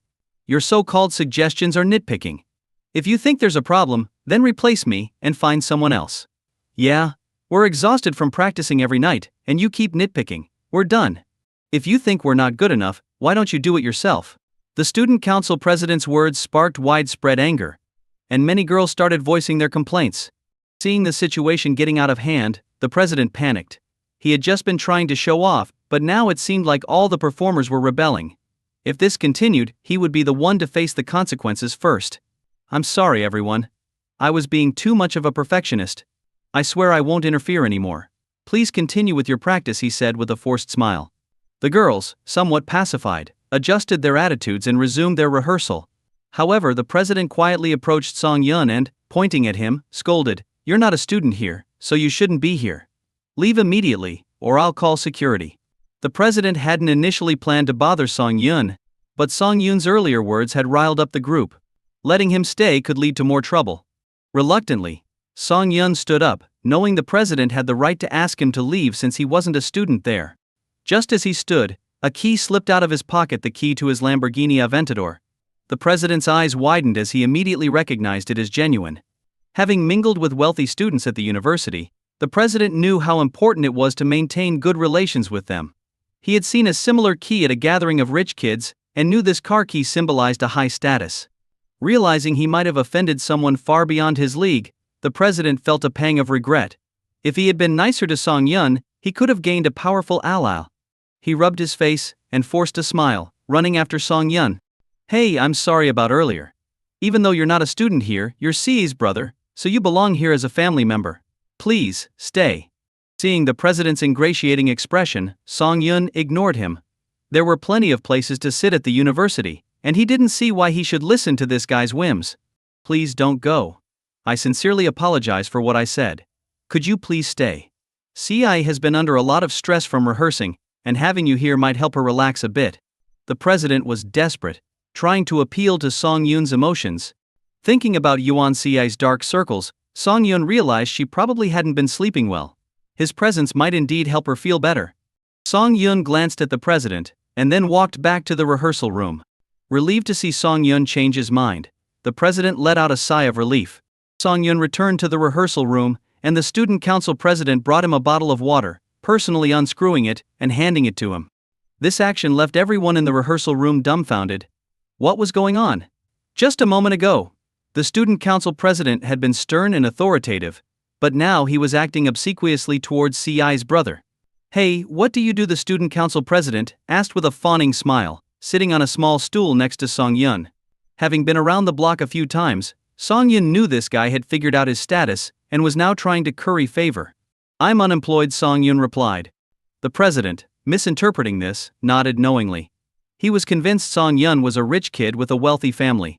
"Well, your sister CI sings really well." "No, excellently. She has a professional level. After the event, I'll be sure to mention her to the teachers so she can win more awards this year." "No need. CI's main focus should still be her studies," Song Yun replied calmly. The president's heart sank. It seemed this big shot was still annoyed. Realizing he was becoming a nuisance, the president decided to leave. "All right, I'll let you sit here. I have some other things to take care of." Finally rid of the annoying fly, Song Yun nodded without trying to stop him. About 10 minutes later, a short-haired girl entered the rehearsal room, looking displeased. "CI, hasn't Lang Shiyong arrived yet?" she asked. This girl was the head of the student council's arts department. She had arranged for CE to perform a duet, but the male singer had been stalling since 2 p.m., and now, with the performance time approaching, he still hadn't shown up. "No, I haven't seen him." "I thought you'd replaced him," CE replied with a helpless expression. Lang Shiyong was popular in school, known for his singing talent from high school. Though not a professional, he had a significant following on campus. In his first year, he often brought a speaker to the playground and sang, drawing a crowd of admirers who called him a male god. However, over time he became arrogant, making it a habit to show up late for performances. Just as the arts department head was pacing in frustration, the rehearsal room door opened again. 3 or 4 boys walked in, supporting a person reeking of alcohol. It was Lang Shiyong, who had planned to attend rehearsal in the afternoon but got sidetracked by a lunch date with a girl from another school. Lunch led to drinks, which led to a hotel room, and he lost track of time until his roommates called, and the girl answered, prompting them to fetch him. Seeing the drunk Lang Shiyong, the arts department head was furious. This idiot had no sense of priority and had gone drinking right before the performance.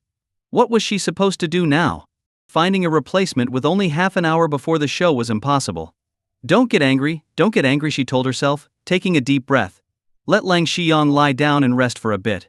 Someone go buy him some hangover medicine." "But, President, his smell." A young girl covered her nose and mumbled softly. The arts department head took a closer look. Damn it. That bastard had vomited on his clothes, utterly disgusting. She asked the boys who had brought Lang Shiyong back to go fetch some clean clothes from his dorm. Then she called the announcer to postpone the duet performance. With all the preparations done, all she could do was pray that Lang Shiyong would sober up enough to get through the duet on stage. Despite taking hangover medicine, drinking tea, and even having honey lemon water, Lang Shiyong remained the same. The event had already started, and the host was giving a welcome speech, thanking the leaders and students for attending. In the rehearsal room, the arts department head was pulling her hair in frustration, wondering how much Lang Shiyong had drunk at noon. In her anger, she kicked Lang Shiyong. The kick woke him up, and he groggily looked around at everyone in the rehearsal room. "Where am I?" "Lang Shiyong," she shouted, "you have 20 minutes before you go on stage. Can you make it or not?" "Go on stage? What time is it?" Lang Shiyong asked, his memory still stuck at the hotel. "Forget the time. Can you go on stage or not?" she cried, almost beside herself with worry. Lang Shiyong's indifferent attitude made her want to curse him out, but she held back. "Probably not," Lang Shiyong said, lighting a cigarette. "My body feels weak. Do you expect me to sing lying down?" Damn it. The arts department head cursed under her breath. Why had she trusted this bastard in the first place, leading to this situation with no backup plan? Everyone in the rehearsal room looked at Lang Shiyong with disgust. But what could they do now? They couldn't let him go on stage looking like that. Poor CE. She practiced so hard, but now her performance is likely to be cancelled. One girl sighed. Song Yun saw the disappointment on Yuan CE's face. The poor girl was visibly crestfallen. Host detected at the HK University event. "Would you like to check in?" Finally, the system's help arrived. Song Yun quickly checked in. Congratulations to the host for successfully checking in. You have been awarded 5 charm and a professional level singing voice. As the system's voice faded, Song Yun felt a warm sensation in his throat, very comfortable. He cleared his throat, and his voice sounded deeper and more resonant. Hello, if he can't perform, I can go on stage with CI, Song Yun offered. The arts department head, staring blankly at the floor, looked up in surprise. She turned to see Song Yun's handsome face, and her anger gradually subsided. Thank you for your help, but there's less than 10 minutes before CI's performance, she said, feeling hopeless. She could already picture the scolding she would get from the school leaders after the event. Her scholarship for this semester was probably gone, all because of Lang Shiyong. Sigh. Any random guy thinks he can sing now.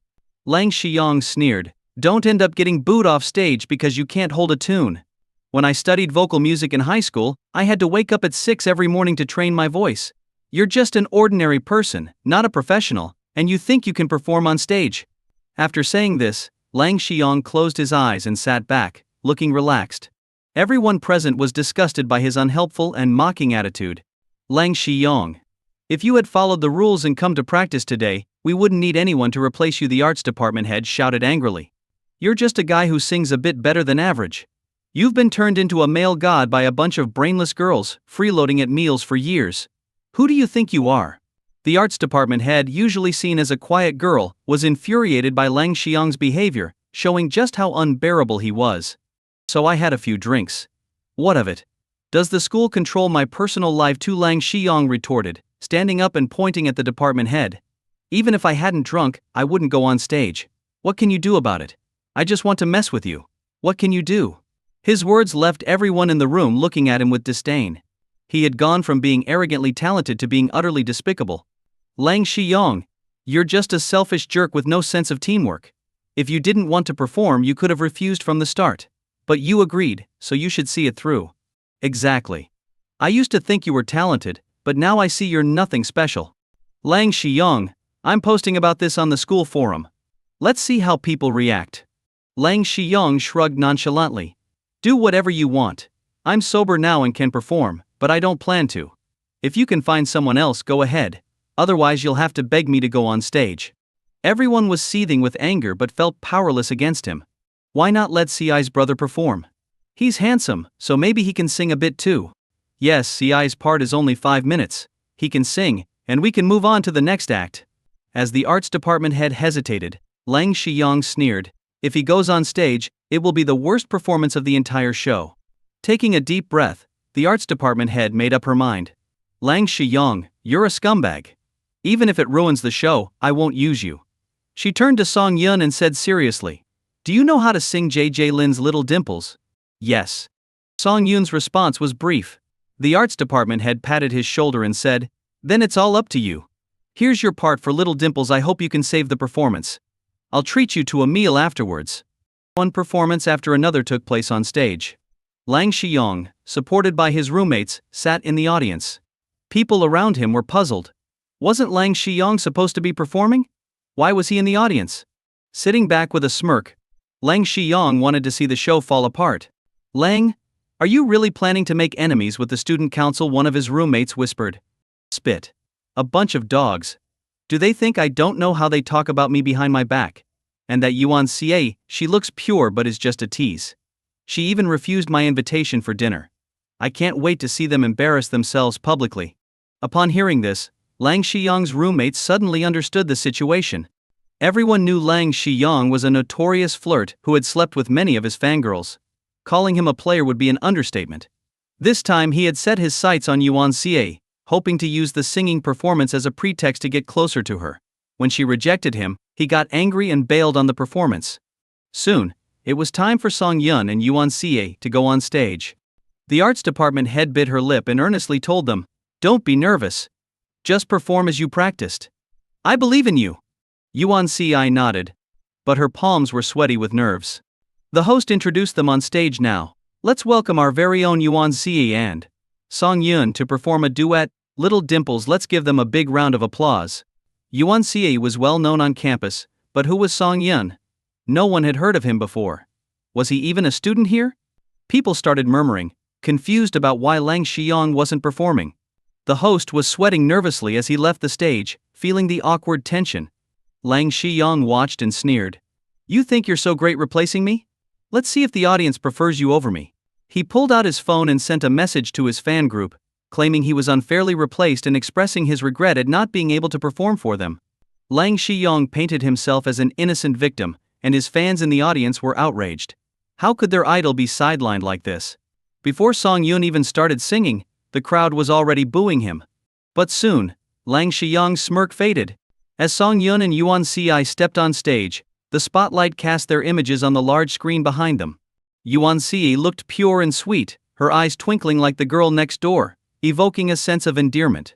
Song Yun, with his handsome and refined appearance, exuded an aura of elegance and charm. Even if they sang poorly, the audience was already captivated by their looks alone. Even the girls in Lang Shiyong's fan club were mesmerized, their hands on their cheeks, swooning over Song Yun. "That guy is so handsome. Does anyone know what major he's in? I haven't seen him around campus. Quick, call the backstage crew. I need to know everything about him. He's so handsome. I want to marry him. I want to have his babies." Aren't you a fan of Lang Shiyong? Are you switching sides now? Who's Lang Shiyong? Do I know him? My only idol now is the guy on stage. Hearing these comments nearly made Lang Shiyong explode with rage. These girls were such shallow creatures. He fumed silently. Backstage, the arts department head was initially worried about being scolded by the school leaders. But after a while she didn't hear any booing from the audience. What was going on? She peeked out and saw the students watching Song Yun with intense enthusiasm, especially the girls, who looked at him with adoration, as if they wanted to take him home. "It's all good." The arts department head was almost moved to tears. It turned out that in this world looks really were everything. Song Yun's good looks were enough to win over the crowd, even if he couldn't sing. The influence of a handsome guy was simply too strong. The prelude of Little Dimple started playing on stage. Yuan Si gave Song Yun a sweet smile and began to sing.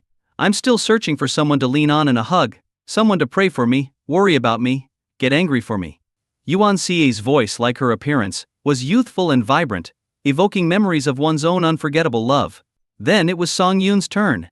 He took a deep breath and sang, "Happiness starts to show signs, fate brings us closer slowly.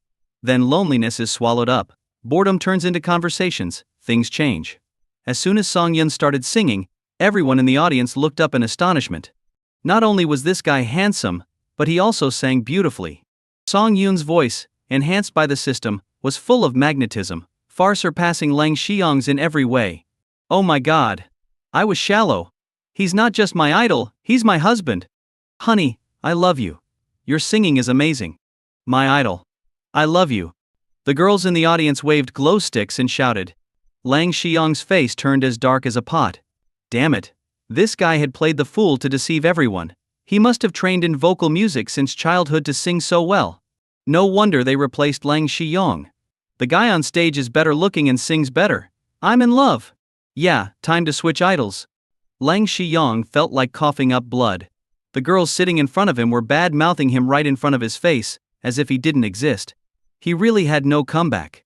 Professionally outclassed. Anything he said would be drowned out by the fangirls. On stage, Song Yun and Yuan Si continued to sing. Despite her nerves, Yuan Si did very well for her first time performing in front of such a large audience. Song Yun, on the other hand, was steady throughout. His transitions between real and falsetto were seamless, and he nailed the high notes, making the audience swoon with thoughts of sweet romance. Wow! This Song Yun is incredible. The arts department head swallowed nervously. She had thought this would be her worst day of the year, but Song Yun's performance had turned it into a triumph. Soon, the song ended. The audience erupted into thunderous applause. On stage, Yuan Si looked at Song Yun with admiration. Her brother was amazing in every way. After bowing, Song Yun and Yuan Si prepared to leave the stage. But the students weren't having it and started clamoring. Don't go. Sing another one. Not enough, handsome. Please sing another song. We want to hear Song Yun sing. We want to hear Song Yun sing. The host, who had just returned to the stage, was sweating nervously. In all his years he had never seen such an enthusiastic response, and it made him feel uneasy. Congratulations, Si. Your performance will definitely be the highlight of our school's event. Brother Song Yun, your singing is amazing. Can I get your autograph? Just sign on my chest. Honestly, If brother Song Yun were in our school, Lang Shiyong wouldn't stand a chance. That guy's nothing but attitude, not much talent. Many girls crowded around, laughing and joking. As for Lang Shiyong's singing, who cared? They had already forgotten about him. From now on, that jerk wouldn't dare show his face again. Lang Shiyong, sitting in the audience, watched in frustration as Song Yun stole all his spotlight. Damn it, those cheers should have been for me. All for me. It was all Yuan Ci's fault for not agreeing to my request, making me too upset to perform. His fingernails dug into his palms as he glared at the stage, then quietly approached the student council president. Lang Shiyong? What do you need? The president asked. He had been sitting behind the school leaders, ready to serve, but now he had to deal with Lang Shiyong. He needed to finish quickly and get back, or he'd risk offending the leaders. Brother Wrong, my throat was really uncomfortable earlier, which is why I didn't go on stage. But I feel better now. Before Lang Shiyong could finish, the president cut him off. Get to the point. I want to perform. Perform. The president looked at Lang Shiyong in surprise. This arrogant guy, who always needed multiple invitations to sing, now wanted to perform? Shiyong, you know our school has rules. The program schedule is set. It's difficult to accommodate a sudden change. Lang Shiyong gave a fawning smile, then discreetly slipped a small stack of money into the president's pocket. Brother Wrong, please give me a chance. I really want to sing. The president felt the money in his pocket, estimating it to be around 1,000 or 2,000. He nodded and asked, give me a reason. Otherwise, I can't arrange it. Honestly, I was supposed to perform today, but Song Yun took my spot. I just want to regain some popularity. Please, Brother Wrong, help me out. The president understood Lang Shiyong's motives. This guy had a fan club with quite a few members, earning him a steady income from the girls' allowances. Occasionally he even took advantage of his female fans. But seeing the current situation, many of his fans had switched allegiance. Lang Shiyong was desperate to win them back. Since you're being considerate, I'll make an exception. I'll arrange for you to perform the final act. Thank you so much, Brother Wrong. Lang Shiyong was thrilled. Everyone knew that the final act was usually a grand finale, like a group performance. Getting a solo spot at this time was like prime time on TV. But as the deal was done, the president lingered, giving Lang Shiyong a meaningful look. Realizing what was expected, Lang Shiyong sighed and reluctantly took out another stack of money, slipping it into the president's pocket. One program after another went by, and finally, it was time for the penultimate performance. The host cleared his throat, took the stage, and looked around at the audience with a smile. Students, are you having a good time tonight? Yes. Hurry up and let my husband sing another song. We want to hear Song Yun sing. We want to hear Song Yun sing. Stop wasting time. Bring the star back on stage. Listening to the excited crowd, the host raised his hand to calm them and continued, there's a melody that moves us, and lyrics that we remember. Now, let's welcome our university's most popular singer to perform Boundless Oceans, Vast Skies. As soon as the host finished speaking, the crowd went wild. They were eager to hear Song Yun sing again. Everyone, quiet down. Let's record this so we can enjoy it later. Good idea. No one make any noise. The students quickly agreed, and everyone prepared their phones to record. The stage lights dimmed, and the audience held their breath in anticipation. A spotlight hit the stage, illuminating a figure with his back to them. Then, all the lights came up, revealing Lang Shiyong on the screen. Lang Shiyong, with his back to the audience, felt triumphant. See, this is influence. Everyone must be thrilled to see me perform in the grand finale, given my campus fame. He slowly turned around and waited for the intro to finish. In the audience, everyone exchanged puzzled looks. What was this? Wasn't Song Yun supposed to perform? Why was Lang Shiyong up there? Who wanted to see this washed-up campus singer? Most popular singer on campus? Give me a break. On stage, Lang Shiyong gave it his all, belting out high notes and trying to engage the audience by holding the mic out to them. But awkwardly, no one responded. The audience stared at him like he was an idiot. Last time he sang, it felt exciting. Why does he seem so pathetic now? Does he really think he's a star? This concert act is cringe. Is he singing to us or expecting us to sing? Holding the mic out like that, he's so lame. The audience started murmuring, and Lang Shiyong, seeing the lack of enthusiasm, tried to hide his embarrassment and continued singing. Then, a girl from the sports department stood up and cupped her hands around her mouth. Finally, Lang Shiyong thought moved. A true fan. I must find out who she is and thank her properly after the show. But her next words nearly made him explode with anger. She shouted, "What are you singing? I want to see my husband sing. Get off the stage." Immediately, more people stood up and shouted towards the stage. "Get off. You're terrible. Go home and study some more vocal techniques. Lang Shiyong, stop disgusting us. Your singing is gross now, you've ruined a good song. Get off the stage. We want to hear Song Yun sing." Finally, the students chanted in unison, "Change. Change. Change." Lang Shiyong stood frozen on stage, forgetting the next lyrics. What was happening? Was his years of campus fame less significant than Song Yun's one performance? It was truly heartbreaking. But then Lang Shiyong saw some people in the front row holding glow sticks with his name on them, and he felt a surge of warmth. There were still people who loved him. However, these fans soon stood up and threw their glow sticks to the ground in disgust. "Get off the stage. You're terrible, and you still have the nerve to sing. I can't believe I used to like you. You're nothing compared to Song Yun." Lang Shiyong was so enraged by the crowd scolding that, combined with the alcohol and lack of rest, he fainted on stage. "Mr. Wrong, how did the student council arrange this? Letting such an unpopular performer on stage is ruining the event," one of the school leaders in the front row shouted in frustration. The student council president regretted his decision deeply. He wished he hadn't let that jerk perform. If the event was ruined, his competence would be questioned by the teachers. He quickly apologized to the teachers and ran to the rehearsal room. He had only one thought: he needed Song Yun to sing another song. "Please help us. The students want to hear you sing again. Can you grant them this wish?" he pleaded with Song Yun. Song Yun turned to see the once arrogant student council president. He shook his head and said, "I only went on stage to help CI's performance. I have no obligation to sing again."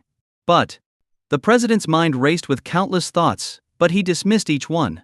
Song Yun was a super rich kid, and no one at the school could make him do something he didn't want to. "Yuan Ce, can you help? I'll make sure you get the recognition you deserve." The president turned to Yuan Ce, but she also shook her head.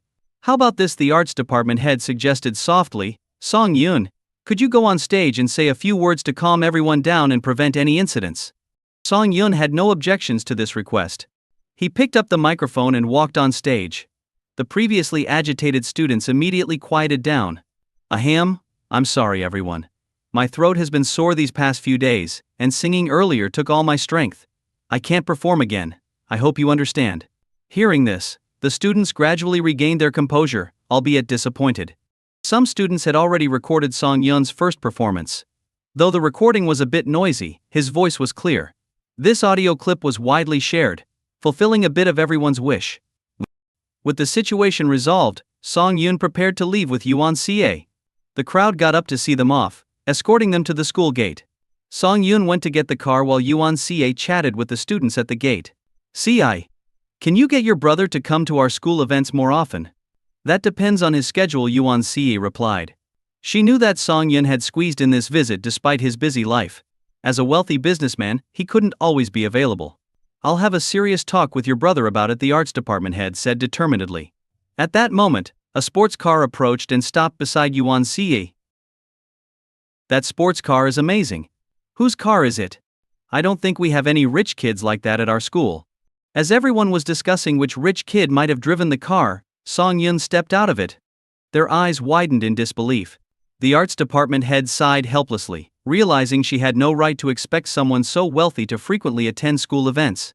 Song Yun nodded to everyone and called Yuan Ce to get in the car. After the car drove away, the students finally snapped out of their shock. "Oh my god, what did I just see? Song Yun is actually really rich. Poor guy. Taking time out of his busy schedule to attend a performance, and then being forced to sing. He's handsome and rich. So rare. I'm falling for him." Since Yi King was at the office that night, Song Yun and Yuan Ce went home, washed up, and went to bed. The next morning, as Song Yun was preparing breakfast, he saw Yuan Ce coming downstairs in her pajamas, hopping cheerfully. "Brother, you're a trending topic online now." Yuan Ce waved her phone at Song Yun, smiling. "Everyone's trying to find out more about you. So many friends called me this morning asking for your contact information." "What?" Song Yun, puzzled, took Yuan Ce's phone and saw that one of the top 10 trending topics was "Amazing Singer Appears at University Event in Shanghai." He clicked on it and found a video of himself singing from the night before. The video wasn't very clear, but his handsome face and magnetic voice were evident. The comments were full of praise. This guy is so handsome. I need his contact information. He sings as well as professional singers. I'll pay 100,000 yuan for this guy's WeChat. If anyone knows, contact me. Reading these comments, Song Yun felt his mood improve. Who wouldn't like being praised? At Magic Crystal Group, Yi King had just finished her tasks when Jasmine burst in, holding her phone. Seeing the phone screen shoved in her face, Yi King quickly grabbed it and gave Jasmine a reproachful look. When she looked at the screen, she saw a singing video. But upon closer inspection, she realized it was her husband, Song Yun. Oh my god, her husband could sing! And so well. She made a mental note from now on, she would make him sing lullabies to her at bedtime. Meanwhile, on a private forum in Shanghai, frequented by wealthy individuals, a post about Song Yun's performance was pinned by the admin. Curious, many rich members opened it and were captivated by Song Yun's singing.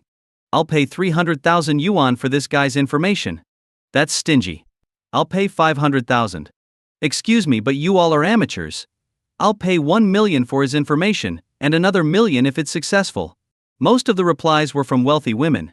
Luckily, the forum allowed anonymous posts. If their husbands saw these, they'd be furious.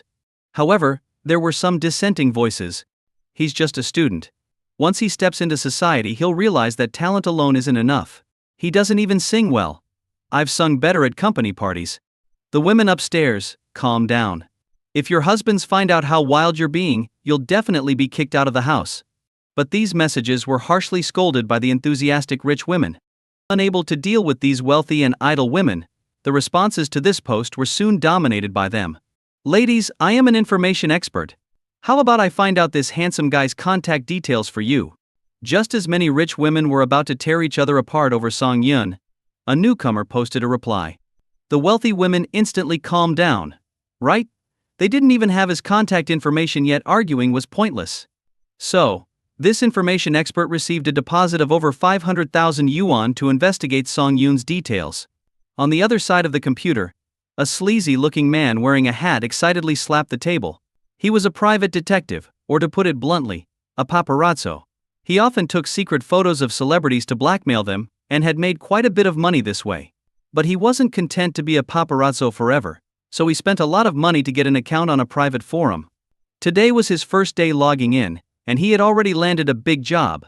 It seemed like his gamble paid off. The private detective lit a cigarette and called a hacker he frequently collaborated with, asking him to search the internet for the man in the video. He promised a reward of 100,000 yuan upon success. After his partner readily agreed, the private detective leisurely sat back and started replying to the rich women's messages one by one. He did some calculations. As long as nothing went wrong, he could make over 4 million yuan from this. Enough to live it up for years. Thinking about this, many women's faces flashed through his mind. He realized he needed to relax after being so tense recently. Should he call Lily or Xiaohua tonight? Why choose? He was rich now, he could have them all. Just as the private detective was lost in thought, there was a knock at the door. Who is it? He called out impatiently. But then he frowned. Something was off. As someone who operated in the shadows, he often changed his residence. He had been in this apartment for less than half a month, so no old clients should know his location. Hello, sir. There's a delivery for you. A male voice came from outside. Delivery? His nerves instantly tightened. He never shopped online. Who could be outside? Sir. I didn't order anything, you must have the wrong address. He stared intently at the door. If the person outside tried to break in, he could jump out of the window since he lived on the 3rd floor. Huh? Isn't this Unit 301, Building 10? The delivery guy asked. Turned out to be a mistake. The private detective relaxed his grip on the window and let out a breath. He was too tense recently, becoming paranoid. He put on his slippers and looked through the peephole, seeing a man in delivery uniform outside. The man's dark face indicated he worked under the sun often. He opened the door, annoyed, and said, "The next building is." Before he could finish, the delivery guy squeezed through the door, followed by dozens of men rushing in from upstairs and downstairs. There are no threats inside. After a quick search, the men said, "You are under arrest for illegally obtaining citizens' personal information. You have the right to remain silent, but anything you say can and will be used against you in court." Innocent. I'm just an ordinary person. The evidence will speak for itself. Your hacker friend won't escape either. Hearing this, the private detective stopped resisting. Before leaving, he took one last nostalgic look at his computer. The private forum URL he had been visiting was now showing 404. After having breakfast, Yuan Ce took a taxi and left. Meanwhile, Song Yun received a call from Yi Qingqing, who said she wanted to use his connections to contact some overseas investment institutions to discuss the company's IPO. First, Song Yun called the headquarters of Shanshui Group to schedule a board meeting at 10 in the morning, then drove to Mojing Group.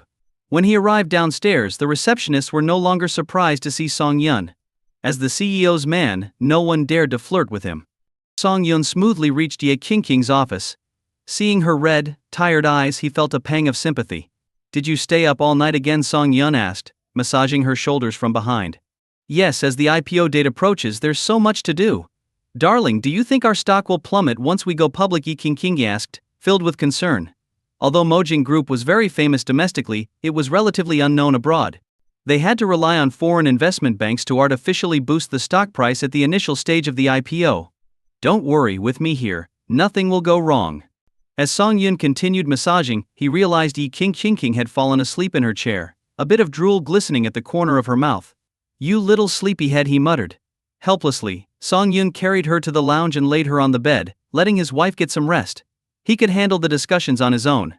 At 9:50, Jasmine entered with a stack of documents, surprised to find only Song Yun in the office. Qingqing couldn't hold out any longer, so she's resting. "During the meeting, stay beside me. Any necessary preparations can begin right away. I'll handle the main discussions." Jasmine nodded. She had seen the young lady's hard work these days and trusted Song Yun's professional expertise. She spread out the documents on the table and began explaining each one to Song Yun. At 10, the meeting began. Song Yun used a projector to display the video conference on a large screen. On the other end, middle-aged and elderly top investors, some with white hair, gathered in the Shanshui Group's headquarters meeting room. They harbored no resentment about Song Yun not attending in person. They only knew that he held the most shares in Shanshui Group and had a mysterious background far more significant than what was visible. "Friends? Nice to see you again," Song Yun greeted them in fluent English. They had a brief meeting the day after the hot spring vacation, so this was their second meeting. There are still some details about Mojing Group's overseas IPO that need to be finalized with everyone. "Director Song, please bring up any issues. If there's anything we can help with, we certainly will," an elderly gentleman with gray hair said seriously. "Shanshui Group's success or failure affects us all. As the largest shareholder, you are entitled to our support." "Good people indeed." Song Yun smiled and nodded, then asked Jasmine to detail the IPO preparations and challenges. The meeting lasted over 3 hours. Finally, they reached a consensus on the day Mojing Group went public. They would boost the stock price to attract foreign investors and ensure regulatory approval.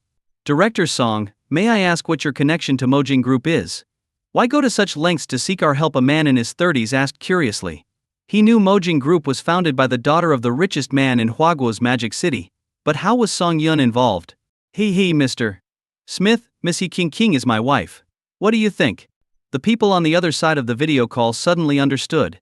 Everything made sense now. They were all on the same team. After the meeting, Song Yun stretched and sighed. Dealing with these foreigners was exhausting. Even if they intended to help, they still looked for ways to benefit themselves. But that was good too. Only with shared interests could everyone stay in the same boat. "Sir, you were amazing. Do you know who those people were on the other side of the call?" Jasmine exclaimed excitedly. "Nearly half of them are big shots from Wall Street. With their help, Mojing Group's IPO is practically guaranteed." "You said it yourself, they are big shots. With the right incentives, they'll naturally help," Song Yun replied with a smile. "It's getting late. Thank you for your hard work these past few days. On Qingqing's behalf, I'll give you 2 days off to rest." Jasmine nodded enthusiastically. Her boss was so considerate. After Jasmine left, Song Yun decided not to disturb Yi Qingqing's sleep. He sat in her chair and started reading a novel on her computer. After about half an hour, he heard the door to the rest area quietly creak open. Yi Qingqing tiptoed towards Song Yun, unaware that he had already noticed her. "Hey." Yi Qingqing wrapped her arms around Song Yun's head from behind and rubbed it affectionately. "Why didn't you wake me up earlier? When I woke up in bed, I thought I had time traveled. I saw you were exhausted." Song Yun turned around, hugged Yi Qingqing and kissed her. "Are you hungry? Want to grab something to eat?" "Yes. I want something delicious." Yi Qingqing didn't ask about the meeting. To her, her husband was a superhero who could do anything. If he didn't mention it, everything must have been settled. The two went to a restaurant and ordered a table full of dishes. After they were full, Yi Qingqing's phone rang. Qing Qingying. Is the person trending on Weibo your husband? A woman's voice came through the receiver. Yi Qingqing proudly replied. Yes, my husband is talented, sings well, and is handsome. Aren't you jealous? Jealous to death, the other woman teased. Sister Qingqing, can I meet him in person? You little rascal. That's your brother-in-law. Oh come on, my feelings for brother-in-law are just like a fan's for a star, no romance involved. Yi Qingqing burst out laughing. It seemed her husband really was charming, he even had his own fan club now. Alright, I'll come find you after dinner. After hanging up, Yi Qingqing rested her chin on her hands, gazing adoringly at the man in front of her. Honey, how about we visit my best friend for a bit? Anything you want. Song Yun pinched her soft, fair cheek and smiled. Are we finally going home to sleep after everything's done? Yi Qingqing knew perfectly well what little scheme Song Yun had in mind, but today she was in an unusually good mood. She glanced at him without saying a word. However, her flushed cheeks betrayed her silent consent. Song Yun, unable to contain his excitement, kissed her several times. He couldn't help himself, being a man who had just discovered intimacy, and combined with his naturally high energy levels, lonely nights had been tough for him. The two of them, sharing a tacit understanding, drove to Yi Qingqing's best friend's neighborhood. Song Yun was astonished as he looked at the large Huangpu 1 sign at the entrance. Truly, the wealthy always befriend the wealthy. Huangpu 1 is currently the most expensive apartment complex in China. A single apartment costs at least 90 million yuan. If I could check in here, would the system give me an apartment too? System, check in. But the system didn't respond. This was very unusual. Song Yun frowned. Could the system be broken or have left him already? No, please, system. I haven't taken full advantage of you yet. Just as Song Yun was worrying, the system's voice echoed ding. Host detected at Huangpu 1 in the Magic City. 2 options are available: check in or use a function card. Function card. Song Yun was puzzled but quickly recalled that when the system first integrated with him, it did give a card that could purchase real estate. He had planned to use that card for the world's most expensive house. But why mention it now? Is there a catch? System. What's the difference between checking in and using a function card? Sensing Song Yun's intent to take advantage, the system's mechanical voice repeated, host, choose check in or function card. This time, it emphasized the words function card. Use the function card, Song Yun said, gritting his teeth and making a resolute decision. Host successfully used the function card. Reward 1 building in Huangpu 1. 1 building? Song Yun was stunned. Was the system joking? Huangpu 1 has 8 buildings, each with 66 units. If each unit sells for about 100 million, that's 6.6 billion.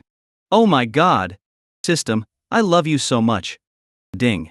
The system reward is Building 6 with 66 parking spaces. The property deed is stored in the Huangpu 1 entrance's China Bank Safety Deposit Box, number 1. Password 88888888. Song Yun was overwhelmed with happiness. The system even included parking spaces, which are worth millions each, adding up to a substantial amount. Honey. What's wrong? Yi Qingqing noticed Song Yun standing still, staring blankly, and curiously nudged him. And nothing. Song Yun tried to stay calm, thinking to himself, small change, it's all small change. With the system on my side, why worry about big money in the future? Stay calm, Song Yun, stay calm. Yi Qingqing dragged Song Yun along until they reached Building 6. Looking at the door sign, Song Yun was a bit surprised. Could it be that his wife's friend rented this place? Did your friend buy an apartment here? Song Yun asked cautiously. After all, the Hua Xiu villa had once been rented out by an agent, and he didn't want to go through that again. No, she rented it. Yi Qingqing shook her head. My friend's family lives next to her father's house, but she didn't want to live with her parents, so she moved out. How much does it cost to rent a place here per month? It's quite cheap. About 700,000 yuan a month. Yi Qingqing thought for a moment. Anyway, she'll eventually go back home, she won't be living here for long. 700,000 yuan a month. Song Yun started calculating how much he could earn in rent if the entire building was fully occupied. They entered the elevator and reached the floor where Yi Qingqing's friend lived. She knocked on the door, and a girl opened it, excitedly hugging Yi Qingqing. Qingqing, I missed you so much. You silly girl, I always ask you to hang out but you always refuse. Now you say you missed me. Yi Qingqing lovingly tapped her friend on the forehead. Let me introduce you to Before she could finish, her friend, who had been clinging to her like a koala, suddenly dashed over to Song Yun, circling him several times. King, your husband is so handsome. She concluded that it was no wonder King got married so quickly. If she had met such a handsome guy, she would have married him quickly too. She didn't want to lose him to someone else. King was speechless and helplessly said to Song Yun, honey, this is my friend, Fu Bei. Hello brother-in-law, nice to meet you.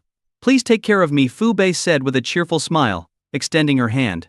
Clearly a lively girl, Song Yun smiled and shook her hand. Oh my gosh, I shook hands with my brother-in-law. I'm not going to wash my hand for a year, Fu Bei exclaimed, startling Song Yun. He wondered if this girl had some issues. King grabbed Fu Bei by the ear and pulled her back inside. This girl was embarrassing her too much. Inside, Song Yun noticed that Fu Bei's room had a very otaku vibe, with glass cabinets filled with meticulously arranged figurines and many anime plushies scattered on the floor.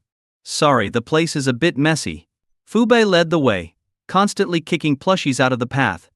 King whispered to Song Yun. Fu Bei is a homebody who loves online stuff. Uncle Fu is almost at his wit's end. Song Yun nodded. Even if she hadn't told him, he could tell.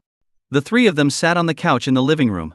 While King and Fu Bei chatted, Song Yun curiously examined the layout of the Huangpu 1 apartment. After a look around, Song Yun was impressed. Huangpu 1 truly deserved its reputation as the most expensive flat in the Magic City. The apartment alone was over 300 square meters, divided into 7 or 8 rooms, including a study, entertainment room, indoor swimming pool, and other facilities, all very comprehensive. The luxurious decor added significantly to the apartment's value. Brother-in-law, I saw your video this morning and thought you looked so damn handsome. But the more I watched, the more familiar you seemed. Then I realized, isn't this King's husband? Can I ask you for an autograph? I want to show it off to my fan club. Fan club? Song Yun didn't know he had a dedicated fan club online, composed 99% of girls. They didn't know his true identity, but that didn't stop them from being his fans. After all, good looks are justice. You have no idea, brother-in-law. You're famous online now. Countless people are trying to get your contact info, and some wealthy women are offering millions, Fu Bei said seriously. Brother-in-law and sister, can I ask a favor? Can I make some money from this? Song Yun felt embarrassed, while King angrily punched Fu Bei on the back. Are you short of money? Yes. My stingy dad is about to cut off my allowance. I only get a little over $1 million a month, and after paying rent, there's hardly anything left. How can I buy figurines or manga without money? Serves you right. You should go back home. Uncle Fu is worried sick. You're an adult and still hiding in your room calling paper characters your husbands. It's embarrassing. Peesh. Is there anyone in the real world who catches my eye? Well, actually yes, but King, you snagged him. Fu Bei pouted, looking pitiful. To you, they might be just paper characters, but to me they are real, living beings. Wow. An otaku right here. Song Yun watched Fu Bei with interest. There seemed to be more and more girls like her these days, and they all had one thing in common: they loved good-looking people. PFF, I'm warning you. Don't you dare share your brother-in-law's information, or else King threatened. Fu Bei sighed, looking nervously at King. But great rewards await the brave. Let me show you the posts about brother-in-law online so you can see how popular he is. Fu Bei searched her phone for posts about Song Yun, but to her surprise she found none. It was as if they had been wiped out. Frowning, Fu Bei's cute face was filled with confusion. In this internet age, how could all traces just vanish? What? Did you really share your brother-in-law's information? King asked. No. Fu Bei held up her phone to King's face. Brother-in-law's trending searches were removed, and all posts were deleted. Fu Bei suddenly remembered a similar incident. A handsome guy had gone viral, and all posts about him were deleted. She later heard from her father that the guy was the son of a big shot in Beijing, and his family didn't want him exposed, so they contacted the authorities. Could brother-in-law be? King also sensed something was up. But she knew Song Yun's family background. His parents were ordinary people. How could they have such influence? She first thought of her father, but a phone call revealed he knew nothing. He had even had a drink to celebrate Song Yun's fame. So, who could it be? Both of them were lost in thought, while Song Yun was confused by their behavior. Honey, does your family have any connections in the system? King asked curiously. No, we're just an ordinary family. If you look back in the family tree, you might find something. That's strange. King frowned. Someone must not want you exposed, so they deleted the posts. Only people with connections can do that. Don't overthink it. Maybe the higher-ups are just cleaning up the trending searches. Song Yun didn't worry much about it. To him, fame wasn't good. If people dug into his background, they would wonder how a poor guy like him got rich so quickly. But he also kept an eye out, silently asking the system if it had intervened. The system replied that it had not participated in anything. This remained a mystery. The three of them were lost in their own thoughts, making the room fall silent. At that moment, Fu Bei's phone rang. She glanced at the caller ID and angrily hung up. However, the caller persisted, calling a second, third, and fourth time. Finally, Fu Bei couldn't take it anymore. She answered the phone and shouted angrily, "I told you, I don't agree with changing the contract. Miss Fu, the market is not doing well right now. We're in a difficult situation. The previous price was already very low. Now we're just asking for a slight rent increase. We hope you, as a wealthy lady, can understand our situation. I signed a 2-year contract, and there's no clause about price increases. I won't sign any new contract." The voice on the other end persisted, "Then please move out. I'm sure there will be plenty of people lining up to rent this apartment." "You?" Fu Bei was furious, but after taking a few deep breaths, she clenched her teeth and asked, "How much more are you asking?" "An additional 50,000 yuan per month. Of course, future prices will adjust according to the market."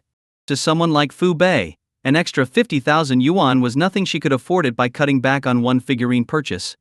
But the feeling of being treated like a fool infuriated her. "I'll think about it." "Ha ha. I hope you can give me an answer today. We've already contacted the next potential tenant, and they're willing to pay even more." After hanging up, Fu Bei rubbed her head, messing up her hair in frustration. "I'm so mad. So mad. So mad." What happened? Yi Qingqing had never seen Fu Bei this angry. "I'm renting this apartment for 730,000 yuan a month, but the agent recently said they want to raise the price. Are they taking me for a fool?" Song Yun was puzzled upon hearing this. He owned the building and besides, it was fully occupied. He didn't collect any rent, so what was this about an agent? Due to the high demand for apartments in Huangpu 1, all properties have been managed by an agent to maintain logical consistency in the world, the system explained to Song Yun. Song Yun understood. The system had made these changes to fit the world's logic and couldn't alter things forcefully. "Sorry, Qingqing. It looks like I'll have to renegotiate the contract with the agent later," Fu Bei said, her eyes welling up with tears. Yi Qingqing felt sorry for her. This naive sister of hers had always been pampered and had never faced such harsh realities before. "We'll go with you. After all, we've dealt with these things before," Yi Qingqing said. "Yes.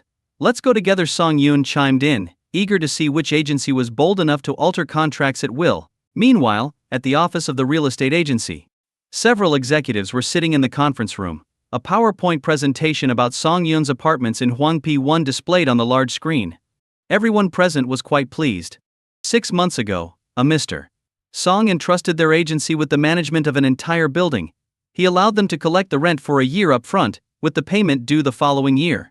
This was an incredible opportunity, and they were so excited that they had trouble sleeping for several nights. Moreover, since Mr. Song had vanished after the initial agreement, the executives started scheming. The original rent of 600,000 yuan per unit per month was increased by more than 100,000 yuan.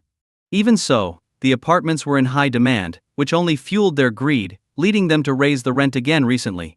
Since they couldn't contact Mr. Song, they considered the building their asset as long as it was under their management. This logic was flawless to them. "Gentlemen, over 90% of the tenants in Building 6 of Huangpu 1 have agreed to the rent increase, and over 70% have already signed the new contracts. This move has brought the company an additional profit of over 3 million yuan. A suited employee excitedly reported, "The tenants who can afford to live in Huangpu 1 are wealthy, so they accept the slight rent increase. I suggest we consider raising the rent again in the second half of the year." "Well said," Xiao Huang, a chubby middle-aged man, said with a smile. "We raised it by 50,000 this time, so let's make it 100,000 next time. We aren't short on tenants. No other agency in the Magic City can offer as many units in Huangpu 1 as we can. We owe Mr. Song a big thank you." "Haha, yes indeed. Without that benefactor, cash cow, our company couldn't have succeeded in raising funds and reaching the threshold for going public." The group in the conference room laughed and chatted, clearly delighted. Outside the company, Song Yun drove Fu Bei's car to the agency with Yi Qingqing and Fu Bei. As they entered, A staff member quickly approached them with a smile. Are you here to rent or buy a property? Our Angie agency is the most reputable company in the Magic City and the most reliable in handling contracts. Choosing us means peace of mind. How dare you boast like that, Fu Bei began. But Song Yun interrupted her. He didn't want to waste time with minor employees. You're too low level. Get your management to meet us. A big deal? The staff member quickly led the three of them to a reception room, served them tea, and called for a manager. A rosy-faced middle-aged man entered, smiling broadly. Hello, I'm Manager Bi from Angie Agency. Are you looking to rent or buy a property in the Magic City? Fu Bei pulled a contract from her bag and slammed it on the table. I rented an apartment in Huangpu 1, and now you're raising the rent without notice. How dare you claim to be reliable with contracts? Ridiculous. Manager Bi recognized this girl. One of his agents had complained about a tenant in Huangpu 1 who resisted the rent hike. He didn't expect her to show up at the office. Miss, I believe our agent explained everything clearly. If you don't want to rent, you can move out. Our new tenants are willing to pay the increased rent and cover any breach fees. Sitting down impatiently, he added, remember your status. You're just a tenant. The ownership of the apartment belongs to our agency. Agree to the new terms and we'll amend the contract. If not, please move out within 3 days. This is extortion. Fu Bei barely restrained herself from throwing the water in her cup at Manager Bai's face. I think you've misunderstood something. You breached the contract first. This apartment already has disputes. If we go to court, you won't be able to rent it out for at least 6 months, Yi Qingqing said calmly. She figured this would be a good lesson for Fu Bei, and a way to get her to move back home. You're talking nonsense. Manager Bi rudely lit a cigarette, ignoring the presence of women in the room. This apartment was fully entrusted to our company. If you can stay, stay. If not, get out. The other tenants in Huangpu 1 had all agreed to the new terms with just a few words. Only Fu Bei kept complaining, making a fuss over one apartment. It was really annoying. The apartments in Huangpu 1 all belong to your company. Song Yun couldn't stand it anymore. His face darkened as he asked, I'll give you a chance to rephrase that. If they don't belong to our company, do they belong to you? Manager Bai looked Song Yun up and down disdainfully. Apart from being handsome, what did he have? He was probably just that woman's lover, or worse, both women's. Disgusting. Miss Fu, since you aren't willing to solve the problem, please contact a moving company.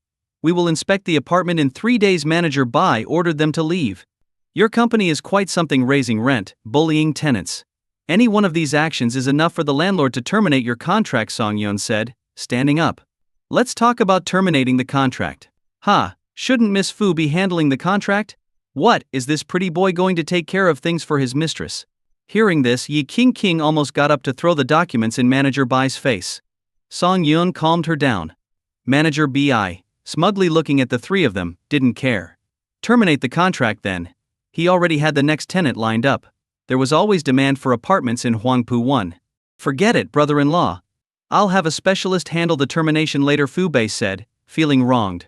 But Song Yun shook his head and said, I'm not talking about your apartment. I'm talking about all the apartments I have with this agency. Manager Bi looked at Song Yun, confused.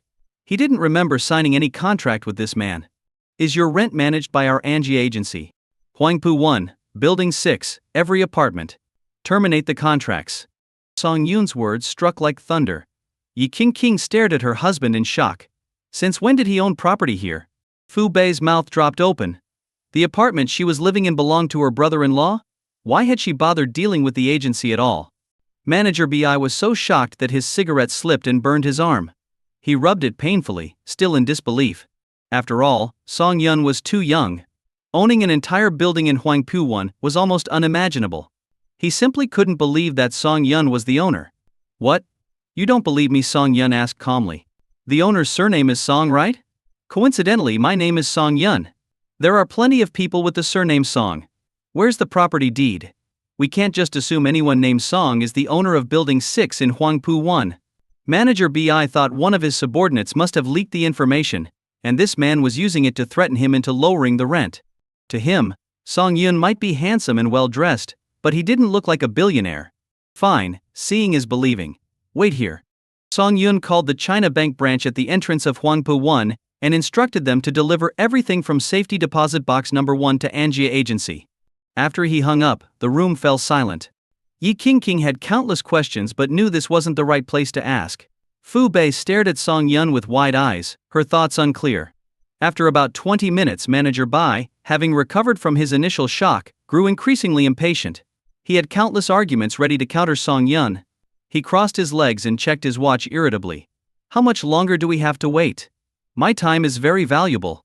If they don't deliver the property deed, do I have to keep waiting with you? Don't be so arrogant. You'll be the one crying soon enough, Song Yun said with a smile. Think about how you'll explain this to your board. Hilarious. Are you just showing off in front of these two ladies? If that's the case, I'll give you a way out.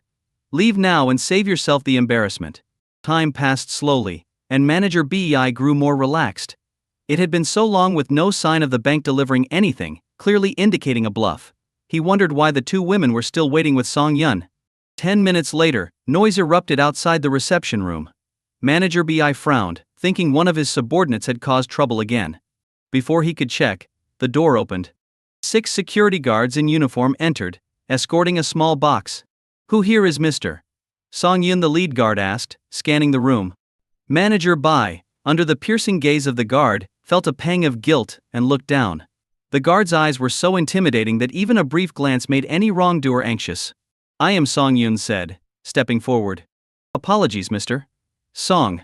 Due to the high value of the items in your safety deposit box, we used an armored vehicle for transport, which caused the delay. Please present your ID so we can verify your identity. The guard nodded at Song Yun and asked for his identification. After receiving it, he swiped Song Yun's ID through a small device. When the green light lit up, the security captain respectfully placed the small box in front of Song Yun and said, Mr. Song, this box contains the property deeds for all the rooms in Building 6 of Huangpu 1.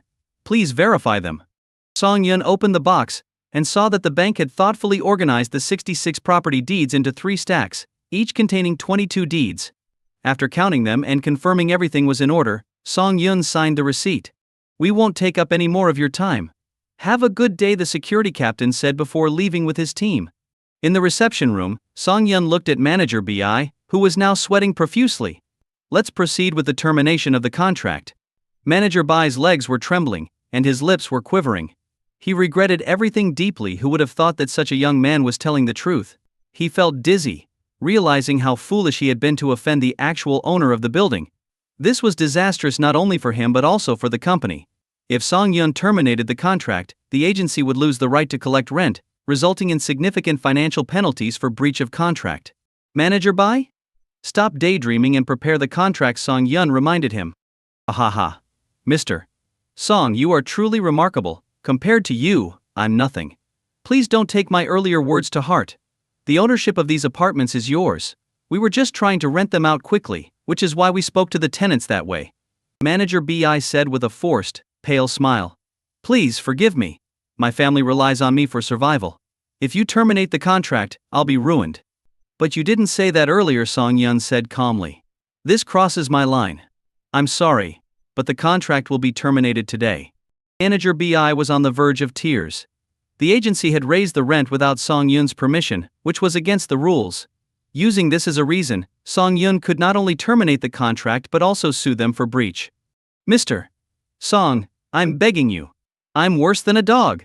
I need this job to support my family. If today I were just a regular tenant, Song Yun asked coldly, wouldn't you have had security throw me out?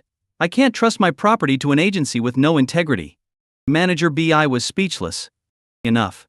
We're all adults and must take responsibility for our actions. Draft the contract.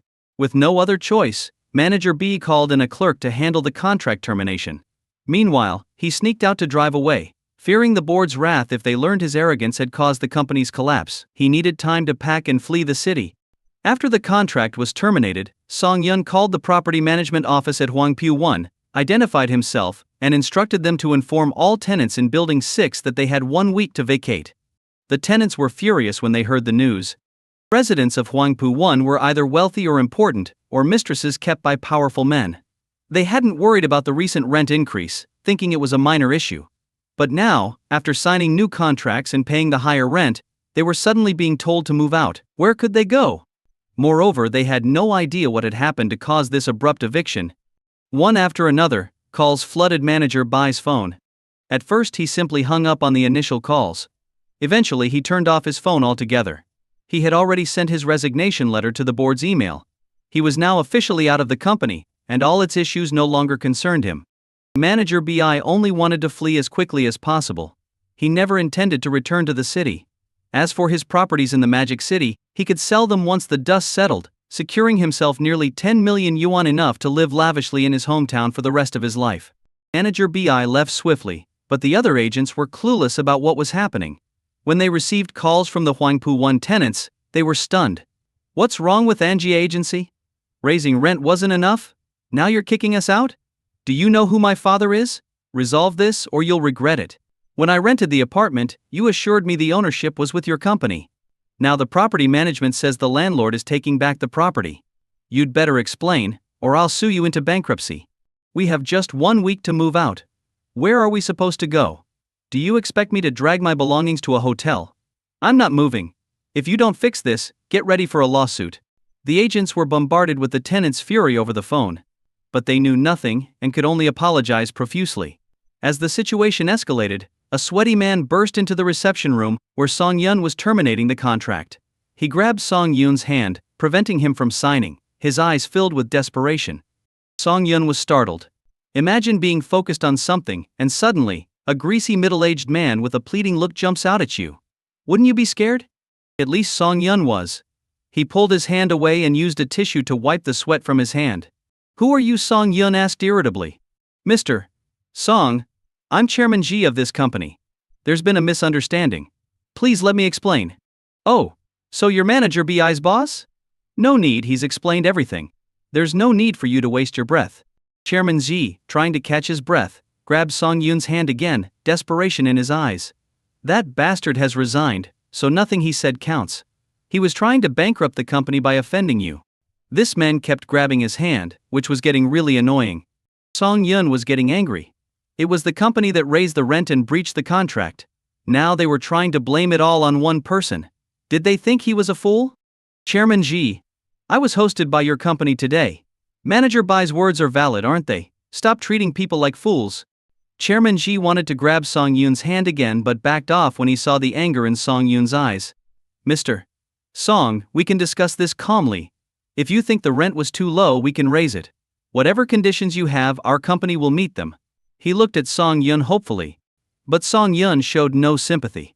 He replied coldly, raising rent without permission, falsely claiming ownership of the property. Why should I trust such a lousy agency? But. No buts. Chairman Ji, I told you not to treat me like a fool. Do you dare say you knew nothing about this? Song Yun snapped. Giving the tenants a week to move out is already generous. Whether they sue your company for compensation is not my concern. Oh, and remember to settle my money. If it's not in my account within 48 hours, I won't hesitate to make things worse. Ugh, lousy agency. Just go bankrupt already. Fu Bei made a face at Chairman Z. Do you know who my brother-in-law is? Song Yun. He's the son-in-law of the richest family in the Magic City, the Yi family. If you still want to survive in this circle, you'd better not try any tricks. Hearing this, Chairman Ji almost fainted. Bai Risheng. What kind of trouble have you gotten us into? How dare you provoke the son-in-law of the Yi family? Are you trying to get us all killed? Enough has been said. You're on your own now, Song Yun declared, carrying the box of property deeds as he left. In the car, Yi King sat in the passenger seat, smiling sweetly at Song Yun, waiting for him to explain himself. Meanwhile, Fu Bei was busy calculating Song Yun's assets in her mind. Nowadays, company owners often claim to have assets worth billions, but in reality, their cash flow is limited. Their so-called assets are mostly company stocks, properties and shops combined. However, the fact that Song Yun could directly buy an entire building in Huangpu 1 indicated an enormous capital flow. This wasn't something that even a billionaire could easily accomplish. Back at Huangpu 1, Song Yun saw a crowd gathered at the property management office. These were likely the tenants who had rented from Angie Agency. After parking the car, Song Yun led the two women into the office. Are you one of the tenants from Building 6? The property manager, seeing more people coming in, felt overwhelmed. He didn't dare to drive them away, as he couldn't gauge their backgrounds. He was just a messenger for the landlord's announcement. I'm the landlord of Building 6. You're Mr. Song. From the phone call, the property manager looked relieved, shaking Song Yun's hand vigorously. Finally, you're here. All the tenants are outside. Could you please explain the situation to them? Song Yun nodded, and asked the property manager for a meeting room. Within 10 minutes, representatives from each household in Building 6 filled the large room to capacity. "Everyone, please quiet down." Song Yun's commanding presence silenced the room. "I am the landlord of Building 6. I had entrusted my properties to Angie Agency, but they raised the rent without my permission and falsely claimed ownership. This seriously infringed on my rights, so I terminated their contract today. That's the situation. Does anyone have questions?" The crowd's expressions varied, but no one dared to challenge Song Yun. After all, they weren't fools.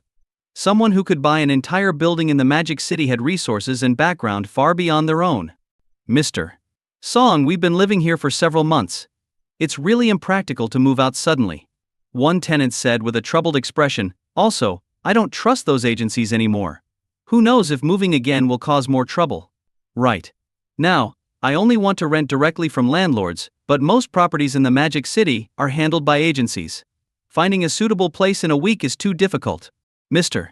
Song, since you own the building, why not rent directly to us?" This suggestion resonated with everyone. After all, there were 66 apartments in the building, and it wouldn't make sense to leave them vacant. Song Yun also considered this. It was a good idea, but collecting rent every month would be too tedious and time-consuming. "Honey, why don't you entrust the apartments to our family's company? I can have the accountants check the payments every month," Yi King suggested, noticing Song Yun's hesitation. "Great idea." Song Yun nodded and addressed everyone. "All right, we'll draft new contracts. Rent will be paid every 6 months. How does that sound?" "No problem at all. If we could have contacted you earlier, we wouldn't have been tricked by that agency. That makes me so angry. I'm definitely suing those bastards. They made all these promises when we rented, but ran away as soon as there was trouble. I've already contacted a lawyer. We can sue the agency together and demand compensation." The tenants discussed using legal means to protect their rights. Yi King called the legal department of her company and asked them to draft a rental contract and deliver it to Huangpu 1. Magic Crystal Group's efficiency was impressive. Within an hour, a specialist personally delivered the contracts to Yi King. Song Yun asked the property management to make copies of the contract and distribute them to the tenants, saying, "Please review the contracts. If there are no issues, you can sign them. We trust you." "Exactly. Someone who can buy a building in Huangpu 1 won't mess around for a few 100,000 yuan. Your reputation is worth more than that."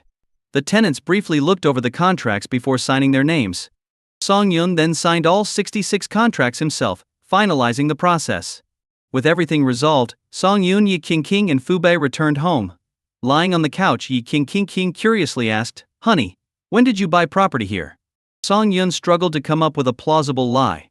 After all, buying a building required substantial cash flow, something even his father-in-law couldn't easily manage. "It's a long story. There's a lot to explain. I'll tell you everything when we have time," he said. Yi King's eyes sparkled with curiosity, but she didn't press further. "Brother-in-law, you were amazing today." King, where did you find such a great husband? Handsome, talented and rich, he's like a hero from a novel," Fu Bei said, shaking Yi King's arm playfully. Today's events had left her in awe. She had been shocked when she first heard about Yi King's marriage, and felt indignant upon hearing rumors that her husband was an outsider. But now, she realized her worries were unnecessary. "Would you believe me if I said I just wandered around the civil affairs office and found your brother-in-law there?" "Of course. Isn't that just fate?" Fu Bei, being an avid fan of manga and anime, found this idea completely believable. After all, such coincidences are common in the stories she loves. If her sister could find someone like that, maybe she could too by hanging around the same place. Seeing Fu Bei deep in thought, Yi King quickly interrupted. Who knows what ideas were swirling in her sister's head? Yi King had been well prepared, but if Fu Bei really tried to randomly marry someone, their father would be heartbroken.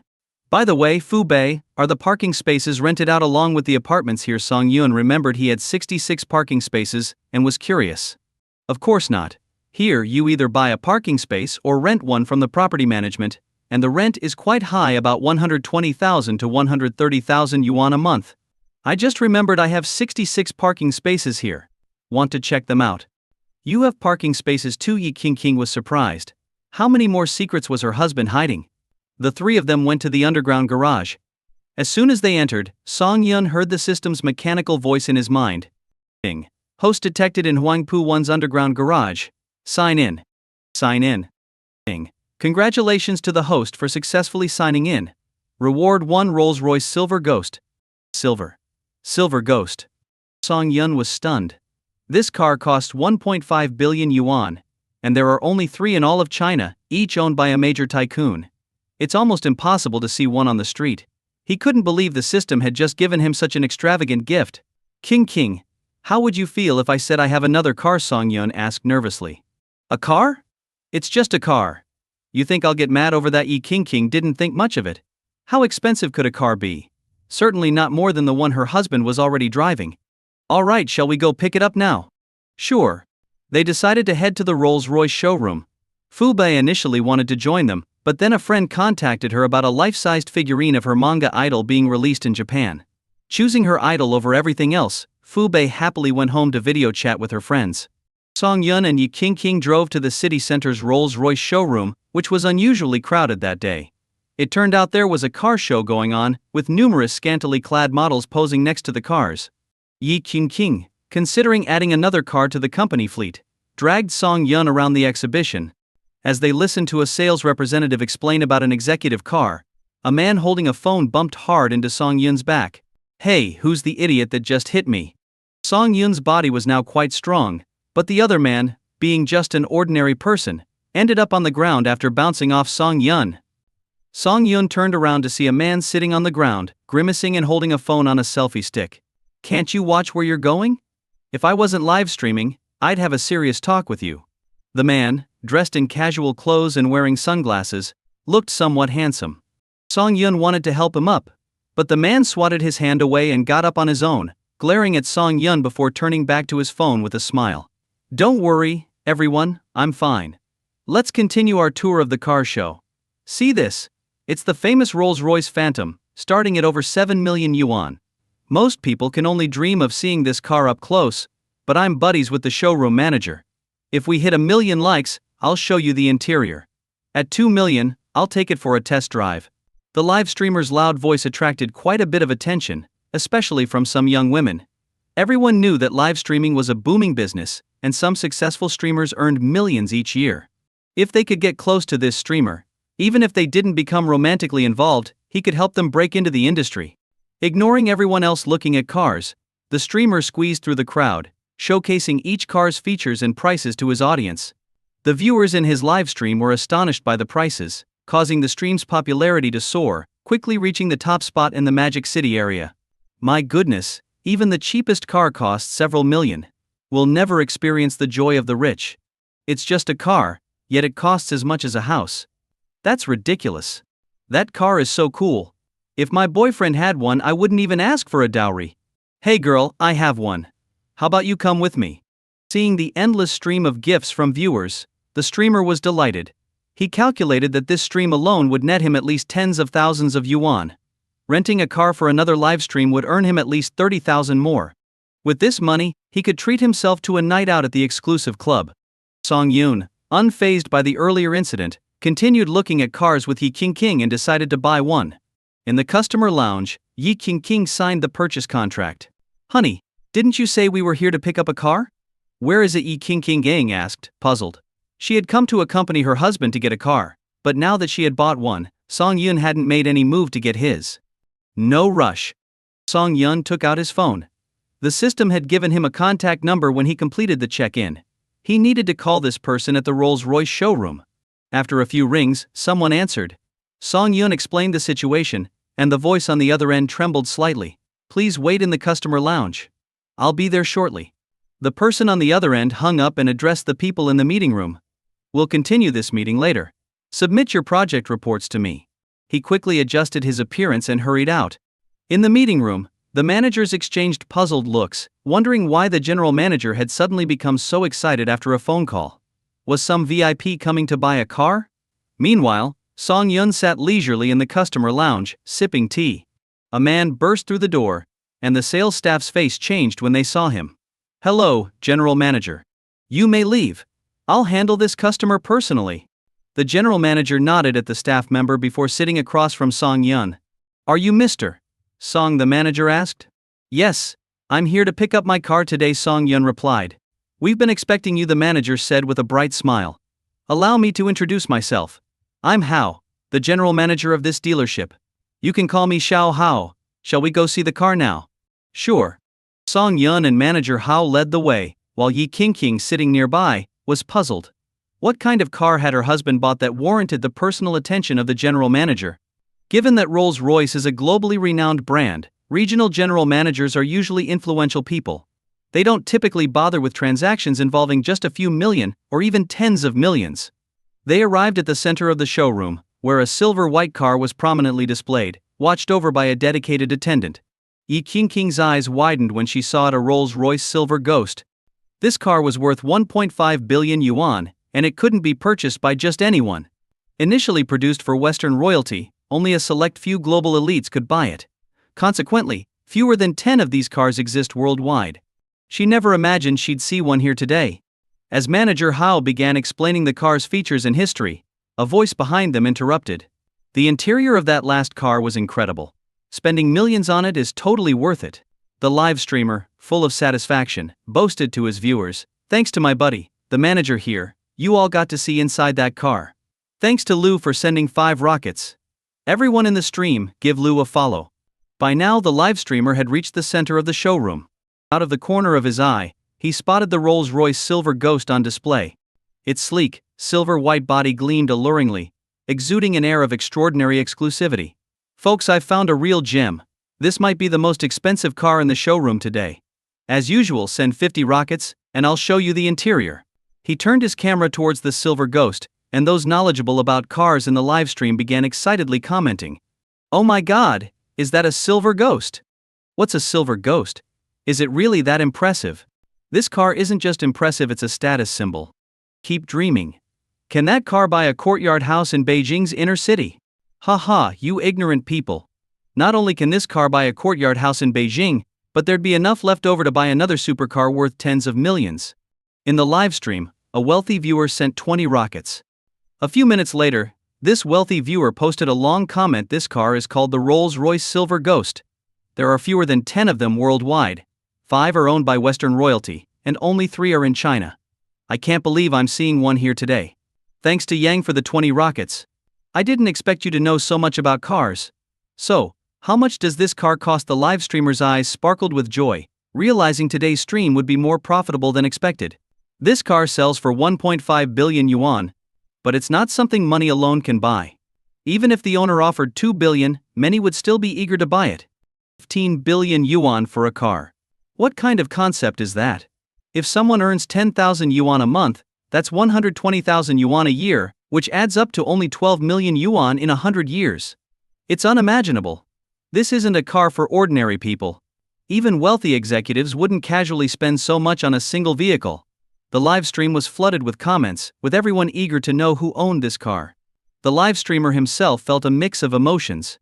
He thought earning tens of thousands from one live stream was impressive, but compared to real wealthy people, he felt like a clown. After a while, he gazed longingly at the Rolls-Royce Silver Ghost.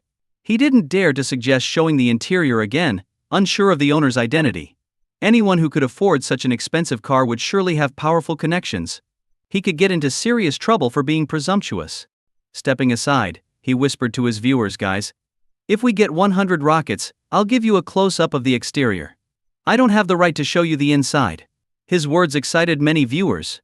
They'd never seen such a car before, and getting a good look would give them bragging rights. Rockets started flooding the livestream. Of course, those sending gifts had some money. Most ordinary viewers only sent free glow sticks, enjoying the show without spending anything. Soon, 100 rockets were sent, and more viewers from other streams joined in, boosting the live streamer's audience to over 1 million. Seeing the viewer count and gifts surge, the live streamer almost jumped for joy. This was a huge windfall. What started as a gimmick had turned into a goldmine. Emboldened, he whispered again, "If we get 1,000 rockets, I'll risk it and show you the interior." Damn it, why should others get to drive a Rolls-Royce Silver Ghost while he could only afford a fourth-hand BMW? He wanted to gain millions of followers from this stream and cash in. In half a year, he might even afford a base-model Rolls-Royce. Is the streamer serious? Only a few hundred people worldwide have seen the Silver Ghost's interior.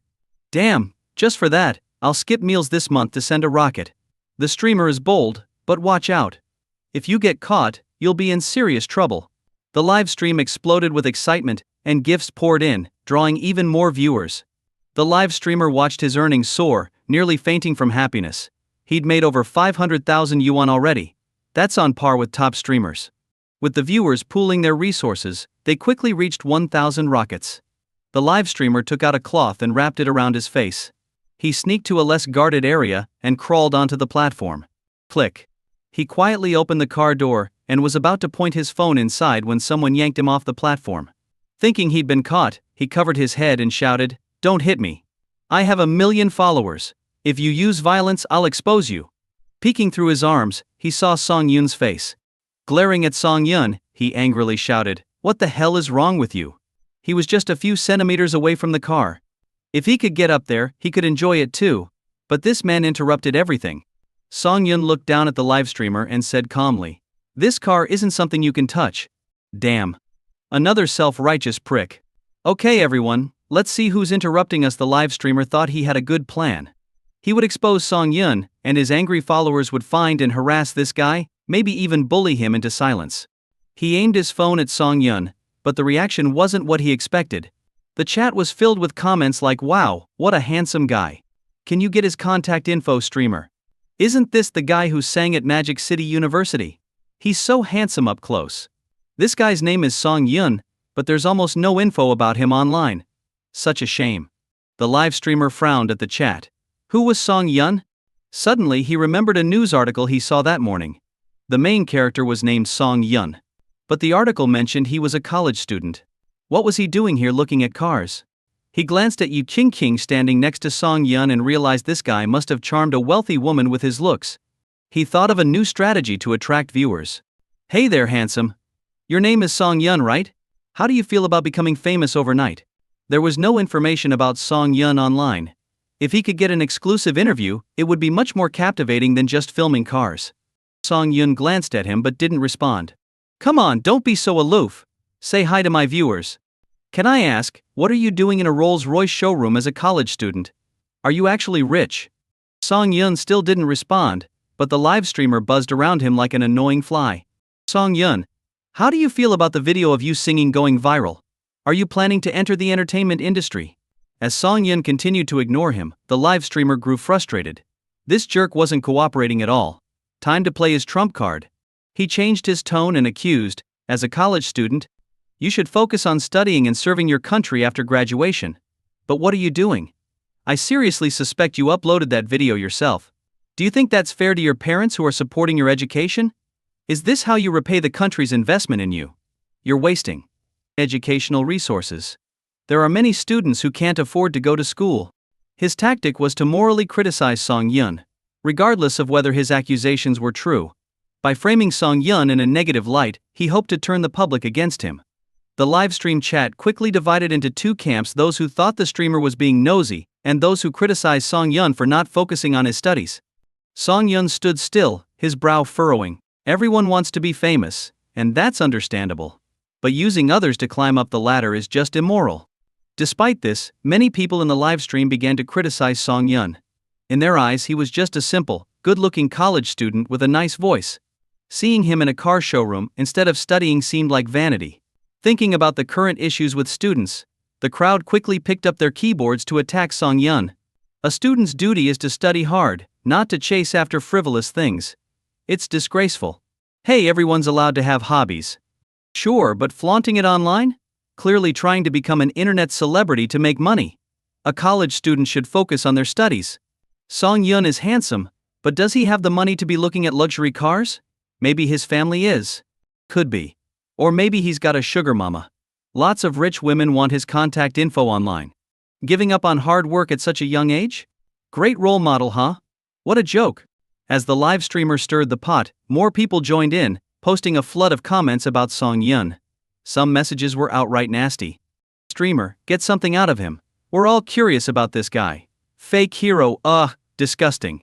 Everyone, consider this," the streamer said, seeing that the audience was reacting as he wanted. Nowadays, influencer agencies love handsome guys. Maybe Song Yun has already signed with one. Just a guess, but we'll see what kind of car he buys and guess his signing bonus. An influencer? Without us common folks, he's nothing.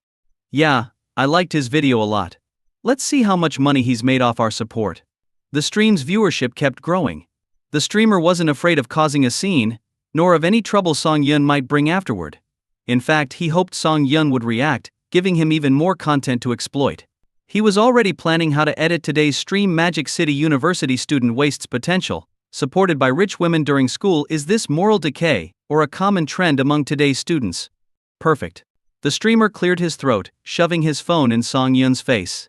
Song Yun, have you signed with an influencer agency? Can you tell us your signing bonus? Song Yun's cold stare made the streamer uneasy, but he quickly dismissed his fear. Song Yun was just a college student, nothing to be scared of. Song Yun, I'm also an influencer. I started from 0 followers and worked hard to get where I am. But you just use your looks to get a huge signing bonus. Did you know that another handsome influencer got over 50 million yuan just for signing? That's a huge blow to those of us who work hard. The streamer's manipulative comments made the viewers think Song Yun was a shallow person who relied on his looks for money. The stream's viewership skyrocketed from 3 million to over 7 million. Though the streamer appeared sorrowful, as if sincerely advising Song Yun, he was ecstatic inside. He hadn't expected such an opportunity. If he could encounter this every day, how great would that be? He was determined to follow Song Yun and livestream every encounter. Within a week, he could probably trade in his old BMW for something better. Song Yun, are you guilty? Why aren't you saying anything? Do I need to report my actions to you? Song Yun replied coldly. I warn you, don't provoke the wrong person. Stop filming me, or face the consequences. Here it is. The moment the streamer was waiting for, and it came so quickly. Song Yun, where do you get your confidence from? Are you planning to retaliate against me? Is that something a college student should be doing? The streamer had resorted to any means to get famous. He started provoking Song Yun, hoping that if Song Yun reacted violently, he could play the victim and ruin Song Yun's reputation. Retaliate against you? You're not worth it. Song Yun's eyes narrowed, and his expression became serious. With the system's enhancements, Song Yun now had an extraordinary aura. His serious demeanor created an inexplicable pressure that everyone present could feel. The streamer, bearing the brunt of it, dared not meet Song Yun's gaze. He forced himself to look up at Song Yun but quickly looked away, feeling as if he were facing someone powerful and authoritative. Mr. Song, the procedures are complete. Let's go back, said Manager Bi, who had been arranging the paperwork with headquarters. Song Yun nodded and returned to the customer lounge with Yi King. The streamer only dared point the camera at Song Yun's back once he was far away, noticing he had broken out in a cold sweat. HMP, what's he acting all high and mighty for? Just a pretty boy, the streamer muttered. As Song Yun walked away, many in the livestream chat who wanted to see more drama expressed their disappointment. However, the streamer quickly shifted the camera to 2 car models in kipao dresses standing by the silver ghost. Though it didn't attract as many viewers as his interaction with Song Yun, the tall, attractive model still drew plenty of attention. Meanwhile, Manager Bi returned with 2 engineers to conduct a final inspection of the vehicle before handing it over to Song Yun. After about 10 minutes, the engineers closed their laptops, having found no issues with the car. Manager B personally invited Song Yun back. Folks, Song Yun is coming back. Should I go and block him again? The streamer excitedly asked his viewers. Go for it. Don't back down, streamer. Get some juicy info. I'll send 10 rockets. I'll send 20.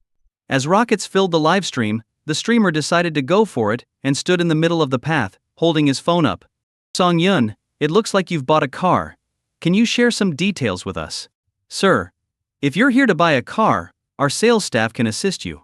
If you're here to cause trouble, don't blame me for calling security. Manager Bi stood in front of Song Yun, his tone unfriendly. At a Rolls-Royce dealership, maintaining customer privacy was crucial. If he couldn't protect it, he didn't deserve to be the manager. Who are you? Don't you know who I am?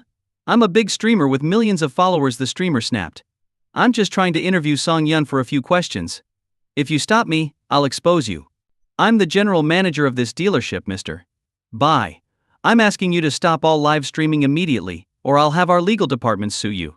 What do streamers fear the most? Not being popular. He didn't care about being sued. In fact, he thought it might boost his fame. Filming is my right, the streamer shouted defiantly. But he soon saw that Song Yun ignored him and walked straight to the Rolls-Royce Silver Ghost, inspecting it and even getting inside for a test drive. What the? Could it be that Song Yun was buying this car? No way. Not only the streamer but also his viewers were stunned into silence. As regular viewers of live streams, they knew the typical signing fees for streamers. Currently, the highest online signing fee was 130 million yuan for a top influencer, but that wouldn't even cover a fraction of the Silver Ghost's price. Wasn't Song Yun just a college student? Where did he get that kind of money? Honey, did you really buy this car? Yi King couldn't hide her shock as she touched the Silver Ghost's interior. She never imagined her husband could pull off something so extraordinary, buying a car worth 1.5 billion yuan. You know, this car is too flashy for everyday use. Let's give it to your father. Song Yun didn't have much attachment to the car. Despite its high value, to him, it was just a means of transportation. Yi King's heart melted at his words. She knew she had chosen the right person. Her husband truly loved her, or he wouldn't casually gift such a prestigious car to her family. But business was business. Giving it to her father was fine, but he had to pay for it. How about selling it to my dad for 1.8 billion yuan? Yi King joked, her eyes sparkling as if money was falling from the sky. Isn't that a bit much? He is your father. What's the problem? Even close family members should handle finances properly. 1.8 billion is a lot of money. All right, it's settled then. My dad isn't short on cash, and he'll be thrilled to see this car. Below the platform, the streamer's hand holding the selfie stick was trembling slightly. He couldn't believe Song Yun was the owner of the Silver Ghost. Reflecting on how he had shamelessly threatened Song Yun earlier, he felt a wave of fear. Meanwhile, the livestream audience was equally stunned. What's the deal with Song Yun?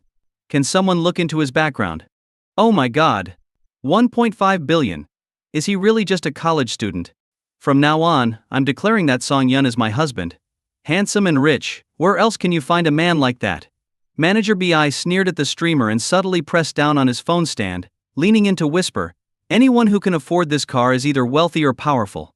Do you think you can offend someone like that? You, with your millions of followers, are nothing. If he wants to ruin you, all it takes is a word. You'd better start thinking about a new career. The streamer sat down hard, finally understanding why Song Yun had ignored him.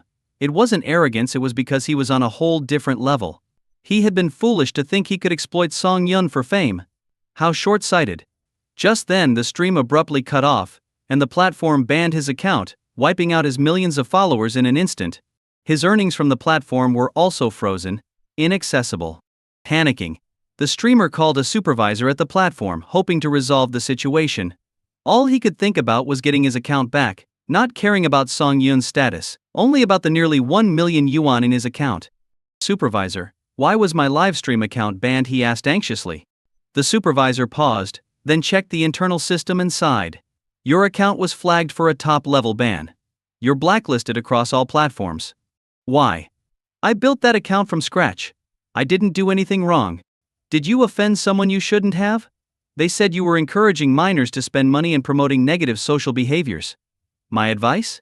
Find a new job while you're still young. The call ended abruptly. The streamer sat on the floor, tearful and devastated. How had Song Yun managed to retaliate so quickly? And from the supervisor's tone, there was no chance of a comeback. It was over. Everything was over. Meanwhile, Song Yun completed the final paperwork and drove away with Yi King. The Lamborghini Veneno would be driven back to Hua Shu Villa by a professional. Song Yun and Yi King returned to her family home. At the time, Yi's father was not at home, and her mother was out playing mahjong. After parking the car in the garage, Song Yun and Yi King rested for a bit before heading home. Elsewhere, at the Yi Group headquarters, Yi's father sat at his desk, flipping through page after page of reports, looking quite troubled. He sighed and looked at his assistant. The Nanggong family from the capital is reaching too far. Are they planning to team up with the Zhuang family from Magic City to shake things up? The Nanggong family, with a legacy of several hundred years, wielded terrifying power. Even the Deng family seemed insignificant in comparison. The Zhuang family of Magic City was equally mysterious, known for their keen investment strategies. No one knew the full extent of their assets, but giants like Jack Massachusetts and Tencent had their investments. If these two families joined forces, the Yi family, despite being the most prominent on the surface, would undoubtedly be affected. The proverb "the bird that sticks out gets shot" fit perfectly here. Yi's father's assistant, Fan Yiru, had been with him since the early days of his career and was his right-hand man. Fan pondered for a moment and then asked, "We shouldn't intervene hastily. Why don't we have your son-in-law reach out to the bigwigs in the capital? Given his unusual background, he might have some influence." My son-in-law is great in every way, except he's too mysterious. I don't even know which powerful family he belongs to. Never mind, we'll take it one step at a time. After Yi's father finished his work, he and his assistant returned home. As soon as they arrived, the butler informed him that his son-in-law and eldest daughter had visited in the afternoon and left a car in the garage as a gift. Yi's father was immediately intrigued. For his daughter to make a special trip, the gift must be extraordinary. When the garage door opened, a brand new Rolls-Royce Silver Ghost came into view. Yi's father was astonished. He had previously contacted Rolls-Royce's headquarters to get a custom car made, but the CEO had refused, saying he wasn't qualified. He had been upset about that for a long time. But today, seeing this car in his own garage, how could he not be excited? Money was just a string of zeros in a bank account to Yi's father, but a boost in status was what he truly desired. Sir, this car was a gift from your son-in-law and eldest daughter. Your daughter doesn't have the means, so that means. Fan Yiru's words made Yi's father realize the truth. He walked up to the car, gently touching its body, and calmly said, "Transfer 2 billion yuan to my son-in-law's account. Tell him this car is now considered bought by me. As for that matter, I'll think about it." Meanwhile, Song Yun and Yi Qingqing returned home, and he personally cooked a lavish dinner. After dinner, Yi Qingqing lay on the living room sofa, not wanting to move. Song Yun accompanied his wife, watching a romantic movie. As the mood set in, Yi Qingqing lazily extended her hand, asking Song Yun to carry her to bed. The night passed quietly, and the next morning Song Yun woke up feeling refreshed. Seeing his wife still asleep, he kissed her forehead and started making breakfast. As soon as he left the bed, Yi Qingqing slowly opened her eyes, feeling exhausted. That darn Song Yun, like a wild bull. She sat up, her face glowing. Compared to a month ago, her skin had improved remarkably. Yi Qingqing put on one of Song Yun's large white shirts and, with bare legs, leaned against the kitchen doorframe, watching her beloved man. Song Yun finished cooking, and just as he picked up a plate, he felt someone hugging his waist. He smiled and said, "Not sleeping a bit more?" "No, how about going shopping with me later?" Yi Qingqing buried her head in Song Yun's back, inhaling his scent. "Of course, no problem. Go freshen up, breakfast is ready." After eating, they put on the simplest clothes, skipped the car, and took a taxi to the busiest shopping street in the city. To outsiders, Song Yun and Yi Qingqing looked like an ordinary young couple, their only distinguishing feature being their stunning looks, making them a perfect pair. Meanwhile, in a home far away in the capital city, a girl who resembled Song Yun returned home. Seeing her daughter come back, the woman tidying up the house asked in surprise, "Wan, why aren't you at the film set today?" The girl called Wan was Song Yun's cousin, and the woman doing the housework was Song Yun's aunt, Song Hwan. Years ago, Song Hwan married into a well-known family in the capital known for their performance art. Her husband was a comedian. Although their life wasn't extremely wealthy, she was quite satisfied. Xiao Wan smiled faintly at her mother and said, "I didn't feel well today, so I took a day off." "If you're not feeling well, you should go to the hospital," Song Hwan said with concern. "You know, your aunt was diagnosed with cancer not long ago." Before she could finish, Xiao Wan interrupted, "How is aunt now? Is she in the hospital?" Xiao Wan grew up at her maternal grandfather's house, and had a good relationship with Uncle Song's family. Although she returned to the capital for high school, she was still very worried upon hearing about her aunt's illness. "Your uncle was almost driven mad by this. But who would have thought your cousin Song Yun is doing so well now? He arranged for your aunt to be treated at Hua Chuang Private Hospital without paying a cent." The Song family, after being quiet for so many generations, finally has a prominent figure. Sooner or later, the Song family will shine under Song Yun's name. "That's good to hear." Xiao Wan sighed in relief. "Didn't you understand what I meant?" Song Hwan glared at her daughter. "If you're not feeling well, get checked early. If you're sick, get treated before it becomes serious." "Oh, I'm just in a bad mood. I'll go to my room now." Xiao Wan brushed off her mother's concern and closed her room door. Lying on her bed, Xiao Wan buried her face in the pillow, soon soaking it with tears. She recalled how, this morning, she had been told by the crew that the director wanted to see her in his hotel room. Curious, she knocked on the director's door, only to find him wearing just a towel. He bluntly hinted that, as a newcomer without connections, she had little chance of success unless she became his lover, promising her a prominent role in the drama. Hearing this, Xiao Wan finally understood why her seniors warned her that the entertainment industry was a deep, dangerous pool. Those without backgrounds would be devoured. As the director approached her, Xiao Wan fought back her fear and fled. Is it really impossible to succeed on my own talent, she sobbed. She didn't want to become tainted, she just loved acting. If she had to flatter those big directors, she'd rather find another job. Her phone buzzed with a message from the director. Wan, maybe what I said this morning was too harsh, but I have to tell you, this industry is not as simple as you think. Without money or connections, you can't succeed. Think about it carefully. You're always welcome here. Xiao Wan turned off her phone without a word. She would never sell her soul for fame. On the other end, the director, not receiving a reply, wasn't bothered. He lit a cigar and listened to the crew's reports. After a while, the crew member smiled obsequiously at the director. Director Ma, did Xiao Wan agree to your request? Director Ma, a relatively famous second-tier director known for making numerous low-quality films, shook his head dismissively. No, she didn't agree. I've seen girls like her before, thinking they can defy the world's rules with their passion. But in the end, they realize that only by yielding to me can they get a chance at fame. You have to be patient to reel in a big fish. Song Yun, do you think this dress looks good? Yi King held up a light blue long dress, smiling as she compared it against herself. Song Yun's eyes lit up. She looked stunning in anything she wore, and this dress made her look youthful and vibrant, like a college student. But this dress also looks nice. Yi King picked up a white dress. The men accompanying their girlfriends shopping nearby were mesmerized. The white dress seemed to awaken their deepest memories of first love, a time when the sky was blue, the burdens were light, and a boy and a girl could spend a whole day hand in hand in the park. What a beautiful era that was. You look great in everything. Let's buy them both. Song Yun smiled as he handed a black card to the salesperson. The salesperson's eyes sparkled. Although this store wasn't a top luxury brand, each dress cost at least 7,000 to 8,000 yuan. This handsome young man was indeed a rich catch. After paying and packing the clothes, the salesperson handed Yi King a VIP card with a smile. Miss, your boyfriend is very good to you. This card gives you a 20% discount nationwide. We look forward to your next visit. Yi King, feeling happy, held Song Yun's arm. They didn't lack money. The clothes in Yi King's wardrobe were much more expensive than these two dresses. But it was the fact that Song Yun bought them that made it meaningful. Like an ordinary couple, they walked hand in hand through the mall. When Yi King saw something she liked, she would haggle a bit, even if it only saved a few yuan. For this innocent girl, it was a novel experience. When they got tired, Song Yun and Yi King went to a bubble tea shop and ordered 2 drinks to rest. At that moment, a piece of entertainment news was playing on the shop's TV. It was about a director named Ma, who had recently started filming a new movie, adapted from a popular online novel titled Sign In at the Civil Affairs Bureau, rewarded with a beautiful wife. Seeing this, Yi King took a sip of her drink and said unhappily, that novel was pretty good. How could it end up in the hands of this director? Oh, you've read it! Yi King nodded proudly, of course.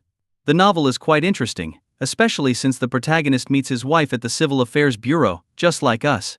But I'm disappointed that the movie adaptation will cut out so much.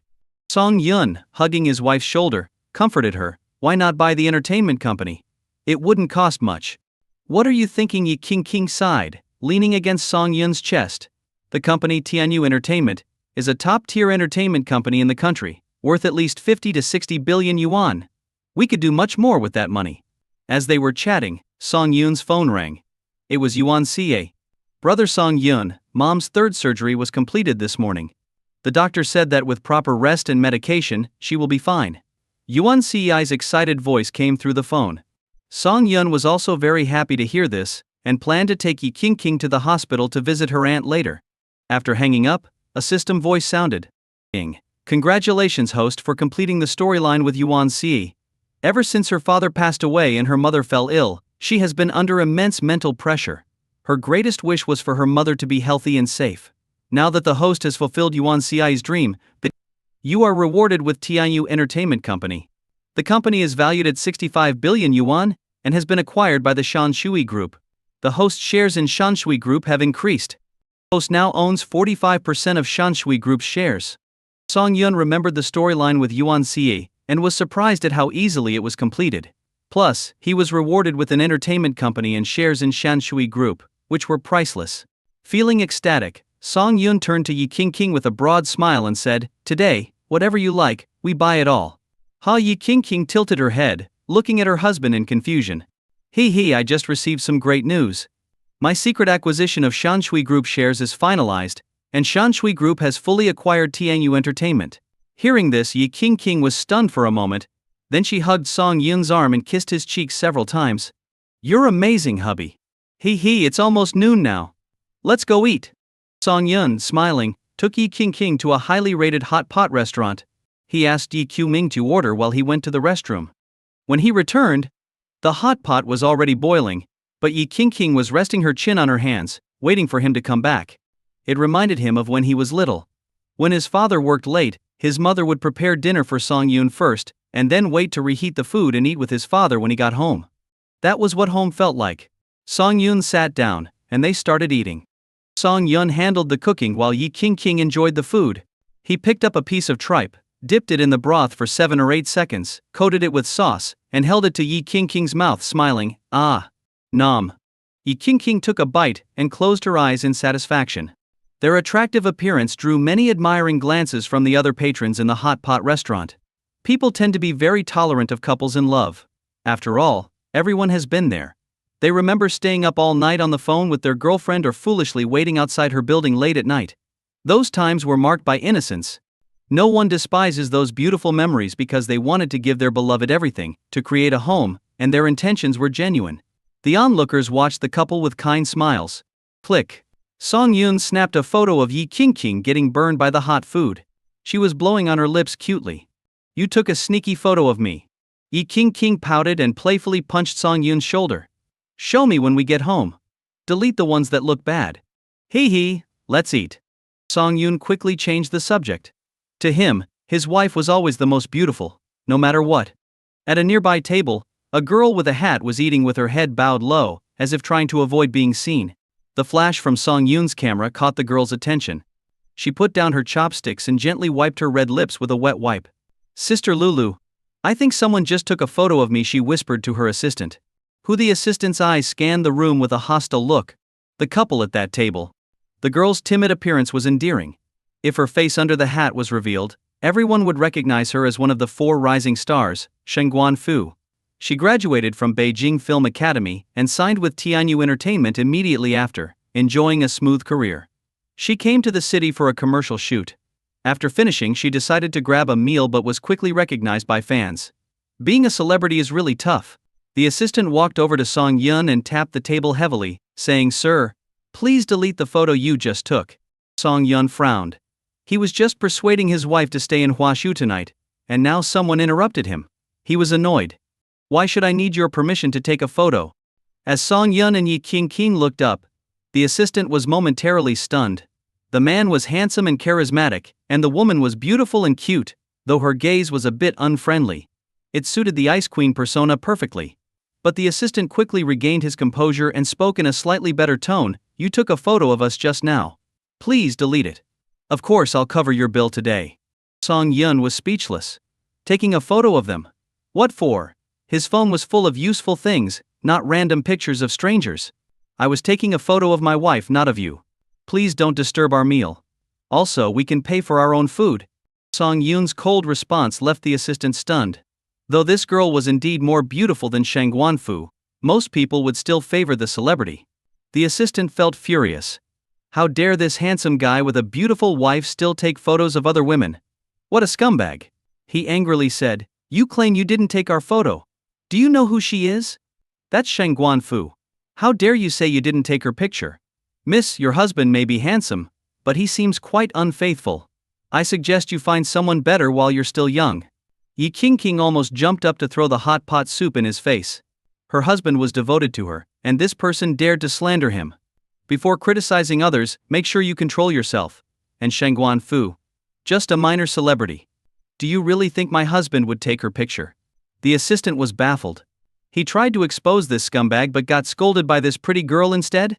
He couldn't understand what young women were thinking these days. However, he had a job to do and didn't want to argue further with Yi Qingqing. He reached out to Song Yun and said, "If you didn't take our photo, let me check your phone. If not, I'll apologize. If you did, I'll have our legal team sue you for violating Miss Shengguan's image rights." Song Yun's eyebrows tightened. He coldly looked at the assistant and said, "Who do you think you are to check my phone?" This guy was clearly out of his mind. First, he demanded the photo be deleted, then called him a scumbag, and now wanted to check his phone. Who did he think he was? The supreme judge of the universe? Song Yun never tolerated such people. Soon, the commotion at their table attracted the attention of other diners. They called over a waiter to check on the situation. "Excuse me, everyone is trying to eat. Could you please lower your voice?" The assistant, struggling to contain his anger, waved the waiter away. "Brother Feng, haven't you resolved this yet?" Shangguan Fu, pressing down her hat brim, asked softly as she approached. Almost the assistant gritted his teeth, but he had no real solution. This was a lawful society, he couldn't just forcibly take someone's phone. "Sir, please could you delete the photo you took of me? In return, I'd be happy to take a photo with you." Shangguan Fu half squatted to look Song Yun in the eyes, her gaze full of plea. This trick always worked for her. Men usually couldn't resist helping a pretty and cute woman in distress. Song Yun hadn't responded yet when Yi Qingqing spoke up, displeased. "My husband didn't take your photo, and I'm much prettier than you. Don't be so full of yourself." Yi Qingqing clung to Song Yun, like a child protecting her favorite toy. "Ah, brother, your wife is so scary. I didn't say anything bad. As a public figure, I need to maintain my image. If the photo isn't good, it could affect my career. If you really like me, please delete it. Can you speak normally?" Song Yun had no sympathy for her, and definitely wasn't going to hand over his phone. "Brother." Net. Before Shangguan Fu could finish, Yi Qingqing gestured for her to stop. "I'll say this one last time, just because you're famous doesn't mean everyone knows or likes you. My husband and I don't follow celebrities, so who you are doesn't matter to us. Please leave us alone, we want to enjoy our meal." Shangguan Fu stood there, pouting, her eyes teary as she looked at Song Yun. The assistant was now beyond furious. These attractive people didn't understand reason. He signaled to a few people at another table. They were bodyguards assigned by the company to protect Shangguan Fu. He hadn't called them earlier to avoid making a scene, but now he felt he had no choice. This man took unauthorized photos of Miss Shangguan. "Take his phone," the assistant ordered angrily. Shangguan Fu sighed, speaking gently. "Brother, if you hand over the phone now, it will be okay. You're so handsome, I don't want them to hurt you." But Song Yun wasn't intimidated.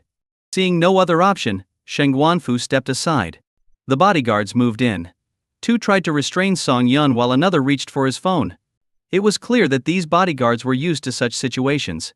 They were supposed to be Shangguan Fu's security, but in reality, they were just Tianyu Entertainment's thugs, handling issues with brute force. Song Yun remained calm. When one of the bodyguards reached for his phone, Song Yun made a defensive move. The bodyguard sneered. He already disliked this handsome man. He aimed to incapacitate Song Yun, his hand moving to grab and twist Song Yun's arm. But as soon as their hands touched, Song Yun's movements became a blur, and he locked the bodyguard's wrist. Crack! A crisp sound echoed, and the bodyguard fell to the ground, writhing in pain. No one expected Song Yun to be so formidable. The two men behind him quickly recovered from their shock and swung their fists at Song Yun's temple. However, they soon felt a sharp pain in their abdomens. Looking down, they saw Song Yun's elbow buried in their stomachs, the force radiating through their bodies with a pain comparable to childbirth. The situation had turned, and Shangguan Fu's assistant stood dumbfounded. He silently thanked his luck for not trying to confront this madman earlier. "Looks like the quality of entertainers varies greatly these days, with all sorts of people," Yi Qingqing said, standing up and looking down at Shangguan Fu. This woman, even with makeup, might score an 80, but her manipulative tactics were designed to evoke a man's protective instincts. But Shangguan Fu didn't realize that the woman before her, in terms of looks, figure, and background, was far superior. And the man was not some young guy who'd fall for any pretty face. "Which entertainment company are you from?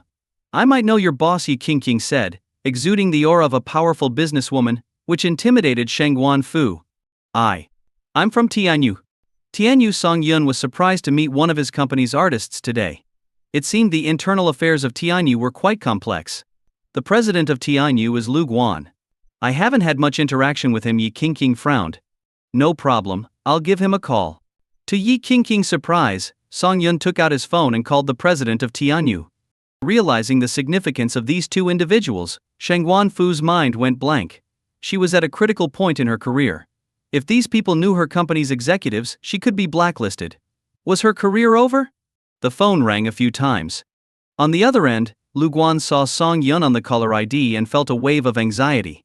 Song Yun was the largest shareholder of Shanshui Group, which had forcefully acquired Tianyu. Lu Guan admired the young man's achievements, whether due to skill or background. Song Yun was not someone to cross. Calming himself, Lu Guan answered the call, trying to keep his voice steady. Mr. Song, what can I do for you? Is Shengguan Fu an artist with our company? Shengguan Fu. Lu Guan racked his brain for a moment before recalling this minor celebrity. He asked in confusion, yes, she's with our company. Are you interested in her? Don't ask unnecessary questions. Send me her information. With that, Song Yun hung up. Lu Guan frowned deeply. Song Yun was a big shot in an international conglomerate, holding vast resources. If he wanted a woman, even Hollywood actresses would line up. So why was he interested in this minor figure? Despite his confusion, Lu Guan pulled up all of Shengguan Fu's information from the company database and sent it to Song Yun's email. Back at the hot pot restaurant, the 3 injured bodyguards had been helped outside by the assistant, who was waiting for the ambulance and considering escape. He realized that the couple wasn't ordinary and provoking them might bring severe consequences. Only Shengguan Fu remained at the scene, standing with her head down, eyes filled with fear. She was worried that the man really knew her company's top executives, and that she might get fired. Thinking about it, Shengguan Fu regretted provoking them. Though she was just a third-tier artist, the company's promotion had elevated her to one of the 4 rising stars. In time she could become a top-tier celebrity. But now, she might have ruined that future herself. Song Yun's phone dinged with an email notification. He opened it and saw that this woman had a pretty high annual salary of 30 million yuan, not including TV shows, ads and other activities. Roughly estimating, Shengguan Fu earned at least 60 million yuan a year. Shaking his head, Song Yun called Lu Guan again. I see Shengguan Fu has a 7-year contract with Tianyu. Let her rest for those 7 years. Lu Guan finally understood. Song Yun's rest meant blacklisting her. Shengguan Fu had clearly offended him. At that moment, Director Massachusetts entered the office. Seeing Lu Guan on the phone, he placed the latest film's casting list on the desk without interrupting. Lu Guan casually flipped through it, and noticed Shengguan Fu was cast as the second female lead. Mr. Song, Shengguan Fu is the second female lead in our latest film. Should we let her finish this project before? Song Yun chuckled coldly at this suggestion. Lu Guan waited for Song Yun's response, but received only silence. He got the message Song Yun wasn't asking for his opinion, he was giving orders. Lu Guan quickly said, I'll do as you say, Mr. Song. I'll immediately stop all of Shengguan Fu's commercial activities. Remember, there are many CEOs in this world. If Tianyu loses you, it can still operate. Song Yun's calm words made Lu Guan break into a cold sweat. Yes, he was just an employee. Why go against a powerful figure? He realized his foolishness. He quickly reassured Song Yun, fearing to offend this major shareholder he had never met. After hanging up the phone, Lu Guan poured himself several cups of cold water to calm his agitation. Just speaking with President Song made him feel immense pressure. This young man certainly has a cunning mind that doesn't match his age. Seeing Director Massachusetts still sitting on the sofa, Lu Guan wiped his face with a wet towel and tiredly asked, Is the crew's work all prepared? Yes, Director Massachusetts's expression was a bit strange. He was Lu Guan's college classmate, and naturally knew Lu Guan's capabilities after years of studying together. Back then, Lu Guan fought his way to become the president of Tianyu Entertainment. How could someone like him lose his composure over a phone call? President Lu, what happened? Lu Guan rubbed his temples with a headache and sighed. You know our company was acquired by the Shanshui Group, right? Of course. Shanshui Group is a large multinational company. Its shareholders are influential figures worldwide. Was the call from one of the shareholders? Director Massachusetts was curious. Sigh, more than that. The call was from Mr. Song Yun, the biggest shareholder of Shanshui Group. That woman Shengguan Fu has really messed up by offending President Song. Now, no one can save her. Shengguan Fu. Director Massachusetts' eyes widened. This woman was cast as the second female lead, but the truth was they had been secretly seeing each other, and had just returned from a week-long trip to Sanya together. He had lost weight from that trip. Please work hard and reselect the actress for the second female lead. After being questioned by Song Yun, Lu Guan felt visibly exhausted. He cursed Shengguan Fu inwardly, thinking about how he almost jeopardized his future because of her. Growing angrier, he called the company's chief manager and started cursing. The manager, puzzled at first, was shocked upon learning it was because of Shengguan Fu. The manager knew very well how troublesome Shengguan Fu could be. Her manipulative behavior had really offended someone this time.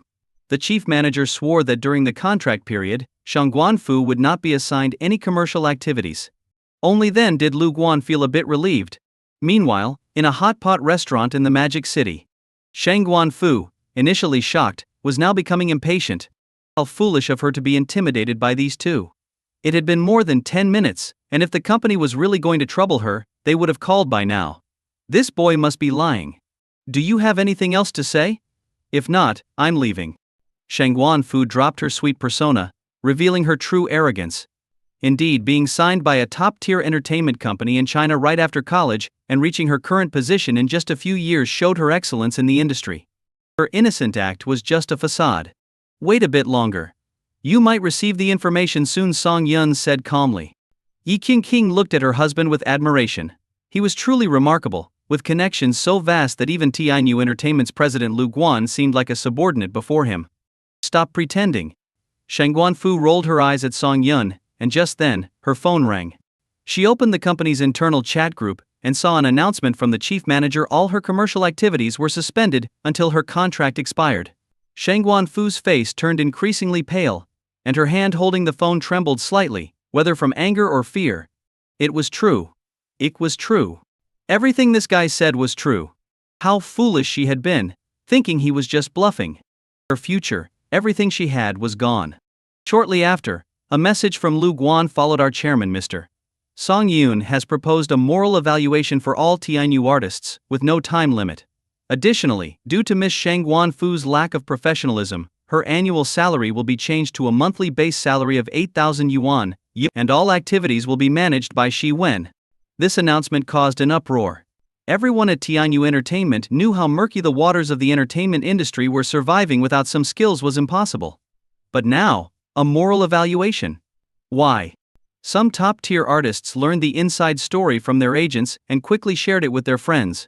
Soon, everyone at TINU Entertainment knew that Shang Guanfu had offended Chairman Song Yun, prompting him to decide to clean up the company's internal environment. Shang Guanfu, you brought this on yourself, dragging us down too. Now what, 8,000 yuan a month? In the expensive city of Beijing, that's not even enough to cover the property fees. Serves you right. Shang Guanfu felt a chill all over. She could already foresee the ridicule she would face upon returning to Beijing. As a minor celebrity, she had not only ruined herself but also implicated others. It's no wonder the big shots in the entertainment circle would hate her. And the handsome man in front of her was the company's chairman. No wonder he could order the president around so easily. How stupid she had been, pretending to be innocent for so long that it had affected her brain. The chairman, let alone filming her. If he had given her a room key, she would have gratefully accepted it in advance. What should she do now? She was only in her 20s, but by the time her contract expired, she would be 30. It would be impossible to restart her career. Was there any way to save herself now? Right, Director Mai. She suddenly remembered that Director Massachusetts was Lu Guan's college classmate and held a high position in the company. Maybe through him, she could connect with Lu Guan and plead for mercy. She stumbled out of the hot pot restaurant and called Director Ma. But no one answered. She tried again, but his phone was turned off. Her last straw was gone. Clearly, Director Massachusetts didn't want to ruin his impression with the new chairman for a woman. No one could save Shang Guanfu now. She had no choice but to accept the cold reality. After all, she had brought this upon herself. She dejectedly booked a second-class train ticket back to Beijing. The company wouldn't cover any travel expenses for her anymore. As someone who used to travel in business class, this was a huge slap in the face. Director Massachusetts returned to his office, rubbing his temples in frustration. Casting required the crew to spend a lot of time and effort to finally select the right person. But now, with filming about to start, that foolish woman Shang Guanfu had ruined everything for herself, leaving him with a mess to clean up. Seeing Director Massachusetts' gloomy face, his assistant approached and suggested, "Director Ma, don't we have a backup candidate? Are you referring to Xiao Wan?" Xiao Wan. Director Massachusetts suddenly remembered the overlooked candidate. He had deliberately excluded Xiao Wan before. After all, a film crew wasn't just about the director. There were also production staff, lighting technicians, writers and producers. If any of them favored Xiao Wan, he wouldn't get his turn. Okay, let's go with Xiao Wan for now. Contact her. After thinking for a moment, he realized that other actresses had either been in the industry for years or weren't suitable for the role. He decided to discuss the script with Xiao Wan later and make the most of this opportunity. Meanwhile, Song Yun took Yi Qingqing to Huachuang Private Hospital. After visiting Yuan's mother, they went to his aunt's ward. Now, with his aunt comfortably settled in the hospital, his uncle and cousin Song Jisheng took turns keeping her company. It wasn't that the nursing care at Huakuang Private Hospital was inadequate, but his aunt needed a family member to chat with her. Entering the ward, Song Yun's aunt brightened upon seeing Yi King. This girl was beautiful and had an exceptional demeanor, reminding the aunt of a well-bred young lady from a scholarly family she had met long ago. That woman's gentle elegance had left a lasting impression on her. Yi King's presence gave Song Yun's aunt an even deeper sense of warmth and grace. Lying in bed, Song Yun's aunt held Yi King's hand and chatted about family matters. Meanwhile, Song Yun, his uncle, and cousin were in the smoking room outside the ward. "Brother, are you off today?" Song Yun asked curiously. Song Jisheng gave a bitter smile and said, "I got laid off. The company felt that with someone in my family hospitalized, I wouldn't be able to work properly, so they let me go. That might be for the best. Now you can spend time with your mother. You don't know how she wished for you to come home every day, while you were working there," uncle said, taking a drag from his cigarette to hide the deep bitterness in his eyes. He knew his son had worked at that company for over 5 years, and had developed strong feelings for it. But the company's ruthless decision to terminate his contract despite paying compensation had cut deep. "Brother, why don't you come work for me?" Song Yun suggested after a moment of thought. He knew how capable his cousin was, dedicated and quick to learn. Having a family member in his group would give him peace of mind. "No, I don't want people to gossip about you placing family members in the company." Song Jisheng was well aware of how nasty office politics could get. He wouldn't go to his cousin's company if it would harm Song Yun's reputation. "Don't worry. I'm the largest shareholder in the company. Placing you in the group, or even replacing the president, is a small matter," Song Yun said with a smile. "But I can only give you an entry-level job in Shanshui Group. Whether you climb up is up to you." Shanshui Group. Song Jisheng gasped. The thought of working there was tempting. Everyone knew the name of Shanshui Group. It wasn't about the salary, it was about the connections. The person you might collaborate with on a project could be an international financial tycoon. The knowledge and experience gained there were far more valuable than the money earned. "All right. When do I start?" Seeing the determined look on Song Jisheng's face, Song Yun smiled and said, "Anytime. Just go to the reception at the Madu branch and tell them I sent you." Song Jisheng nodded emphatically. Uncle Song watched the two young men with satisfaction. Blood is thicker than water, and if his son could truly succeed, he could also support his cousin. After finishing their conversation and cigarettes, the three of them returned to the ward. It was evident that Auntie was very pleased with Yi King, holding her hand and recounting embarrassing stories from Song Yun's childhood. Yi King covered her mouth, smiling at her beloved man. After a while, the two returned to Huashu Villa. In Beijing, Xiao Wan was sitting on the sofa at home, eating fruit that her mother had washed. She had already offended Director Ma, so there was no hope of making it in the entertainment industry. She had sent out many resumes and was planning to find a regular job. At that moment, Director Massachusetts' assistant called. "Xiao Wan, do you have time now?" "Sorry, I don't think I'm suitable for this job, so please stop bothering me." Hearing Xiao Wan's words, the assistant was taken aback. No, I'm here with sincerity to talk to you." Sensing Xiao Wan's cold tone, the assistant quickly added, "Director Massachusetts has temporarily chosen you as the second female lead for the new film." Xiao Wan didn't know what kind of trick they were playing, but she wasn't easily fooled. "Assistant Yang, you should know what Director Massachusetts did to me, right? Do you think I can trust you?" This assistant Yang felt embarrassed. He had seen many actresses in the company willingly approach directors for a role, but today he encountered a strong-willed one. "Rest assured, I swear, we're only here to discuss work," Assistant Yang said. "How about we meet at a place of your choosing tomorrow? Director Massachusetts and I will be there on time. What do you think?" Hearing this, Xiao Wan hesitated. She was truly passionate about acting, and what if Director Massachusetts had changed? So, she decided on a public place. She didn't believe Director Massachusetts could misbehave in public. Early the next morning, after freshening up, Xiao Wan arrived at the agreed-upon coffee shop with her bag. As soon as she pushed the door open, she saw Director Massachusetts and Assistant Yang already there. Assistant Yang waved at her, and Xiao Wan sat opposite them, still a bit wary. "Xiao Wan, I believe we had some misunderstandings before, and I'd like to explain." Director Massachusetts was immediately interrupted by Xiao Wan's icy words. "Director Ma, please get to the point." Director Massachusetts wasn't offended and asked Assistant Yang to take out a script, starting to explain it in detail to Xiao Wan.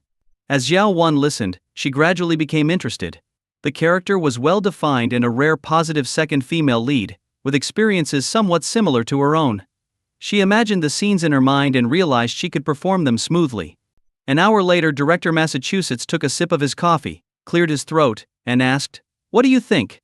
"The script is fantastic." Xiao Wan looked excited. She smiled and said, "I thought the original novel was already great, but the adaptation is even more impressive."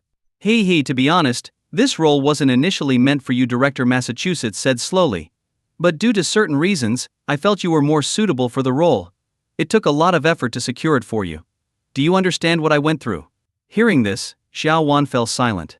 After a moment, she said seriously, "Since you trust me so much, I'll make sure to do a great job and not let you down." Xiao Wan understood the underlying implication of Director Massachusetts' words, but she had long decided not to compromise her principles to get roles. Director Massachusetts smirked and looked Xiao Wan up and down, admiring her youthful energy, something veteran actresses in the industry lacked. A woman like this was tempting. "Xiao Wan, I've been in this industry for years, and have helped many actresses rise to fame. You could be the next one," Director Massachusetts said, hiding his deeper intentions. "But why should I choose you?" He motioned for Assistant Yang to leave and then sat upright on the sofa, saying seriously, "Whether or not you get this role depends entirely on your own decision." Director Massachusetts believed he had made his point clear, and Xiao Wan should understand what he meant. After all, she was just one step away from fame. If she took that step, her future would be bright. Seeing Xiao Wan's silence, Director Massachusetts pushed further, "Xiao Wan, we're all adults here. You should know that in this strict entertainment industry, nothing comes for free. Every opportunity has its price. For me, it doesn't matter who plays the second female lead. I'm not a picky director. If you want the role, you have to be willing to give something in return." After saying this, Director Massachusetts waited for Xiao Wan's response. Xiao Wan remained silent, which made Director Massachusetts impatient. He took a room card from his pocket and pushed it towards her, saying, "You're a smart girl. You know what this means. I'll be waiting for you." As Director Massachusetts got up to leave, Xiao Wan spoke up, "Wait." Director Massachusetts felt a surge of joy. Finally, he had tamed this wild horse. Yes, which girl could resist the temptation of fame? And he just happened to have the right connections to offer it. "Xiao Wan, you." But before he could finish, Xiao Wan dropped the room card into the coffee cup. Plop. The card fell into the coffee. "Sorry, I'm stubborn. I don't need charity from anyone," Xiao Wan said coldly. She had thought Director Massachusetts was sincerely here to discuss the script. Now it was clear he still had his vile intentions. Director Massachusetts was infuriated by Xiao Wan's action. His eyes widened in rage. Since his debut, no one had ever insulted him like this. Did she think he was a pushover to forgive her repeatedly? Watching Xiao Wan pick up her bag and leave, he yelled at her retreating figure, "Xiao Wan. Since you're so ungrateful, don't expect to make it in this industry. The original second female lead got blacklisted by the company for offending the wrong person. You're not far from her fate." Xiao Wan did not stop walking after hearing those words. On the contrary, she felt a sense of relief and walked with a lighter step. Although she would never again participate in the acting work she loved, sticking to her principles was more important than anything else. "Bitch. Bitch. Bitch." Director Ma, furious, raised his coffee cup and smashed it to the ground. The waiter approached to intervene, but Assistant Yang stopped him with a wad of cash. Assistant Yang, standing cautiously beside Director Ma, asked, "Xiao Wan, don't you dare mention that bitch again." Director Ma, his eyes red with anger, snarled, "Does she think she can act all high and mighty just because she's pretty? I'll show her what happens when she disrespects me. Now contact every entertainment company and tell them that Xiao Wan has a terrible character and should be avoided." It was the first time Assistant Yang had seen Director Massachusetts so furious. He couldn't help but feel sorry for Xiao Wan. With Director Massachusetts' influence, this essentially meant she would be blacklisted. Meanwhile, Xiao Wan left the coffee shop, feeling an unusual bitterness in her heart. Her dream of becoming an actress had been nurtured since childhood, and now, letting it go left a void. "Xiao Wan, are you really going to give up on your dream? Without Director Ma, there are still other crews. Even if you start as an extra, there's still hope." She encouraged herself inwardly. Why let one bad apple make her think the whole industry was rotten? She believed that with relentless effort, some director would eventually recognize her talent. She hurried home, and while it was still early, she made 20 copies of her resume and biked to various film sets. At her first interview, The stage manager politely told her to wait for a call. At the second, the assistant director arrogantly threw her resume in the trash. At the third, the screenwriter dismissed her, claiming she didn't fit the role. At the fourth, the director didn't even look at her and pointed her to the door. The fifth, sixth, seventh. After 13 interviews, Xiaowan finally understood what Director Massachusetts had meant by consequences. Her acting career had been cut off.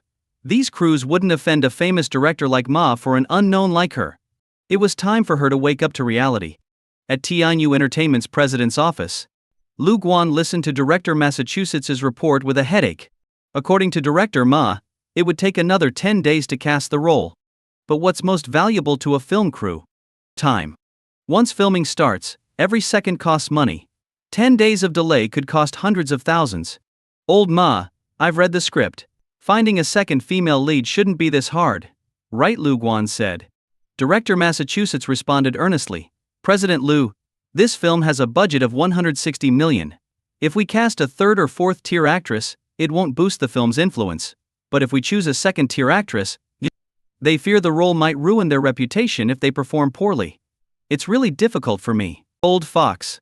Lu Guan silently cursed Director Ma. When Massachusetts first entered the industry, he was a relatively upright director, but he quickly succumbed to the constant temptations from leading actresses. It was precisely Ma's knack for making controversial yet profitable films that made Lu Guan have mixed feelings about his old classmate. I'm giving you 1 week to find a suitable actress for the role. If Shanshui Group ends up losing money because of this film, who do you think Chairman Song will blame, you or me? Lu Guan angrily slammed the documents on the table. Director Massachusetts was startled. After thinking for a moment, he suggested, how about inviting Chairman Song to participate in the casting? A big shot like Chairman Song has time for such trivial matters. Lu Guan wanted to scream at Ma for his foolish suggestion.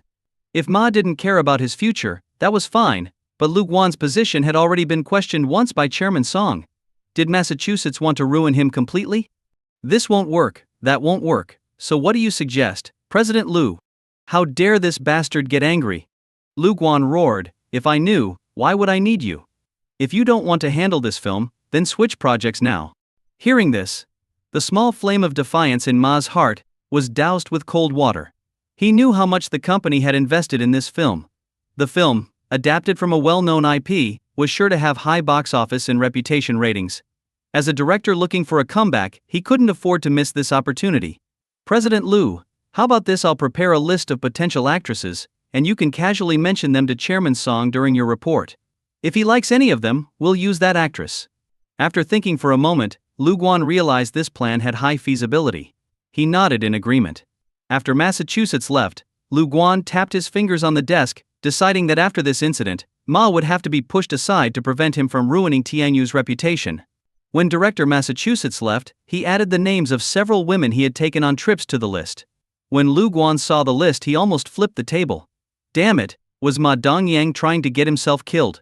Out of the 10 names on the list, 7 had slept with him. Even if you were placing your people, you couldn't be this blatant about it. If that's the case, don't blame me for reporting you to Chairman Song. After carefully considering his words, Lu Guan cleared his throat and dialed Song Yun.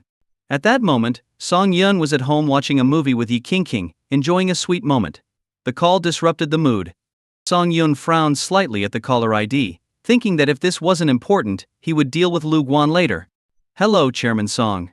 I hope I'm not disturbing you. Lu Guan's tone was very sincere. Song Yun responded with a grunt, not saying much. It's like this, Chairman Song.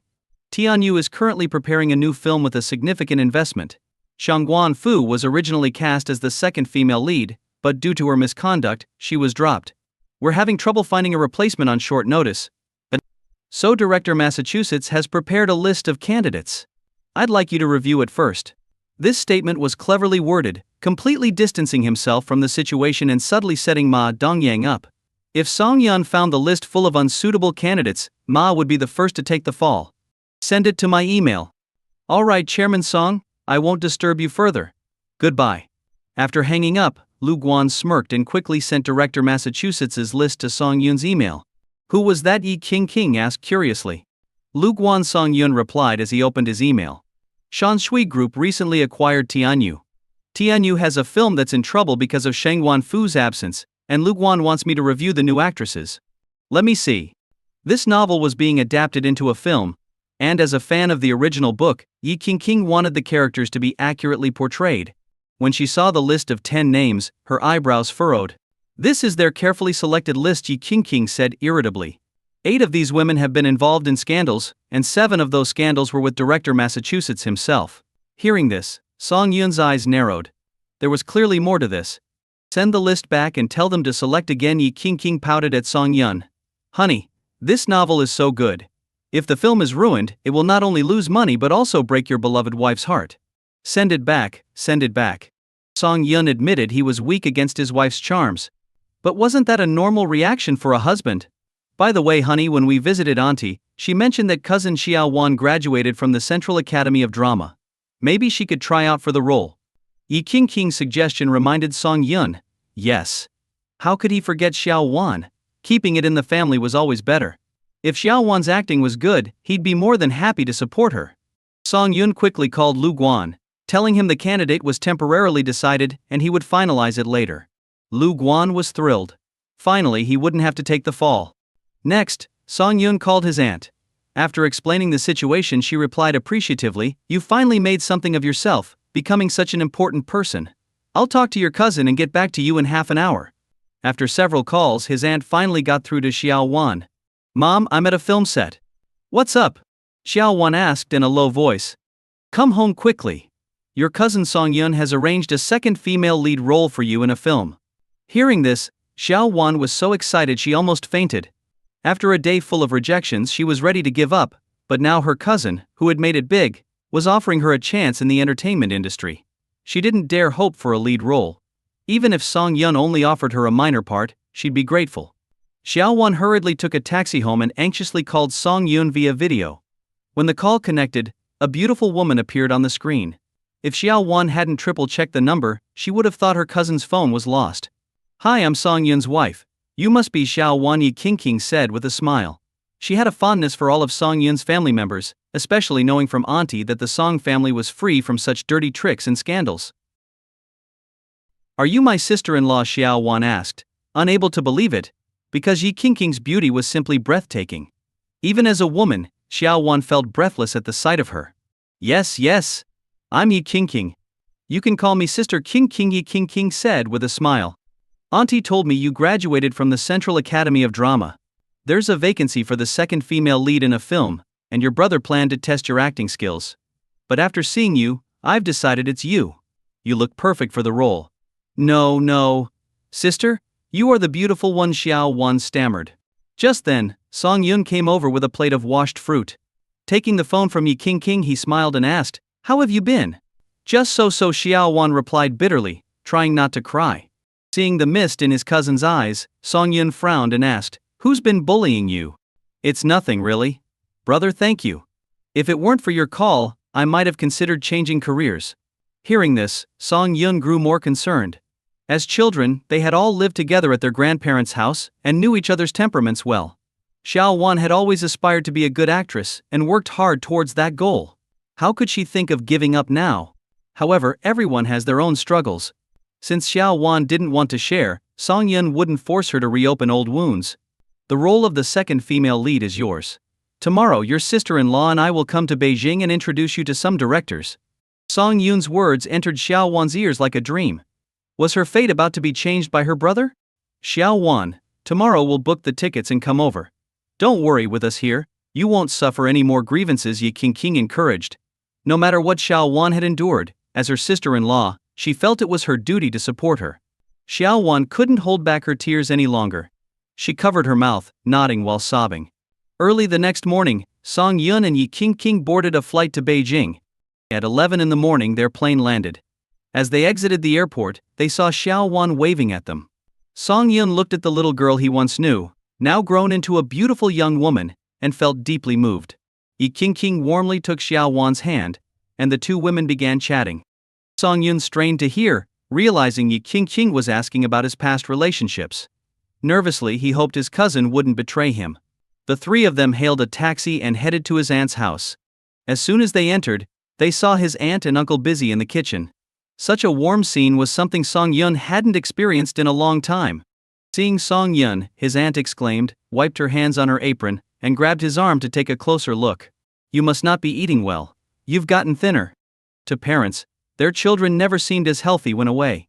This bond of blood was a testament to their deep connection. Auntie, I'm doing well now. But you've got more wrinkles over the years, Song Yun said, feeling a pang of sadness. His aunt, Song Hwan, gave him an exasperated look. This boy had never learned how to talk properly. Who greets a woman by commenting on her age? Pushing Song Yun aside, she looked at Xiao Wan and Yi Qingqing. The girl beside her daughter was indeed very pretty, even outshining many TV stars. Is this really my niece-in-law? What a stroke of good fortune for the Song family to have such a beautiful daughter-in-law. Tonight, she decided, she would light some incense for their ancestors and pray for the family's well-being. Come in, come in.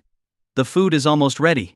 Song Quan warmly welcomed them, and then asked her husband to entertain the guests.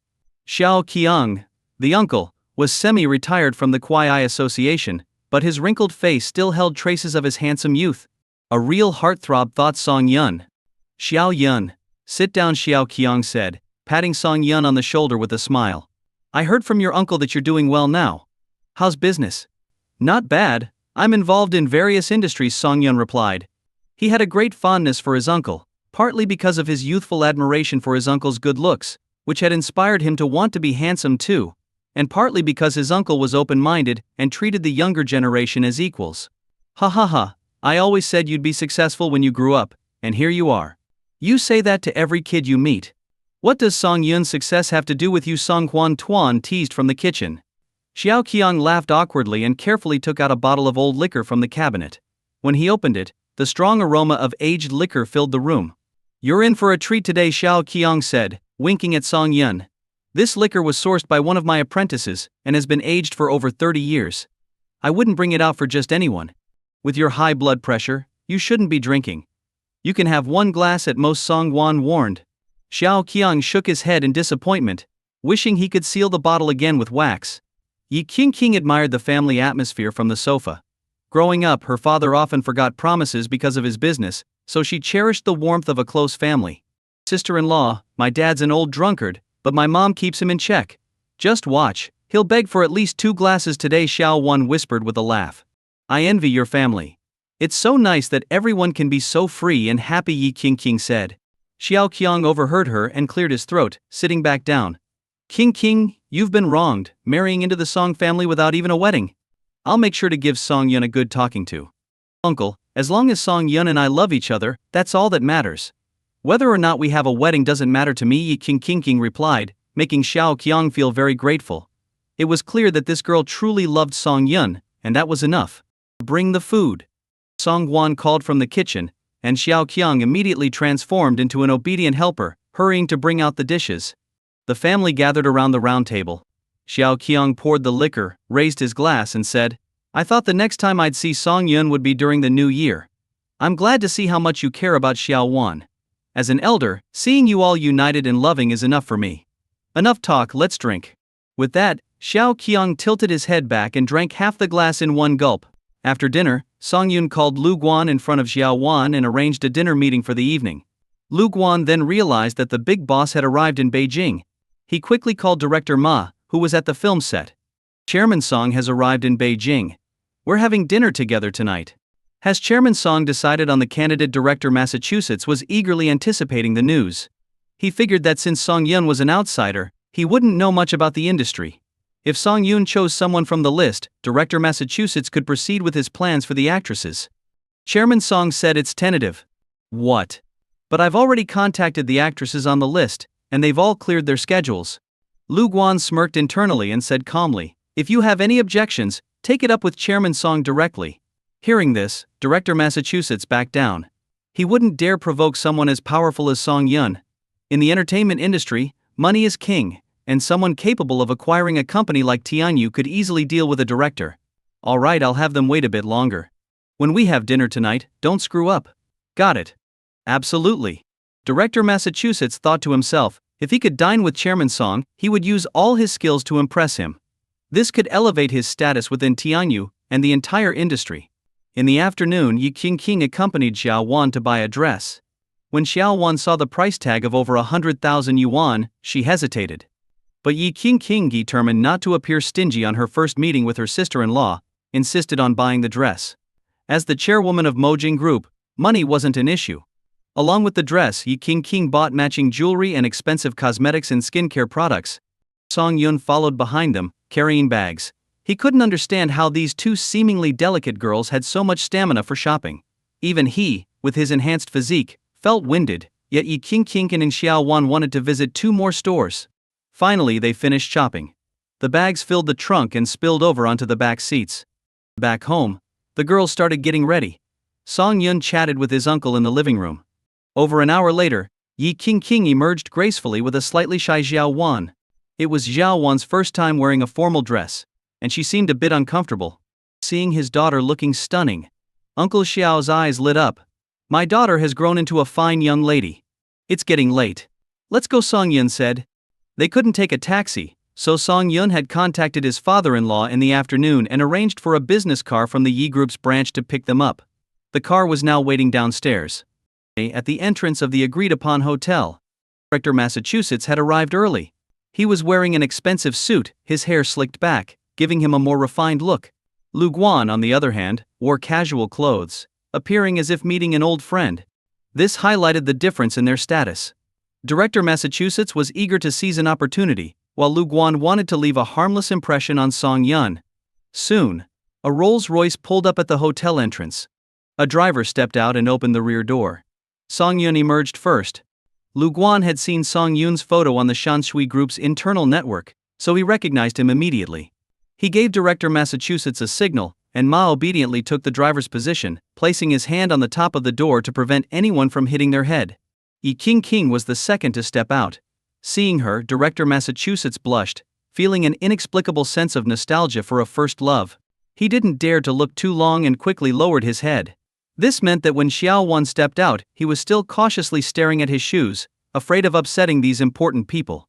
However, Xiaowan recognized him instantly. Why was Director Massachusetts here? Could it be that the second female lead her brother mentioned was for the film director Massachusetts had talked about before? Her mind was a whirlwind of emotions: panic, confusion, surprise, but she quickly suppressed all the negative feelings. She saw that Tianyu's president, Lu Guan, was being obsequious to her brother, clearly trying to curry favor. She just wanted to play a role, not cause trouble, so she silently followed her sister-in-law. "Chairman Song, you're so young and capable. Under your leadership, Tianyu will surely thrive." Lu Guan flattered him before leading the way, while Director Massachusetts trailed behind slowly, feeling he wasn't important enough to introduce himself to Song Yun. Lu Guan guided Song Yun and the others into a private room, then stopped Director Massachusetts at the door, whispering, "It seems Chairman Song doesn't want to use anyone from your list.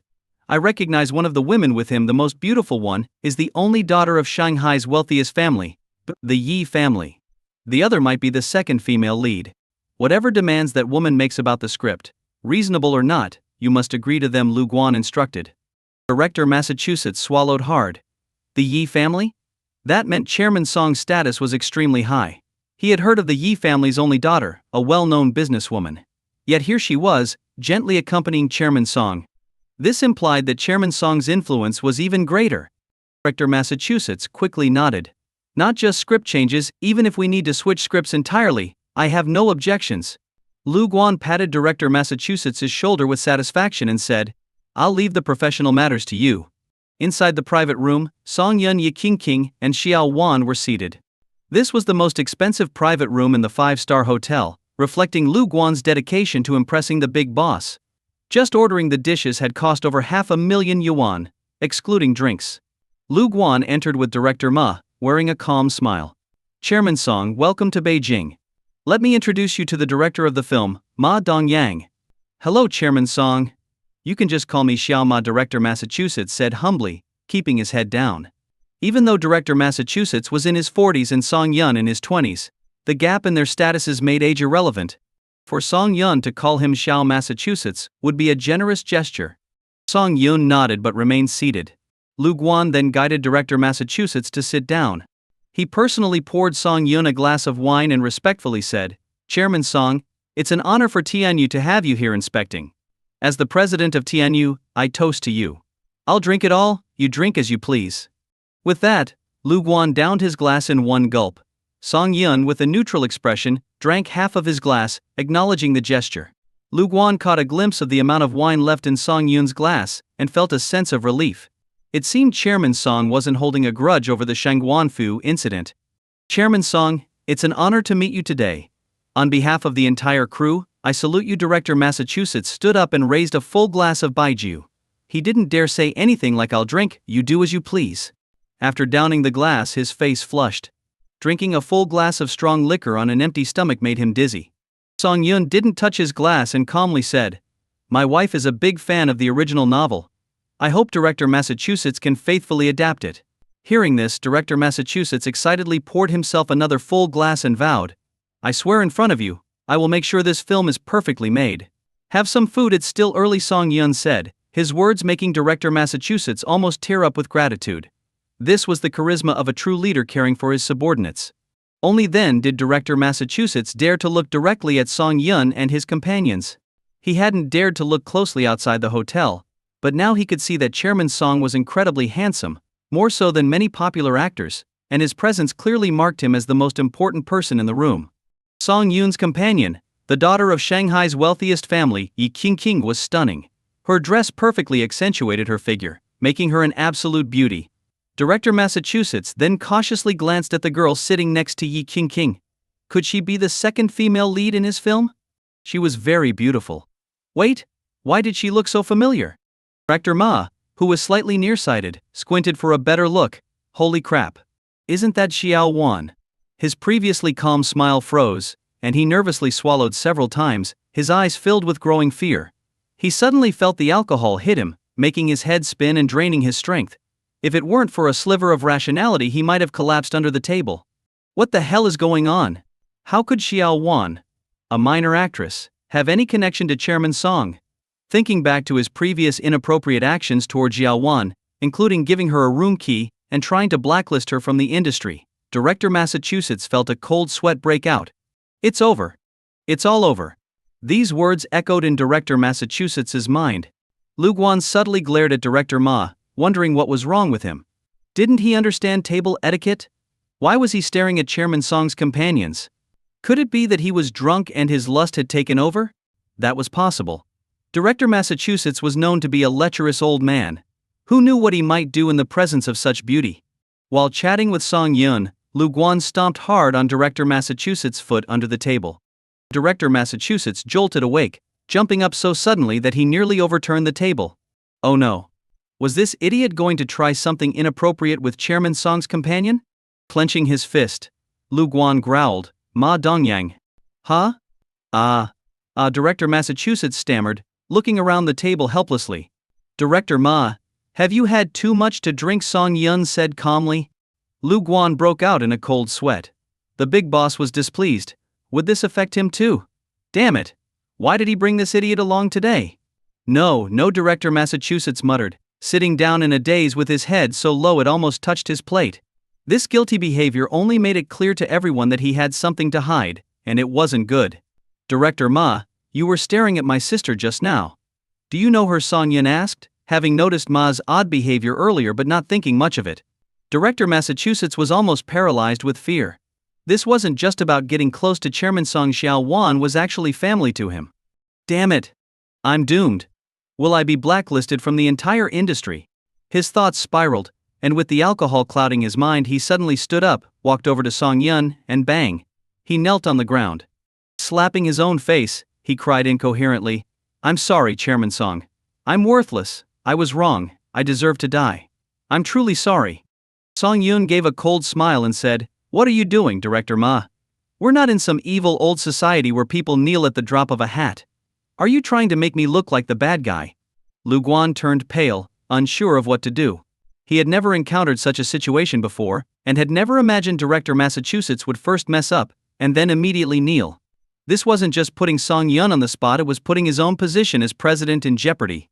Could it be that Ma Dongyang knew he was planning to deal with him and was trying a desperate move? Damn. This bastard is too cunning. Chairman Song, maybe Director Massachusetts just had a bit too much to drink, and got emotional, Lu Guan said awkwardly with a forced smile. Song Yun snorted. It doesn't seem like that.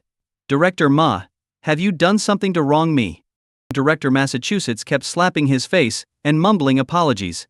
Seeing Massachusetts in such a state, Song Yun frowned and looked at Xiao Wan, asking, "Do you know this director?" Xiao Wan nodded bitterly and recounted Director Massachusetts's previous actions to Song Yun in detail. Bang! Yi King slapped the table with her slender fingers, her face icy cold. I wondered what trouble my sister had run into. So this is the source. Lu Guan felt like his heart was plummeting into an abyss. He sat there terrified, realizing what had happened. Ma Dongyang, you've got some nerve. Of all people to mess with, you tried to force Chairman Song's sister to sleep with you. Where did you get the courage? To make things worse, outsiders thought he and Ma Dongyang were close. Damn. One troublemaker, Shangguan Fu, wasn't enough. Now this bastard Ma Dongyang had caused an even bigger problem. Furious, Lu Guan kicked Ma to the ground, then climbed on top of him, grabbing his collar and slapping him hard. You scum! How dare you hide this from me and force yourself on an innocent woman? You deserve to die. Lu Guan's words were very strategic, clearly distancing himself from Director Massachusetts's actions and showing Song Yun that he had no prior knowledge of the situation. Song Yun sat in his chair, coldly observing everything. Lu Guan, a pampered middle-aged man, was not in great shape. After slapping Director Massachusetts over 10 times, he was exhausted and slumped in place. The exhaustion wasn't just physical, it was also mental. Tianyu had just been acquired by Shanshui Group, and now these issues kept cropping up, making him, as president, look incompetent. Director Massachusetts's already plump face was now swollen and red, his eyes reduced to slits. He was clearly stunned, lying on the ground unable to utter a word. Chairman Song, I realize my mistake. I truly didn't know Miss Xiao Wan was your sister. If I had known, I wouldn't have dared, even with 100 lives. Director Massachusetts stammered, his words full of pleading. Song Yun lit a cigarette and remained silent. It seemed Tianyu had deteriorated to such an extent: harassment, hidden rules, blacklisting colleagues, all from just one director. What about the company's higher-ups? With this in mind, Song Yun decided he needed to thoroughly clean up Tianyu's internal affairs. As Song Yun fell into thought, Yi King stepped forward. As a group president, she was not someone to be trifled with. Ma Dongyang, you have some nerve. You dare to bully my sister? If you had gone any further, would you have tried to force her? She snapped. No, I wouldn't dare. Hey, you bullied someone from the Song family. There's no room for excuses. Yi King's eyes glinted coldly. How many young girls have you coerced over the years as a director? My sister was lucky to escape, but what about those girls without a background? I may not have a high moral standard, but seeing your behavior disgusts me. You're finished. Hearing this, Director Massachusetts slumped to the ground, devoid of any desire to get up. Lu Guan stood off to the side, wishing he could disappear. He kept silently praying, don't notice me, don't notice me. He was terrified, not just of Song Yun's wealth but also of Shanshui Group's backing. If Shanshui Group decided to blacklist him, his career in this field would be over. Damn you, Ma Dongyang. If you want to die, don't drag me down with you, he thought furiously. Song Yun slowly stood up, his face expressionless. From his experiences in Shanghai and the teachings of Yi King's father, he had learned that a leader must remain calm in the face of crises, showing no emotions. The calmer Song Yun appeared, the more uneasy Lu Guan and Director Massachusetts felt. They couldn't tell if this calm was masking an impending storm. Ma Dongyang, you've coerced girls, bullied colleagues, and disrupted the company's environment. You think you have more power than me? The big boss, Song Yun said coldly. Director Ma, hearing these cutting words, scrambled to his feet, tears in his eyes, crying out, Chairman Song, I never meant it. Over the years, these girls came knocking on my door late at night to discuss scripts. I didn't have those intentions at first, I swear. Song Yun sneered and pointed at Lu Guan. Did he know about these actions of yours? I had no idea. Lu Guan quickly disassociated himself. He contacted other companies to blacklist Xiao Wan. Did you know about that? I don't know. But I can find out. Good. With Song Yun's approval, Lu Guan, on speakerphone, called the heads of various major entertainment companies. It was revealed that Ma Dongyang had contacted 13 companies to jointly blacklist Xiao Wan. These 13 companies controlled over 40 production crews, meaning almost every filming set in Beijing had received the message. These companies are also a blight on the industry. Don't you think, President Lu? Song Yun's calm tone made Lu Guan's heart skip a beat. Was Chairman Song planning to clean up the industry? What do you mean?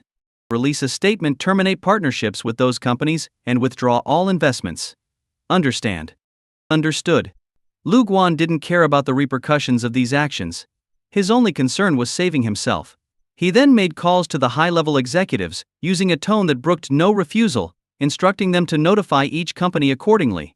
Seeing Song Yun take such decisive action, Director Massachusetts was terrified. If those companies realized he was the main culprit, he'd be branded an enemy of the entire industry. Desperate to save himself, Director Massachusetts pleaded, "Chairman Song, you can punish me, but please don't cancel the collaborations with those companies. This will cause Tianyu to lose billions." But Song Yun acted as if he hadn't heard and turned to Lu Guan. "What do you plan to do with him?" Lu Guan was delighted. It seemed his actions had pleased Chairman Song. Getting rid of a mere director was nothing. He had already intended to deal with Ma Dongyang discreetly, and now he could do it openly. "Chairman Song, I believe Ma Dongyang is unfit to be a director. His crimes over the years are enough to put him in prison. I plan to announce his dismissal through Tianyu's official channels and then hand him over to the police. How does that sound?" Lu Guan grinned obsequiously. There were many nuances to this plan.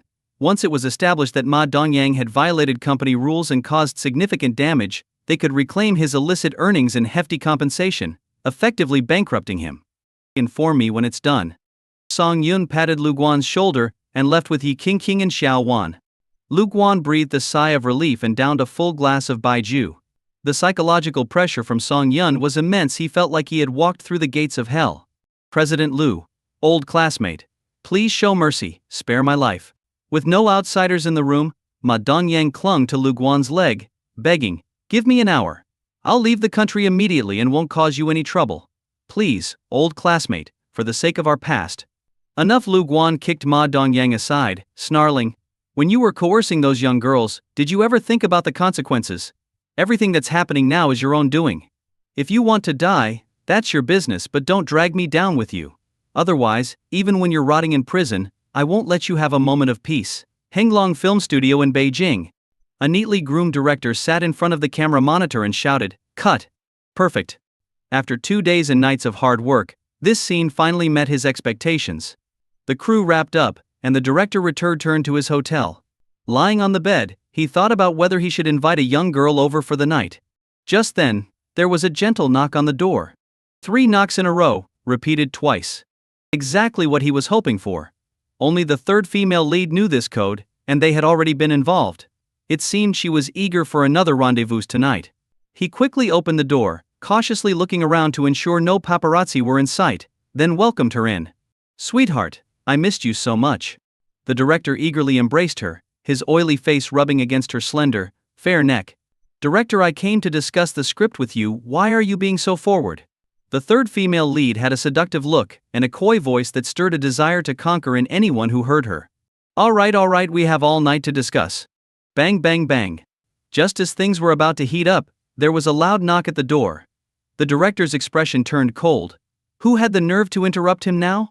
He threw on a robe and angrily opened the door. Standing outside was a middle-aged man in a vest. As soon as the door opened, he barged in. "Ah!" The third female lead screamed, thinking it was a paparazzo, and desperately covered her face with a blanket. The middle-aged man tossed the clothes on the floor at her and coldly said, "You have 3 minutes to get dressed and get out." Recognizing the voice, she peeked out and saw it was the assistant director. She gave an awkward smile, quickly dressed under the blanket, and rushed out. "What's going on, Xiao Lu? Who pissed you off?" The director, still smiling, sat on the bed. This Xiao Lu was the nephew of the company president. After graduating from a mediocre foreign university, he couldn't find a job back home, so his uncle placed him in the crew. Over the years, he had learned enough to manage a crew himself. Working as an assistant director under him was just a stepping stone to higher positions in the company. "Director Hu, things have changed," Xiao Liu said grimly, lowering his voice. "Tianyu just announced that Ma Dongyang was fired for misconduct. They're furious about his efforts to blacklist Jiao Wan and have terminated partnerships with 13 companies. "You mean?" Director Hu's eyes widened, realizing the severity of the situation. "That's right. Our company is among those affected. Tianyu plans to withdraw their investment. We've only completed a third of the film, and now it's on hold." "Damn it." Director Hu jumped up, swearing, "Is Lu Guan out of his mind? Does he think he can challenge the entire industry on his own? I've put so much effort into this film, and now it's just going to stop. Does Tianyu think they have endless money to burn?" He paced around, cursing, while Xiao Lu waited for him to calm down. Then he said, I did some digging. That little actress, Xiao Wan, is the sister of Song Yun, the largest shareholder of Shanshui Group. Shanshui Group recently acquired Tianyu. No one dares to mess with Song Yun at this crucial moment. Shanshui Group. Director Hugh collapsed onto the bed. He knew the immense power hidden behind such multinational corporations. As a small-time director, he stood no chance against them. Is she just an actress? No, she's practically royalty. He never expected that doing a favor for a friend would result in half a year's work going to waste. The entertainment industry was about to change dramatically. By the next morning, Weibo's servers were once again overwhelmed.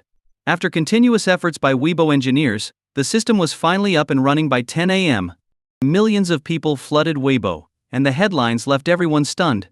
Veteran director Ma Dongyang fired by Tianyu for misconduct, handed over to police.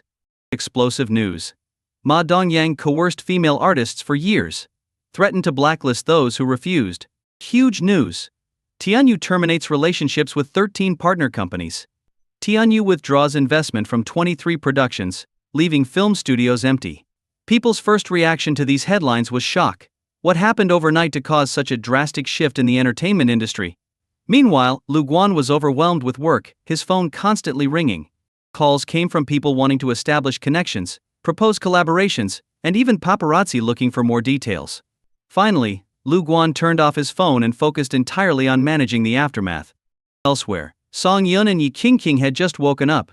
After washing up, Song Yun was having breakfast made by his aunt while scrolling through his phone. Seeing the barrage of news notifications, he smiled in satisfaction. Lu Guan had clearly understood his boss's intentions and handled the situation decisively. For Lu Guan to gain more power, he would have to fully align himself with Song Yun. The tactics might be harsh, but they were effective. Brother. Look at today's top stories. Xiao Wan, in her pajamas with her hair a mess like a bird's nest, ran out of her room. She held her phone up to Song Yun's face. Song Yun moved back a bit and rolled his eyes at his cousin. You're about to become a big star. How about managing your image a little? Hey. I'm just too excited. Xiao Wan sat next to Song Yun and grabbed a sandwich. I never imagined that someone like me could cause such a stir in the entertainment industry. Does this mean I'm unforgettable even before my debut?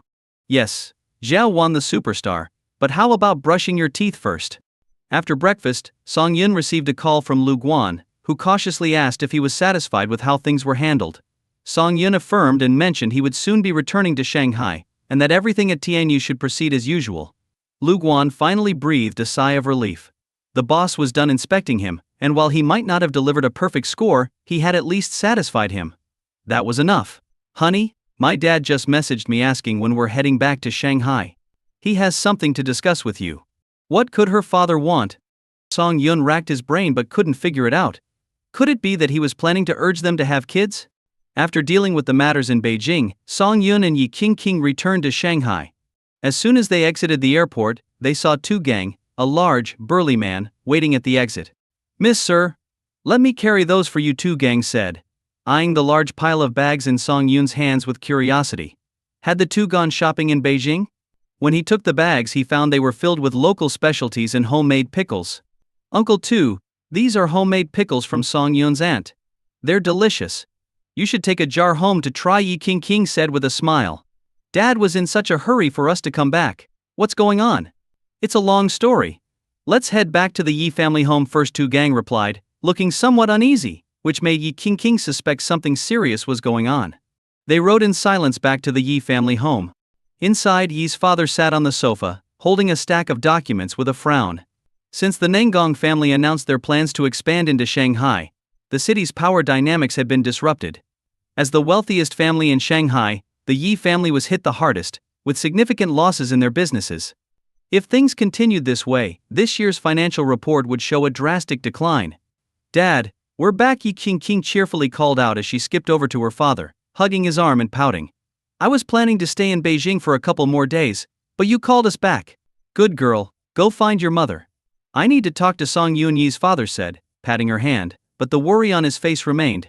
Yi Qingqing, sensing the gravity of the situation, knew something serious was happening. Song Yun sat next to his father-in-law, who silently handed him the documents he was holding.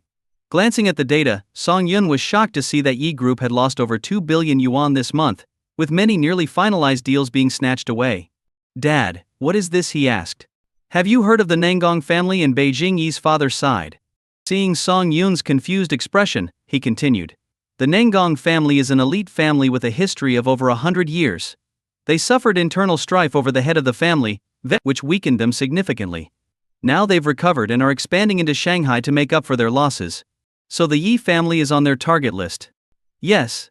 They've allied with the Zhuang family in Shanghai and are trying to carve out a big piece of the Yi family's businesses. And it looks like they're succeeding. Song Yun nodded thoughtfully. What do you need me to do? Yi's father's eyes lit up. It seemed his son-in-law was capable and ready to fight back without needing much explanation. Do you know any influential people in Beijing who could help us turn the tide? But Song Yun's next move was disappointing.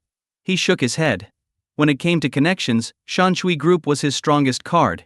He could provide funds but had no ties in Beijing apart from his aunt's family. Sigh, I'll have to think of another way, Yi's father said, feeling disheartened. The Yi family, despite its outward success, had shaky foundations. Any family needs several generations to truly establish itself. Yi's father had merely caught a wave of good fortune and combined boldness with caution to reach his current position. The downside was that he lacked a strong background. When faced with a powerful family like the Nangong family, he was left scrambling for solutions. As Yi's father and Song Yun pondered how to minimize their losses, Song Yun's phone rang. It was his father, who was traveling. Your aunt told me she met the new addition to our family, and that you helped Zhao Wan with her career. You're doing well, Song's father said cheerfully. Doing okay, just had to fend for myself while you and Mom were off having fun, Song Yun replied with a hint of resentment. Unlike other families that stayed close, he had barely seen his parents since graduating from university. Haha, Song's father laughed awkwardly, then cleared his throat. I might come back soon. Arrange a meeting with your father-in-law. I'm at my father-in-law's house right now. When are you coming back? Not sure yet, his father replied. Then asked tentatively, how is your father-in-law doing? Alright, but there's some trouble. Let me talk to him about your wedding with King. Song Yun sighed, covering the phone. Dad wants to talk to you, he said to Yi's father. Yi's father nodded and took the phone with a smile. Hello, I'm King's father. Old Yi, your family's in big trouble. Have you figured out what to do? Yi's father froze. If this call hadn't come from Song Yun's father, he would have thought it was someone from the Nangong family fishing for information. Don't be surprised. I can't explain my identity, not even to Song Yun. Just listen to me. The Nangong family isn't expanding to recover lost resources. They're in a conflict with the Zhao family from Beijing. Expanding into Shanghai is a way to secure funds and a fallback plan in case they lose. I'll give you the personal number of the Zhao family head. Tell him Song Bu sent you. Whether you become allies or not is up to you. Yi's father felt like he'd been struck by lightning, stunned into silence. The Zhao family in Beijing was a colossal entity, on par with the Nangong family. A clash between them would surely cause significant upheaval. But how did Song Yun's father know about this? Who was he really? These questions swirled in Yi's father's mind, even after the call ended. Dad, my father's like that. His words might be rough, but he means well, Song Yun said, worried that his father might have caused trouble. He knew his father's personality all too well, unpredictable. Otherwise he wouldn't be off traveling the world with his mother, neglecting his own son. It's fine, Yi's father said, giving Song Yun a meaningful look. This clueless kid had no idea what kind of family he had married into. Someone who could arrange a contact with the head of the Zhao family was no ordinary person. Song Yun, King is now part of your family. You must treat her well. If you don't, I'll do everything in my power to hold you accountable. Don't worry, Dad. I swear I'll devote my life to King, love her, and never leave her, Song Yun vowed. Zhuang family in Shanghai. The current head of the family, Zhuang Siheng, sat by a tea table, personally brewing a pot of tea and respectfully pouring it into a cup for the person opposite him. Sitting across from him was a young man with a refined appearance, but there was a wild look in his eyes that was impossible to hide. He was Nangong Han, the eldest grandson sent by the Nangong family to Shanghai. Young Master Nangong, our plan is progressing smoothly. I hope that after this, I can visit your grandfather in Beijing, Zhuang Siheng said humbly, not daring to show any laxity in front of this young man. No problem, Nangong Han replied, taking a sip of the tea and praising it. Excellent tea. Even in Beijing it's rare to find tea of this quality. These These are high-priced leaves from the original Di Hong Pao tea trees. If you like them, you can take them all. I'm just a pretentious tea lover, please don't laugh at me. How could I? Everyone knows that the head of the Zhuang family in Shanghai is a learned and elegant man. Uncle Zhuang, you are too modest. After a round of mutual flattery, Zhuang Saiheng brought the conversation back to the main topic. Young Master Nangong, although the Yi family is an easy target, if we are too aggressive, won't they retaliate? Don't worry. With me here you can proceed boldly. Bread will be plentiful, and wine will flow. Of course everyone knows your reputation, young Master Nangong. You started a company with just 10 million yuan and expanded it across the country, contributing 20% of the Nangong family's total revenue. Compared to you, I feel like I've wasted my years. Zhuang Saiheng's words pleased Nangong Han. After all, flattery was effective when it hit the right spot. What Nangong Han was most proud of was his achievements independent of his family's backing. Ha ha ha, Uncle Zhuang, you flatter me. By the way, I remembered some information I haven't shared with you yet. The Yi family seems to be negotiating with an internet company for an acquisition that will cost nearly 10 billion yuan. Even for the Yi family, if their finances would be strained after such a purchase. Uncle Zhuang, this is your chance. Zhuang Saiheng was thrilled to hear this. If the Yi family's resources were spread thin, he could seize some of their core businesses. In the long run, the Zhuang family could replace the Yi family as the wealthiest family in Shanghai. Aligning with the Nangong family was proving to be the best decision of his life. Over the next few days, Yi's father managed to contact the head of the Zhao family in Beijing. The Zhao family head was initially polite, but upon learning that Song Yun and Yi Qingqing were married, his attitude drastically changed, and he directly proposed an alliance. Yi's father was astonished. The Zhao family far surpassed the Yi family in both influence and resources, yet the marriage had been the turning point. This hinted that Song Yun's father must hold an incredibly powerful and mysterious position. After discussing the details, Yi's father ended the call, his previous worries replaced with satisfaction. Unbeknownst to Song Yun, these significant events had been unfolding. He only noticed his father-in-law casually inquiring about when his father would return to China. He acted as the go-between but struggled to reach his father, who finally sent a text confirming his return date the next day. Despite the confusion, Song Yun was used to his father's unpredictable behavior, having experienced stretches of time without any communication. That day, after dropping Yi Qingqing off at work, Song Yun video called Xiao Wan. She quickly answered, showing herself in a makeup room. Already started filming. Yes. The day you left, President Liu contacted me. We've been filming for 2 days now. Xiao Wan beamed, filled with gratitude towards Song Yun. If not for his intervention, she might still be job hunting. Focus on your acting. Don't worry about anything else. With me here, those dirty dealings won't touch you. Nodding vigorously, Xiao Wan replied. Got it, brother. I finished my makeup, so I need to get back to filming. Go ahead. After hanging up the phone, a fellow actress in the makeup room asked curiously, Xiao Wan, who was that?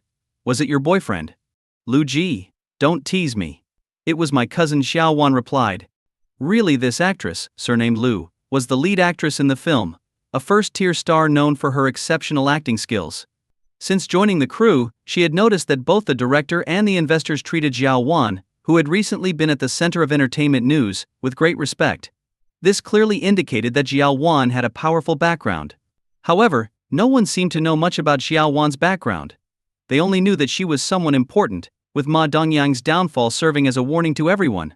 Xiao Wan, can I ask how you got into this crew? Not that I doubt your acting skills, but for such a big budget project, roles are usually predetermined. I'm just curious, Lu Ji asked. Xiao Wan thought for a moment, and decided not to hide the truth. My cousin is the big boss of Tianyu. The big boss of Tianyu? Could it be that famous Song Yun everyone had been talking about recently? No wonder Xiao Wan, a newcomer, managed to secure the role of the second female lead. If her cousin was indeed the big boss of Tianyu, it wouldn't have been difficult for her to get the lead role instead. From then on, during filming, Lu Ji would intentionally give Xiao Wan more screen time, hoping to establish a good relationship. Meanwhile, Song Yun, with some free time, was visiting various check-in locations. Over a few days, he obtained a golden function card, though its effects were hidden by the system, only noting that it would activate during specific events. He also received 3 sleep cards, a body enhancer, and 1.5 billion yuan in cash. On the list of China's richest people, Song Yun's name suddenly appeared, occupying the 25th spot. This sudden rise made many wealthy individuals curious about this young man named Song Yun. However, information about him was scarce, making him seem like a mysterious figure hidden from the public eye. One day, Song Yun arranged for Yuan Siu to come over for dinner. He drove to her school and waited outside the teaching building as per her instructions. After about 10 minutes, the bell rang, and a crowd of students poured out. Seeing the handsome and well-dressed Song Yun waiting, many female students stopped and stared. Some bolder girls blushed and approached him for his contact information, but he politely declined them all. Brother Song Yun, Yuan Siu called out, waving from the steps. Today Yuan Siu was dressed like a lively young girl, wearing dungarees over a white shirt and matching white shoes, looking full of energy. She broke away from her friends and ran up to Song Yun, hugging his arm with a cheerful smile. This left the students stunned. This was Yuan Siu, the school's beauty. They had always thought Yuan Siu was single, but now it seemed like she had a boyfriend. Song Yun picked up Yuan Siu and drove back to the villa. As soon as they opened the door, they saw Yi King already home. Yi King seemed very busy, with her phone constantly ringing. "Honey, you made it onto the rich list. All my friends are congratulating me now," Yi King said, hugging Song Yun's arm with a smile. "They used to talk bad about you, but now they're all regretting it. Too late." Song Yun smiled and patted Yi King's head, then started preparing lunch. Meanwhile, at Yi Group, a high-ranking company executive cautiously went to the restroom, knocked on each stall to ensure it was empty, and then sent all the documents related to the acquisition of the internet company to Zhuang Xiheng. After completing the transfer, his bank account received a deposit of 6 million yuan. Satisfied with the string of zeros, he deleted all their chat history. Having received the information, Zhuang Xiheng began contacting his top management, expressing his desire to acquire the company. Upon learning that Yi Group had given them an irresistible offer, Zhuang Xiheng sneered, "I am willing to offer 10.3 billion yuan. Think about it, since you haven't signed a contract with Yi Group yet, backing out is perfectly normal." 10.3 billion yuan was 800 million yuan more than Yi Group's offer. Only a fool would turn down such a deal. However, as a veteran in the business world, Yi's father was not someone who wanted to offend lightly. They reported the news to him to see his reaction. At that moment, Yi's father was leisurely lying on the sofa, watching a mindless romance drama with his wife. He couldn't understand why women loved such shows about domineering CEOs when a real one was right in front of them, constantly criticized. It made no sense to him. "Sir, we have a big problem." Yi's assistant, Fan Yiru, rushed in, looking serious. "The Zhuang family has contacted us and offered a higher bid. The Yi's president called to ask for our response." Hearing this, Yi's father frowned. This project was supposed to be confidential within the company. How did the Zhuang family get the information? And intervening just as the contract was about to be signed, did they think he was a pushover? Increase the offer. Successfully acquiring us will fill the last gap in Yi Group and help us step onto the world stage. We must secure it at all costs, Yi's father said firmly. When the message was relayed, Zhuang Xiheng was delighted. Forcing the opponent to pay more for something he valued was as good as making a profit. Thus, the Zhuang family and the Yi family fiercely competed over the internet company, with the price eventually soaring to 18.6 billion yuan. Throughout this period, both families were under immense psychological pressure. The Zhuang family had to strike a balance, fearing Yi's father might abandon the deal out of anger, while the Yi family was calculating their financial stability and how long it would take to integrate his resources completely. After a day of back-and-forth bidding, Yi's father ultimately offered 25.4 billion yuan, sealing the deal. Zhuang Xiheng decided not to counter anymore, allowing Yi Group to succeed. He knew this was the highest price Yi's father could afford. Any further, and his might fall into his hands, an unwanted burden. Uncle Zhuang, this is the latest from Yi Group. Of the 25.4 billion yuan used to acquire 13.2 billion was borrowed from banks. If the Yi family can't repay the money, they'll collapse entirely, Nangong Han said, grinning like a mischievous child who had pulled off a prank. A severely weakened Yi family, how can they possibly compete with us? Exactly. The Yi family has only been prominent for 20-something years, yet they dare to call themselves the richest in Shanghai. Such arrogance. The next steps will depend on you, Uncle Zhuang. Once this is done, I'll personally introduce you to some bigwigs in Beijing, solidifying the Zhuang family's position as the richest in Shanghai, Nangong Han said enticingly. Zhuang Xiheng was already imagining himself basking in the spotlight, announcing his achievements. The ongoing battle between the Yi and Zhuang families was the talk of the town in both Shanghai and Beijing. While the general public saw lengthy analyses by experts on financial news channels, they mostly found it boring and switched to more entertaining shows. Meanwhile, at the Beijing film studio, Xiao Wan's crew had completed more than half of the filming. Tianyu had invested a significant amount of resources to promote this new film. The internet was abuzz with news about the movie, and public anticipation was building. As the second female lead, Xiao Wan's screen time was almost equal to that of the lead actress. During breaks from filming, she joined the crew on promotional tours across various cities.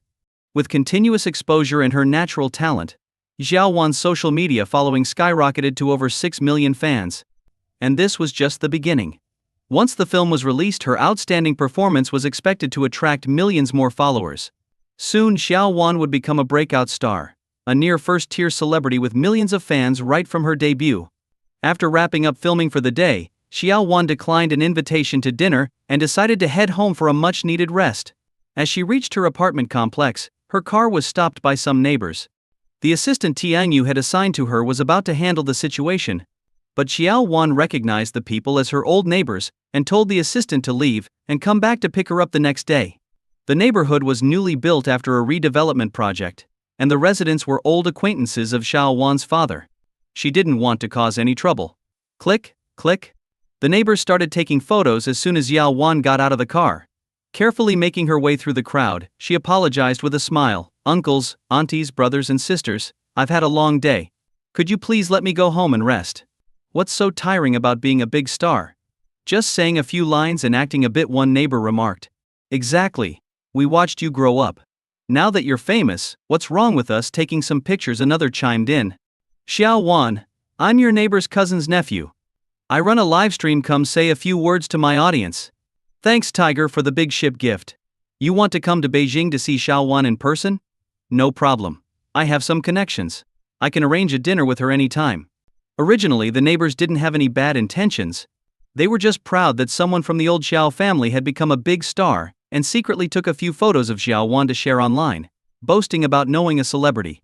To their surprise, these posts quickly garnered thousands of likes, and some people even offered money for more photos. This eventually led to the suggestion of starting a live stream, as they had heard that internet celebrities could earn a lot of money from just one stream. For ordinary people, this kind of money was a fortune. Who wouldn't want to make some easy money and improve their lives? With some guidance, one resident decided to try live streaming Xiao Wan's return home. In just 20 minutes of streaming her walking and grocery shopping, they made over 20,000 yuan. Considering that this resident usually made only 70 to 80,000 yuan a year through hard work, earning a quarter of that in one night was astounding. Word spread quickly, and soon most of the residents formed a small group dedicated to filming Xiao Wan after work. Those with good relationships with the Xiao family even got her to say a few words to their viewers. This led to growing jealousy among others. They argued that since they all lived in the same neighborhood and were considered elders to her, it wasn't unreasonable to make some money off her fame. These demands grew increasingly bold. No longer satisfied with secretly filming, they openly asked Xiao Wan to cooperate with their filming. "Now that she's a big star, she's forgotten us old neighbors. Xiao Wan used to be classmates with my daughter and ate at our house, calling me auntie so affectionately. Now she pretends not to know us." Exactly. Do you think it's easy for us to stand under the scorching sun waiting for her? And all she does is say a few words and leave, making my viewers stop sending gifts. Acting like saying a few words is such a big deal. She's made so much money, what's wrong with sharing some with her relatives? Look at her being so stingy. I bet Xiao Wan won't stay famous for long. Comments like these spread among the crowd. In their eyes, being a big star wasn't tiring at all, so why couldn't she indulge them after work? To them, Xiao Wan was just being stingy and didn't want to see her uncles and aunts earn some money. Standing there, Xiao Wan felt both awkward and cold. She couldn't believe their audacity. How could they make money off her and then blame her for it? Besides, she never asked them to wait for her at the gate. Where were they when she wasn't famous and needed support? A young girl without any background or connections, yet she got into the crew. Makes you wonder. You know how the entertainment industry is. Many girls rise to fame using their looks. Do you think she's any different? How disgusting. Living in the same neighborhood as her is embarrassing. I need to expose this to my livestream viewers. Unable to hold back anymore, Xiao Wan glared at them and shouted, "Move aside, I want to go home." She then pushed through the crowd and walked away. But they didn't give up. Instead, they followed her, filming all the way until she closed her door. Only then did they reluctantly leave. Sorry folks. That's all for today. But tonight I'll spill some details about Xiao Wan's early romances in middle school. Alright folks, if anyone wants to know Xiao Wan's home address, send gifts in the chat and message me privately. I can arrange for you to meet her. Xiao Wan's just a junior. Acting all high and mighty. I used to drink with her dad before she was even born. Come on folks, send those gifts. If Xiao Wan refuses to cooperate with my filming, I'll just barge into her house. Seeing the growing popularity of their live streams, the neighbors were ecstatic. They were making a fortune. The argument with Xiao Wan had unexpectedly earned them several times more money than usual. Xiao Wan was truly a cash cow. They could live off her for the rest of their lives. The next morning at 5, Xiao Wan sneaked out of the neighborhood and only relaxed once she got into the car. These neighbors were insane. Someone even took pictures of her bedroom from the building across the street, leaving her sleepless all night, feeling constantly watched. Sister Xiao, why not sue them? This can't go on, her assistant said indignantly. Let's see how it goes. When Xiao Wan arrived on set, she got her makeup done and started filming, but nothing felt right. No matter how she tried, she just couldn't get into character. After a restless morning, the director decided to take a break for a few hours. After all, being the big boss's cousin gave her some leeway. Even if she refused to film and they had to use CGI to replace her face, no one would dare complain. During the break, the director sat next to Xiao Wan with the script, smiling. Not feeling well? We can take a couple of days off if you need it. Take care of yourself first. Xiao Wan gave a bitter smile. This wasn't a physical illness. If her neighbors continued to exploit her, she would end up hating the camera. Thank you, director. I'm just dealing with some issues.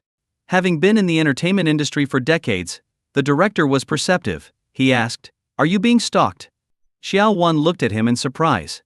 The director continued, "This morning during filming, I noticed you seemed uneasy in front of the camera. I figured something was wrong. And the neighbors in my complex livestream me every day on my way to and from work. Some even spy on me with binoculars. I have no privacy left," Xiao Wan said wearily. "I don't know what to do." Xiao Wan, do you know the first thing many actors do when they become famous? They buy a house. They cut ties with their old environment. It's not about people being inherently bad, but once they get used to easy money, they forget what gratitude is. Hearing the director's advice, Xiao Wan realized what she needed to do. She decided to buy or rent a new place with good privacy. At that moment, her phone rang. She smiled apologetically at the director and answered it. On the other end, her mother's urgent voice came through. Xiao Wan. Something terrible happened at home. What is it, Mom? Calm down and tell me. I can't explain over the phone. You need to come back quickly. And contact your company to send you some bodyguards. The call ended abruptly amid a burst of noise. Her mother had been forced to hang up. There was a major incident at home. Xiao Wan was frantic but managed to stay calm due to her experience. Since her mother could call, it meant there was no immediate danger. Her mother's suggestion to seek bodyguards from Tianyu implied that someone had forcibly entered their home. Rushing back without help might worsen the situation. Who could have been so brazen to break in? The neighbors. Xiao Wan couldn't believe their greed. Just because they missed filming her once, they resorted to such despicable actions. If this continued, would she end up working for them? She explained the situation to the director, who immediately stood up.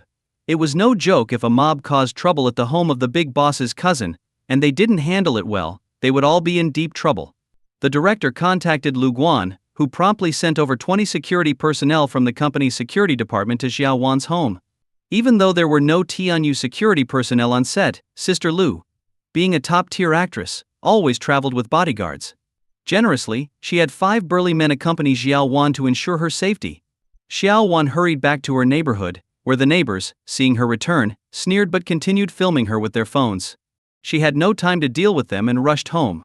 Inside, she found the Tianyu security team already there. The place was a mess, with the door covered in boot marks. Xiao Wan's bedroom was particularly ransacked, with clothes stolen and makeup scattered everywhere. What happened? Was this a robbery? Stunned, Xiao Wan looked around in disbelief at her silent father on the sofa and her mother softly crying. Dad, Mom. What happened to our home? Xiao Wan asked, feeling more and more upset, tears welling up in her eyes. The house had just been renovated last year at the cost of over 400,000 yuan, now all for nothing. Her father sighed and began to explain. That morning, the neighbors gathered under Xiao Wan's building as usual, planning to livestream her return. After waiting a long time without seeing her, some left disappointed. However, a drunken neighbor, emboldened by alcohol, rashly suggested, "If Xiao Wan doesn't come out, let's go inside and film her. We're all her elders visiting her home shouldn't be a problem." This idea gained support, and dozens of people crowded to Xiao Wan's door. When Song Huan, groggy from sleep, opened the door to find a crowd, she was shocked. But the neighbors ignored her pleas and forced their way in. When they found out Xiao Wan wasn't home, they grew increasingly agitated. They had been relying on her for income, and now their source was gone. In the livestream, some troublemakers offered large sums for Xiao Wan's worn clothes. Although not as profitable as filming her, it was still money. They figured they could always apologize later. With this in mind, the group ransacked Xiao Wan's closet, taking all her clothes. Hearing this, Xiao Wan's father sighed deeply. He was powerless against these hooligans. If he hadn't protected her personal items in time, his daughter would have been too ashamed to face anyone. "Sister Xiao, these people are despicable." Xiao Wan's assistant was furious. Despite her years in the entertainment industry, she had never encountered such shamelessness. Wan, you should stay in the hotel arranged by the crew for now. It's safer there. I'm afraid something bad might happen if you travel back and forth daily. Song Wan, holding back her tears, pleaded with her daughter. "After this film, your father and I will save up to buy you a new house. We can visit you whenever we miss you." "No way." Xiao Wan's chest heaved with anger. "This is my home. They were wrong to break in. Are we supposed to split up our family because of these scoundrels?" The more Xiao Wan thought about it, the more she realized these neighbors weren't even human in her eyes. Furious, she turned to confront them. Her father, worried something might happen, followed her out. "Look, everyone, Xiao Wan is out. I told you she'd come out to handle things. Hey folks, I managed to snag one of Xiao Wan's dresses this morning. Anyone interested, come find me." Honestly, the Xiao family is getting too cocky. Just because they have a minor star, they act all high and mighty. It pisses me off. So what if we film her? Is it hurting her? If she tries to sneak out again, we'll cause even more trouble. The neighbors showed no remorse. On the contrary, their live streams had become even more popular, and their earnings had soared. They were eager to pick a fight with Xiao Wan to boost their viewer count. "You are shameless. Breaking into someone's home and causing trouble. This is my final warning. If I catch anyone filming me again, I'll send you a lawyer's notice." Xiao Wan shouted angrily. But the crowd was unfazed. "A lawyer's notice? Can we eat that? Xiao Wan, do you think you're made of diamonds? So precious. Ha ha ha, celebrities are just spoiled nowadays. As a public figure, why can't we film you? If you have the guts, make me a star too. Then I'll let you film me all you want. The Xiao family clearly looks down on us. I even lent your father 500 yuan when he was in trouble. Now that you're doing well, you kick us old neighbors to the curb. You. These people were so brazen they might as well have called Xiao Wan ungrateful to her face. Scoundrels." Xiao Wan's assistant clenched her fists and shouted at the TNU security personnel, "Sister Xiao is being mocked like this, and you're just standing there." The security guards, already angry, began moving towards the crowd. But what happened next shocked everyone. An old man in his 60s, holding a phone, suddenly sat down on the ground and began wailing, "Oh no, the celebrity hit me. I can't take it. I'm dying. Everything hurts. Don't come closer, or I'll pass out." The old man's threats left the security personnel stunned, unsure of what to do next. Fine. You all win. I can't fight you, but I can avoid you." Xiao Wan, in a fit of anger, pointed at the crowd and declared, "I'm moving out today. Let's see who you'll film after I'm gone." This announcement sent a wave of panic through the crowd. They had assumed that the Xiao family, having lived here for generations, would never leave their home. But they never considered how over the line their actions were. "What do we do if she moves out? We'll have no income. Damn it. I quit my job to film her. If she moves, how will I survive? But we can't just tie her up. She's such a piece of work. We're just trying to make some money off her fame. Look at her acting all high and mighty."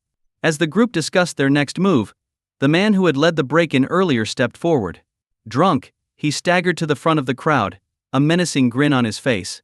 "Move if you want, but don't forget your grandfather is buried in the Western Hills. Are you really going to move his grave too?" This statement turned the atmosphere even more sour. Even Xiao Wan and everyone else were taken aback. Would he really go so far as to disturb her grandfather's grave? You, Xiao Wan's father, Xiao Qiang, pointed a trembling finger at the drunkard, shouting, "My father treated everyone well. You all know that. When any of you had weddings or funerals, didn't he help out? And now you talk about disturbing his rest. Where is your conscience? To hell with conscience. If my money's cut off, I don't care about anything else, the drunkard sneered. Xiao Qiang, if you want to be a good son, tell your daughter to cooperate with us. Otherwise, well. Is this what all of you think? Or just him? Xiao Wan asked, her face pale. Li Shuheng, wasn't it my grandfather who took your son to the hospital in the middle of the night when you couldn't find a ride, and paid the medical bills? Son Lai, when your husband was beating you, wasn't it my grandfather who helped you and got custody of your son? Ren Kiji, your father and my grandfather were lifelong friends. When your father passed away, wasn't it my grandfather who handled everything and even kept vigil? Have you all forgotten? Can anyone here honestly say their family never received help from my grandfather?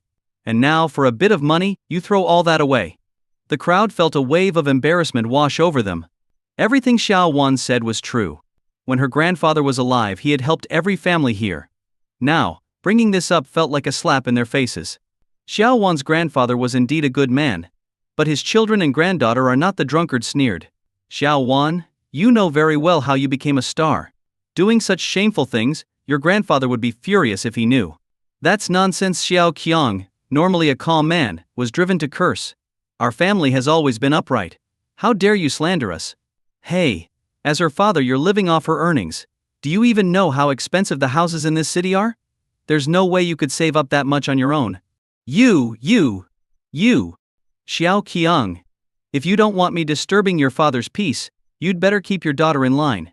This heated exchange amused some neighbors. They didn't have the nerve to go this far, but the drunkard did. Known as a lifelong thug, he would indeed cause trouble if Xiao Wan moved out. Xiao Qiang was so angry he couldn't speak. His wife Song Huan clung to his arm, crying uncontrollably. Are they really trapped here forever? Seeing that their threats had worked, the neighbors now tried to calm the situation to get what they wanted. Yao Qiang, listen to us. Don't move away. We promise not to do what we did today again. Uncle Xiao, old master saved my life. I don't want him to be disturbed either. Xiao Huan, you should talk to your husband. If this drunk gets mad and really goes to disturb old master's peace, what then? Their words seemed concerned for the Xiao family, but in truth, they were driven by greed. Seeing that reasoning with them was futile, the Yao family was escorted home by the security guards. Wan, why don't you call your cousin? Xiao Yun has been doing well lately, maybe he has a solution, Xiao Wan suggested after some thought. Before Xiao Wan could respond, her assistant's eyes lit up. Yes, her cousin was the big boss of Tianyu. A man like him must have connections. That sounds like a good idea. Auntie, the assistant said excitedly. Making up her mind, Xiao Wan called Xiao Yun. As soon as she heard his voice, she couldn't hold back her tears. Her crying startled Xiao Yun. With Tianyu protecting her, how could his cousin be in trouble? Xiao Wan explained everything, and Xiao Yun's eyes narrowed. This was too much. People work hard and get lucky to rise to success, but now they have to pay for these scoundrels? They wanted to make money off his cousin. Not a chance. When he got to the city, none of them would get away with this. However, with a crucial dinner tonight, where Xiao Yun's father was hosting important figures to strategize against the Zhuang family, Xiao Yun booked the earliest flight for the next morning. After hanging up, Xiao Yun clenched his fists and messaged Lu Guan, instructing him to have the security team guard the Zhao family home overnight and to send more men to watch old Master Xiao's grave to prevent any potential trouble. What's wrong? You look upset, Yi King said, smoothing Xiao Yun's furrowed brow. Xiao Yun sighed and told her about Xiao Wan's recent troubles. Yi King's eyes grew cold. I'm coming with you tomorrow. I want to see who dares to act so boldly. They exchanged a look, each seeing the worry in the other's eyes. Sir, the master requests your presence in the study, the butler said, knocking on Yi King's door. Xiao Yun headed to the study and found his father-in-law smoking a rare cigar. Dad, what's the matter? I planned to host an influential figure in the local government tonight, but he just cancelled, saying he had other business. No doubt the Nanggong family got to him first, breaking promises so easily. Xiao Yun was quite surprised. After all, the Yi family was one of the most prominent families in Shanghai. Despite having a small family size, their assets and Yi's father's extensive charity work spoke volumes about their status. For someone to cancel at the last minute like this showed a clear lack of respect for the event. There's nothing we can do. Those big shots have their own pressures. The higher they go, the more cautious they become, Yi's father sighed. So, should we cancel tonight's event? Yi's father shook his head. No, We can't cancel. Even though it's disappointing that the key guest won't be here, many other influential family heads from Shanghai will be attending. Building alliances and establishing a strong business front is equally important. By 6 in the evening, cars started arriving at the Yi residence. The event was being held at the Yi family home, making it feel more like a family gathering. The attendees were mainly business allies and partners. Over the years, these partners had become tightly bound to the Yi family. If the Yi family suffered greatly due to the Zhuang family's attacks, their interests would also be jeopardized. In this world, there are no eternal relationships, only eternal interests. It is the drive of these interests that determines their allegiance. The party lasted until 11 at night. As the evening drew to a close, around 20 middle-aged men followed Yi's father into the study. These bosses gathered to discuss strategies to protect their interests in the ongoing conflict. They outlined their business domains and tried to anticipate the Zhuang family's next move. Despite their well-fed appearances, these business magnates were shrewd strategists. Xiao Yun listened in amazement, realizing that many business maneuvers could be mapped out using ancient military strategies. They planned contingencies if the Zhuang family attacked any one of their sectors. The rest would provide unconditional support in terms of funds and connections. Additionally, they aimed to strike at the Zhuang family's core businesses. For these seasoned veterans, the murkier the waters, the easier it would be to catch the fish. After lengthy discussions, the group left the Yi residence in high spirits around 2 a.m. Yi's father, on the other hand, looked exhausted, massaging his temples. Dealing with these people is mentally draining. They all talk about altruism and loyalty, but when it comes down to action, they guard their interests fiercely. Yi's father sighed. I wanted you to be part of this tonight to prepare you. If you plan to make a mark in business, dealing with these kinds of people is unavoidable. Thank you, Dad. Should I involve Sanshui Group in this? No. Yi's father's firm response was unexpected. Even though you're the largest shareholder, Sanshui Group is a joint multinational corporation. The implications are too complex. Our fight with the Zhuang family is a local matter. No matter who wins, the money stays in Shanghai. If Sanshui Group gets involved, all eyes will turn on you. I see. Xiao Yun nodded thoughtfully. It made sense. Keeping the conflict local ensured the funds wouldn't be siphoned off by outsiders. After bidding Yi's father goodnight, Xiao Yun returned to Yi Qingqing's room. Yi Qingqing was propped up in bed, reading a book under the soft light of the bedside lamp. Hearing the door, she looked up and, with a cheer, leapt into Xiao Yun's arms. Honey, I'm so sleepy. Let's go to bed. The night passed without incident. The next morning, Xiao Yun woke up feeling refreshed after a good night's sleep. As he was finishing his breakfast, Yi Qingqing came downstairs, having just finished her makeup. Xiao Yun, could you come with me to the group later? I want to introduce you to the senior executives, Yi's father said, looking up from his newspaper. Xiao Yun swallowed the last of his scrambled eggs and shook his head. Dad, Qingqing and I are heading to 49 City today. Yi's father put down the newspaper, looking puzzled. Didn't you just go there recently? Why do you need to go again? If I didn't know you're unaware of your father's connections, I'd suspect you're secretly meeting with those big shots over there. My cousin has some trouble. Xiao Yun explained the situation to Yi's father. After hearing the story, Yi's father was also angry, but his first thought, having been in a position of power for so long, was how to resolve the issue. Qingqing knows how to contact your Uncle Deng. If you can't handle it, call him. He's a local in 49 City and knows how to deal with these troublemakers better than you two. Xiao Yun thanked his father-in-law. After Yi Qingqing finished her breakfast, they set off. When they landed in 49 City again, they were picked up by Lu Guan this time. Lu Guan, driving a Mercedes, had bloodshot eyes, looking like he had just pulled an all-nighter. Old Lu, you need to take it easy at your age, Xiao Yun joked to ease the tension, seeing his general manager looking so worn out. Boss, I spent the entire night at old Xiao's place. You won't believe it, but some idiot really did show up to cause trouble. We handed him over to the police, but he kept mouthing off, saying he'd come back for more once he got out, Lu Guan said, looking bitter. Dealing with these kinds of troublemakers was tough, especially since the guy claimed he was just out for a walk and the paint he was carrying was for home renovations. You did a good job. When Tianyu expands, we'll need dedicated people like you, Xiao Yun said, appreciating his efforts. Lu Guan looked a bit emotional and said, Don't worry, boss. I have a reputation for being a workaholic in this industry. If I take on a task, it will be done well. Good. After you drop us off, find a nearby hotel and get some sleep. You look like you're about to pass out at the wheel, and we can't have that. Xiao Yun's concern felt like a warm current flowing through Lu Guan's heart. He had been working tirelessly for two reasons: social status and fulfilling his lifelong ambitions. Now, it seemed Xiao Yun was a leader worth following, with both the skills and the temperament to earn Lu Guan's loyalty. Under Xiao Yun's leadership, Lu Guan felt that his deepest dreams could finally come true. Soon, Xiao Yun and Yi Qingqing arrived at Xiao Wan's neighborhood. They made their way to the building where Xiao Wan's family lived and found 30 to 40 people outside, holding up their phones and filming something. Seeing someone approaching, the crowd parted to let them through. Xiao Yun frowned as he went upstairs and knocked on the door of his aunt's apartment. Despite knocking several times, there was no response. This was odd, considering the crowd outside. Xiao Yun pulled out his phone and called Xiao Wan. After confirming it was Xiao Yun at the door, there was some commotion inside, and after a few minutes, the door opened a crack. Xiao Wan peeked through, saw it was Xiao Yun and Yi Qingqing and quickly let them in. "Brother, sister-in-law, you're finally here. Those bastards came again last night, scaring us half to death," Xiao Wan cried softly in Yi Qingqing's arms. Xiao Yun looked around the apartment and saw about a dozen Tianyu security guards in the living room, all looking exhausted from staying up all night. "Thank you all for your hard work. I'll make sure you get a bonus once this is over." "It's an honor to protect the boss's family," the security captain said respectfully. "But those people are relentless. When we call the police, they run away, and as soon as the police leave, they come back.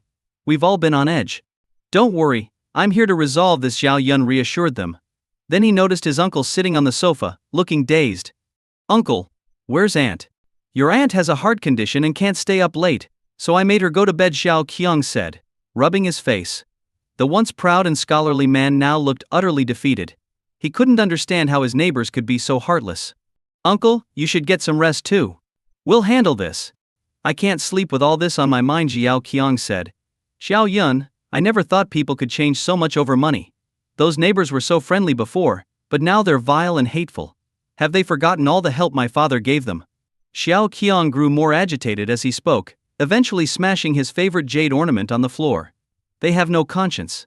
None at all. Calm down, uncle. Don't get yourself sick before we deal with this." Xiao Yun patted his uncle's back.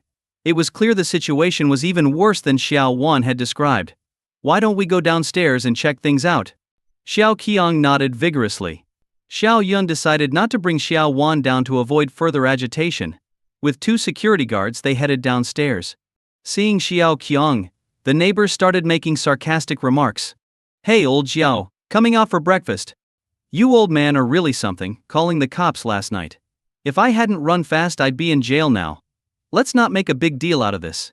Just have Xiao Wan say a few words to the big shots in my live stream, okay? Yeah, my fans were thrilled to get Xiao Wan's clothes yesterday. If she has any old clothes she doesn't want, she could give them to us." Hearing this, Xiao Yun's eyes grew cold. Noticing the shift in atmosphere, the neighbors finally paid attention to Xiao Yun. Meeting his gaze, they felt a chill and quickly looked away. His stare was sharp, like an eagle's, making their eyes hurt just from looking at him. "I'm Xiao Wan's cousin. What do you want?" "Spell it out," Xiao Yun said coldly. "If I hear any more insults, you'll regret it. Who do you think you are? Acting all tough. A young guy like you can't speak for the Zhao family. You must be joking." "Shut up." One of the security guards stepped forward and shouted, "This is our boss from Tianyu. If you want to make personal attacks, think about the consequences." "The Tianyu boss?" The crowd was stunned. They knew Tianyu was a big company with a lot of assets. Offending this young man wouldn't end well. "Hey, you've got quite a temper, don't you?" Yeah, we were just joking. Don't take it seriously. You're Xiao Wan's cousin, right? That makes you like a junior to us. We wouldn't insult you." Zhao Qiang was trembling with anger at the neighbor's shamelessness. "You bastards. Weren't you threatening to dig up our family's graves last night? Don't pretend now." The neighbors were embarrassed. While they had thought about using Xiao Qiang's father's grave to threaten him, none of them actually had the guts to do it. "Old Xiao, I was drunk and joking around. You took it seriously? That's being a bit petty, don't you think?" The drunkard from yesterday, Zhang Shihai, stepped forward. "Zhang Shihai, you were the one stirring things up the most last night. Was it you who sent people to my father's grave?" Yao Qiang was livid at the sight of the troublemaker. Zhang Shihai shrugged, looking relaxed. He had been in and out of trouble for years, and was unfazed by threats. "It wasn't me. Don't falsely accuse me. Be careful, or I'll sue you for defamation. You're not young anymore, old Xiao." You should know better than to take jokes seriously. Xiao Yun stared at him, his voice icy. A joke? What if I said I was going to dig up your family's graves today? Would you find that funny? Zhang Shihai, who had been ready to retort, saw the seriousness in Xiao Yun's eyes and hesitated. Were you the one leading the group yesterday? Xiao Yun asked, his face expressionless. Under Xiao Yun's gaze, Zhang Shihai felt his mouth go dry and his mind go blank. All his prepared excuses vanished. You are all so obsessed with your own interests that you don't even think about creating a better future for yourselves. Instead, you're prying into others' privacy, Xiao Yun said, scanning the crowd. The neighbors averted their eyes, unable to meet his gaze. System. Use the punish evil and promote good card on Zhang Shihai. Bing. The system is evaluating, please wait. Bing. Evaluated as evil with a moderate level. For the next 6 months, Zhang Shihai will experience continuous bad luck, facing minor misfortunes daily and major setbacks weekly. The system's verdict seemed vague, not specifying any particular punishment. However, what happened next stunned everyone. Zhang Shihai, fearful of Xiao Yun, began to back away slowly. Suddenly he tripped and fell flat on the ground, clutching his leg and howling in pain. At first, the crowd thought he was pretending to get compensation and force the Xiao family to comply. But seeing the veins popping on his forehead and the cold sweat pouring from his skin, they realized something serious had happened. Don't touch me. Ow! It hurts so much. Tripping on flat ground, what kind of bad luck is this? Zhang Shihai cried out in pain. As a seasoned troublemaker, he knew his body well enough to tell that his leg was likely broken. Geez. He's in that much pain? His leg must be broken. Karma. He wanted to mess with old Xiao's grave and now he's paying for it. Amitabha, old Xiao, don't come after me. I just took a video, I didn't cause any trouble at your house. Old Xiao's spirit is watching over the Xiao family. My goodness, I'm never going to mess with them again. The neighbors whispered among themselves, filling in the gaps with their own imaginations. Xiao Yun hadn't expected the punish evil and promote good card to be so effective. He had thought of using external forces to make the neighbors comply, but now it seemed that even if Xiao Wan stood still for them to film, they would think twice. Good and evil will be rewarded accordingly. If you don't pay now, you will later. Learn from this, or next time, it might be one of you lying on the ground. After saying this, Xiao Yun took his uncle back home. His uncle, rejuvenated by seeing the troublemaker get what he deserved, felt immensely satisfied. I believe they won't dare to cause trouble anymore. But honestly, uncle, you should consider moving. Xiao Wan is a celebrity now. Once her film is released, she'll become even more popular, and the paparazzi will be much harder to deal with than these neighbors. Xiao Yun said, as he sat on the sofa. But you know how expensive the housing is in this city. The private neighborhoods are as expensive as, if not more expensive than, those in Shanghai. Even if we sell this house, it won't be enough to buy a new one. His uncle looked dejected. As the head of the family, he felt ashamed for not being able to support his daughter when she needed it most. I'm here to help you solve this. The money for the new house will be deducted from Xiao Wan's future earnings. Xiao Yun said with a smile, honey. Do you know any real estate agents for high-end properties in this city? I'm not sure. But I can ask Uncle Deng, said Yi King. Yi King called Uncle Deng and explained the situation. After a moment of thought, he mentioned that he had an old friend who was having some business troubles and needed funds. This friend's house was located within the second ring road, in a secure neighborhood, but the price would be a bit high. Uncle Deng then sent Yi King his friend's contact information, suggesting they could meet for a meal afterward.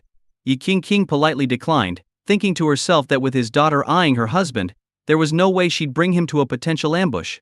Yi King contacted Deng's friend and arranged to see the house shortly. When they arrived at the address, they were stopped by the security guard at the entrance. I'm sorry, but without the homeowner's approval, we can't let strangers in, the guard said apologetically. Please contact your friend to come and escort you inside.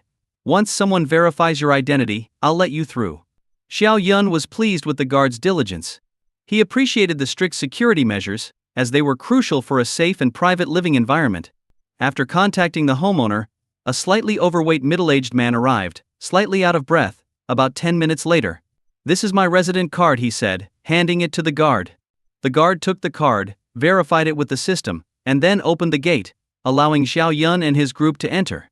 I'm sorry about the wait, the man said, wiping the sweat from his forehead with a handkerchief. The security here is very strict. Even if someone finds a resident card, they can't enter without verification. He introduced himself. My name is Chai Huarong, and I'm in the export business. Hello, I'm Xiaoyun. Xiaoyun replied, shaking his hand. We're looking for a secure and private place. As long as the price is reasonable, we can sign the contract today. That's great, Chai Huarong said excitedly, relieved to have potential buyers. His company was burning through tens of thousands daily, and he needed this sale urgently. Chai Huarong led the way, showing them around. The neighborhood was beautifully landscaped, with a large lake in the center.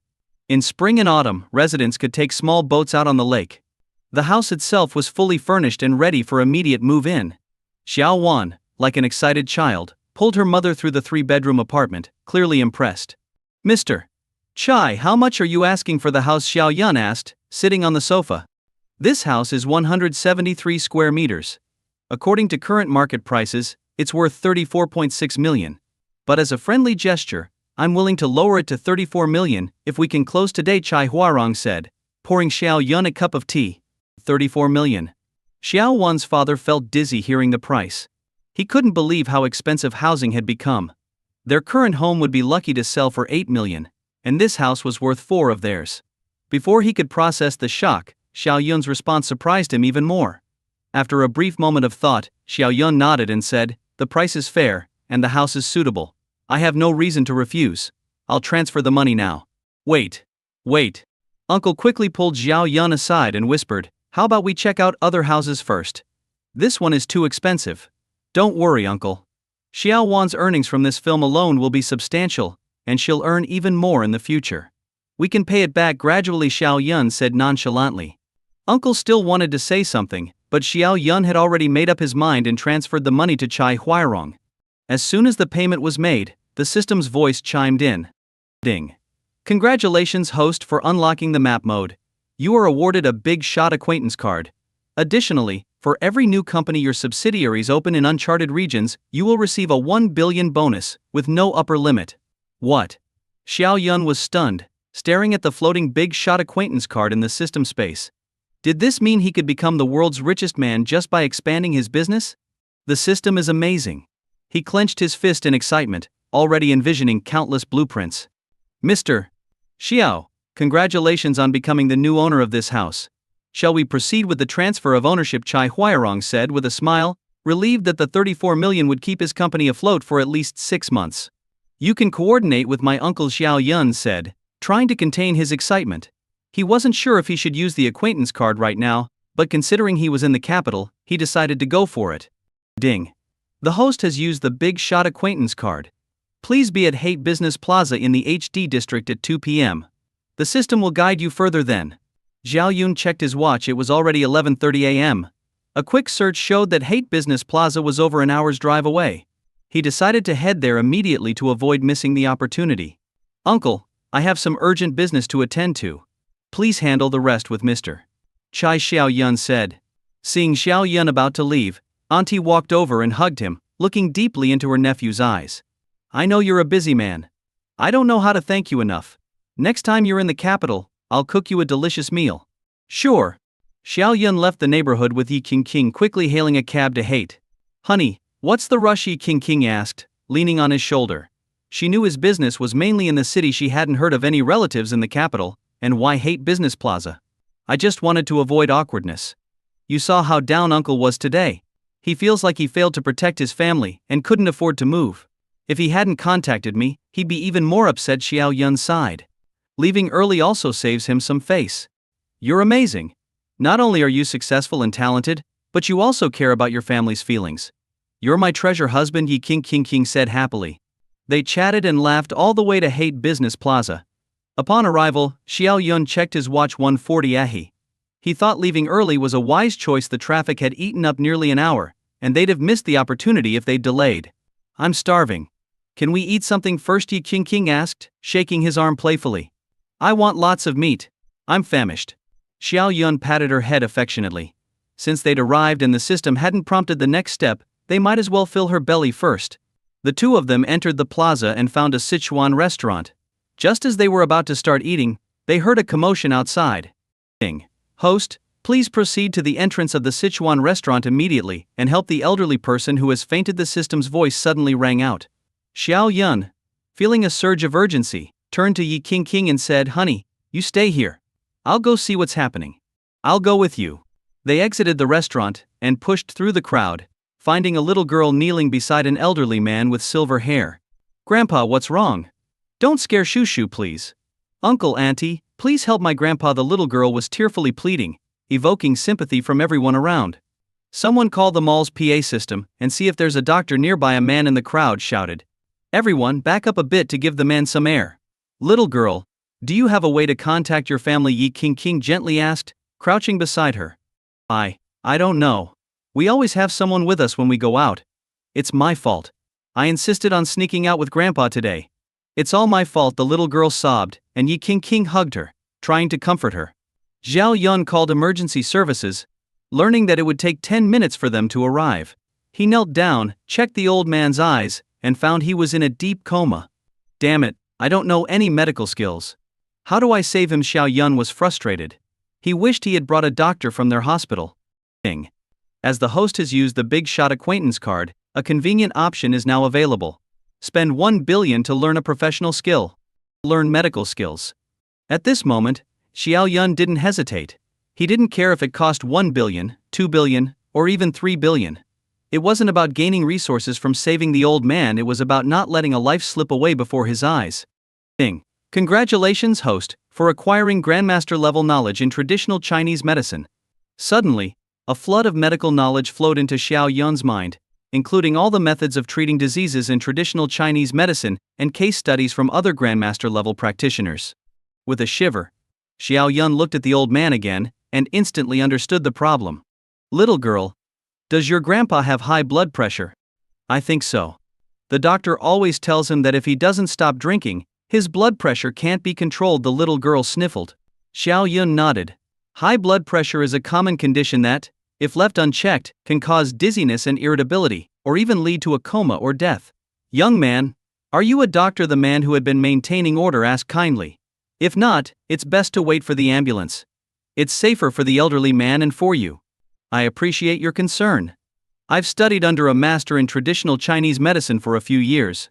I can handle basic emergency care." Xiao Yun rushed into the Sichuan restaurant's kitchen, borrowed a knife, and sterilized it with white wine.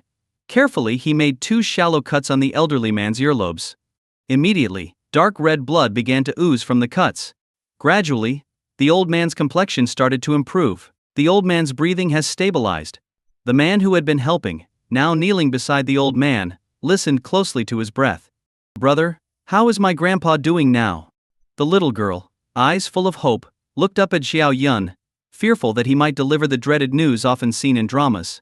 "Little one, your grandpa is out of danger now, but he still needs to go to the hospital for a thorough checkup," Xiao Yun reassured her with a gentle smile, patting her head. Just then, the sound of an ambulance siren filled the air. Several doctors in white coats rushed over with a stretcher. An older doctor dispersed the crowd before examining the patient. Seeing the old man, the doctor knew it was a case of high blood pressure, a common issue among the elderly that could easily lead to a coma if not treated promptly. After a quick examination, the doctor was surprised to find the patient's condition stabilizing, his blood pressure returning to normal. "Who called for the ambulance?" the doctor asked the crowd. Xiao Yun stepped forward.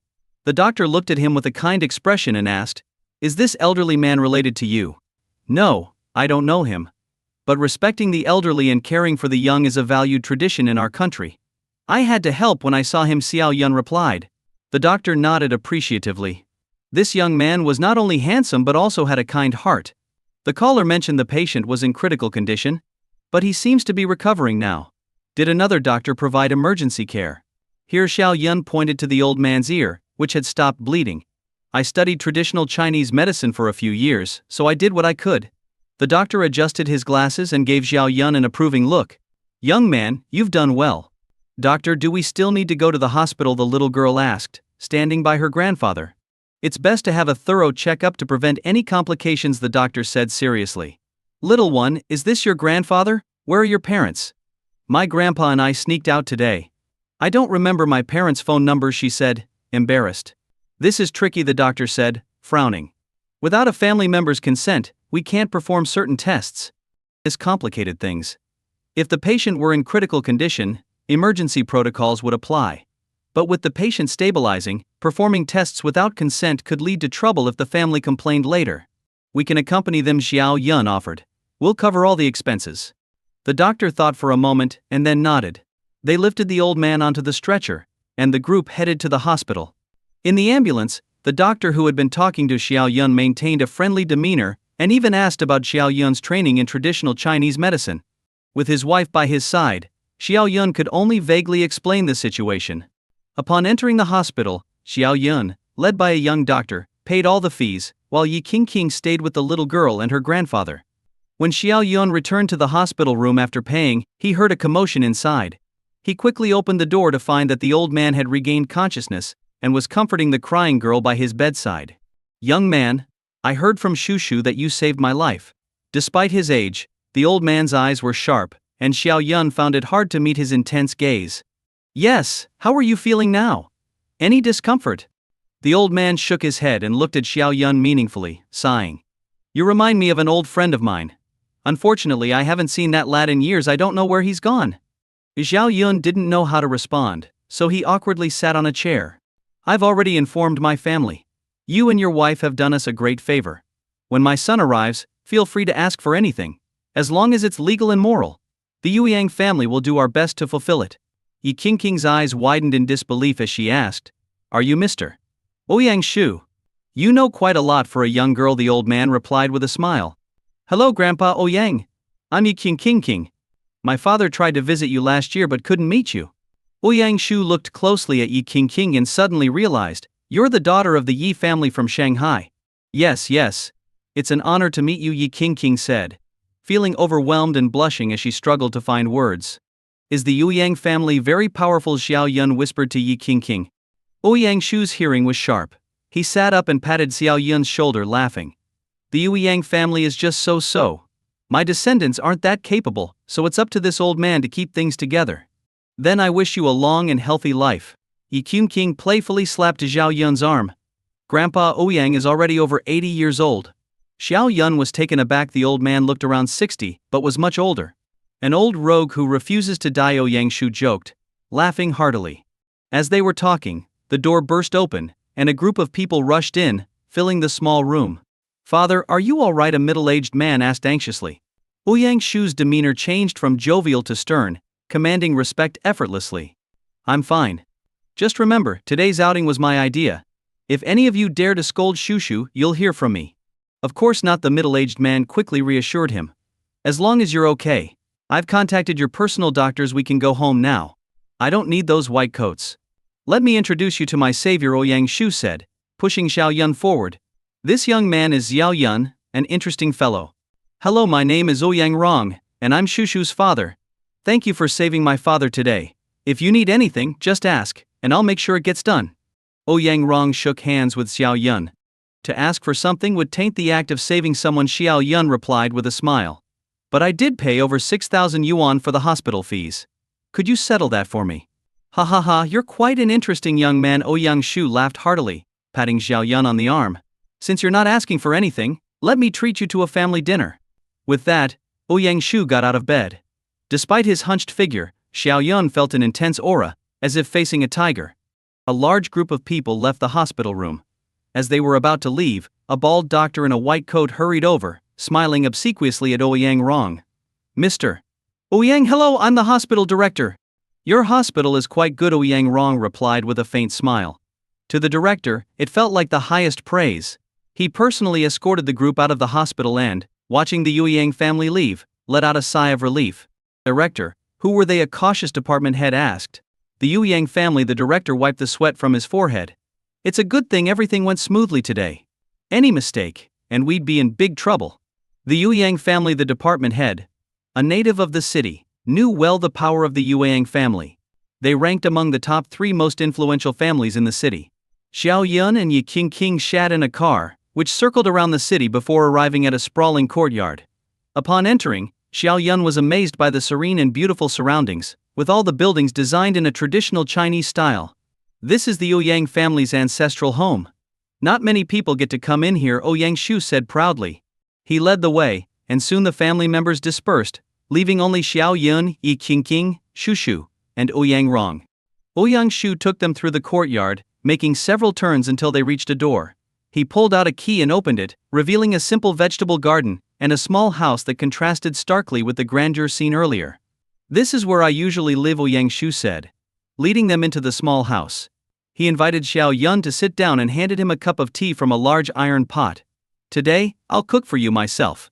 Ouyang Rong was surprised. His father usually enjoyed a secluded life and rarely cooked for the family. Only during the New Year would he reluctantly make a large pot of stew. For his father to cook for Xiao Yun was unprecedented. "Given that you just recovered from an illness, you should rest. I'll cook lunch," Xiao Yun offered with a smile. "I'm quite a good cook, despite my young age." "Really? My taste is very particular. If it's not good, I might just flip the table," Ouyang Shu warned. "Don't worry. If it's not good, you can scold me all you want," Xiao Yun reassured. Ouyang Shu, impressed by Xiao Yun's willingness to cook despite his apparent wealth and status, took him to the kitchen, though he couldn't help but supervise a bit. At this moment, only Yi Qingqing, Ouyang Rong, and Shushu were left in the room. Shushu, being familiar with the place, ran outside to play with her grandfather's parrot. Yi Qingqing felt a lot of pressure facing the head of the Ouyang family and kept her head down without speaking. "How is your father these days?" Ouyang Rong cleared his throat and dropped his formal demeanor. "He's doing okay," Yi Qingqing muttered softly, feeling extremely nervous. She had met many important figures, but none could compare to the Ouyang family. Sitting here made her feel very uneasy. "Hey Mim, with the Nanggong family extending their influence into Shanghai, your father must be having a tough time. If you need any help, just let me know. As long as it doesn't conflict with the core interests of the Ouyang family, I can help mediate." Ouyang Rong's words made Yi Qingqing feel deeply grateful. The Yi family was in the eye of the storm, and her father had been looking for a powerful ally in the city to mediate, but lacked the connections. As a daughter, she couldn't help but worry about her father. "Can I call my father now?" Yi Qingqing asked softly. With Ouyang Rong's permission, she dialed her father's number right in front of him. At that moment, her father had just finished speaking with the head of the Zhao family and was planning the next steps when he received his daughter's call. "Dad, I'm at the Ouyang family's house now." Her father's mind exploded with surprise. How did his daughter end up at the Ouyang family's place? Wasn't she with Xiao Yun to handle family matters? Could it be that they were connected to the Ouyang family? Damn it! The Ouyang family wasn't like the Nanggong family. He had some hope of resisting the Nanggong family, but if they offended the Ouyang family, it would be game over. "Qingqing, don't be afraid. I'll contact some big shots in the city to see if they can help. Where is Xiao Yun?" "Huh? Dad, what are you talking about?" Yi Qingqing frowned slightly and said slowly, "Xiao Yun saved an elderly man in a mall today. We later found out he was Ouyang Shu, and we were invited to the Ouyang family's home. Uncle Ouyang Rong offered to mediate the conflict between the Nanggong family and us." Phew. Her father let out a sigh of relief. This girl almost scared him to death. Wait a minute. Xiao Yun saved an elderly man who turned out to be Ouyang Shu? Damn, his son-in-law must be the chosen one. How does he keep meeting these big shots? Even though Ouyang Shu had been retired for years, his influence remained strong, and even the most powerful figures would tread carefully around him. He felt a pang of envy. But now, having already allied with the Zhao family and planning to counter the Nanggong family, mediation was no longer an option. He signaled Yi Qingqing to hand the phone to Ouyang Rong. "Hello, this is Ouyang Rong." "Hello, Mr. Ouyang Rong. I apologize for my daughter's intrusion," Yi's father said politely. "Thank you very much for offering to mediate, but the situation has taken a turn, and we may not need it anymore." Ouyang Rong asked, puzzled. "Is the Yi family planning to take on the Nanggong family alone? Honestly, while the Yi family is indeed wealthy, their foundation is a bit lacking." "Well," Yi's father hesitated, unsure of how to explain. His alliance with the Zhao family was a private matter, known to no one else. The plan was for the Zhao family to make a sudden move against the Nanggong family at a critical moment. "Hold on, let me step outside to talk." Ouyang Rong nodded to Yi Qingqing, then walked to a secluded spot under a tree in the courtyard and continued, "Given your confidence, I assume you found an ally or mediator here in the city. If it was mediation, the Yi family wouldn't be as passive as it is now. When you came to the city, I knew you had some tricks up your sleeve. You probably want to entangle the Nanggong family in a muddy battle, gradually pulling them down without them realizing. But you can't handle such a giant alone. If the Nanggong family suffers significant losses in Shanghai, the beneficiary would be." Ouyang Rong lit a cigarette, thought for a few minutes, then suddenly exclaimed, "The Zhao family. You've allied with the Zhao family. Yi's father, on the other end of the line, was stunned by Ouyang Rong's deduction. He couldn't believe that just a slip of the tongue could reveal so much. Truly, Ouyang Rong was a master tactician. Please keep this confidential. If this leaks, all our efforts will be in vain, Yi's father sighed. Ouyang Rong exhaled a cloud of smoke, chuckling, don't worry. Your son-in-law saved my father's life and my father likes him. For that alone, I won't interfere with your plans. But I must ask, how did you manage to persuade the Zhao family? Zhao Dong is notoriously stubborn and self-reliant. Convincing him to backstab the Nangong family is no small feat. Zhao Dong, the current head of the Zhao family, was known for his iron-fisted approach. He had gradually removed dissenting family members from the business, paying them a monthly allowance to keep them out of the way. Such a man would not easily be swayed by the Yi family's predicament. This involves some confidential matters that I can't disclose. But Mr. Ouyang, are you interested in any of the Nangong family's assets? If you join now, there's still time, Yi's father said, smiling, not expecting Ouyang Rong to really get involved but joking nonetheless. To his surprise, Ouyang Rong seriously considered it, saying, actually, I'm interested in their high-tech assets. While I can't support you as extensively as the Zhao family, I can step in and offer some help when things get tough. How does that sound? Ouyang Rong was indeed willing to help. While the Ouyang family didn't need the Nangong family's assets, the favor owed to Song Yun was invaluable. Ouyang Rong saw this as an opportunity to repay the debt swiftly, avoiding any future complications. Really? Yi's father was taken aback, needing a moment to process this. That would be incredibly helpful. Can I share this with the Zhao family? Of course. We're all allies now, Ouyang Rong replied with a smile. Just then, the aroma of food wafted from the kitchen, making his stomach growl. The smell was irresistible. This fragrance was too enticing.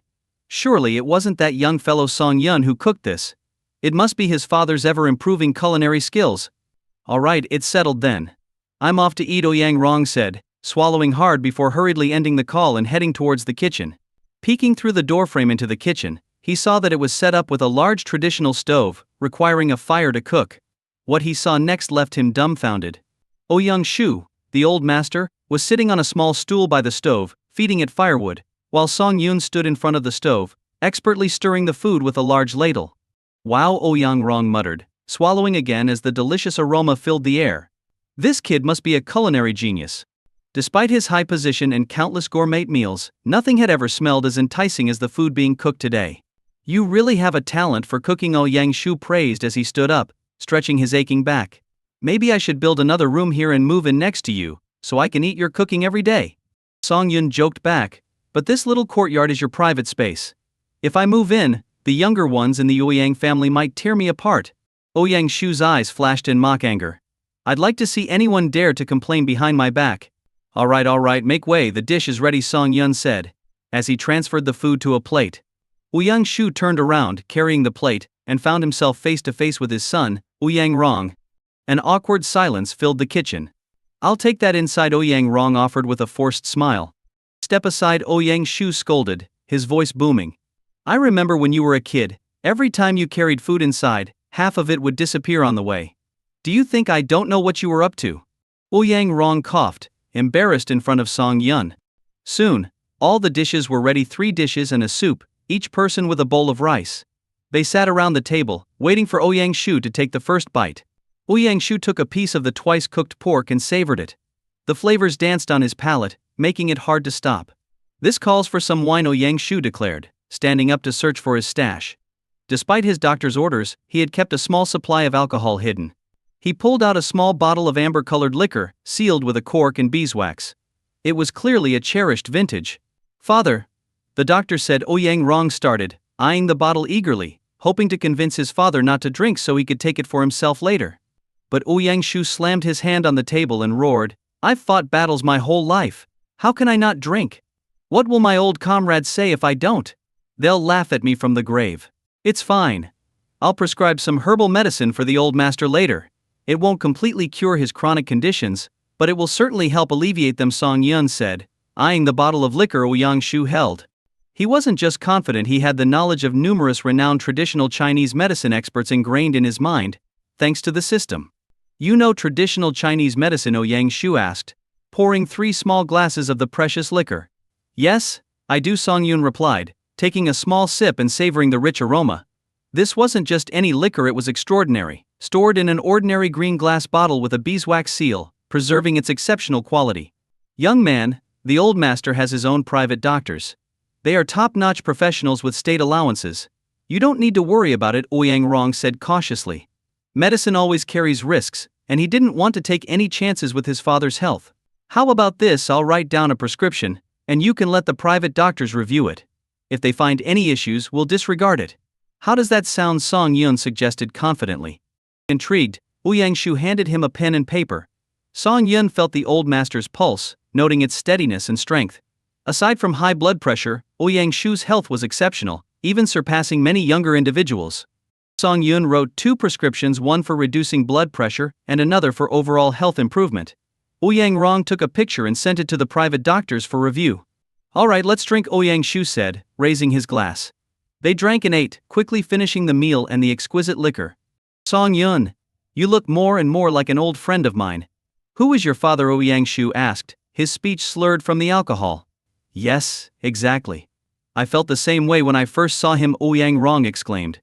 Song Yun, do you know someone named Song Bu? Song Yun was taken aback. You know my father. Ouyang Shu spat out his drink in surprise, not even bothering to wipe his face. It's a small world. We've been looking for them for years. Ouyang Rong's eyes widened in shock. Song Yun, how is your mother doing these days? He asked, blushing slightly. Master Ouyang came to his senses and slapped his son on the head. Idiot. How can you ask such a question in front of Xiao Song? Ouyang Rong lowered his head, lips pressed together, lost in thought. Xiao Song, your parents were once famous throughout Siju City. Your father was as knowledgeable as the ancient Zhuge Liang, and your mother, renowned for her beauty, was known as the Rose of Siju City. It's been so many years. How are they now? Master Ouyang sighed. Song Yun was stunned. What was going on? According to Master Ouyang, his parents weren't ordinary people, they were extraordinary. But why was his childhood so tough? His father used to haggle with vegetable vendors over a dime, hardly resembling Zhuge Liang. And while his mother was indeed beautiful, she had a fiery temper. Song Yun had been chased around the house with a feather duster many times. Was this the Rose of Siju City? Were there no other women in the city? It took Song Yun a while to recover from the shock. He licked his lips and said, my parents. I guess they're doing well. They've been traveling the world since I graduated from college. I don't even know where they are now. Master Ouyang fell into deep thought. The couple's world tour was probably an excuse to avoid trouble. They must have faced some difficulties and didn't want to bring disaster upon their son. But why didn't they seek help from the families in Siju City? Unless the ones harming them were among those very families. Master Ouyang glanced at his son and saw the same realization in his eyes. Only Song Yun seemed to be clueless. Let's not talk about this anymore. I'll make some tea to sober up, said Master Ouyang, standing up. Ouyang Rong followed, offering to help. Father. About Song Bu and his wife, Ouyang Rong said, his face serious. He had experienced many things with Song Bu in their youth and knew his capabilities. If Song Bu was forced to leave the country, it must have been under extreme pressure. Send out people to see if they can be found. If they can't be found, that's fine. If they can, have them protected secretly. Master Ouyang's eyes flashed. He remembered how Song Bu was once admired by many. Such a talented person shouldn't be unable to return to his country due to personal grievances. Just then, Ouyang Rong's phone rang. It was his father's private doctor. Ouyang Rong, where is the person who wrote those prescriptions? The voice on the other end was old and excited. Dr. Qi. Ouyang Rong was surprised. Dr. Qi was a renowned figure in traditional Chinese medicine, with many disciples across the country. At 76, he had retired and only treated top officials. Why was he calling about Song Yun's prescriptions? Ouyang, where is the person who wrote those prescriptions? Dr. Qi asked again, his voice urgent. In my father's courtyard. About the prescriptions.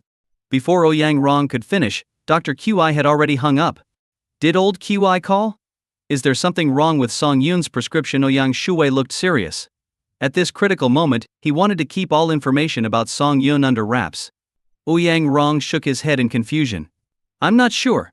Old Qi seemed very interested in the prescription and asked where Song Yun is. Ouyang Shuwei slapped his son on the head, furious. Are you stupid? You just answered without thinking? What if old Qi thinks the prescription is wrong and could harm my health? If this gets out, Song Yun's identity will be exposed. Ouyang Rong realized his mistake and quickly suggested, Why don't I take Song Yun and leave immediately? I'll personally escort them back to Shanghai. You handle the situation here. Ouyang Shuwei sighed. Given the circumstances, it seemed the best course of action. But as they returned to the living room, they heard a commotion outside. Ouyang Rong's heart sank. Old Qi, along with a group of private doctors, hurriedly entered. The younger members of the Ouyang family dared not stop them, and could only follow behind. Brother Ouyang, what happened? Ouyang Shuwei feigned ignorance, quickly stepping forward to shake old Qi's hand. Brother Ouyang, old Qi exclaimed, visibly excited. I found a senior from our school. Where is Song Yun? Where is Master Song? Sheikh Ouyang Shuwei frowned, quickly sending the curious family members away. Pulling old Qi aside, he asked, Are you sure Song Yun is a senior from your school? That seems unlikely. Why not? Old Qi beamed. Do you know where the prescriptions Ouyang Rong sent me came from? They are from my master's book Treatise on Injuries and Diseases. Unfortunately, it was lost in a fire, and many valuable case studies and prescriptions were destroyed. The remaining prescriptions are incomplete. But when I compared the one Ouyang Rong sent, I found it filled a crucial gap in our knowledge. Ouyang Shuwei was astonished. Song Yun, despite his youth, was indeed a master of medicine. Truly, the apple doesn't fall far from the tree. But this wasn't the time to discuss it openly. He sternly told old Qi, I can take you to see Song Yun, but you must promise not to reveal anything about him. Old Qi was puzzled. Shouldn't such a master be celebrated and admired by everyone? Why was the Ouyang family trying to keep him hidden? Seeing Ouyang Shuwei's determined expression, old Qi reluctantly agreed. Ouyang Shuwei signaled to Ouyang Rong to take the other doctors to the front yard. Ouyang Rong nodded slightly, then turned to the group. Ladies and gentlemen, it seems today is a significant day for old Qi. Let's not intrude on this special reunion. The other doctors, though curious, complied with the head of the Ouyang family. Ouyang Shu led old Qi into the small room and pointed at Song Yun, who was cleaning up after the meal. This is your senior. Old Qi looked bewildered. Song Yun appeared to be in his 20s. Even if he had started learning from birth, it was hard to believe he could prescribe medicine so confidently at such a young age. Old Qi had expected someone much older, with a white beard and an aura of wisdom, certainly over 80. Song, let me introduce you. This is Qi Shan, the current head of the Shenyi Hall. Song Yun turned to face the elderly man, nodding in acknowledgement. Although Qi Shan did not exude the same level of intimidation as Ouyang Shu, his physical condition and the sharpness in his eyes indicated he was still very capable. Hello, I'm Song Yun, he greeted calmly. Qi Shan was at a loss. He had come looking for a senior master, and instead he found this young man. How could he show the respect due to a master to someone so young? Shenyi Hall. Qi Shan Yi King, who had been standing to the side, was wide-eyed with shock. Qi Shan was a renowned healer in China, someone many wished to be associated with. Meeting such an esteemed figure was unexpected. She started to worry, could there be a problem with the prescription Song Yun gave to Ouyang Shu? Young friend Song, may I ask where you learned the prescription you gave to brother Ouyang? Qi Shan asked, his mind racing. Please, just say you found it online, or in an old book, or even that you made it up. Oh, Song Yun replied nonchalantly. I studied with an old master for a few years, but he left to travel the world. Qi Shan was visibly excited. What did this master look like? How old was he? His sudden intensity made Song Yun take a step back. He glanced at Ouyang Shu, who simply shrugged. Lying was tricky, you had to keep making up new stories to cover the old ones. After a moment of thought, Song Yun said, I met him on a rainy night 10 years ago. He was about 80, with a white beard and kind eyes. He was standing in the rain with just a thin robe, so I gave him an umbrella. He said I had the potential to be a great doctor and insisted on taking me as his apprentice. So I learned from him. Song Yun quickly improvised, drawing from typical descriptions of wise masters in novels. Old Qi was even more agitated. He leaned on the table, panting, and his eyes shone with a fervent intensity. Song Yun took another step back. He knew he was good-looking, but this was too much. Plus, the old man should really calm down. Master Uncle, please accept my bow. Qi Shan abruptly knelt and bowed 3 times. Everyone in the room was stunned, including Ouyang Shu. No one had expected Qi Shan to act like this. Hi guys, your opinion means a lot to me. I'm working on improving the stories to make them more interesting for you. Please leave a comment and let me know what you liked about this story. Your feedback helps me get better and create content that you'll enjoy. Your feedback is very important to me. Thank you for your support and attention. If you enjoyed this story, I can't wait to share its continuation with you.